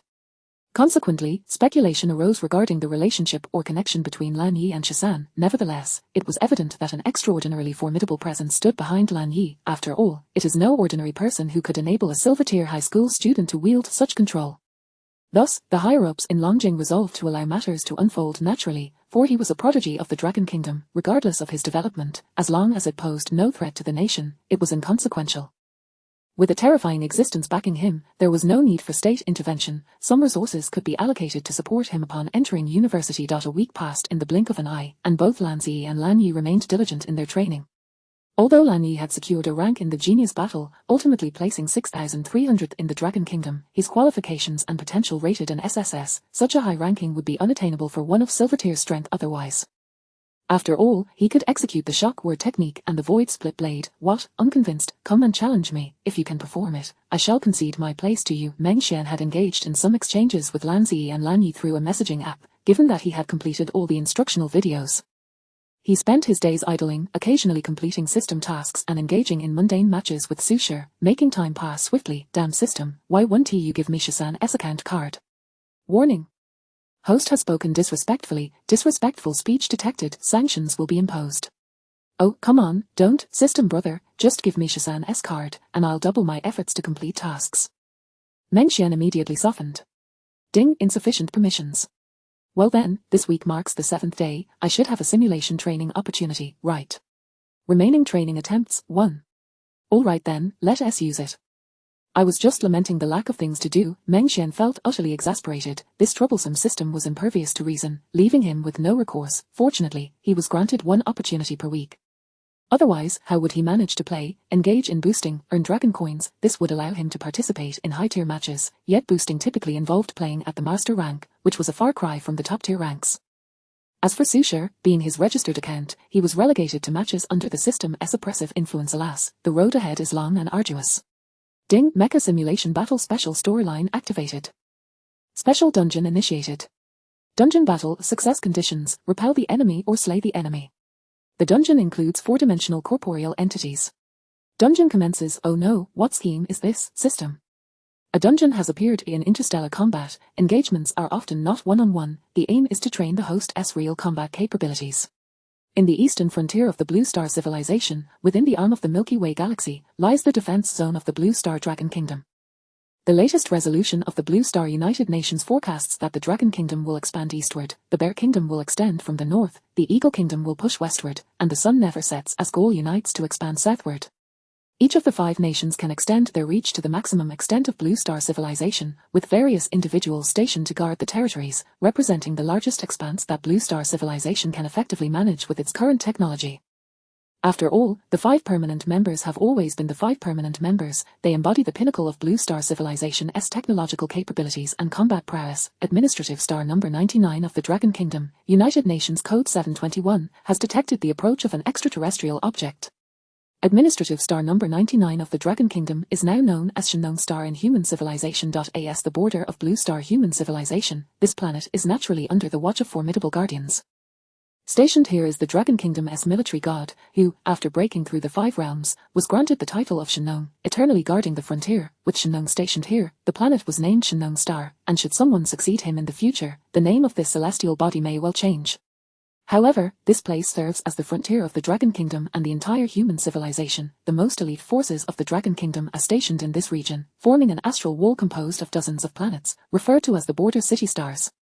Each Border City Star is connected by a dedicated Border City Gate for support, each equipped with massive nuclear fusion devices. In the event of an attack, these devices will be fully operational, releasing immense energy to bolster the planet's defenses. At that moment, the mechanical defense systems of the entire planet will be activated, and the complete Border City Gate will be opened, mobilizing nearby forces for defense, instantly concentrating military power. Beyond the borders of the Dragon Kingdom lies a belt of asteroids, known as the Lawless Zone, unaffected by any legal constraints. Passing through this area leads to an unknown new civilization, one markedly different from the Moor civilization, of which both the Dragon Kingdom and the entirety of Blue Star civilization remain utterly ignorant. Any civilization that Blue Star civilization has named is assuredly on par with, or even superior to, the technological and military capabilities of Blue Star civilization. After all, during Blue Star civilization's expansion, countless unknown civilizations may be discovered, some at a rudimentary stage of development, or simply indigenous tribes. The policies of Blue Star civilization towards these lower-tier civilizations vary. Some face segregation and relocation from their primitive worlds, others endure ideological suppression, and some even face military repression or extermination.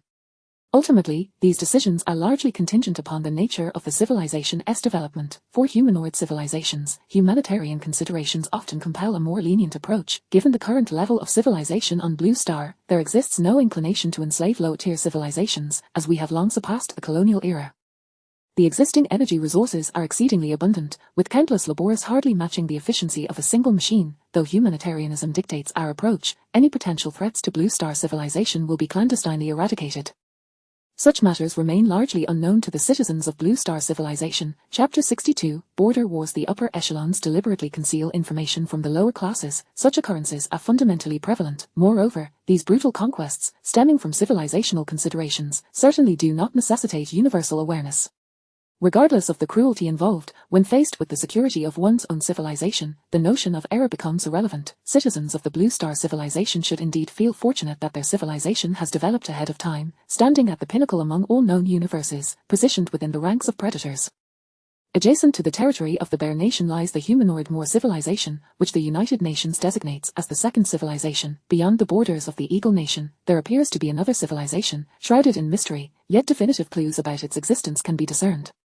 The Southern District, developed by the two major United Nations, is currently undergoing slow development due to the chaotic interstellar routes and the ambiguity surrounding various stars and unknown entities. Next to the Dragon Nation, there exists an indubitable civilization. Confidential documents of the Dragon Nation record that the United Nations once deployed numerous reconnaissance instruments to this civilization, all of which were detected by an unknown force and subsequently detonated.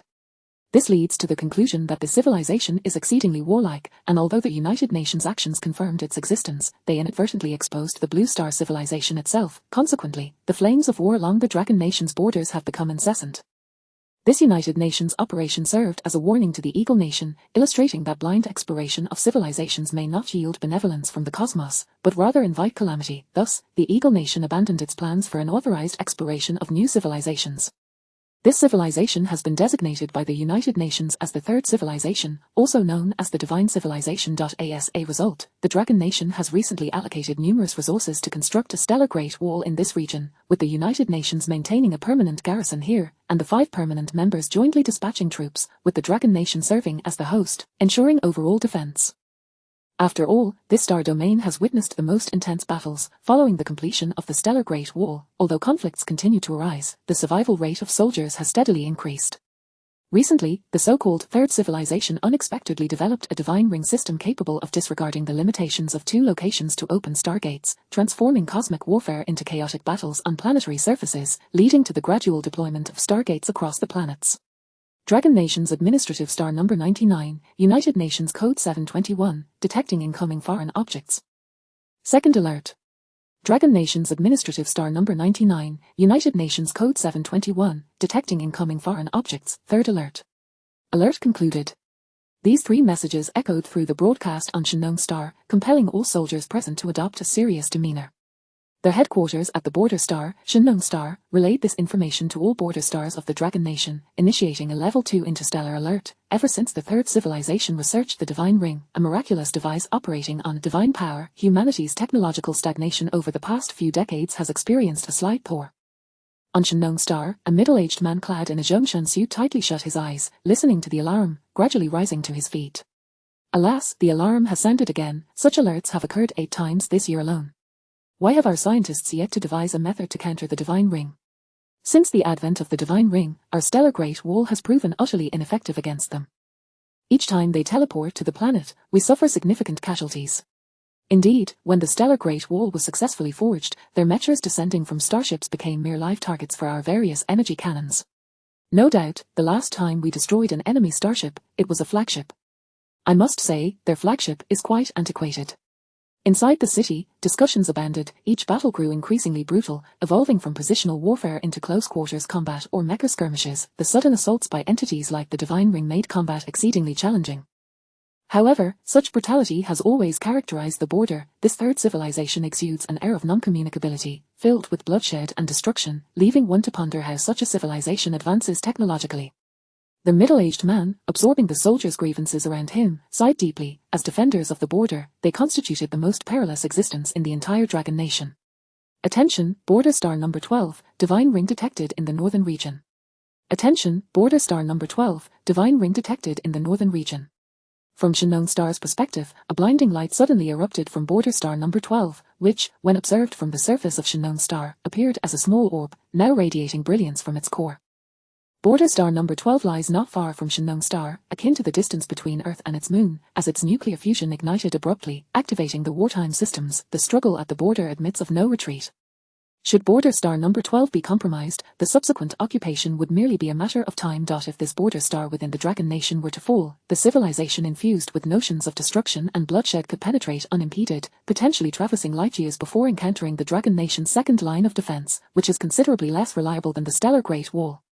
Lord Shinnong, General Duns and his reinforcements from the Eagle Nation have yet to arrive. Is it wise for you to proceed alone? The middle-aged man prepared to depart when he was halted by the voice of Shinnong's young aide. Liu Wen, you are still too young and inexperienced. Shinnong turned back abruptly, his tone revealing a hint of indulgence. This young Liu Wen, although sent by the military to station at the border, is akin to a half-apprentice to Shinnong, who often takes the time to mentor him. However, I may be naive, yet I am aware that last time, the third civilization dispatched 2 pseudo-divine beings. If they dare approach again, they are surely emboldened. Lord Shinnong, would it not be prudent to wait for the Eagle Nation's 5 experts to arrive before proceeding? Liu Wen spoke gently, a glimmer of reluctance in his eyes. 2 months prior, when the Divine Ring descended upon Border Star Number 7, Marshal Shinnong led the charge, only to discover that the third civilization had dispatched 2 pseudo-divine beings hidden among them. Such beings possess the capability to alter the properties of surrounding matter, descending upon Border Star Number 7 like wolves among sheep. Utterly unstoppable, the laser cannons were rendered ineffective against the distorted space they enveloped, and the foreign troops were left exclaiming in awe at the magical and miraculous phenomena. Fortunately, Shinnong intervened, drawing the 2 into his domain to stall them, allowing for a narrow retreat, albeit at the cost of his own injury. The Dragon Nation officially sought aid from the Eagle Nation, which promised to send a 5-band expert, expected to arrive shortly. Yet, without a 5-band presence at the front lines, those pseudo-divine beings could easily overrun a border star in mere half a day, employing planet-destroying weapons to initiate a scorched earth strategy. The inhabitants of this planet are not mere primitives, but bona fide citizens of the Blue Star civilization. The pressure of public opinion is unbearable. If there were certainty in eliminating a pseudo-divine being, it would be feasible, but who among such beings lacks means for self-preservation? Liu Wen, have you yet to grasp the weight of the title bestowed upon me by this nation? Shinnong sighed, leaving behind those words as he slowly walked towards the Stargate. Liu Wen could only watch as his figure vanished through the portal. The last time he had contended against dual divine beings, he had sustained injuries, and even now, he had yet to fully recover. This time, he might return grievously wounded or perhaps not at all. However, as the Flame Emperor, Shinnong must protect the populace of the Dragon Nation, with pseudo-divine beings from the third civilization at the front lines. The absence of a supreme being among humanity would lead to a significant decline in morale. An unceasing stream of human soldiers and mecha warriors surged forth through the Stargate towards Border Star Number 12. On the other side. Instance, Border Defense Battle, Success Reward. All attributes increased by 1 failure, Border Star falls, failure penalty, all attributes decreased by 30, loading battlefield in 30 minutes. Please wait, system, are you finally loading? Could it be that this map is larger? Meng Xian inquired, perplexed, for previous mecha training matches had always been instantaneous, with no need for loading. Countdown. 29 minutes 57 seconds. The only response to Meng Xian was the cold countdown. Chapter 63, The Return of Shinnong. In the realm beyond the borders of the stars, amidst the asteroid belt, 3 formidable mechs, never before encountered by human civilization, stood vigil on a distant celestial body, gazing longingly at the border star. Within these mechs resided 3 beings of such power that they could each command their own dominion. At this moment, these 3 deities united with a singular purpose, to seize the human stronghold of the border star. Xiongjuolams, your warriors of the Bear Clan are truly magnificent. This time, we shall undoubtedly prevail, especially with only one false god stationed here. A fox, grinning widely, proclaimed from the starship. Hulimuzite, are you certain we can take the border star this time? The losses here have already been tremendous, a coarse voice retorted, emanating from the bear deity. We must engage regardless of the outcome, this is the edict of the true god of the northern domain. Unless you wish to forfeit your standing in the north, we must conquer it, a monkey being interjected, for they were almost indistinguishable from humans in behavior, save for their tails and fur. But my bear clan's subjects, Xiong Duolams began, only to be interrupted by the monkey. Duolams, what are you pondering? This time, among the 10 deities of the northern domain, aside from the 7 engaged in external campaigns, the 3 of us are present. Do you truly fear a 3-to-1 confrontation? The monkey, known as Monkey Christine, was regarded as the most astute of the 3 deities of the north. After a brief pause, Christine added, his voice barely above a whisper, yet it instantly quelled Duolam's temper. Do not mourn for your subjects, if you provoke the true god's displeasure, you will face dire consequences alongside them. Should you falter, what standing will your bear clan possess in the northern domain? Remember, this is the command of the true god. Previously, when the bear and fox deities had joined forces, they had failed to capture the human known as Shenong, whose understanding of divine power was profound. Yet, a 3-to-1 confrontation was certainly feasible. Fear not, for during our last joint effort, we succeeded in wounding him. Were it not for the advanced artillery technology of this civilization, we would have claimed victory. The fox continued to persuade, for seizing a border star promised rewards from the main god that could drive these false gods to madness. Consider this. Once we vanquish the human race, we shall sweep through their border stars, feasting heartily and reveling in their blood. Moreover, I have heard that upon breaching the border star, numerous uninhabited planets will fall within our dominion. The monkey further enticed the bear. The bear deity, recently inducted into the ranks of the northern domain's deities, held a deep concern for his kin, having risen from humble beginnings to his current stature, acutely aware of the suffering of the lower echelons. Previously, the responsibilities of assaulting the border star had been alternated between the fox and rabbit clans. However, in recent months, the true god of the north, also referred to as the god king, had suddenly mandated a dual deity offensive against the border star, as if the human civilization possessed something coveted by the northern god king. Coincidentally, the rabbit god had been dispatched by the northern god king to a more northern task, naturally placing the heavy burden of attack upon the newly appointed bear king. Witnessing the fall of many bear warriors beneath the onslaught of this so-called human civilization had left the bear king hesitant, reluctant to exert himself too fiercely. Unlike the fox and rabbit clans, the bear clan was notoriously slow to reproduce, and even the monkey clan, though lesser, could produce 5 or 6 offspring at a time. The bear clan's struggles with procreation were well known, making the loss of brethren weigh heavily on the bear king's heart. However, the monkey's words rang true. With 3 deities united, the capture of a single human false god would be a trivial task, and the wrath of the northern god king was a burden the bear king could scarcely bear. After all, that was a true god, capable of subduing an entire star domain with but a single being. Then let us engage in battle once more, the bear king roared. Should this endeavor prove fruitless, he would seek the god king's permission to undertake a conquering mission, never to return to the border star again. For while the human false gods were few, their technological prowess in artillery far surpassed that of his own civilization, and even their unmanned mechs possessed considerable combat capability, capable of exerting significant pressure. And then there was the human false god, Shenong. Although his capacity for slaughter was nearly non-existent, his abilities to restrain and endure in prolonged conflict had earned the respect of even the third civilization's false gods. After all, to hold out against 2 foes for so long was indicative of considerable strength in attrition and control among false gods. The 3 deities, piloting their unique mechs, entered the divine circle, teleporting onto the battlefield.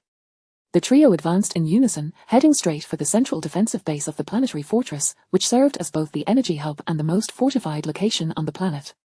The barrage of precise laser weaponry from the defense center was the primary cause of casualties on the battlefield. Capturing this stronghold would essentially lead to the breaching of the territory. As the 3 deities moved forward, occasional 3-band strong beings, confident in their strength, attempted to obstruct their path with their mechs, only to be crushed by an invisible force before they could even make contact. Their mechs crumpled under this oppressive power, and the pilots inside struggled briefly before their consciousness faded away under the immense pressure. Only the power of the 5th realm could contend with the 5th realm, and only the divine could obstruct the divine. Around them, chaos erupted as artillery fire rained down, with a massive beam of laser energy aimed directly at the 3 deities. The monkey-like mech casually gestured, conjuring a void mirror that effortlessly absorbed the destructive beam of energy into nothingness. This exemplified the power of the false gods, who could easily alter existing material properties and conjure any desired entity from thin air, complemented by the unique dominion each false god had mastered. The Monkey King had grasped the authority of the void. Any and all laser beams or artillery fired toward the false gods posed no threat. Amidst the ceaseless barrage, the 3 deities strolled leisurely, step by step, towards the very heart of the 12th border star. Outside, a tumult of mech warfare unfolded, a clash between human-controlled mechs and those of the Third Civilization, an unconventional contest between drones and beast tribes, a scene of utter mechanical chaos.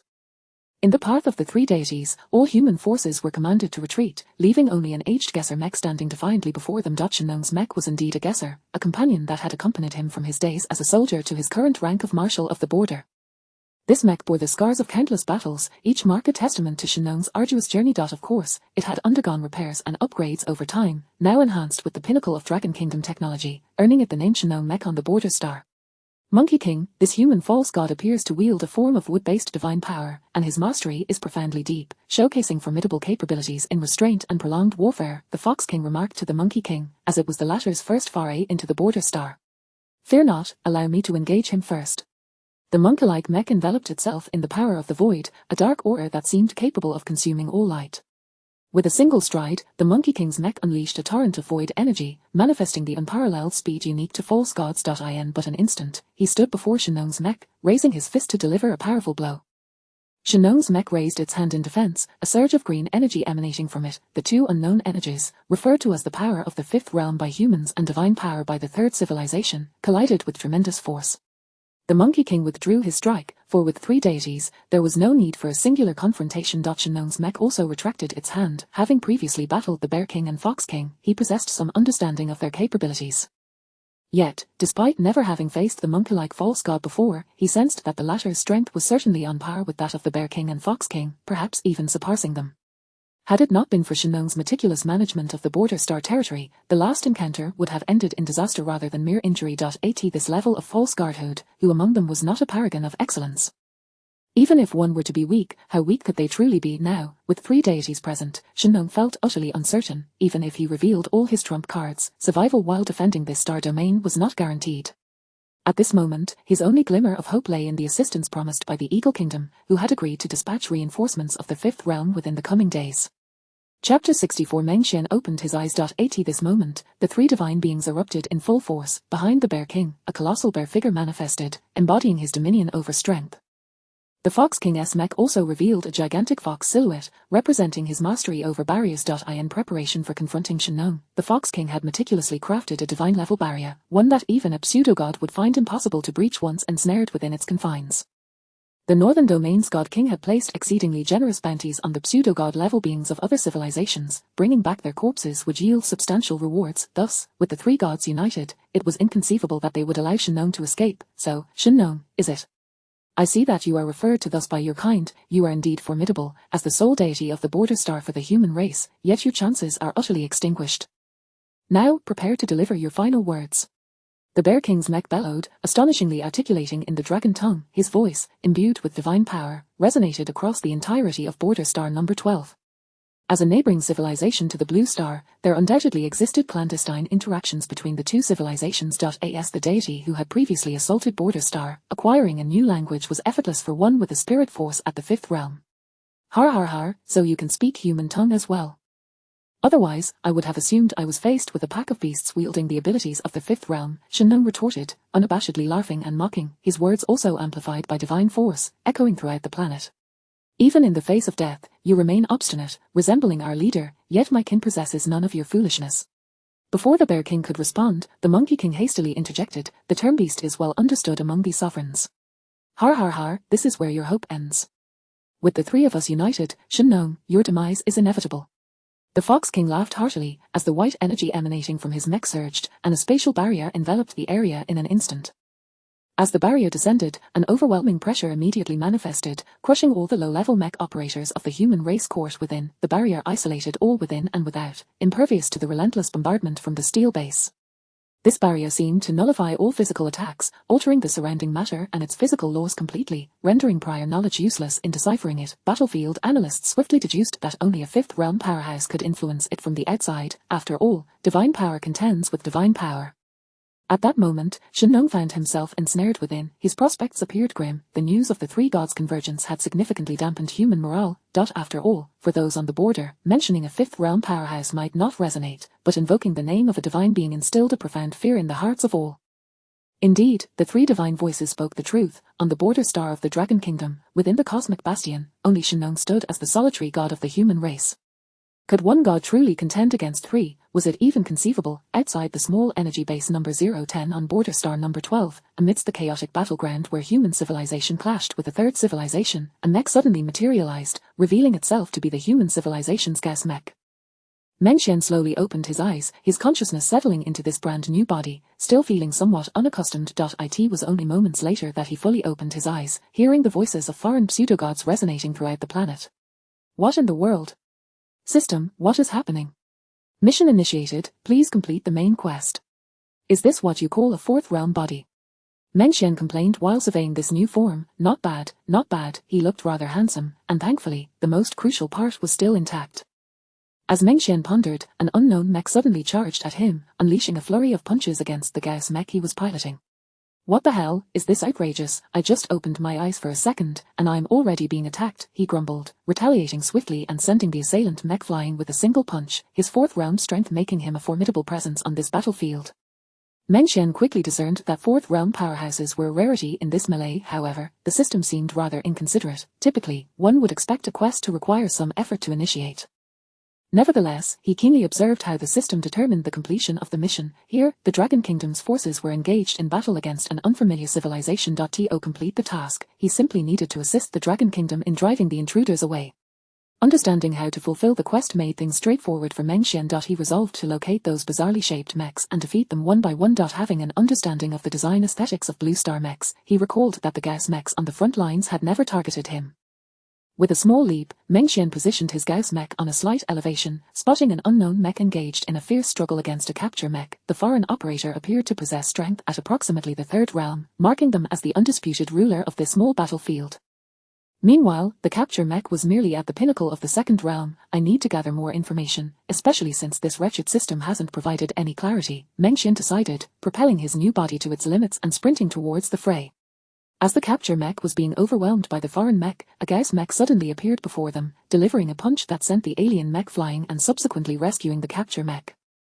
Several teleportation strikes swiftly cleared the area of foreign mechs, and Mengxian prepared to inquire about the situation from the capture mech, as he noted that its strength was the highest in the vicinity, suggesting it was likely the small squadron's officer.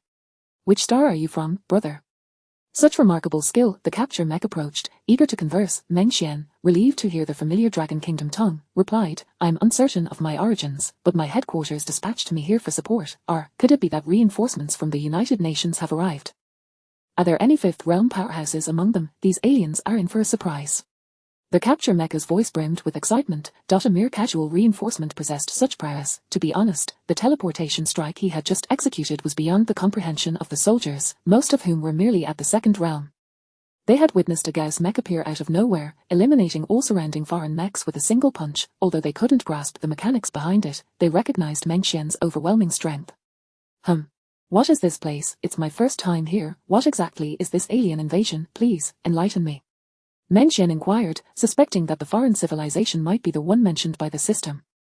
The capture mech, a captain stationed to guard the small energy site, had sufficient strength to maintain order here. However, they had fallen prey to a group of aliens, leading to the current predicament. The captain shared the fundamental details he was aware of, assuming that such a formidable individual had misunderstood their mission and hastily arrived, thus outlining the situation at the main battlefield. In truth, the captain was cautious, only disclosing information that was readily available to the public, such as the core battlefront being located in the central nuclear fusion zone, while remaining tight-lipped about the secrets of their energy site. Although the newcomer was undeniably powerful, they couldn't ascertain with certainty that they were allies. Having gathered the necessary information, Mengxian dashed onward, the towering nuclear fusion apparatus pulsating with intense light.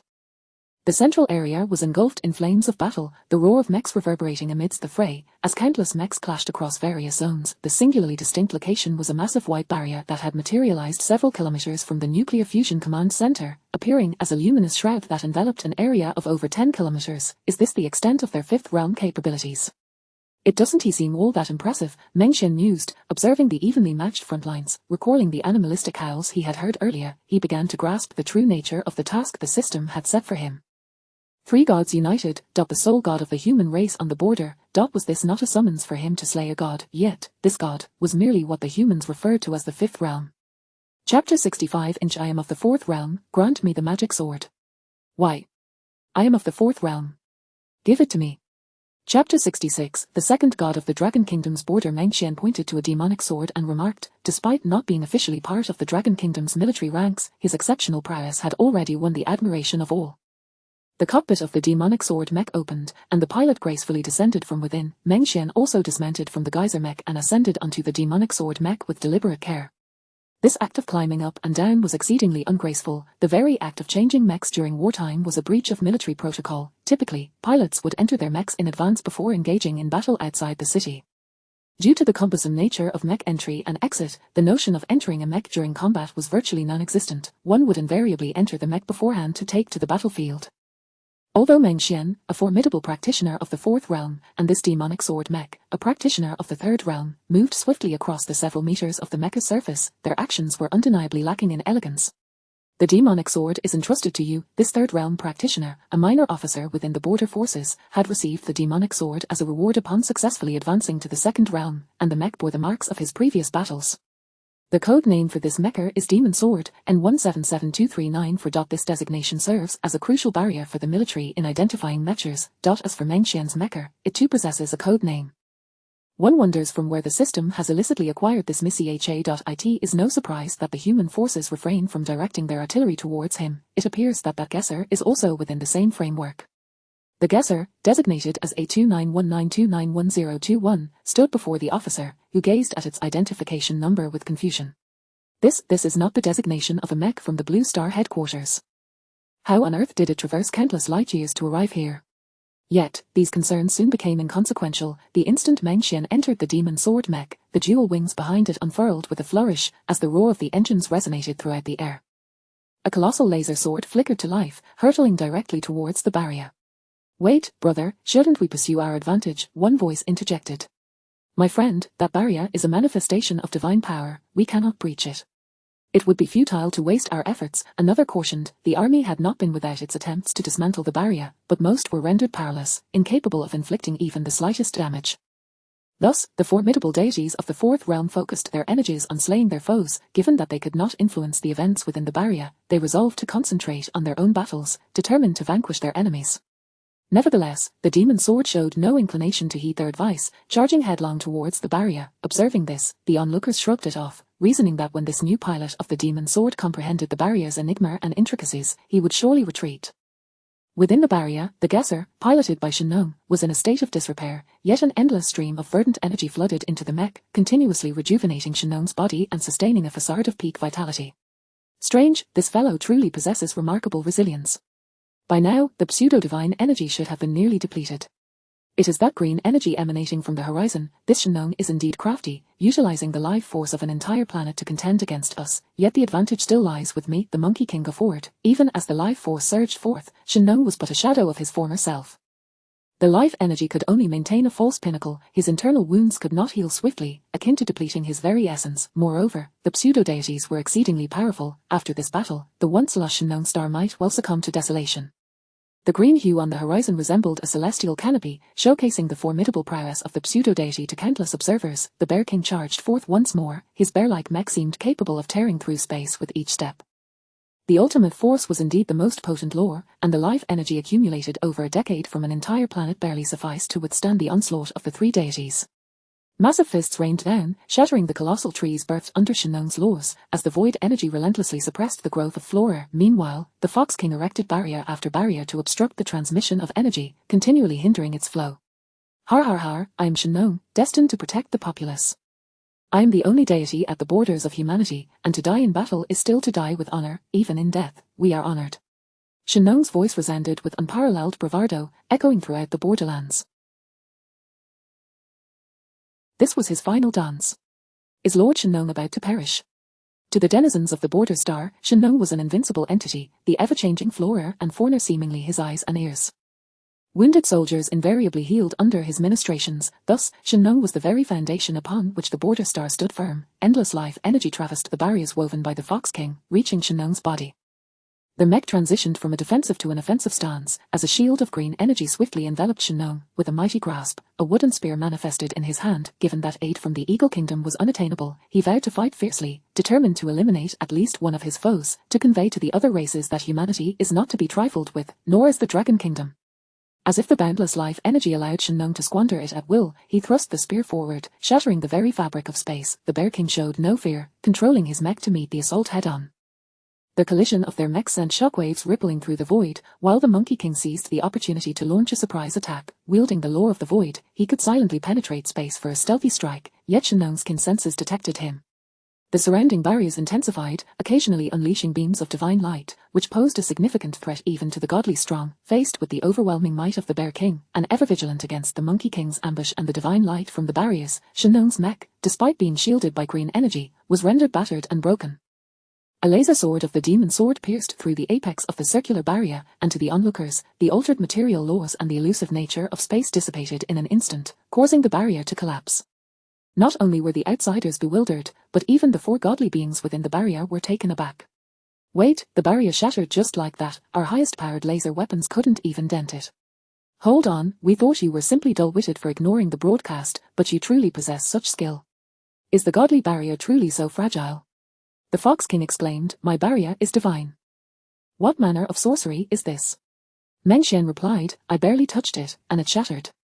As the barrier crumbled, the scene unfolded before the multitude. Shin mech, blooded yet defiant, continued to battle against 3 adversaries. At that moment, the mecha's head lay in ruins, yet the wooden spear remained firmly clutched in his grasp, his body half kneeling upon the ground, propped up solely by the spear. He had suffered grievous wounds, beyond the capacity of life energy to heal swiftly. Rescue Shin laser cannons. Human mechs, retreat, fall back within the stellar Great Wall. With the divine presence now revealed and the barrier's protection lifted, humanity's front lines could not advance, for the existence of the 5 realms of pseudo-deities rendered their forces incapable of matching such power. Meng Xian plummeted from above the barrier, landing between Shin and the 3 alien pseudo-deities. Damn, this barrier is so flimsy, I fell right through without warning, I wasn't prepared at all.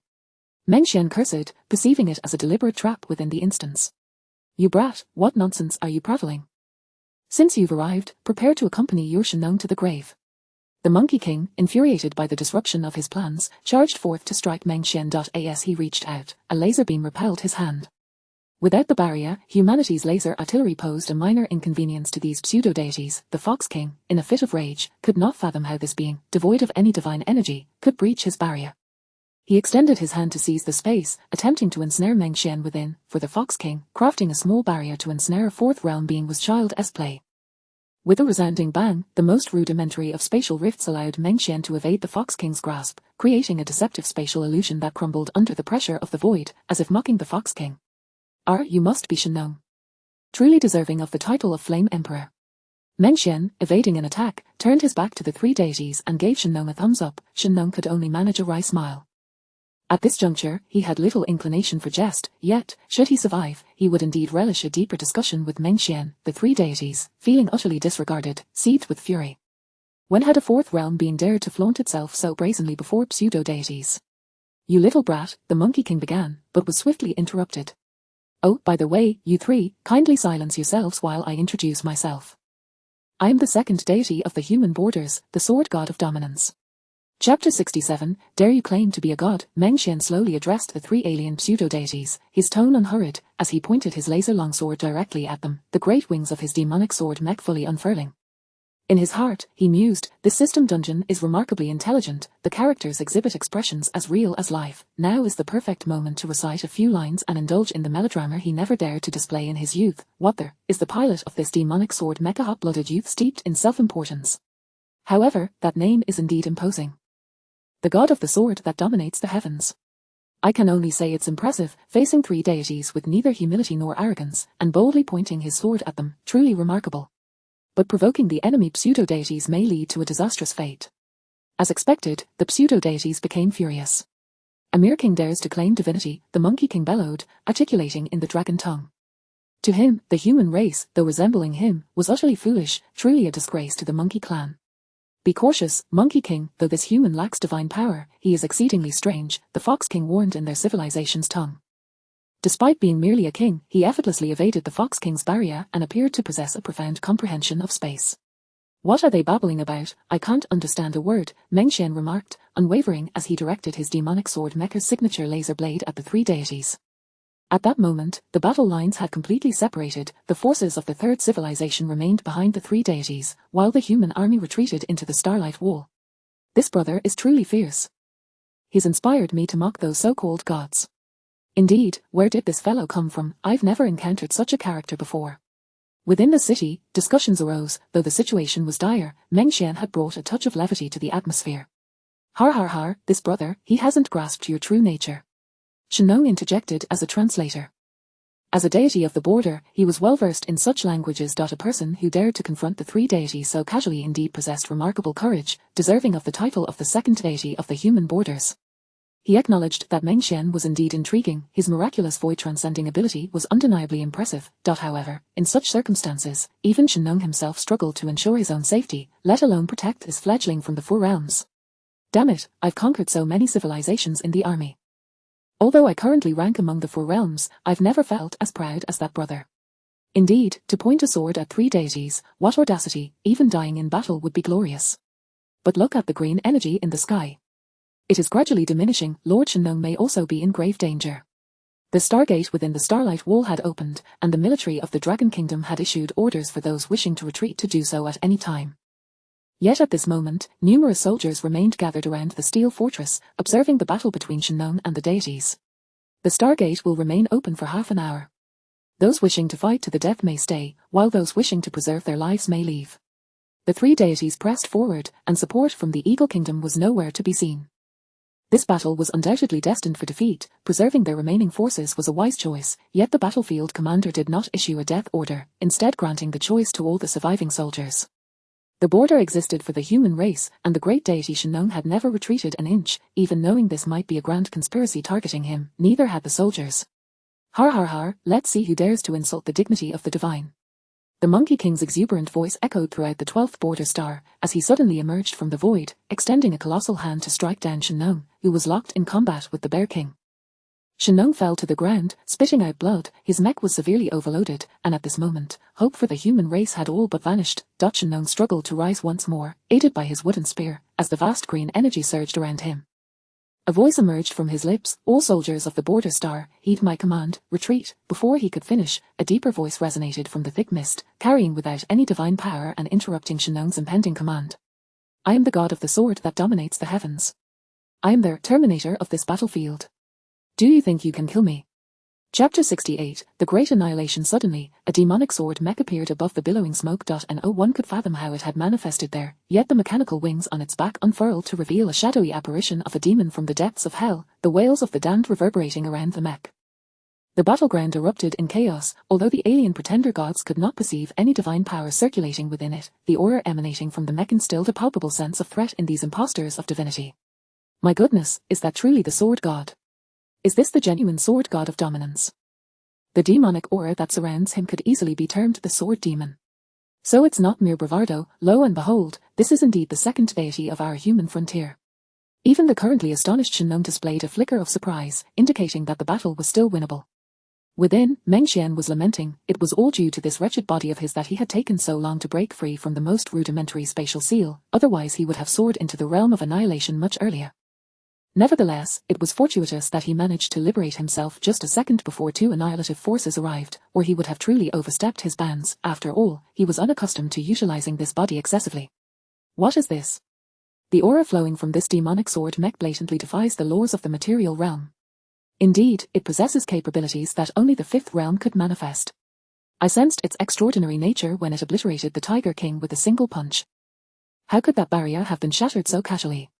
The Iron Base began to collectively shout the names of Shenong and this so-called sword god of dominance, their voices rising to a fervent crescendo, invigorating the morale of the human forces. Sensing the precarious situation, the Bear King bellowed in human tongue, what does it matter if another pseudo-god joins the fray? It merely shifts the odds from a 3-on-1 to a 3-on-2, and one of those is already a wounded fifth realm. Do you truly believe victory is within your grasp? His voice, imbued with waves of sound, crashed over the Iron Base, drowning out their jubilant cheers. 3 gods against 2, one of whom was injured. Regardless of the circumstances, it was a disadvantage for humanity. Is that all you can muster? Do you dare to call yourselves gods? With the onset of the Great Annihilation, Meng Xian finally began to regain a semblance of his physical sensations. With merely a modicum of skill, devoid of the power of authority, he could easily obliterate you all. Little brother, after all, the so-called divine powers wielded by these alien entities appeared to Meng Xian as woefully primitive and rudimentary. The demonic apparition danced wildly atop the demonic sword mech, and in an instant, Mengxian lunged toward the Monkey King, executing a swift downward slash. The force of this strike shattered the surrounding space, prompting the Monkey King's mech to hastily deploy its void mirror in an attempt to block the blow, only to be cleaved along with the mirror, sent hurtling backward. The void mirror was instantly annihilated. Seeing this, the Fox King and Bear King rushed forward, their respective mechs enveloped in swirling yellow and white energies, the powers of strength and barriers augmenting their mechs to their utmost potential. Yet, the demonic sword mech, fueled by the power of demons, was unperturbed, taking a single step to split the void, leaving behind a residual image. Its true form then materialized before the two gods, a laser greatsword sweeping across, unleashing a tremendous wave of sword energy and unparalleled might, forcefully striking the two god-class mechs back several meters, destabilizing the energies coursing through them. No way, brother, you can do that too. The second deity of the human frontier truly does not exaggerate. The entire human race stood in stunned silence. Even Shannon was taken aback, as the attacking alien forces were left utterly dumbfounded. A single sword strike sent the Monkey King flying, followed by a sweeping blow that staggered both kings. This was a feat even among the fifth realm, a pinnacle of offense. However, all the humans understood that the signature 3 slashes of the demonic sword mech had yet to be completed. This was a well-known technique among the mech operators of humanity, the 3 styles of dominance. Their sword god of dominance had only displayed 2 of these styles, yet his invincible form was evident, and the most powerful final strike was still to come. Crack! With the sound of the shattered void image echoing. This was the illusion left behind when the second slash of the void step was executed, now obliterated. What followed was the emergence of a second spatial illusion, as the demonic sword mecha's true form instantly hovered above the heads of the 3 alien gods. The demonic apparition flickered ceaselessly, a radiant divine light swirling on the laser sword, as the mech prepared to strike downwards with a heavy blow, intent on cleaving through the 3 gods. The point where the laser sword descended appeared as if locked by some cosmic force, the strike bearing the weight of a mountain, exuding an incredibly terrifying momentum. The quintessential 3 styles of dominance. This is the epitome of perfection, and in this moment, it is unmatched. This is the most flawless execution of the 3 styles of dominance. The final strike even seems to bring down the very fabric of what force is this?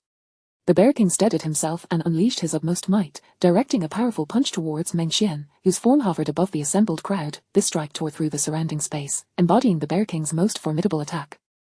The divine radiance swirling on the laser sword of the demonic sword mech clashed with the full force of the Bear King's punch in midair. Remarkably, the third strike of the demonic sword mech stood firm in the confrontation, as the 2 forces collided for a brief moment before the overwhelming might of the sword broke through the punch wave, descending directly.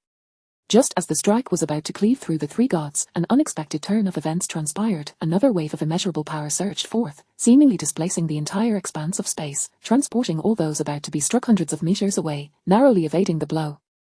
The ability to disregard the formidable spatial confinement of the demonic sword mech and execute such a seamless spatial transfer without leaving a trace. Shenong appeared to have an epiphany, quickly looking upwards, and indeed, he spotted a mech resembling a rabbit subtly manifesting within the air. This was the Rabbit clan's pretender god that had appeared during previous assaults, its power rooted in the terrifying force of space. Having failed to land his strike, Mengxian ascended once more. That previous strike had caught the rabbit god off guard. Had it been fully unleashed, while he could not claim it would slay a pretender god, it was highly probable it would inflict severe injuries.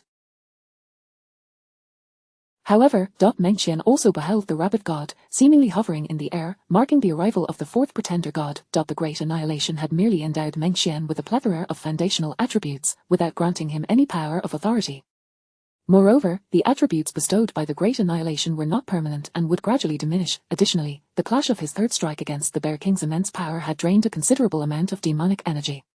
At this moment, Mengxian understood more than anyone else that within the hidden realms of the divine, he sensed the demonic apparition within him begin to fade slightly. If this continued, the mission would undoubtedly end in failure. Who could blame this wretched system for providing a body of the 4th realm, even with his prodigious skills, under the absolute suppression of strength and the myriad powers wielded by the gods? Slaying them remained an arduous task. Retreat. The rabbit god seemed to convey a message to the 3 pretender gods, and upon receiving this news, all 3 momentarily paused. Subsequently, the trio issued commands, and a colossal divine ring opened several thousand meters behind them, as the alien forces began their strategic withdrawal, leaving the 4 pretender gods to hold the line. The demonic sword Mecha ascended once more, perfectly aligned with the 4 remaining beings. Uncertain whether the mission within the instance could be completed, Mengxian decided to give it a try. He executed a void step, reaching the rabbit god in an instant, brandishing his laser greatsword and lunging forward, momentarily stunning the rabbit god. Wait, brother, there are 4 of us pretender gods now. Do you truly dare to approach? That takes real courage.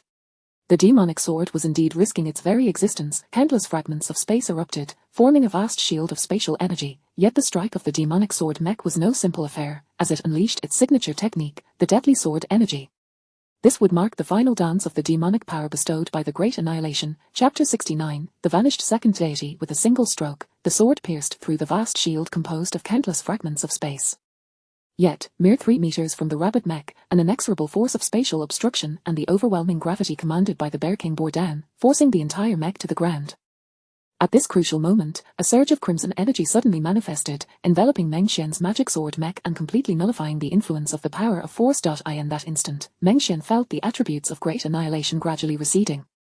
Such arcane techniques, which defied the very fabric of heaven and earth, were inherently intolerable to the cosmos. This is the third deity of the human race, Duns, proclaimed a human mech that materialized in midair, adorned with the exclusive banners of the Eagle Nation and the Statue of Liberty. Its design was unlike any mech from WEW or any conventional state mechs. This was an entirely new mech, aptly named the Duns mech. Red energy surged into the sky, a potent divine power coursing through the mech, a manifestation of the High Commander sent by the Eagle Nation to provide support, a deity of the human race.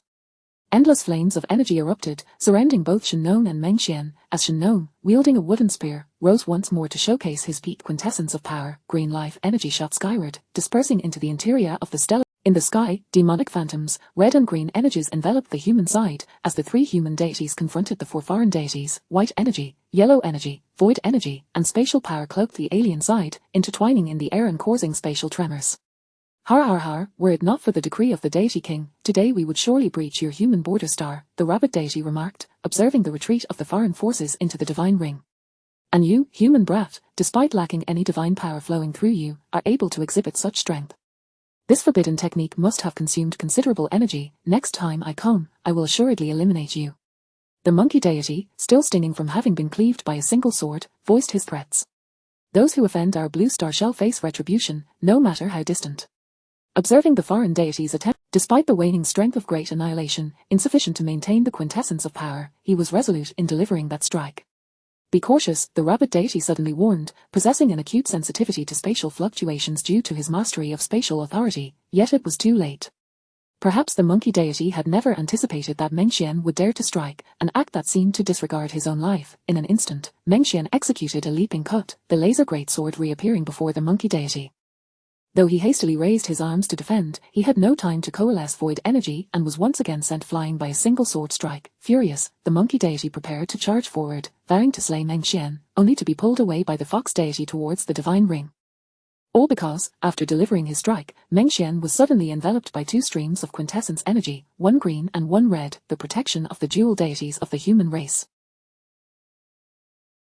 On one hand, there was the decree of the deity king, on the other, this battle was clearly destined to be a protracted conflict. The initial 3 deities had sustained minor injuries at the hands of that enigmatic magic sword, and facing the opposing 3 deities did not guarantee victory. What the rabbit deity neglected to mention was that he had nearly been injured while intercepting the human commander Duns. The 4 deities exchanged glances at the border star, conversing in their own tongue, before vanishing into the stargate, no one daring to intervene, for the human race could scarcely bear the consequences of a counterattack from 4 deities, and none possessed the power to stop them. Sigh, this wretched system is doing this on purpose, preventing me, a celestial being, from completing a single task, Meng Xian grumbled internally, reflecting on the torment of this mission. However, the sole silver lining was that his previously restless ambitions found some satisfaction. Mission complete, returning to the real world in 10 seconds. As Meng Xian concluded this mission amidst his complaints, he had to admit that the experience was rather intriguing. In summary, he believed that this mission was purely a retaliatory creation by the system, yet, it was also the first time the system had granted a percentage attribute boost, unlike the usual incremental increases. The terrifying aspect of Meng Xian lay in the fact that his fundamental attributes were continuously being augmented, and a 1 increase was already formidable enough. Meanwhile, on the human border star, witnessing the complete retreat of the foreign deities, the endless green energy dissipated in an instant. Shen Nong, controlling the green energy from his mech, slowly descended to the ground, spitting out a mouthful of blood. Everything that had transpired was merely the FA8 of peak power maintained by Shen Nong, and not far from there, much of the green energy on Shen Nong's star had already vanished.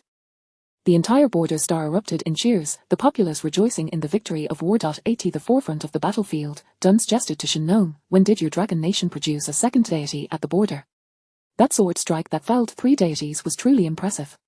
He then turned his gaze towards the magic sword mech, which, oddly enough, remained motionless. Shin Nong, sensing something amiss, closed his eyes to attune himself and reached a conclusion. There were no signs of life within this magic sword mech. Could it be that the forbidden technique involving demonic possession had led to its demise? Shin Nong hastily ordered an inspection of the mech and concluded it was indeed merely an empty shell. The mecha's designation indicated it belonged to a three-band officer from the Border Star. Could he be the so-called second deity of the human border? The renowned sword god seemed to have never existed at all.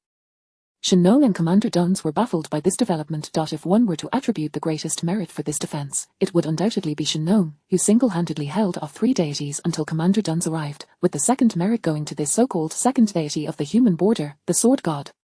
He appeared abruptly and vanished just as swiftly, bringing hope to humanity in their darkest hour. With a single strike, he cleaved through the divine barrier, repelled three deities with the three strokes of the Sword of Dominance, startled the rabbit deity with a lethal sword aura, and even sent the monkey deity flying as the four deities retreated.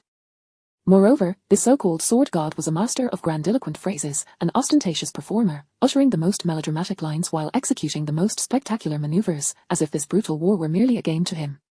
Initially, he invigorated human morale with a resounding punch, deriding the opposition as mere provocateurs. In the presence of the three deities, he calmly introduced himself, striking the foreign deity's dignity. As the two deities poured their all into attempting to slay him, he quipped, "Do you think you can kill me?" transforming into the Terminator of the battlefield, showcasing the ultimate performance of the magic sword mech. When all four deities arrived, he declared, "Those who offend our blue star shall face retribution, no matter how distant," relentlessly pursuing, demonstrating the valor of blue star civilization. Then, he vanished without a trace, disappearing amidst the celebrations of humanity. This magic sword mech was designated as the heroic mech of Border Star No. 12, preserved within the War Museum of Shin Nong Star, awaiting the return of this second deity of the human border, should he still be alive. Of course, the original owner of this mech would be compensated with a brand new magic sword. Chapter 70, The Divine Civilization. The once thriving Shin Nong Star lay in desolation. "Shin Nong, take care to recuperate," Commander Duns patted Shin Nong's shoulder, sighing. "From now on, this planet would temporarily be renamed Duns Star. I have already sent information to my military officials, more reinforcements will be dispatched." Shin Nong replied, equally disheartened, acknowledging that this battle had entirely drained him, leaving him severely injured from the assault of three deities. The United Nations has elevated the threat level of the third civilization to SSS rank. Increasing numbers of micro-intelligence drones will be dispatched. Blue Star civilization is fully prepared for war, Duns remarked, gazing at the stellar wall forged by the Dragon Nation, lamenting, "The preparations for warfare begin with gathering intelligence on hostile civilizations." Commander Duns had never been fond of war. He and Shin Nong were once classmates at Blue Star's first military training camp, sharing the same convictions. Both abhorred warfare. After all, the best strategy is to conquer through cunning, followed by diplomacy, and lastly, military might. However, when there is no alternative, war becomes inevitable. The Blue Star civilization does not fear battle, and the front lines are fortified by the steel bastions of the Dragon Nation, destined to become the most formidable bulwark in the conflict. "Sigh, so be it.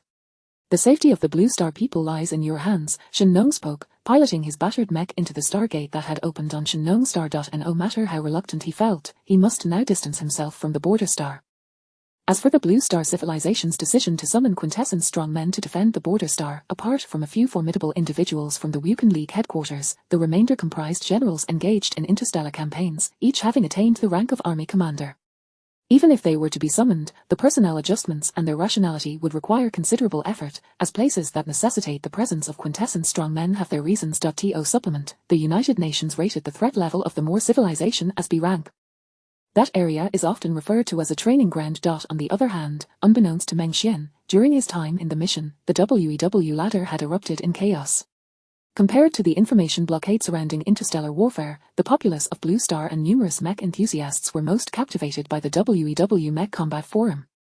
At this same time, in previous instances, 13 would invariably be queued up at this hour, yet this time, there is none. This time, the entire top 50 of the ladder is engaging in matches during this time frame. The likes of renowned quintessence strongmen such as Zeus, captain of the DIP team, and Poseidon, captain of the TER team, have all joined the fray. Wait, does this mean every week at this time will be a ladder frenzy? Someone must have leaked information. Otherwise, how could 13 possibly skip this week? The only myth of WEW, the sole entity with a 100 win rate at the top of the ladder, returning undefeated, that is 13, the ultimate aspiration of every mech combatant is to best him once. Seeing this on his phone, Meng Xian couldn't help but chuckle. "It's not that I don't want to go, I was just dragged into a mission by the system." However, the account card system for 13 had indicated that one day he would receive it, and he could amuse himself by using sushi for matches. Though these days might be dull, he found solace in them. His two disciples reported the latest battle conditions to him one by one, and Meng Xian allowed them to engage in WEW for training. He had imparted his understanding of spatial perception. After all, there were many paths to becoming a quintessent strongman, with spiritual mastery being just one of them. Amidst the chaos in Jianzhou, the divine ring opened once more, and a host of alien mechs re-emerged.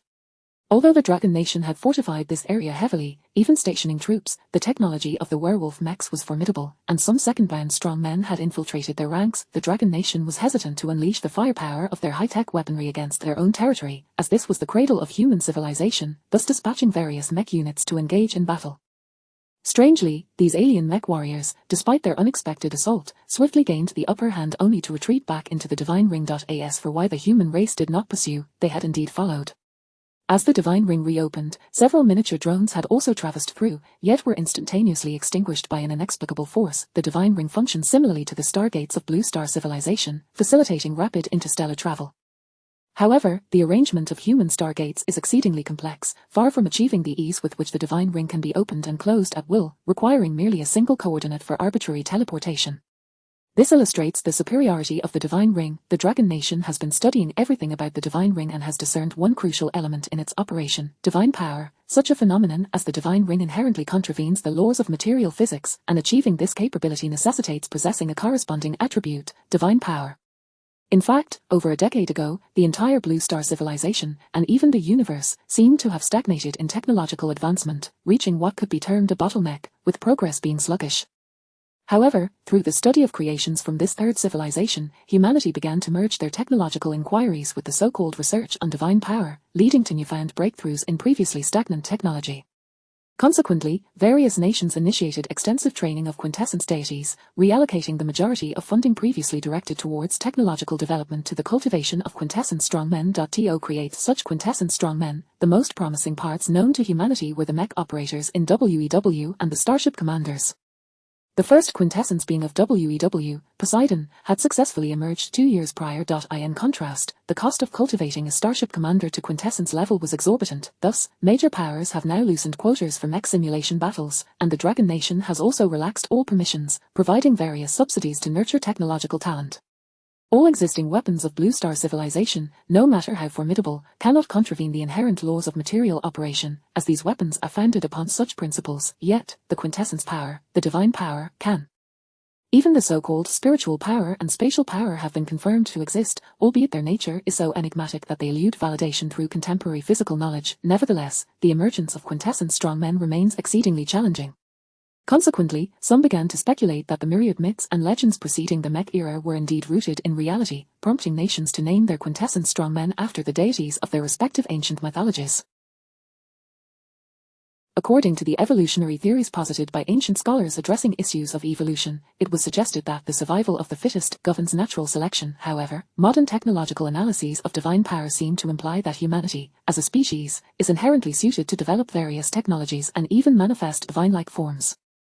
Moreover, it cannot be overlooked that Blue Star civilization is aware of two major interstellar civilizations: the second civilization, the Moor civilization, and the third civilization, the Beast civilization, tentatively named. These civilizations, designated as such by Blue Star civilization, signify their formidable strength, far beyond what Blue Star civilization could easily defeat. The Moor civilization closely resembles humanity, albeit with some differences from Earth's human races, while the Beast civilization comprises humanoid beings with animalistic traits. This undeniably attests to the superiority of the human form. Dinosaurs reigned over the blue planet for an astonishing 160 million years, evolving into myriad forms. If one were to bestow upon humanity this extraordinary span of time, what might we have achieved? It is noteworthy that humankind, having emerged from utter nothingness to now traverse the cosmos in starships, has accomplished this in a mere 5 million years. Perhaps the legends of divine creation, whether from God or the figure of Nuer, may not be devoid of truth. After all, who can truly say? Chapter 71, the ancient deities. The myriad subjects pursued by these scholars are realms inaccessible to the ordinary individual. The essence of these matters remains shrouded in mystery. Perhaps the technological advancements currently grasped by humanity stand in stark contrast to those attained by the civilization of divine powers. After all, at this juncture, the civilizations of Blue Star and Moor exhibit remarkable similarities in both social structure and research methodologies, and, undeniably, both have uncovered traces of a third civilization. Furthermore, they are concurrently investigating the technology of divine powers, yet, it appears that the Blue Star civilization has stumbled upon a fourth civilization, the divine ring that has fallen upon the territory, which bears an uncanny resemblance to the star rings utilized at the borders of the human realm, suggesting a certain parallelism in the so-called divine power civilization across the cosmos. This implies that the divine technology explored by the third civilization is no mere coincidence, who, then, has deviated from the rightful technological path. Such knowledge eludes us, but it seems that the civilization of divine powers is more suited to the dominion of vast star domains through interstellar transmission.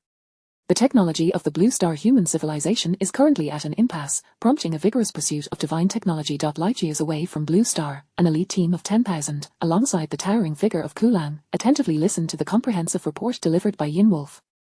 Yinwolf slowly recounted his observations from Blue Star. This civilization is undoubtedly a supermassive cosmic entity. During my brief stay on this solitary planet, I have already encountered two pseudo-deities. The technologies and entertainment on this planet are astonishingly advanced, with a culture that is exceptionally developed, and according to their cultural framework, it is indeed a creation of the deities. Upon the conclusion of Yinwolf's account, the werewolf clans began to engage in fervent discussions. How can they possibly be creations of the deities? We are the true embodiments of divine creation. Could this be the mother planet of their civilization? Otherwise, why are there so many formidable pseudo-deities here? Our current combat capabilities are insufficient to conquer their mother planet. Shall we report this coordinate to His Majesty the God King? The coordinates of a mother planet would suffice to fulfill His Majesty's mission. Kulang raised his hand to signal the werewolves to cease their discussions. As the king of the werewolf clan, he too needed to contemplate the matter at hand. Meanwhile, Mengxian commenced his weekly experience with the 13 accounts. From this point onward, this particular time each week would become synonymous with the WEW Ladder Frenzy, a 6-hour spectacle. In the official livestream of Gallia, the announcement read, "Preparing for the WEW Ladder Frenzy." To capitalize on this surge of interest, the Gallian official livestream sought out players from the Gallian national club team to perform live broadcasts at this time each week. As this was the inaugural event, they invited Bonaparte from the Gallian WEW Mecha Battle Team FRG to showcase his skills. Bonaparte is ranked among the top 5 in the comprehensive strength rankings of national club teams, being the only visible 5-realm powerhouse in all of Gallia, and one of the earliest among such elite beings. His unparalleled popularity in Gallia has earned him various titles, such as the National Protector and the Earl of Imperial Glory, making him the most celebrated figure in the nation. Hello, dear viewers. Bonaparte, having attended countless media events, was quite familiar with the scene as the captain of FRG. This event was heavily promoted by the Gallian government. Virtually every public square or commercial street within the country had been transformed into a venue for Bonaparte's livestream. The Gallian authorities regarded this broadcast with utmost seriousness, as it marked the first instance of professional players participating in a nationwide livestream. Moreover, the government had ulterior motives to ignite public enthusiasm for mecha technology, particularly since the top-tier technologies of the 5 great powers of the United Nations of Blue Star are currently focused on the so-called divine technology. The might of a pseudo-data-level powerhouse, 5 realms, is sufficient to govern an entire star domain. Gallia could not enforce mandatory training in mecha for its citizens. Instead, they aimed to captivate the populace by showcasing the grandeur and excitement of mecha combat through demonstrations by various strong figures, inspiring a nationwide love for mecha. The citizens of Gallia preferred to gather in squares for such broadcasts. Each square boasted large screens where enthusiasts of mecha battles could engage in animated discussions while enjoying drinks, creating a relaxed atmosphere. The environmental conditions of the squares, temperature and other factors, were easily adjustable, providing utmost comfort. Since humanity embarked on the era of interstellar civilization, energy has been in a state of surplus, and as a developed nation, Gallia prioritizes the comfort of its citizens above all else. As the name of Bonaparte resounded throughout Gallia, crowds hailed him as the Earl of Imperial Glory. With a smile, Bonaparte exchanged greetings and officially commenced the ladder matches. This time, the plan was for Bonaparte to engage in 3 ladder matches. At his level, the focus was no longer solely on the WEW ladder matches. The previous week, he had been tasked with subduing a faction of an intelligent civilization at the borders of Blue Star. Each 5-realm powerhouse is a unique national resource, the most precious of assets. Thus, Gallia, on the surface, possesses only one 5-realm powerhouse, but in reality, it has just that one. Hence the need for frequent missions. The numbers are insufficient, leaving them no choice but to endure the strain. Unlike the nations of Zeus and Poseidon, which undoubtedly have more 5-realm powerhouses than they publicly acknowledge, the intentions of Zeus and Poseidon on Blue Star are twofold. To participate in the Wukan League and to safeguard the safety of their home planet. In the first battle, Bonaparte effortlessly showcased his prowess using the Tiger transformation mecha against a foe wielding a demonic sword mecha. In the second battle, he brandished the mighty sword of Miyamoto, easily defeating an opponent utilizing the Boxing King Mecha. While Bonaparte's maneuvers may not possess the ethereal elegance of Shazan, the mecha he commanded exuded a unique aesthetic appeal, igniting fervor among the citizens of Gallia. A curly-haired beauty appeared in the livestream, taking charge of the atmosphere. She was hailed as the most beautiful lady of Gallia, a true gem of the West. Greetings, dear viewers, I am Gallia Niner, and our Bonaparte has just one match left. Can you bear to see him go? Her voice, infused with the unique charm of femininity, captivated hearts without sacrificing decorum, her stunning visage complemented by an enchanting figure, drawing the gaze of every onlooker. Can't bear it, can't bear it. Gunnower, I can't bear to see you go either. Gunnower is my wife. Countless comments flooded the screen. If Shan Yingzi exuded the aura of a sweet, neighborly girl, Gunnower embodied the essence of an aristocratic goddess. Please tune into the Golian official livestream at this time each week for the most thrilling mecha performances. Now, let us enjoy the show. Upon finishing her lines, Gunnower turned to glance at the screen, only to cover her mouth in astonishment. An avalanche of foreign comments surged into the livestream, the excitement triggered by Gunnower transforming into a unified chorus of Shazan. Shazan. Gunnower glanced at the screen, offered a polite smile, and retreated from the spotlight. FRG Tyrannies vs Shazan, Chapter 72, the 13th S Dominance in the Three Styles of Overlord Tyrannies is a title bestowed by the King of Gaul, a moniker used by Bonaparte on the WEW battle platform.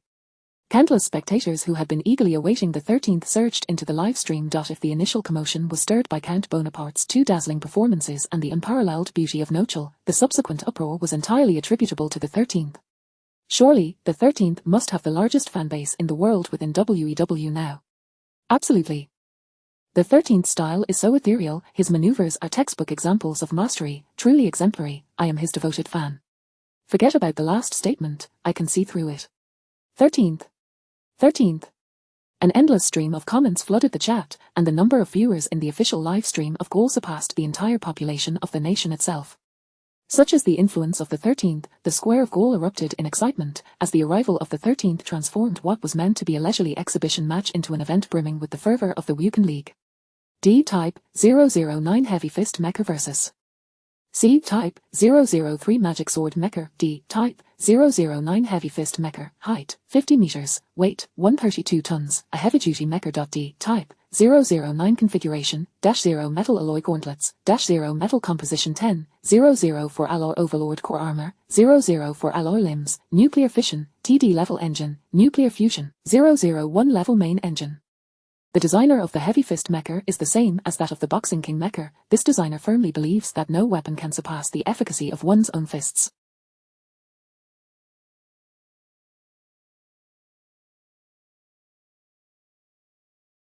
He has left a legacy of 3 classic mechas in the WEW mecha battles, and the Heavy Fist is his magnum opus. The Heavy Fist Mecha, utilizing -0 alloy, is considered the aristocracy among mechas, not for ostentation, but because it is a necessity for this machine.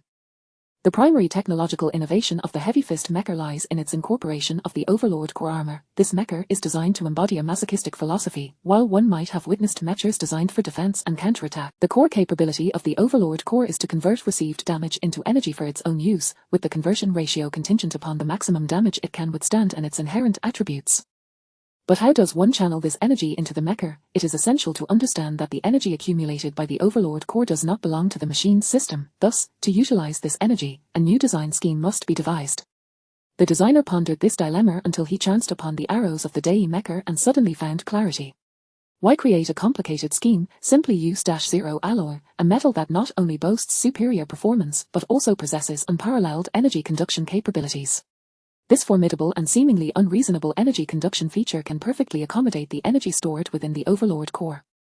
Theoretically, a mecha outfitted with -0 alloy should be able to unleash its own energy along with that stored in the Overlord Core simultaneously. However, this remains merely theoretical. In practice, the mecha still performed suboptimally, until the arrival of Bonaparte. Count Bonaparte transformed this theoretical design into reality. Henceforth, what was once deemed the most ill-conceived D-type mecha became recognized as an ingenious design. Its signature skill, the intentional heavy punch, was born from Count Bonaparte's ingenuity. Simulated environment. Resource star number 1022 battle commences. Resource star number 1022 is characterized by a desolate, wind-eroded landscape, perfectly suited for the visceral confrontations of heavy mechas. As the magic sword mecha entered the arena under Meng Xian's command, it unfurled its wings, revealing its combat form. This marked the 13th's first proactive engagement. This is the 13th's debut with the Magic Sword Mecha in WEW. Wow, I'm witnessing a miracle. I just recently became a fan of the 13th, but every video I found was all about Geyser, and it made me sick. Some speculate that the 13th might be utilizing Geyser's techniques or Tiger Capture skills, but can this magic sword be anything less than extraordinary? Stop doubting above. Remember the 13th's first use of Tiger Capture. Who could forget that invincible tiger transformation? As the comments erupted into fervent debate, Count Bonaparte showed no fear upon witnessing the 13th's wings unfurl. The Heavy Fist Mecha surged forward, charging towards the Magic Sword Mecha, despite the latter's reputation as the foremost martial mecha. Yet, Bonaparte was no slouch. Without revealing the techniques of the 5 rounds, he remained exceedingly confident in his combat prowess. Meng Xian, seizing the moment, initiated with a zero-frame attack, causing an afterimage to appear in the AIR.I in the blink of an eye. The Magic Sword Mecha soared above the Heavy Fist Mecha, its laser greatsword flickering with a brilliant light, a powerful force resonating through the air. The sword struck down with a mighty cleave, and the Heavy Fist Mecha swiftly raised its arms to defend.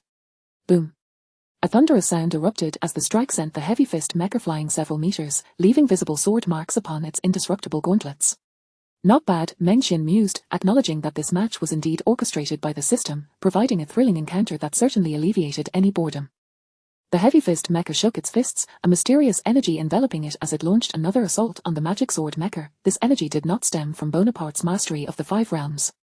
Otherwise, the WEW visuals would have succumbed to a system crash. This was a function endowed by the Overlord core. The previous strike had rapidly accumulated energy, even manifesting on the surface of the mecha, revealing the terrifying potential of that blow.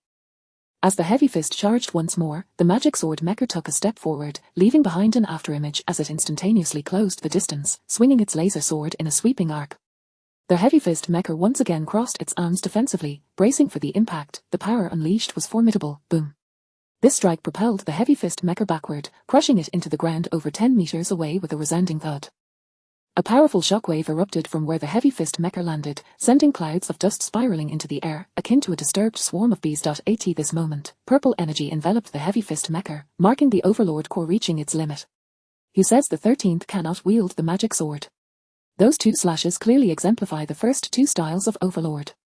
Who understands the elegance of those strikes? They surpass every magic sword performance I've ever seen. I'm a master at manipulating the King's rank. I am humbled by the magic sword's prowess.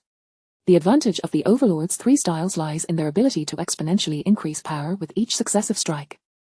Each slash doubles the force of the previous one, showcasing a remarkable application of strength, and the Magic Sword Mecha is perfectly suited to exploit this technique. Yet the downside of the Overlord's 3 styles, like its advantages, is that the predictable application of force makes it all too easy to evade. The barrage of comments continued as a resounding bang jolted everyone back to the live stream. The Magic Sword Mecha once more created an afterimage, hovering above the Heavy Fist Mecha that had just been sent flying, prompting all viewers to anticipate the impending strike. This was the final move of the Overlord's 3 styles. The most powerful and climactic technique. Plus, for those unfamiliar with the visuals of the Overlord's 3 styles, search for Sword Demon Q skill on a certain video platform. The imagery I described should be quite vivid, but some readers who haven't played L or Shovel may not be familiar with the Sword Demon S skills. First style, vertical slash second style, horizontal sweep third style, rotational smash from above chapter 73, intentional heavy punch. Pay close attention. Bonaparte's Heavy Fist Mecha is now enveloped in purple energy. This is the mark of the Overlord core reaching its peak. What sorcery does the 13th's magic sword possess? In merely 2 slashes, it has absorbed the maximum energy the Overlord core can harness. Indeed, the Overlord core's energy absorption capacity is equivalent to the total energy of a D-class starship. Had it not been for Colonel Bonaparte's gauntlets forged from the absolute aristocracy of metals, 0, or the outcome could have been dire. As comments continued to flood in, the final strike of the Magic Sword Mecha descended in an instant. The 13th's final move was executed flawlessly. It aligned perfectly with anyone's imagination of the climactic action in the Overlord's 3 styles. This truly was a textbook performance. The laser-long sword descended slowly, causing the massive space around it to crack under pressure. The power contained within the strike was unimaginable, yet the Heavy Fist Mecha stood unfazed, laboriously stepping back half a pace before raising its fist to counter the Magic Sword Mecha above. This is the intentional heavy punch. Bonaparte's invincible fist. An unrivaled martial art on par with the shock technique, yet relegated to obscurity as it only applies to the heavy fist. The most formidable martial technique aside from the shock technique in recent years. The enemy's dagger becomes my medicine, harnessing strength against strength. Terrifyingly, the Overlord core can generate a massive energy shield at the moment of release. The protective level is determined by the energy accumulated. And at full energy capacity, the protective level is B class. The purple Overlord energy surged, radiating a divine purple light from the heavy fist Mecha. An ethereal Overlord apparition materialized behind it, mirroring the Mecha's movements as it prepared to strike. The colossal Overlord apparition swung its fist directly at the magic sword Mecha. The invincible force contained within that strike clashed with the massive Overlord apparition, unleashing an explosion of energy that ripped through the air, stirring up a tempest of dust and debris. This was merely what ordinary spectators perceived, yet within the minds of those watching from various clubs, a greater wave of excitement surged, to unleash such formidable power while still operating within the 4 realms. The WEW battle platform had detected no unusual energies or phenomena defying physical explanation. The WEW system identifies the power of the 5 realms by monitoring the emergence of any extraordinary energies or substances throughout the simulated battle. Yet, at this moment, there was nothing detected. This was the most astonishing aspect. The 2 combatants had managed to achieve such results solely by revealing their capabilities within the 4 realms. What might occur should they unveil their mastery of the 5 realms? The clash of energies was so immense that the space itself could not withstand it, resulting in a cataclysmic explosion mid-air, leaving everyone bewildered as to what had just transpired. The operator of the heavy fist Mecha, Bonaparte, was left in disbelief. To endure such a strike with B-class protection endowed by the Overlord energy and still sustain such damage, what manner of monster was this? As Bonaparte surveyed the damage to his heavy fist Mecha-esque gauntlet, he pondered, even the metal of the Emperor, renowned for its strength, had been compromised by the B-class defense and Overlord power. In the next moment, a sound of tearing space echoed, an image that shocked Colonel Bonaparte manifested before him. The mechanical wings of the sword demon had fully unfurled, and apart from the roar of its engines, a demonic call resonated from the depths of hell. The sword demon Mecha was entwined in the swirling shadows of demonic apparitions. The laser greatsword tore through the void, piercing forth. Yet, amidst the dust cloud raised by the intentional heavy punch and the Overlord's 3 slash, no audience witnessed this moment. 13th Win's Meng Xian let out a long sigh, exhilarated by the recent battle. It had been a refreshing change compared to the previous confinement within the game. Now, in possession of his own body, Meng Xian resolved to pilot the magic sword Mecha, channeling the frustrations he had endured in the game. Even without any spiritual power or divine authority, Meng Xian felt confident he could vanquish the 3 gods. This battle had been satisfying. He had essentially executed all the signature techniques contained within the magic sword Mecha's manual using his own body. However, Bonaparte had also proven formidable, managing to devise a technique like the intentional heavy punch. A genius in his own right. Yet, the skill Great Annihilation had been tested. Aside from enhancing his personal effects, it did not augment his attributes in the slightest. Was this system merely designed for show? This led Meng Xian to question his life choices when he initially activated Great Annihilation. However, the demonic apparition surrounding the Mecha indicated that he had indeed activated the skill, but alas, it proved to be of little utility. All the spectators were left in a state of confusion. Did they merely witness 2 figures collide, followed by a cloud of dust, and then a conclusion? What just transpired? Why did the 13th emerge victorious? That purple Overlord apparition was indeed impressive, as it struck with a powerful fist that could shake the heavens. But why did he ultimately lose? WEW Martial Arts Research Institute, it's time to get to work. The last 13th video still hasn't been released. WEW Martial Arts Research Institute, please compile this 13th video alongside the previous one. Numerous viewers began tagging the Martial Arts Research Institute, imploring them to release analytical videos. Yet the actual institute was likely preoccupied with bemoaning the 13th's rise. After finally enjoying a week of peace, here they were again, originally scheduled for a weekend off. They were now called back to work. The comments continued unabated. What exactly happened? Why was the 13th's Overlord's 3 style seemingly slow in execution, yet Bonaparte chose not to evade? Zeus, DIP certified professional player because of spatial lockdown. A glaring ID appeared in the official livestream of Gaul, marked with a distinct emblem. Is that really the real Zeus? I must be hallucinating. Capture Zeus. As the champion of 2 consecutive Wukong professional leagues, Zeus naturally commanded a legion of devoted fans, and his following was formidable, given his dazzling control during matches. But, oh great Zeus, what exactly is this spatial lockdown you mentioned? After Zeus's brief comment, he fell silent, presumably off to attend to other matters. Citizens of Gaul, the performance of Count Bonaparte concludes here. Let us extend our gratitude for his exquisite displays. Everyone recognized that losing to the 13th was no great shame. Chapter 74. Is this not a means of the 5 realms? The entire audience of Gallia erupted into applause, as Count Bonaparte's battle showcased the might of Gallia to all of Blue Star. The enigmatic and extraordinary phantom of the Overlord, coupled with the overwhelmingly powerful deliberate strike, showed no sign of weakness even against the 13. Thank you, dear audience, for your viewership. We shall meet again next time. As Noel's words concluded, the screens across Gallia reverted to their original images, and the WEW Ladder Carnival came to a definitive end. While it was understood that losing to the 13 was not disgraceful, the implications of a defeat broadcasted globally were still considerable.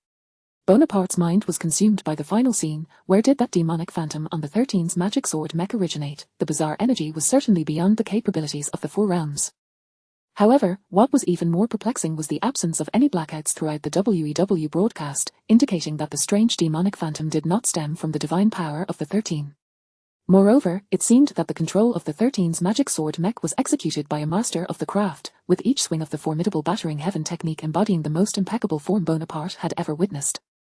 Even more terrifying was the 13's casual manipulation of spatial power, executing infinite spatial rifts in conjunction with the battering heaven technique. Indeed, the 13's battering heaven technique could be aptly termed the spatial battering heaven technique. Under the slashing of the laser greatsword, there was an astonishing compression of spatial fragments, effectively sealing off that section of space and compelling opponents to endure those strikes. The inherent flaw of the battering heaven technique had always been its sluggish speed.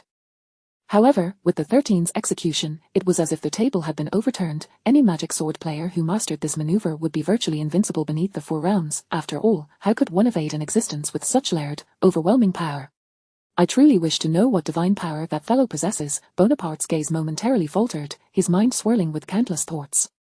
Meanwhile, on a planet rich in wood attributes, a middle-aged man was observing this scene. The 13, he was well aware, was the first of the 5 realms nurtured by the WEW project, or rather, the first to emerge from Blue Star. No one knew how he had attained the status of the 5 realms. However, his various combat styles greatly enhanced the skills of military mech operators. The WEW combat platform served as a training module for the military. Initially, all the powerful beings of the 5 realms were born during the expansion of Blue Star civilization. The emergence of these early 5 realms was extremely slow, with only 3 notable figures appearing during this expansive period. The first 3 god-level beings each guarded their own territories, representing the current landscape of Blue Star. The 3 superpowers, Dragon Nation, Eagle Nation, and Bear Nation, were the earliest to possess champions of the 5 realms, among them Shinnong and Duns. Naturally, the champions of the 5 realms had little need for WEW's training, often regarding it with a degree of disdain. However, within just 10 years of WEW's inception, 2 individuals of the 5 realms emerged by the 8th year, 13 and the Sea God, now reaching around 10 in number. What astonished the divine beings of that time was the 13's meteoric rise. The various combat techniques he exhibited that season left the 3 existing champions utterly captivated. In truth, the Sea God was not the only champion to be defeated by 13 that season. The champion of their nation, relying on his own formidable strength, had previously entered the WEW and battled against 13. The footage of that final clash was never disseminated, but from that moment on, the Bear Nation champion ceased to utter the words WEW. This middle-aged man was none other than Shinnong. The videos of the 13 inspired the champions of the 5 realms, and Shinnong observed with a sense of trepidation. The battering heaven technique was well known to all, Shinnong included. However, its execution was strikingly standard and aesthetically pleasing, with each strike imbued with an endless spatial closure, something he had only witnessed at the border with a certain individual. Yet, the middle school level youth at the border and the aloof and invincible 13 seemed worlds apart in Shinnong's eyes. Yet the silhouette from the border and the form depicted in the video left Shinnong with an everlasting question in his heart. Lan Yu and Lance had now entered the gravity training facility within the city to undergo foundational attribute training, one in preparation for the Dragon Nation martial examination 2 years hence, and the other to secure a more substantial allocation of resources upon entering Longjing University in the future. As for Meng Xian, he remained in a state of disarray, occasionally venturing to the WEW battle hall for a few matches, completing Susha's matchmaking tasks. As for him, weekly mech simulations were his source of joy. Otherwise, spending time with his parents was also a pleasant choice. After all, in his past life, Meng Xian, as a 9-to-5 worker, had few opportunities to visit his parents throughout the year. Now, in this era, he cherished the moments spent with them. Ultimately, Meng Xian harbored ambitions to traverse the myriad realms of this world, to sail through the starry seas, and to establish his own faction. Following the Dragon Nation's public revelation of all WEW permissions, the populace became aware of the existence of something called the Interstellar War Corps. Citizens could submit applications to their national central government to join or create a war corps, which served as a certification for the extraction and allocation of interstellar resources. Most known regions of Blue Star civilization were desolate, and vast interstellar resources required a variety of talents for extraction. Although drones facilitated some excavation, the specifics of most planets remained unclear. Companies could establish interstellar war corps under their names, legally possessing compliant weapons, mechs, and starships. They could secure substantial funding through national missions and military bounties. However, the numerous dangers encountered during interstellar travel would be borne by the individuals themselves. Currently, the only entities legally traversing the cosmos were military forces and various war corps, which were further categorized into state-owned and private, serving as legitimate channels for those seeking to venture into the starry seas to achieve great deeds. Naturally, the legitimacy of establishing a war corps, recognized across Blue Star civilization, was limited to 5 nations. Meng Xian aspired to create his own war corps and make a foray into the universe, especially considering his own strength. Just as he finished a match with Su Shi and was preparing to head home, he sensed an unusual aura the moment he stepped outside. Meng Xian furrowed his brows and sighed, as an immense and boundless mental energy surged through the entirety of Yuhan County, locking onto a shadow of an individual concealed within the WEW Plaza in Yuhan County, where a peculiar extraterrestrial being resided. In that instant of locking onto the mental energy, the extraterrestrial being froze in place. This was the manifestation of divine-level mental pressure. Meng Xian slowly approached the individual, the terrifying mental energy conveying a pressure that compelled the extraterrestrial being to obediently attach itself to Meng Xian's shadow. The sun set, it was time to head home for dinner. So this is what an extraterrestrial being is like, truly strange, Meng Xian muttered to himself as he walked home. The setting sun cast a long shadow beneath Meng Xian, while the being beneath the shadow remained motionless, compelled by the divine pressure to comply with Meng Xian's mental directives. Chapter 75, The Shadow Wolf Clan. After finishing dinner, Meng Xian returned to his bedroom. A surge of formidable mental power conveyed a message directly into the mind of the creature lurking beneath his shadow.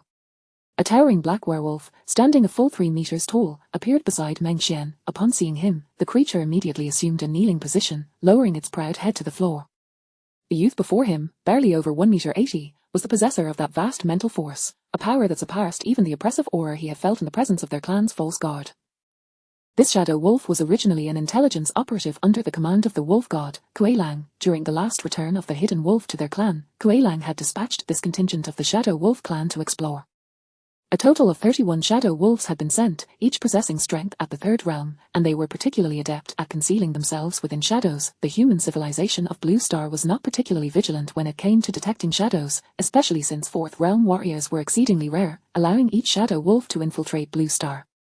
Kuei Lang's plan was to gather detailed intelligence from this extensive exploration and report back to the God King of the Southern Domain. After all, a planet teeming with multiple false gods could not be tackled solely by their Kuei Lang clan of mere thousands.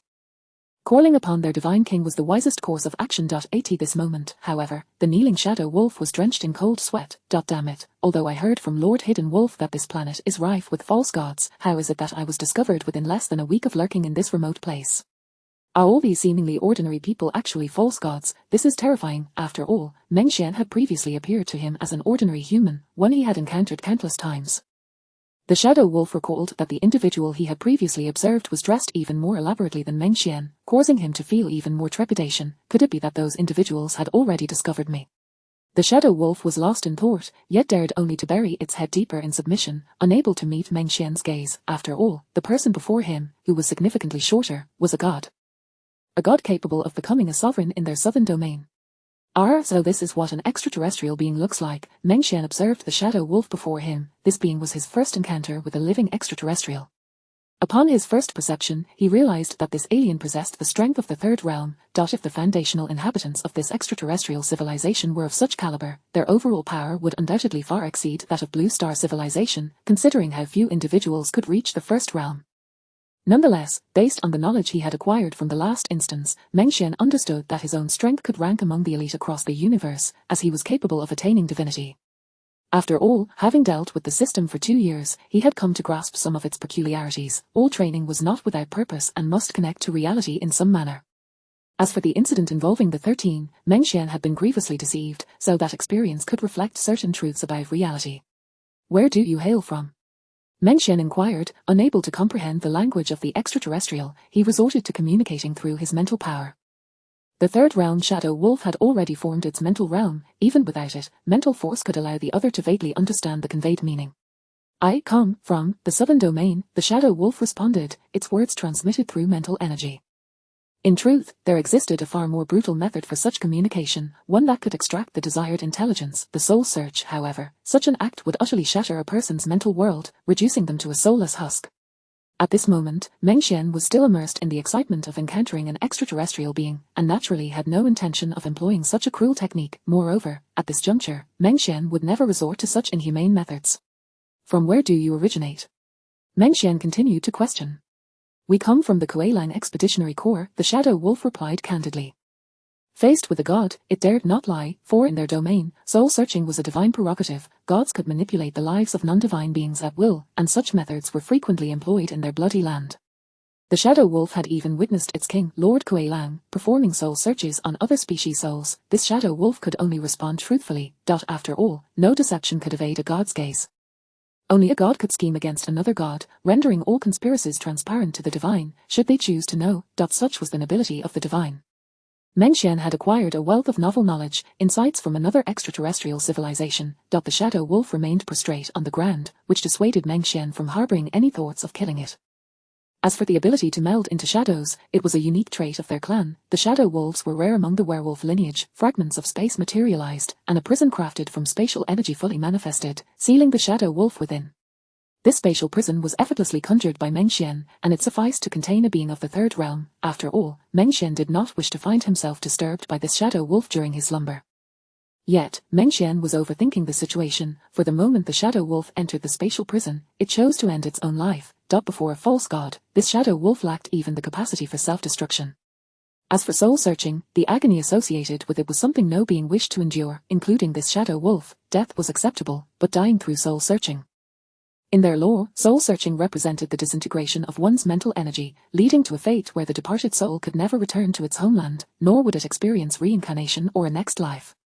Every civilization possesses its own beliefs regarding life and death, and it was this belief that led all beings on the southern domain to venerate bloodshed and slaughter. They believed in the possibility of a next life, of reincarnation.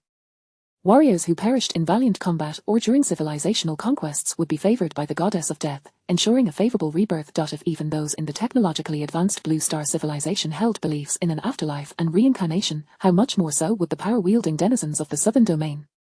To die under a soul search was a disgrace. Thus, upon sensing its escape from Meng Xian's control, the Shadow Wolf opted for self-destruction. The following day, Meng Xian awoke to find the lifeless body of the wolf clan within the spatial prison. With a wave of his hand, he obliterated the entire corpse into the void, revealing a wry smile. He had not intended to kill this wolf. However, according to its own accounts, the coordinates of Blue Star civilization had been discovered by an extraterrestrial civilization. Could the current strength of Blue Star civilization withstand such scrutiny? It is worth noting that, according to the law of the jungle, those who expose themselves first often become the prey. Chapter 76, Beings of Other Civilizations. At the TRE Club, the sea god gazed upon the individuals in training, letting out a deep sigh. Encircling the TRE Club, the Azure had captured a black werewolf, evidently a sentient being, indicative of a complete civilization. Currently, only the sea god and Hades were privy to this matter, with Hades confining the extraterrestrial entity in a clandestine chamber. As a formidable figure of the five realms in their country, he was acutely aware of the border affairs and various secrets related to extraterrestrials, leaving little concealed from their esteemed echelon. An extraterrestrial intelligent being has appeared on Blue Star. A myriad of thoughts coursed through the sea god's mind. Ordinarily, he would not be participating in this year's Wukan, as Bear Country's front lines required his presence. However, he submitted an application to compete for the championship once more, and the Bear Country officials acquiesced. The five realms possessed sufficient leverage to negotiate terms with the national authorities. Furthermore, the emergence of extraterrestrial entities on their home planet implied the exposure of Blue Star's coordinates, an exceedingly alarming prospect, especially as the civilization had never before been recorded in Blue Star's annals. Although the sea god promptly reported this to the Bear Country officials, who sanctioned the use of soul-searching to gather intelligence on the adversary, Azura commenced this endeavor immediately upon receiving official permission. Soul-searching was contingent upon the willpower of the subject, yet the five realms could easily probe a trifling entity of the third realm. However, the resilience of this being surpassed even Hades' expectations. During the process, the black werewolf suddenly perished, refusing to divulge any information. Such an act echoed the tendencies of a third civilization. Moreover, it was evident that this werewolf's civilization had taken precautions against soul-searching. It was worth noting that during the initial discovery of the Moor civilization at their country's borders, the Blue Star civilization had also employed soul-searching against them amidst their cosmic conflicts. This method had initially facilitated the rapid acquisition of intelligence regarding the Moor civilization, but subsequently, all participants in the conflict were ensnared within the confines of the spiritual ocean, where once captured, they faced obliteration at the hands of the opposing entities' pseudo-divine beings. The restrictions set by the deity behind the Shadow Wolf were particularly formidable, detonating midway through the search. Strikingly, it seemed the Shadow Wolf was initially oblivious to the imposition of such restraints, desperately pleading for mercy to avoid being probed. Azura, lost in contemplation, deduced from the intelligence gathered that this Shadow Wolf hailed from a region known as the Southern Domain Continent, a realm not characterized by technological civilization, but rather one steeped in boundless divine power. Unlike the Blue Star civilization, which had reached a technological impasse, the divine civilization continued its vigorous ascent, with a true deity presiding over the Southern Domain, akin to a six realms powerhouse in Blue Star's terminology. The search abruptly ceased at this juncture, yet the implications of the restrictions suggested the presence of a deity lacking conquest experience, still somewhat juvenile and reluctant to employ severe measures. Regardless of the circumstances, the civilization backing this unknown entity had already discovered Blue Star, and it appeared capable of interstellar transport via divine rings, signifying their ability to bypass Blue Star's defenses and strike directly at its heart. The only hope lay in the absence of large-scale annihilation weaponry within this civilization. Should such armaments exist, they would loom like a great sword over the Blue Star civilization. Sea God, this information must be promptly relayed to the United Nations government. Azura hastily shared all intelligence gleaned from the soul search with the Sea God, recognizing his role as the captain and elder brother of their team, a guiding light on their path through the 5 realms. Is it a divine ring from the Dragon Country's border region? The Sea God murmured to himself. Just the previous week, the Dragon Country had reported this divine ring to the United Nations, and even the riots that transpired during that time were documented. However, the existence of such a peculiar extraterrestrial being capable of vanishing into shadows had eluded everyone's expectations. This defied the principles of physics, presenting a knowledge blind spot for all of Blue Star's civilization. The most terrifying aspect was that Blue Star remained utterly unaware of how many such shadow wolves existed or how many citizens bore their shadows. After all, the upper echelons of Blue Star, including the military, only recognized that the 5 realms could wield powers beyond natural physics, yet failed to anticipate that an entire extraterrestrial race could exploit such unfathomable abilities. Azura, go forth, and remember that the threat level of this matter is tentatively classified as SSS grade, the Sea God stated lightly, causing Hades to momentarily doubt his hearing. After all, an SSS-grade threat had not been encountered by Blue Star civilization for nearly a century. An SSS-grade designation implied the potential annihilation of Blue Star civilization's home world, with more than half of its populace facing extinction, a cataclysmic event. Was such a statement truly uttered by the Sea God? Hades himself lacked the audacity to utter the term SSS-grade, even having ascended to the 5 realms. Is it genuinely SSS-grade? Azura, still in disbelief, sought confirmation, for matters of such magnitude could inflict tremendous repercussions upon their civilization. In his estimation, the master of the wolf, Kue Wolf, required only the involvement of Azura and the Sea God to handle the situation. Indeed. The Sea God gazed towards the border region, where scientists from various nations congregated. However, after extensive research, the inhabitants of Blue Star had yet to uncover any means to utilize the divine ring. According to Blue Star civilization's comparative analysis, despite the unpredictable divine power bestowed upon the divine ring, the spatial bridge it opened was fixed. The mutual transfer of 2 objects necessitated a consistent passageway. Consequently, even if the divine civilization possessed certain technological advantages, it could not transcend the theoretical constraints surrounding spatial transmission. The vast territories of Blue Star civilization were interconnected through various nodes akin to a network of buses, streamlining the lengthy interstellar voyages.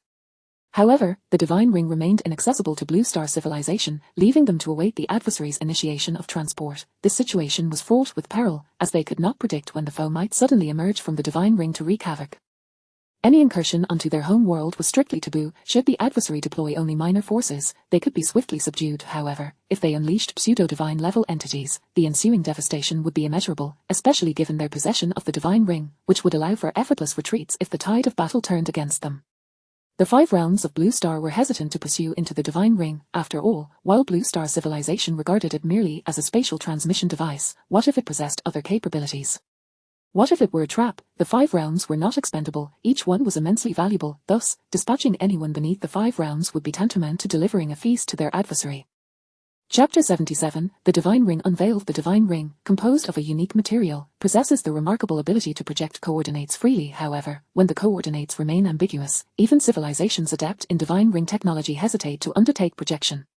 What if this divine ring were to unleash a Pandora's box, bringing annihilation upon their own civilization? Yet, for those possessing precise cosmic coordinates, the divine ring can be deployed to virtually any location at will. This explains why the three major fleets of the Blue Star civilization currently serve only as a deterrent. The divine ring transforms the battleground of space warships into a melee combat scenario on the planetary surface, aligning with their expertise in mecha combat.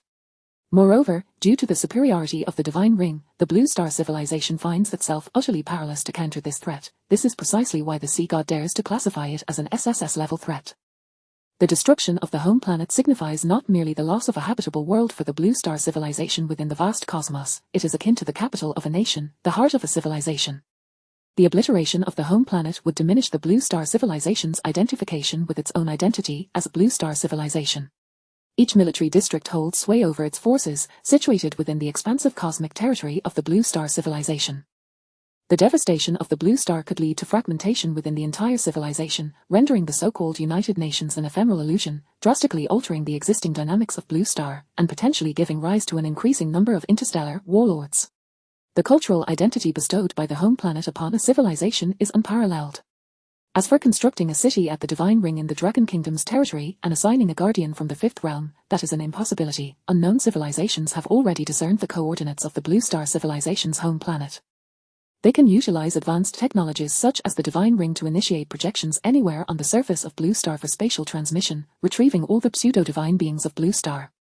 That is utterly unfeasible. The Blue Star civilization has already established vast territories, within which lie numerous valuable sites. Relinquishing control over these would make reclamation exceedingly challenging in the future. For the sake of the Blue Star civilization's future development, the existing territorial holdings cannot be abandoned, while the safety of the Blue Star home planet must be determined through a United Nations conference. Meng Xian's Sushar account card consistently maintains a balance of 100,000 dragon coins, a gift from the Blue family to recruit Lan Yi as a disciple. During this summer vacation, I am unaware of how many individuals have encountered the ID Lan. Nor do I know how many times I have lost. All who come across this ID have grown accustomed to the fact that this once legendary ID that triumphed over Turin has changed hands, or perhaps it is merely that elusive Fifth Realm master who, in a moment of whimsy, claimed an account to play. After all, it is indeed rather astonishing for someone capable of defeating professional players to take on the role of a trainee. I wonder if I can complete the system's mandate of 1,000 matches over the course of this summer. Meng Xian sighed, filled with anticipation for life after entering university.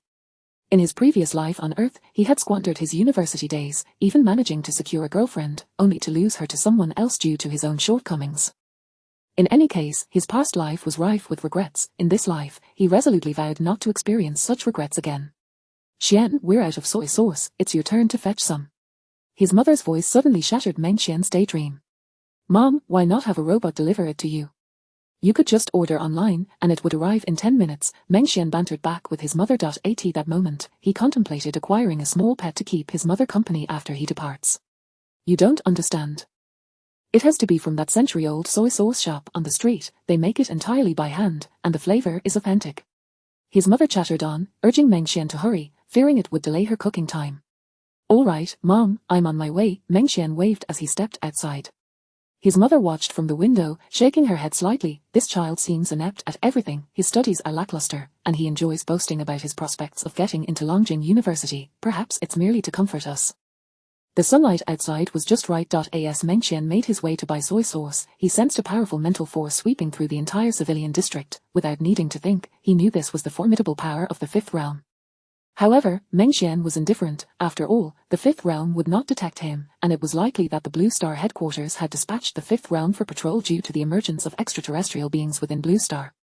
Meng Xian contemplated that if Blue Star remained oblivious, he would find a way to convey the information he possessed. His words were subtle, and communication with the 13 was impossible.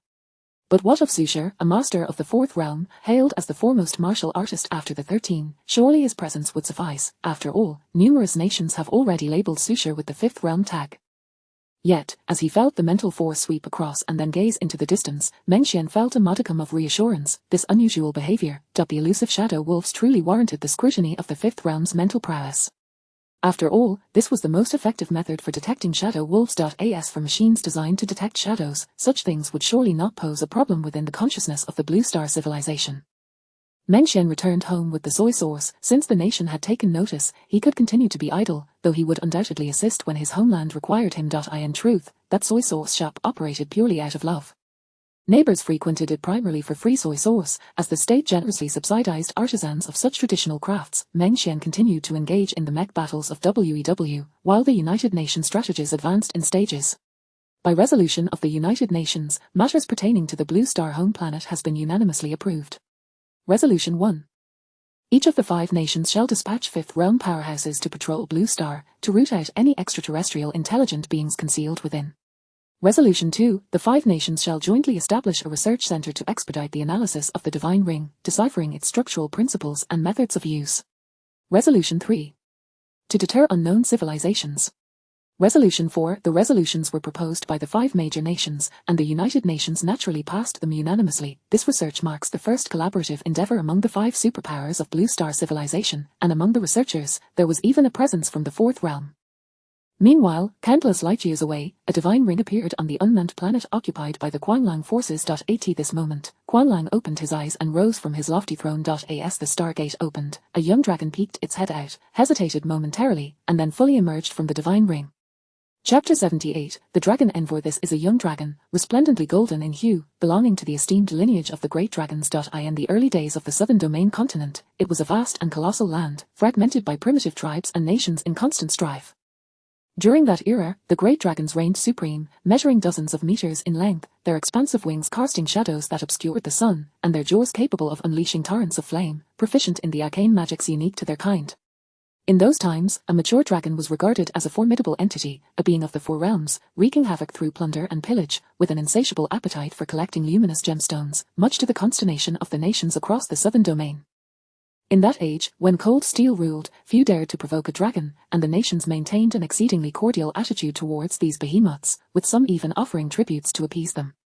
However, this equilibrium was disrupted by the emergence of a lowly tribe that birthed the first pseudo-deity of the Southern Domain. As technology advanced, with the rise of mechanized suits and divine technology, the terror once inspired by the great dragons began to wane. The dragons could no longer assume human form, could not pilot mechas, nor partake in the so-called divine technology. Furthermore, their formidable lineage rendered the ascension to pseudo-deity nearly impossible, even though their claws and hides could rival the most basic mechas. When a pseudo-deity commanded a mechanized suit, the dragons could do little but retreat. It was well known among the denizens of the Southern Domain that this diminutive golden dragon was the cherished pet of the Southern Domain's god king. The dragon soared forth from the divine ring, gliding freely through the heavens of this planet, its wings beating with exuberance. Having spent years navigating the air currents of the Southern Domain, the chaotic atmosphere contrasted sharply with this newfound environment, heightening the young dragon's exhilaration, which it expressed with a resounding roar that reverberated through the air. A palpable sense of dread coursed through the ranks of the wolf soldiers at that moment. Soon, a foot of a mechanized suit emerged from the divine ring, its surface shimmering with a divine brilliance, a hallmark of the alchemical technology exclusive to the Southern Domain. Only a pseudo-deity could wield such a metallic marvel. Quailang, it has been far too long. The mechanized suit fully emerged, revealing its entirety to the awestruck onlookers, its golden form adorned with a prominent king insignia, radiating an aura of divine energy. Liehu, has the God King sent you? Quailang approached, for he and Liehu were both pseudo-deities under the God King, and thus shared a bond of camaraderie. Moreover, Liehu's strength was widely acknowledged, compelling Quailang to treat him with the utmost respect. Not just me. Liehu chuckled heartily as he dismounted from the suit, causing a cloud of dust to billow around him as he strode toward Quailang. And I as well, Quailang. Another mechanized suit gradually emerged from the divine ring, belonging to the pseudo-deity, Quanghu. This suit too gleamed in gold, albeit with a less brilliant hue, and its king insignia was not as ostentatious as Liehu's, yet it emanated an undeniable aura of power. Long time no see, Quanghu. Quailang bellowed joyfully, welcoming his new companion. The mechanized legions from the tiger tribe continued to manifest from the divine ring, while the golden dragon high above seemed to revel in the moment, finally recalling its own affairs. It spiraled downward from the sky, flapping its wings as it landed atop Quailang, dropping a cylindrical metallic object brimming with technological marvels, then fixed its gaze upon Quailang with its piercing eyes. It is worth noting that even a young dragon, with its wings fully unfurled, spanned several meters, far exceeding Quailang's own stature. Rest assured, Lord Angi, you shall not be deprived, Quailang replied with a smile to the young dragon, producing a glimmering gemstone from seemingly nowhere and placing it in the dragon's maw. The dragon exhaled a gust of warm air, playfully blowing Kuai-Lang's face, before spiraling back into the air and diving into the Stargate. The pet of the Southern Domain's God King found the Southern Domain rather dull and sought out other planets for amusement, and the warm breath was a sign of Lord Angi's delight. Liehu, Kuai-Hu, and Kuai-Lang entered a temporary camp, where they activated the cylindrical object, an exclusive correspondence from the Southern Domain, representing the forefront of its technological advancements, divine power detection technology. This cylindrical device required the collective infusion of divine energy from the three designated individuals to unlock, revealing a holographic projection containing the directives from the God King of the Southern Domain, also referred to as the operational commands. Kuai-Hu, Liehu, you truly are a nuisance, causing me to be tricked out of my last red gemstone by Lord Angi. Kuai-Lang exclaimed, bemused yet amused as he scanned the requirements. He shared a particularly close rapport with Kuai-Hu and Liehu, the latter two being brothers. Kuai-Lang, do not speak so carelessly, it was Lord Angi who flew toward you of his own volition, Liehu laughed heartily. Although the red gemstone held little practical value, its rarity was undeniable. This is my dowry for marrying a wife in the future. Kuai-Lang retorted, his voice ringing out once more. Enough of that. As a pseudo-deity, what could you possibly lack? Kuai-Hu chimed in, their camaraderie evident in their banter. Among the pseudo-deities, such factions were inevitable. The wolf, tiger, and serpent tribes shared a particularly strong bond, collectively comprising 4 of the 12 pseudo-deities, thus forming a formidable faction. Let us first examine the matters entrusted by the God King. Liehu interjected, redirecting the conversation as he channeled his divine energy into the cylinder, with the other two following suit. In an instant, a mental projection materialized, revealing an expansive spiritual realm before the trio. This was the ethereal visage of the God King of the Southern Domain. Meanwhile, at the WEW headquarters, 5 formidable beings, each a master of the 5 realms, had gathered. The Dragon Emperor of the Dragon Kingdom, Bonaparte of Gaul, the Sea God of the Bear Kingdom, Zeus of the Eagle Kingdom, and the newly ascended Susanoo of the Cherry Blossom Kingdom. They convened to compile intelligence. The task assigned to these 5 masters was to scour the globe for extraterrestrial civilizations. After several days of diligent searching, they had traversed over 80% of Blue Star's territory, capturing a total of 30 shadow wolves. According to the intel gathered from their respective inquiries, a total of 32 shadow wolves had emerged from the Divine Ring, with 1 captured earlier by the Bear Kingdom. Presently, 1 shadow wolf remained elusive, while the other 31 had been apprehended, yielding substantial information. Based on the known data, the elite Kuai-Lang's Legion had already transmitted Blue Star's coordinates to their homeland, confirming the existence of at least 1 pseudo-data-level entity beyond the Divine Ring, with the current strategy toward Blue Star remaining firmly in the reconnaissance phase. These 32 shadow wolves were but the fruits of this phase, yet the subsequent strategy remained shrouded in uncertainty. Preparations for the worst-case scenario were paramount, given that the civilization inhabiting the Southern Domain bore striking similarities to the recently uncovered third civilization of Blue Star. Indications of bloodshed, violence, and a penchant for conquest loomed ominously, necessitating a state of preparedness for Blue Star. The crux of the matter lay in whether advancements had been made in the study of the Divine Ring and if it could be reactivated. Otherwise, this state of readiness would persist indefinitely. Chapter 79, The Reopening of the Divine Ring. Indeed, there exists an extreme method, utilizing the lives of the false gods to extract information for humanity. These 5 false gods are the ones who have voluntarily emerged, cultivated by WEW to become the 5 young deities. We are on Blue Star, are we not, to oversee our home planet? Leave the matters of our home planet to us. After all, it is part of our duty. On the night of the 3rd day, a divine ring suddenly materialized, descending upon the plains of Sicilia in the Bear Nation. From this divine ring surged forth an array of steel mechs, landing in an uninhabited zone. Although the Bear Nation's authorities promptly issued a warning and alerted the world, they could not prevent the manifestation of this divine ring. In an attempt to suppress the relentless emergence of these steel forces, the Bear Nation resorted to missiles from the previous century, hurling these antiquated weapons in a desperate bid. For the sake of Blue Star's ecology, it was impossible to unleash heavy weaponry upon their home planet, and even the most rudimentary missiles and contemporary laser weaponry failed to inflict any meaningful damage. Thousands of mechs advanced toward the nearest villages.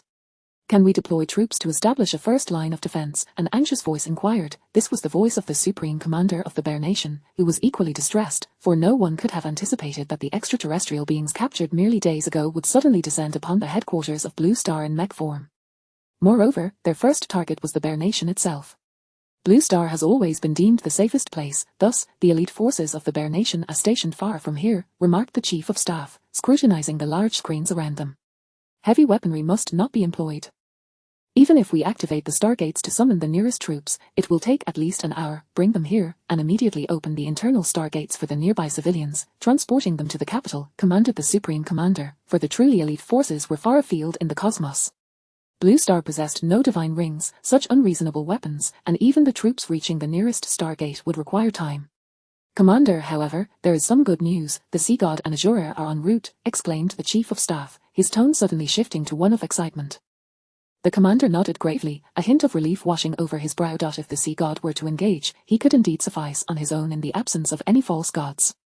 Perhaps it was then that the commander recalled that the Bear Nation's deterrence on Blue Star had never relied on distant forces in the cosmos, but rather on Azura and the Sea God.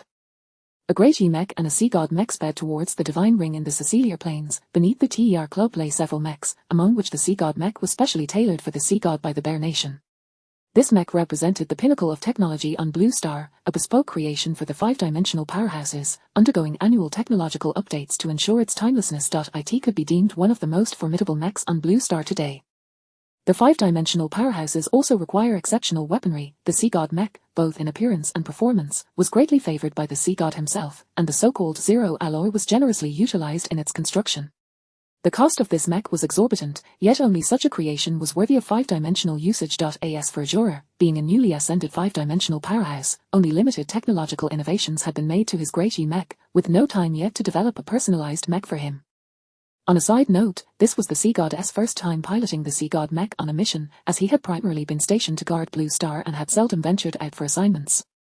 The Sea God mech, a deep blue creation, paid homage to the Sea God's mastery over water attributes. Its weaponry comprised a trident forged from 004 alloy and 0 alloy, honoring Poseidon, the Sea God. The commander's screen displayed real-time updates of the unfolding battle. The Stargate successfully transported all residents of the small village to the capital unharmed, and a golden arrow streaked across the sky, striking the forefront of the extraterrestrial forces, exploding into an infinite cascade of golden light upon impact. The zero alloy arrowhead effortlessly transmitted Azura's five-dimensional power. This strike unleashed a dazzling brilliance, devoid of any explosion, save for the endless golden glow emanating from the arrow's descent, turning everything it touched to mere ash. This was a strike imbued with five-dimensional power. The intense light radiated an unyielding heat, and due to the divine intervention, this powerful blow inflicted no discomfort upon the surface of Blue Star. Divine power. Divine power, this is the god of this civilization. Quickly summon Lord Fierce Tiger. In the wake of that earth-shattering arrow, the legendary Sea God mech followed in its wake, finally revealing its magnificent form to the panicked extraterrestrial observers. The Sea God mech sliced through the dark night like a bolt of lightning, darting with astonishing speed amidst the colossal mech forces of the alien civilization. Its agility and grace were beyond imagination. Each time it wielded that fearsome trident, it conjured a fierce gust of wind, striking with the force of thunder towards its targets. Moreover, each assault was executed with uncanny precision, as if rehearsed countless times. The razor-sharp spearhead consistently pierced the vital components of the alien mechs, triggering a series of violent explosions. Each thunderous roar was accompanied by brilliant flames and billowing smoke, illuminating the surrounding space as if it were day. Golden arrows shimmering with light continued to rain down from above, causing endless golden explosions within the ranks of the alien mechs. Meanwhile, the Sea God mech navigated through the melee, unaffected by the laser beams and various assaults that pierced through its vicinity. How is this possible? The front line's battle conditions, simulated in holographic form, were transmitted to the commander's eyes at the Bear Nation headquarters. As the commander, he had no comprehension of the true nature of divine-level combat prowess. After all, divine beings typically emerged only at the borders of humanity, and as the commander, he knew that five-dimensional powerhouses were indeed formidable, far surpassing his most elite four-dimensional soldiers. Thus, he felt a sense of security, for his four-dimensional troops could handle 10 foes without issue, yet, he had never anticipated that five-dimensional beings would be this powerful. This is nothing short of a massacre. No wonder they say a single five-dimensional being can dominate an entire star domain. The commander of the Bear Nation was left utterly astonished. Chapter 80, the divine were such unnatural methods, possessing such immense lethality. It is no wonder that these beings of the fifth realm dare to proclaim themselves as gods beyond the cosmos. It is hardly surprising that the leaders of the Bear Nation feel secure in their headquarters without elite troops. With these two present, what need is there for a specialized force? As the Sea God savagely slaughtered the alien mechers amidst the chaos, a mecha suddenly soared before him. Initially, the Sea God regarded it as merely another insignificant foe, casually striking out with a punch. Yet, the opposing Mecha exhibited no fear, retaliating with a punch of its OWN.I. In the fleeting moment when their fists collided, a rift in space materialized between them. Although it mended instantaneously, the sheer terror of that blow was palpable, leaving onlookers incredulous. Astonishingly, the sea god, who had previously navigated the relentless tide of mechas with ease, was sent hurtling backward by this single strike. This blow not only shattered the commanding presence of the Bear Nation's leader but also left everyone stunned. Could it be that the adversary had summoned a being of such power? The holographic lens quickly focused on the mecha that had delivered the blow. It was a towering figure adorned with a tiger motif, crowned with a prominent king insignia. Its material was evidently distinct from that of other mechas, shimmering with an otherworldly radiance under the moonlight. This mecha's composition transcended the understanding of Blue Star civilization, its luminous aura signaling its extraordinary nature. It charged forth with remarkable speed towards the location where the sea god had been sent, reeling, emanating a vibrant red energy.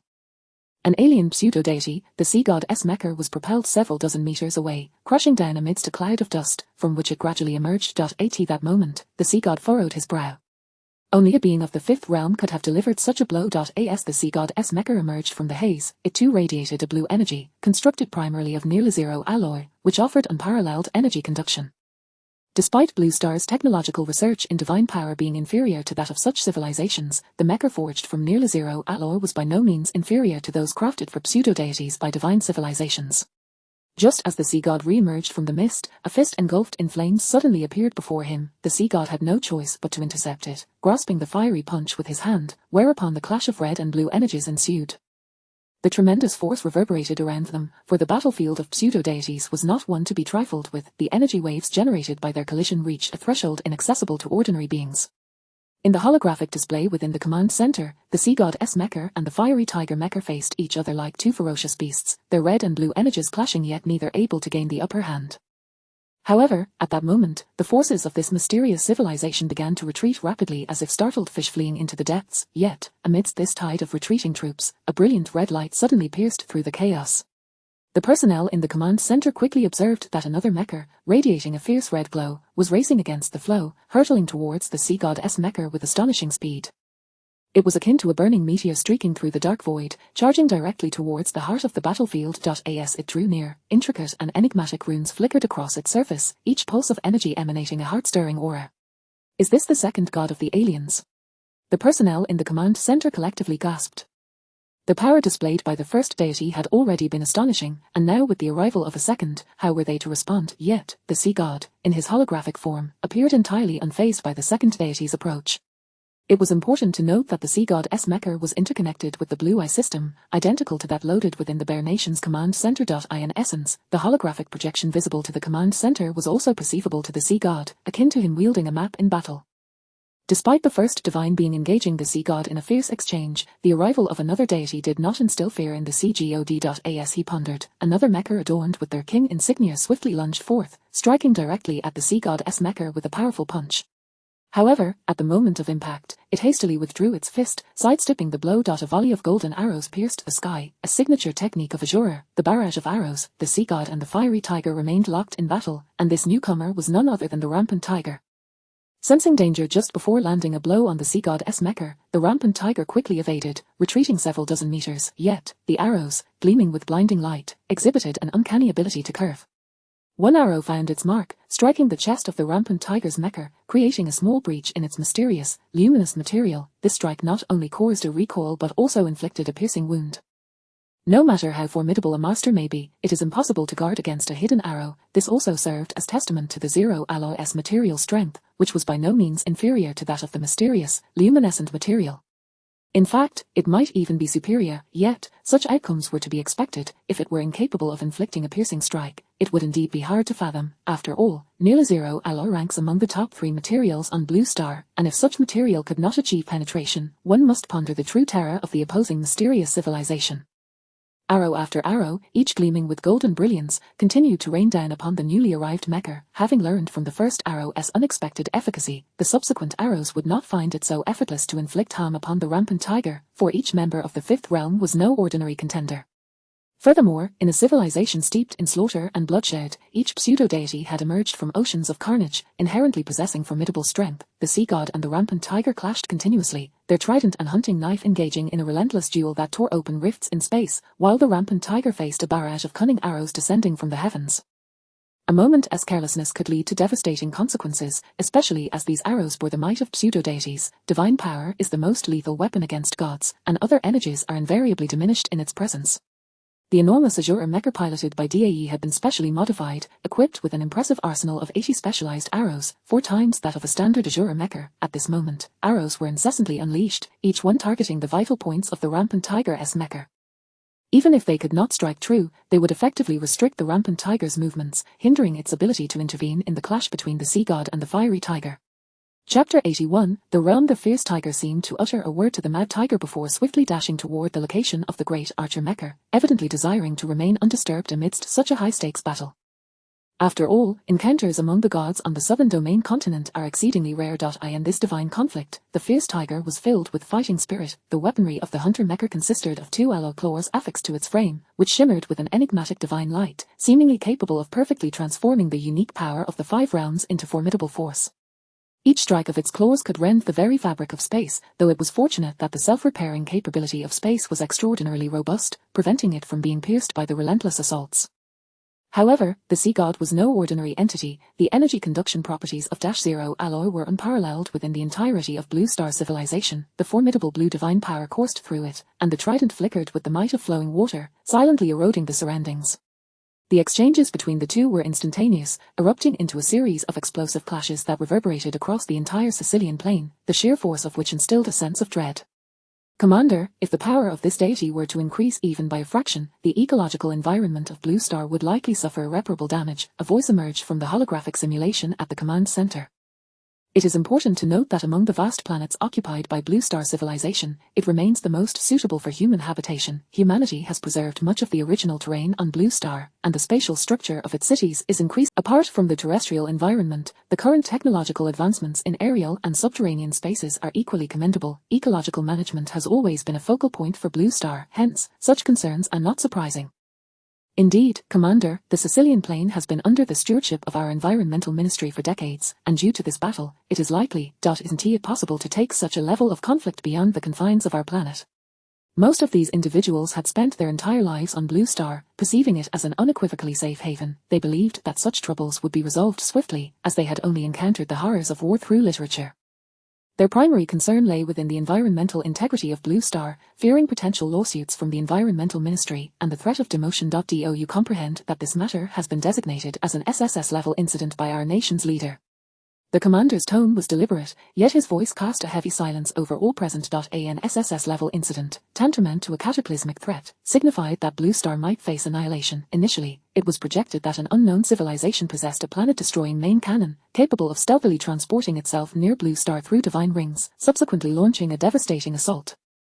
However, upon confirming the adversary to be a civilization of divine power, while it was highly probable that this unknown civilization lacked such weaponry, the higher-ups still categorized it as an SSS-level incident, solely due to the presence of divine entities.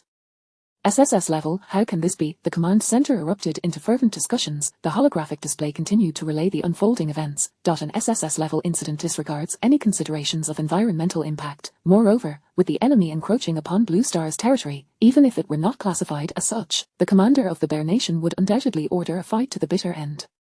Furthermore, the 2 5 rounds stationed on Blue Star held military statuses equivalent to that of regional commanders, nearly on par with the commanders of the Bear Nation's headquarters. With a powerful strike, the sea god sent the fierce tiger Mecha flying, followed by a subsequent blow that left the fierce tiger astounded. Although the 5 rounds wielded tremendous divine power and could command unknown authorities, when the disparity in strength between 2 individuals of the 5 rounds was not significant, the most effective means of determining victory returned to the primal essence of martial skill. The mutual attrition of their powers resulted in a peculiar equilibrium between blue and red energies, and the sea god's latest strike bore the force of a shock. The shock technique, a unique power of the 5 rounds, conveyed not only boundless sound waves and vibrations but also the distinctive authority of the sea god. An overwhelmingly potent force surged within the impenetrable form of the fierce tiger Mecha, creating a tumultuous resonance. This power was so terrifying that even the formidable fierce tiger struggled to withstand its impact. A muffled sound echoed, and the fierce tiger was forced to expel a mouthful of crimson blood. Simultaneously, the mysterious and profound blue energy seemed to rampage like a wild stallion, losing control within the confines of the fierce tiger Mecha, wreaking havoc.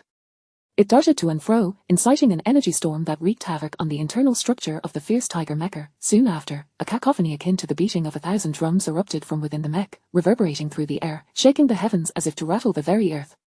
Accompanied by this resounding drumbeat, the body of the fierce tiger mecha began to tremble violently, its once stable form now appearing perilously close to collapse. A spectacle that shook the world.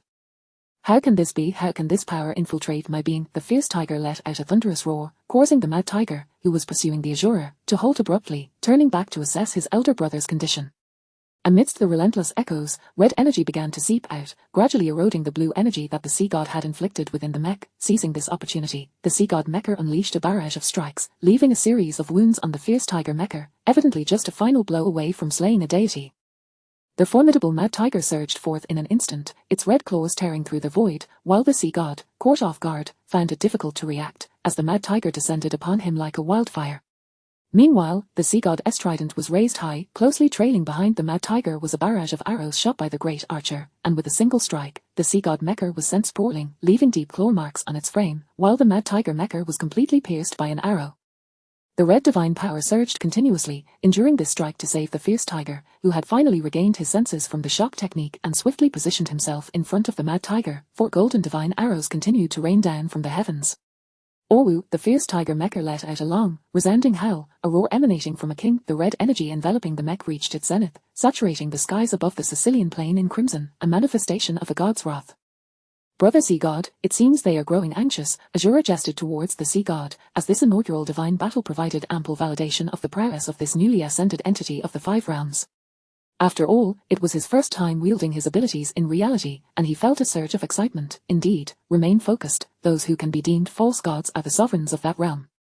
Chapter 82, The Visit of Zeus upon the sea god's mech. A deep claw mark several meters long marred its surface, yet, it stood unperturbed, radiating an overwhelming blue energy. In this battle, it was destined to slay gods. The 2 tiger god mechs bore the signs of severe injury, their luminous exteriors dimmed somewhat. A massive arrow was embedded in the body of the wild tiger, while the fierce tiger mech displayed several faint cracks. Nevertheless, the crimson energy emanating from these mechs remained undiminished, and arrows continued to rain down from the skies. The fierce tiger conjured a blazing shield, bracing against the relentless barrage of arrows. The sea god advanced step by step towards the 2 mechs, each footfall sending powerful blue energy deep into the earth. When he was merely 50 meters from the alien deities, a grand blue formation was fully established. This was another aspect of the ocean's dominion, binding. Any vessel lost in the vastness of the ocean, bereft of compass or lighthouse, would inevitably lose its way. The sea god's authority did not advocate for slaughter. 3 years of rigorous training in the WEW, he had significantly enhanced his mastery of the 5 realms compared to 2 years prior. This technique for ensnaring foes stemmed from that growth. A formidable blue energy surged skyward from the sea god's feet, rapidly enveloping the surrounding area in a vast radius of several thousand meters. A blue dome suddenly materialized, exuding an essence reminiscent of the ocean, with the sound of crashing waves quietly emerging, creating a barrier that belonged to the sea. At that moment, holographic projections could not capture anything within the dome, as if it were entirely separated from the world beyond. The rain of arrows was entirely absorbed by the fierce tiger's shield, the force of the assault causing him to stagger back only a few steps, a testament to his formidable strength. Meanwhile, the blue domain fully manifested as he held his shield against the arrows, which did not faze him. Rather, it was the sea god's domain that momentarily stunned him. The tremor technique had indeed placed the fierce tiger at a disadvantage, a consequence of his unfamiliarity with the sea god. However, this domain was all too familiar to him. It was the second-tier ability of a pseudo-deity, an ultimate weapon capable of indiscriminately slaughtering those of the 4 realms and below, a significant leverage in the conflict between divine and technological civilizations. Within the confines of this domain, all non-divine attacks would be repelled, and any non-divine materials approaching would have their inherent properties altered. Even the proudest weapon of technological civilization, the planet-destroying armament, could not breach the domain as long as divine energy remained intact. This was the most potent technique employed by divine civilization in its conquest of technological civilization, and it was the trump card that rendered pseudo-deities unafraid of technological advancements. Marshall Starr once said, "The highest glory in the cosmos is the slaying of gods." Azura, do you understand? The sea god's voice resonated, as if the 2 glowing entities before him were already his prey. Brother sea god, what is this ability of yours? It is so dazzling. Azura piloted the DAE mech above the sea gods, already drawing his bow, the golden energy on his arrow flickering with intensity, aimed at the 2 tiger deities, ready to be loosed at any moment. Azura, you often hear that there are disparities even among kings. Today, I shall teach you that there are also disparities among the 5 realms. The aura emanating from the sea god intensified, an endless tide of oceanic power surging forth, the trident shimmering with radiant divine light. Simultaneously, the fierce tiger patted the shoulder of the wild tiger, gazing towards the advancing sea god, then up at the blue world around them, declaring, Wild, allow me to demonstrate the most formidable techniques of a pseudo-deity in battle. The fierce tiger's energy flared, and an inferno erupted, conjuring a world of fire that sprang forth from the oceanic realm. The searing heat caused the surrounding air to hiss, and with a roar, the fierce tiger charged directly at the sea god. Only in the realm of domains could the true power of the fierce tiger be revealed. The sea god was momentarily taken aback. He had not anticipated that this native of an unknown civilization would also possess mastery over a domain he had labored long to comprehend. However, the time for action had come. A confrontation was inevitable. The trident clashed once more against the claws. Azura released another arrow, and the wild tiger and Azura were evenly matched, neither able to gain the upper hand. As for the domain battle, that was beyond their capacity to engage. Commander, look, what is that? A sharp-eyed officer pointed at a luminous dot racing across the holographic map of their nation, originating from the North Ocean and hurtling towards the Sicilian plain at an astonishing speed. It is a mech. A mech that has never been seen before. Under the holographic simulation, a mech, entirely white in hue, sped across the North Ocean, showing no signs of slowing as it approached the borders of their nation. Commander, could this mech possibly belong to an alien civilization? The officer's words were cut short as a communication came through to the command center. The commander of their nation ordered the connection to be established. ZZZZ, after a brief crackle of static, the visage of a man from Eagle Nation appeared before the command center. Everyone instantly recognized him. He was Zeus, the FMVP of the Wukan League. Esteemed Bear Nation Command, this is Zeus, requesting entry into Bear Nation via line XX03 for the purpose of addressing an alien civilization. Unity is paramount. Approved. The commander of Bear Nation granted immediate approval, and in the next moment, the communication ended. So it is Zeus, the sea god alone is already formidable. What use is an alien civilization now? Do not speak so lightly. We have no way of knowing what transpires within that blue dome, and who says we are the only ones with reinforcements? Within the holographic projection, a brilliant green light erupted suddenly from a mysterious divine ring. A colossal mech, radiating dazzling green luminescence, raced towards the distant domain of the sea god at breakneck speed. This mech resembled a shooting star streaking across the sky, vanishing in the blink of an eye from the holographic simulation. Compared to the second alien deity that had arrived for reinforcement, this green mecha's velocity was beyond comprehension. It seemed to transcend the limitations of time and space, leaving behind only a series of indistinct afterimages. What was even more astonishing were the myriad intricate and powerful runes that flowed across the mecha's unyielding exterior like agile serpents, shimmering and pulsating continuously. Each flash of the runes unleashed an unparalleled surge of energy, causing the surrounding air to tremble. Undoubtedly, the entity wielding the green mech was the third deity among the alien beings. Kuei Lang, though the last to attain divinity, possessed extraordinary talent that rendered him a formidable figure within this faction, feared by all pseudo-deities who would never dare regard him as an inferior. Meanwhile, on the other side. Beep, special scenario of mech simulation battle activated. Subquest, deter the alien race. Subquest restrictions, 1 full power strike. Subquest commencing, please wait.